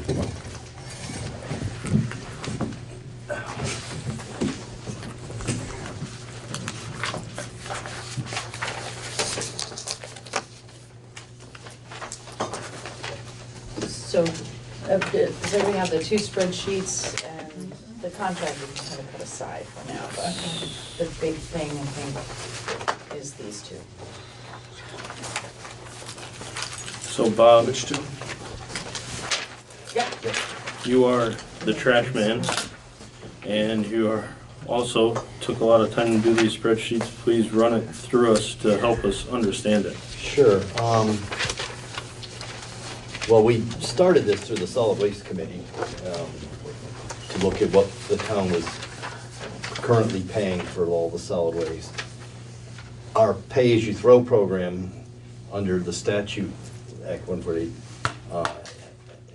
it has to cover the bag price, the cost of collection and disposal, but not necessarily recycling. So we had never really just looked at what the cost of, I know Cindy had done some analysis, so my role was not to evaluate the pay-as-you-throw numbers. It was to help Michelle do a request for proposals for a contract. But I thought it would be useful to see what we spent And I started this back in the summer, and I didn't have all of 2019, so I had used 2018. And so the one spreadsheet, it just says Town of Vernon curbside trash recycling cost and recycle rate, January 2018 to December 2018. And that was based on going through the invoices. And you get two different invoices, one from Triple T Trucking Corp., which is for the collection of recycling and collection of trash. Then they have a sister company called Brattleboro Salvage, which is where the trash is tipped at their floor up there at their transfer station. And they charge for recycling, single stream, and trash. So I went through all the invoices for a year and broke out and showed what the charges were based on actual invoices. And you can see it cost about $126,000 total in 2018. 2019 will be higher because they did raise their prices on recycling. So the Solid Waste Committee had said, you know, we don't have a contract with Triple T, and it might be good to lock in a contract so that we know for 3 or 5 years what our costs will be if we're going to continue this curbside program. So we drafted a request for proposals. Michelle sent it to 6 or 7 companies. I think it was like 12. 12? All right, a lot. Oh, And everybody. lo and behold, we got one bid for everything from Triple T. We also got a bid from Good Enough for just the compost dumpsters at the highway garage and the municipal building trash and recycling. So what I did is I just took the next spreadsheet, says estimated cost for curbside trash by Triple T starting in July 2020. I took the tonnages that we used in 2018 and plugged in the new bid numbers. And what it shows you is that the new program, if we had the same tonnage as 2018, would be about $20-some thousand more per year, due primarily to the cost of recycling. Recycling's gone way up. It's more expensive than trash. And that's throughout the industry, so. And last year, that's why we bumped up our solid waste by like $20,000 because the recycling tipping fees had gone up last year too, so. What's going on with the composting state, all that nonsense? Well, it's gonna be mandatory for everyone starting this July. So that's going to change these? No, this includes the composting. They don't have to collect it curbside. But their proposal continues the 2 dumpsters at the highway garage. And those are still gonna be accepted after this is implemented in July?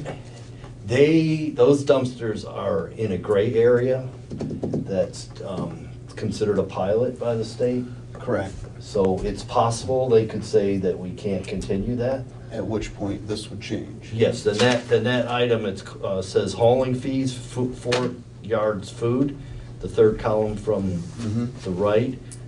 That cost is projected to be about $7,000.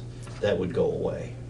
But then what would happen with the mandated compost? There's no obligation for a town to provide composting services. So it's one of those state mandates that That means doesn't really work, you know. At Wyndham Solid Waste, who I'm representing tonight, we have a compost program.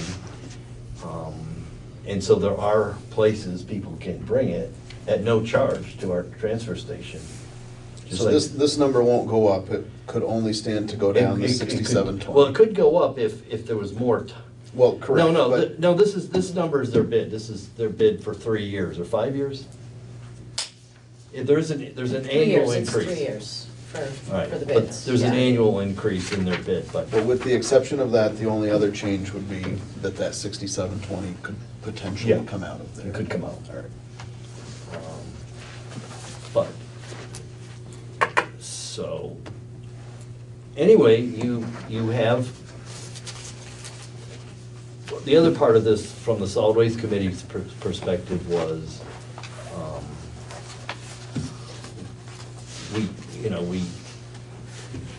we can have to have a pay-as-you-throw program that covers the costs of the trash portion. And that, I don't know where that stands as far as adjusting the bag price, and I have not been involved with trying to set a new rate. That was something that the select board tasked the solid waste committee to do. Now that the solid waste committee doesn't exist, that becomes a task of the select. Which you would have had to approve it anyways. Correct. So it falls right back on your. Yes, sir. As Josh once said, my eyes glaze over when I start talking pay-as-you-throw. So it is kind of complicated. So I dug up, and Michelle has a copy from 5 years ago, the Solid Waste Committee actually drafted a contract with Triple T. And Peter Gaskell from Triple T came to a number of meetings. Heather Frost was on the committee then, Mike, but it never went anywhere as far as the town signing the contract, so. And it's possible that you could just continue as you are now and not have a written contract. So this was gonna be put out at town meeting to discuss whether we were gonna continue the pay-as-you-throw? Is that where we left this? Correct, but for purposes of budgeting, we kind of. No, I get that. I'm Yeah. just curious if we could invite Bob to speak on behalf of this at town meeting, since he's the only one that knows the numbers in and out. Absolutely. I don't know the pay-as-you-throw numbers. I mean, I don't know. But as far as the breakdown of Oh, these as far as numbers, the- I mean, the the bid, pay-as-you-throw, we can get that figured out. Yeah. So the pay-as-you-throw numbers, if you chose to delve into that at all, Cindy obviously holds the key to those. Well, the pay-as-you-throw would be the disposal and haul, pretty much on here, right? Yes. And then the recycling, though, that's tax dollars for the curbside collection. So we'd have to take, if we had the same amount of trash as 2018, and the disposal and hauling cost in the first column at the bottom was $56,720, based on the new prices. In theory, the pay-as-you-throw per bag cost should cover that, if enough people buy the bags. Sure. This is becoming more of an issue as people, as they recycle more and they generate less trash. So it's kind of there's a inherent flaw in pay-as-you-throw, that the more you recycle, the less you generate revenue from trash, from selling bags, so. This is the song that never ends. Yes, so the town, and I didn't share this with Michelle, but I've been compiling a summary of what all the towns in Wyndham Solid Waste, we have 19 towns, do for trash services. And there's about 5 different approaches. 3 of them, Vernon, Brattleboro, and Westminster, have the curbside collection. There's about 6 that have transfer stations, no, 8 that have transfer stations, like Jamaica and Reedsboro, and those were the hill towns that were too far from the Brattleboro landfill traditionally. There's a number of towns that do nothing, like Guilford and Putney, and quite a few towns that just have no service. They just say, hey, you're on your own, resident. You can buy stickers, you can drive to Triple T, you can hire a hauler. And then there's 3 towns that still have the recycling boxes like we had here, but they're not at a transfer station. They're just like at the highway garage, and they have a private hauler collecting those. So if the town wanted to offer recycling boxes, the district would loan you boxes, and then you would hire another company to haul them away. So you're talking about like the metal bins that used to be at the town. But I'm saying, so Brookline, Marlboro, and Halifax continue those boxes, but it's expensive. Do those Brookline. have to be manned? No. When they're open, they don't? Okay. Yeah, they're 24/7, Okay. just like Fairground Road was and Vernon Highway. But it's cost Brookline, little Brookline of what? 700 or 800 people, I don't know what it is, over $12,000. Putney got quotes. I met with the Putney Select Board 2 weeks ago, and it would be $40,000 just to do recycling, because Putney was an avid recycling town. The bins, you mean, having the bins? And, The well, we location? lent the bins out, we had Yeah. 100 and some bins, we just said, here towns, anyone who wants them, because we own them, but Right. no charge. So that saves the towns the rental cost, because if you didn't have them, there would be a monthly fee. So you have a number of options.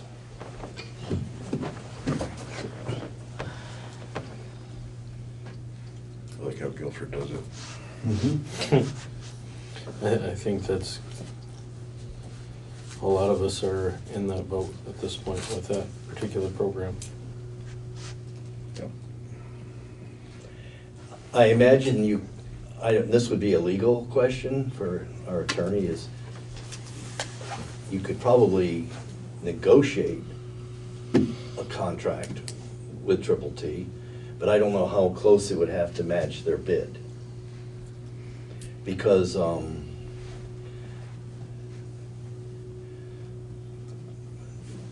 numbers changed versus what their charges now. They went up.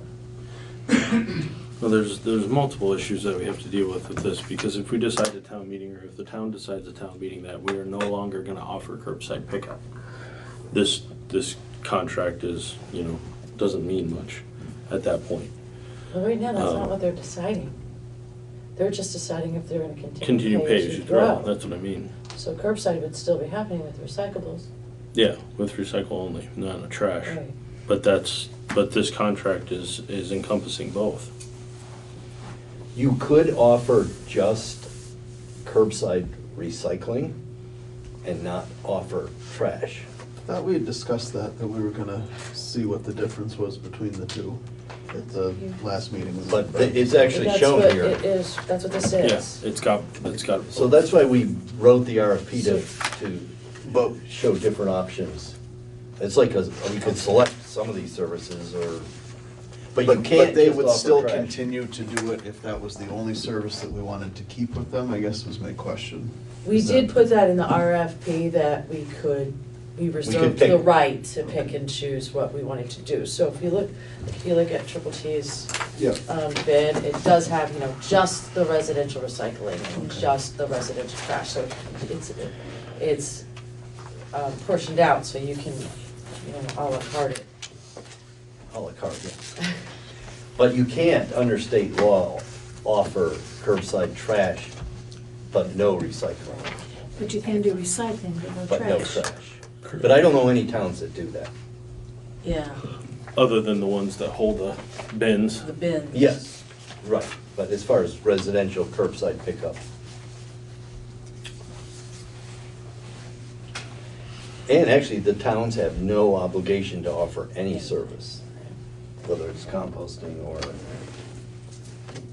as a matter of fact, the solid waste districts don't even have to, we wouldn't have to have our compost facility.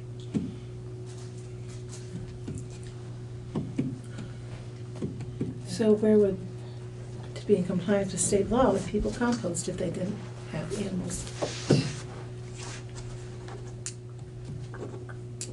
What is What would they do with their compost? backyard bins, backyard composting? That's the state's answer. If you don't have a backyard. A lot of people don't have State, a not space. figure that out. If they're in an apartment or, Yeah. Don't get any ideas there, right? yeah. And Throw it in the trash. Over the fence it bins can goes. take a lot more stuff than you would put in your backyard, just With the composting. dead cat. I mean, one thing that Vernon has is it's meeting the state's recycling goals ahead of schedule. I mean, maybe it's very expensive, but Vernon is leading and Brattleboro are leading the state because they have comprehensive solid waste recycling and composting programs. But they still don't know where we are. But it's expensive. Sure they do, just say if you will.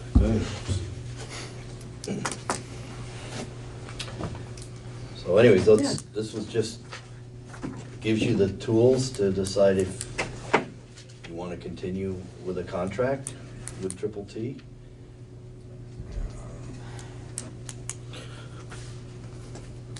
And I'm not making a recommendation here, I'm Sure. just presenting this information.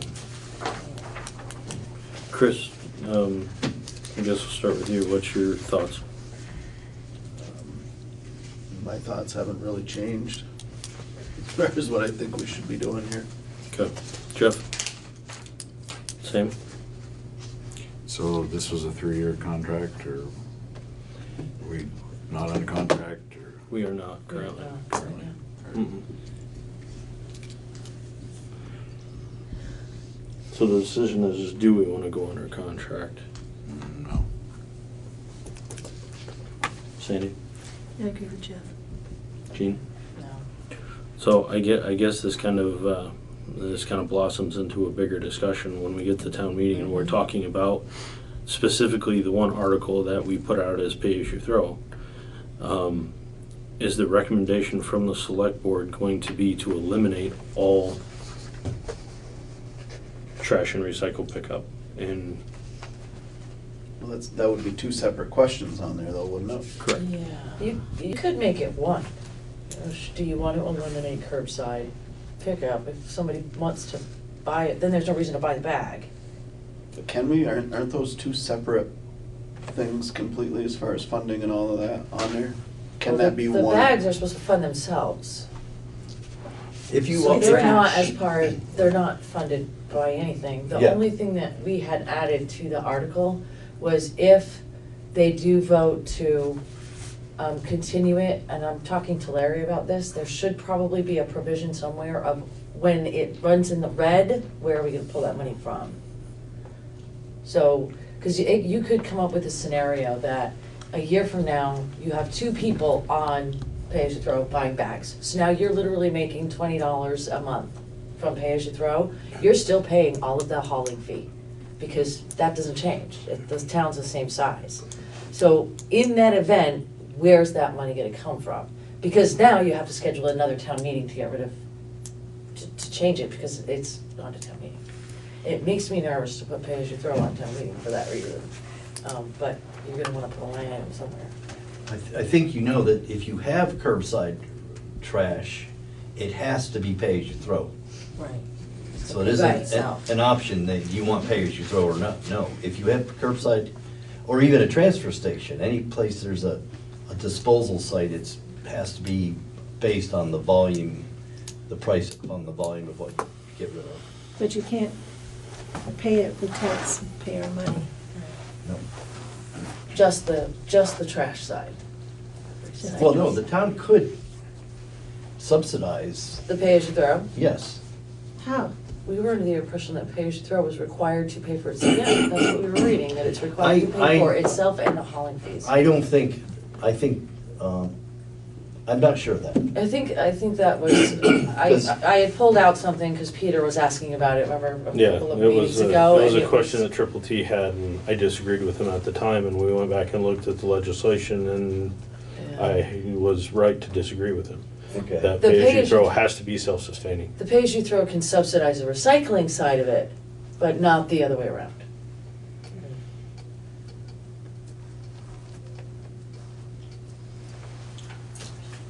I think the question should just be if we want to get rid of the pay-as-you-throw and leave the recycling alone. It seems to be that more and more people are recycling.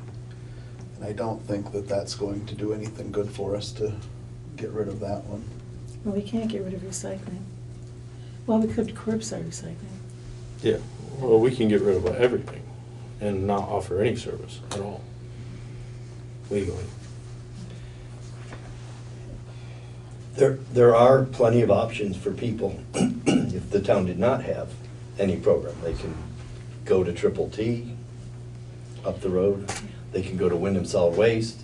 Does Triple T sell stickers the same way that you guys do? No, but they charge a gate fee Okay. every time you go there. That's, I think it's $25 to go in.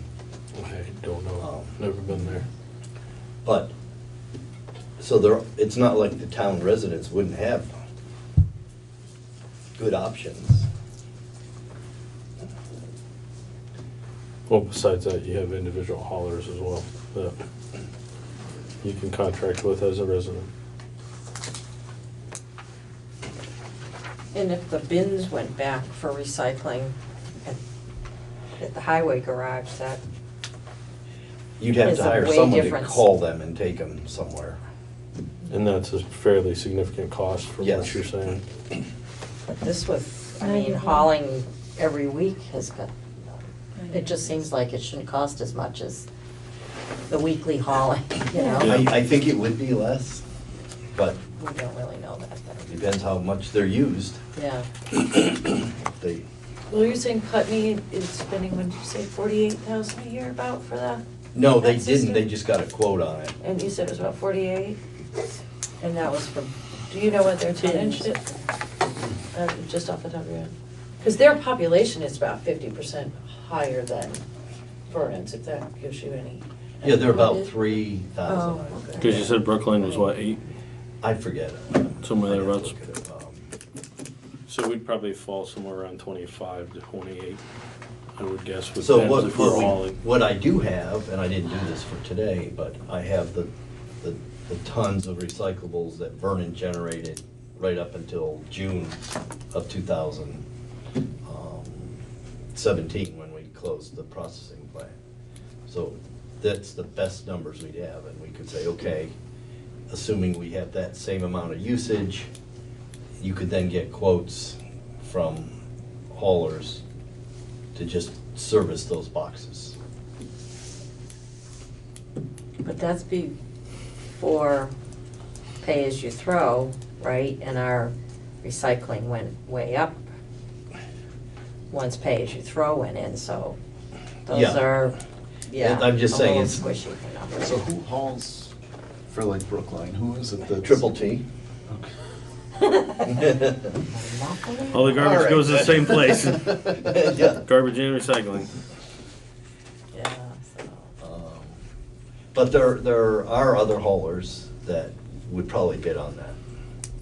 There's a Casella company that ended up with most of the town transfer stations, and those boxes are picked up by that company, and it's less than the Triple T costs. They're in Bennington, right? Yeah. So I'm available and willing to help the town evaluate these other options through my work at Wyndham Southways, so. Okay. Thank you so much, Bob. for all No, you're of welcome. this. This is very invaluable. Michelle did a nice job, we worked together on it, and Yeah.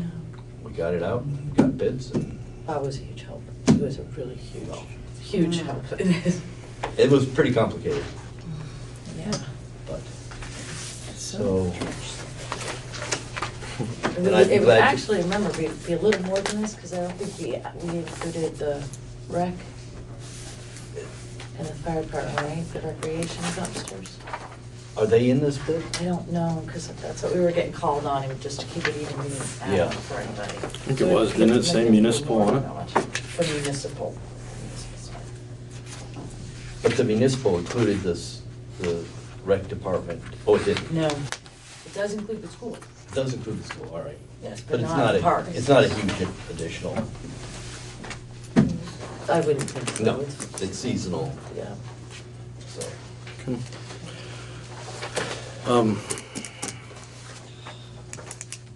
So do we need to make any changes to our article based on our conversation tonight? Nobody's interested in signing in a contract currently because we don't know what the town wants to do until town meeting with curbside and recycling and all that stuff. I mean, you have a handshake arrangement with Triple T. They've been doing it for years. Yeah. And I think most everyone agrees they provide a very good service. So with what we budgeted, we'll be okay with our current handshake agreement. And then from town meeting, we can Well, decide whether we want to move no, forward with we the won't, contract. because we haven't done, that's the only article that we haven't done yet. Last year, we did $63,000 for the solid waste fund. Well, I'm looking at an estimate of 91,000 right here. And unfortunately, we jumped that about 20,000, 20,000 last year. As a So this is a contingency, big we- fight. That's, so that's probably the number you might wanna discuss, is what do you want that article? And then, cause I was kinda waiting to get here, and then so I could ship it off to legal, or all of your articles, that's the last part. I would guess we would, I mean, We have to put that amount in anyway.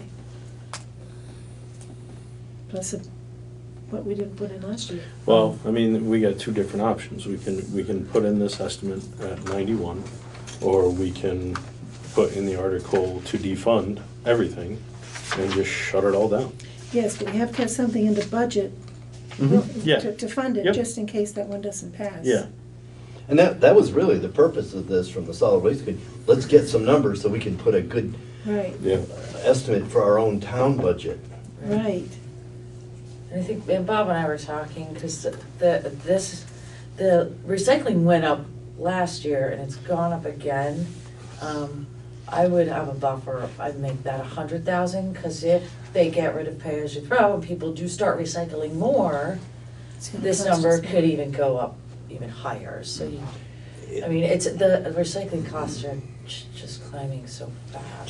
Just so you know, at Wyndham Solid Waste, our transfer station, we have recycling bins and we have trash, and it's costing us, and we go through Triple T. I have a contract, we bid it, I've had different companies over the last 9 years.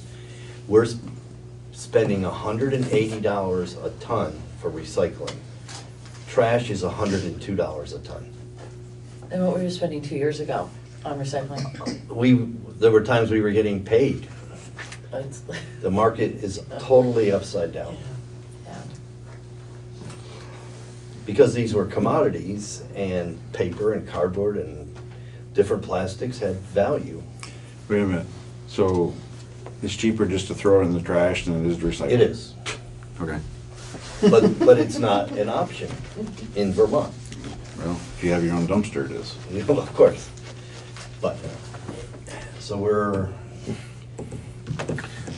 Okay, so, with the upcoming article, that we need to decide on, and so last article, right? Before you can send it I to mean, Larry. except for the marsh fund and, Yeah. and those sort of things. how does the Yeah, article this read is- now, Michelle? $63,000 to fund the solid waste. So will the town vote to appropriate $63,000 to fund the solid waste program? That's what I read last year. Right, okay, same thing. So we should at least put up to 100. That Because you've would got to be make up my suggestion. almost 30,000 that we didn't do last year. What's that? Because last year, it cost, the estimate was 91,000, almost 91,500. This is with the new numbers, but that Yeah. Bob did this with the new numbers. This is on the This bid is that last we year's got. So this- tonnage. So this based on these are pretty the good new numbers about what you would spend in 2020. Okay, I thought this was last year. It's the best we can do. Okay. So is everybody in agreement with that $100,000 number for the sake of the article? Yes. Yes. Okay. Okay, I will do that. Yikes. And then what will there be how will a decision be made about whether or not to even continue curbside Yeah, trash a and separate recycling? article. It will be a separate article. So that's another article to ask. Do you want me to add recycling to that article? Yes. Or, I don't I don't know. know, I think those need to stay separate.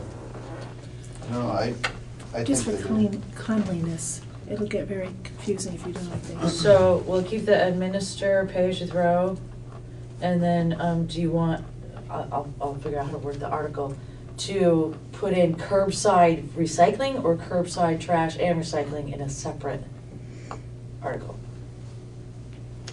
Or we could do 3 articles. But the pay as you throw is curbside. It is. Trash. Right. So then now then another one that's recycling. Well, the first one is for the town to administer the pay as you throw program. Oh. So do you wanna should the town eliminate or continue curbside recycling? I would think we'd do that one first, because if they eliminate the curbside trash, then you don't need that. Then the next one would be it. Well, they could still keep curbside recycling. Yeah. So do you want to make those two separate articles, recycling and trash? Yes. Yep. Okay. So then the voters could decide to just have curbside recycling. And that's what the $100,000 is for, would just be the recycling? Yep. Yes. Okay. Because I don't, and you're right, Jean, I don't think that we're gonna need the curbside trash pickup and the pay-as-you-throw, but we may have to. So I'll ask my. The town has clearly benefited from this bundled services from Triple T. Yes. And now that we ask them to break down prices, they have to price it as if they did not have a package. It would be à la carte. All right. Anything else on that one? Okay, thank you, Bob. You're welcome. Appreciate the time and effort. Yep. Thank you. Request from the Girl Scouts to set up a booth on Election Day. Mr. Chair, I move to allow the Girl Scouts to set up a booth like they have years past on Election Day here in the basement. Second. Moved and seconded to allow the Girl Scouts to set up a booth on Election Day. All those in favor, please signify by saying aye. Aye. Those opposed? Chris, are you gonna get back in touch with them? Yeah. Because I got that through you. Yep, that's fine. Okay, Communications Union District. This is the broadband discussion. So did everybody get a chance to read Sarah Coffey's email? Okay. So that pretty much lays it out for you. I did give you all a, another email talking about the first meeting. So just, I just laid a copy of it in the paperwork from this evening. So as Brian pointed out at the beginning of the meeting, we've walked down this road before. Had a committee that spent a lot of time and energy in seeing the viability of bringing it here. And even as Sarah Coffey mentioned, we are covered fairly well by Comcast, monopoly or not, as far as our internet service goes. And I think that's, when was it? Probably 2 or 3 years ago, the select board decided not to go forward with bringing broadband in because of that fact, with Brana's committee at the time.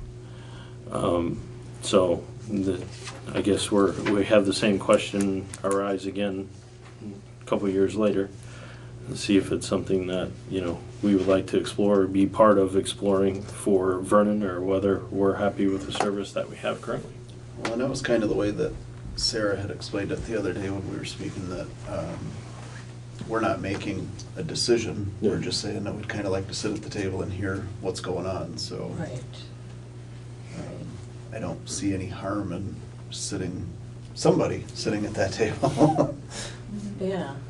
You're talking about Like multiple Brana, I kind mean, of- I just heard her volunteer. She Yeah. said she would be Heard the right sound of there. Brana volunteering, yes. So are we in agreement we want to at least sit at the table and hear the discussion? Yes. Okay. You need to for the town. So who would we like to appoint to be the point of contact for that discussion? And I would suggest Brana, just because of her history and understanding of this particular issue, if Brana would be so kind to accept that. No pressure, though. We're all staring. You're just on TV, don't worry about it. For me, thank you. I would accept, however, I would say Munson Hicks has, I feel like I'm a civilian compared to people like Munson. Sure.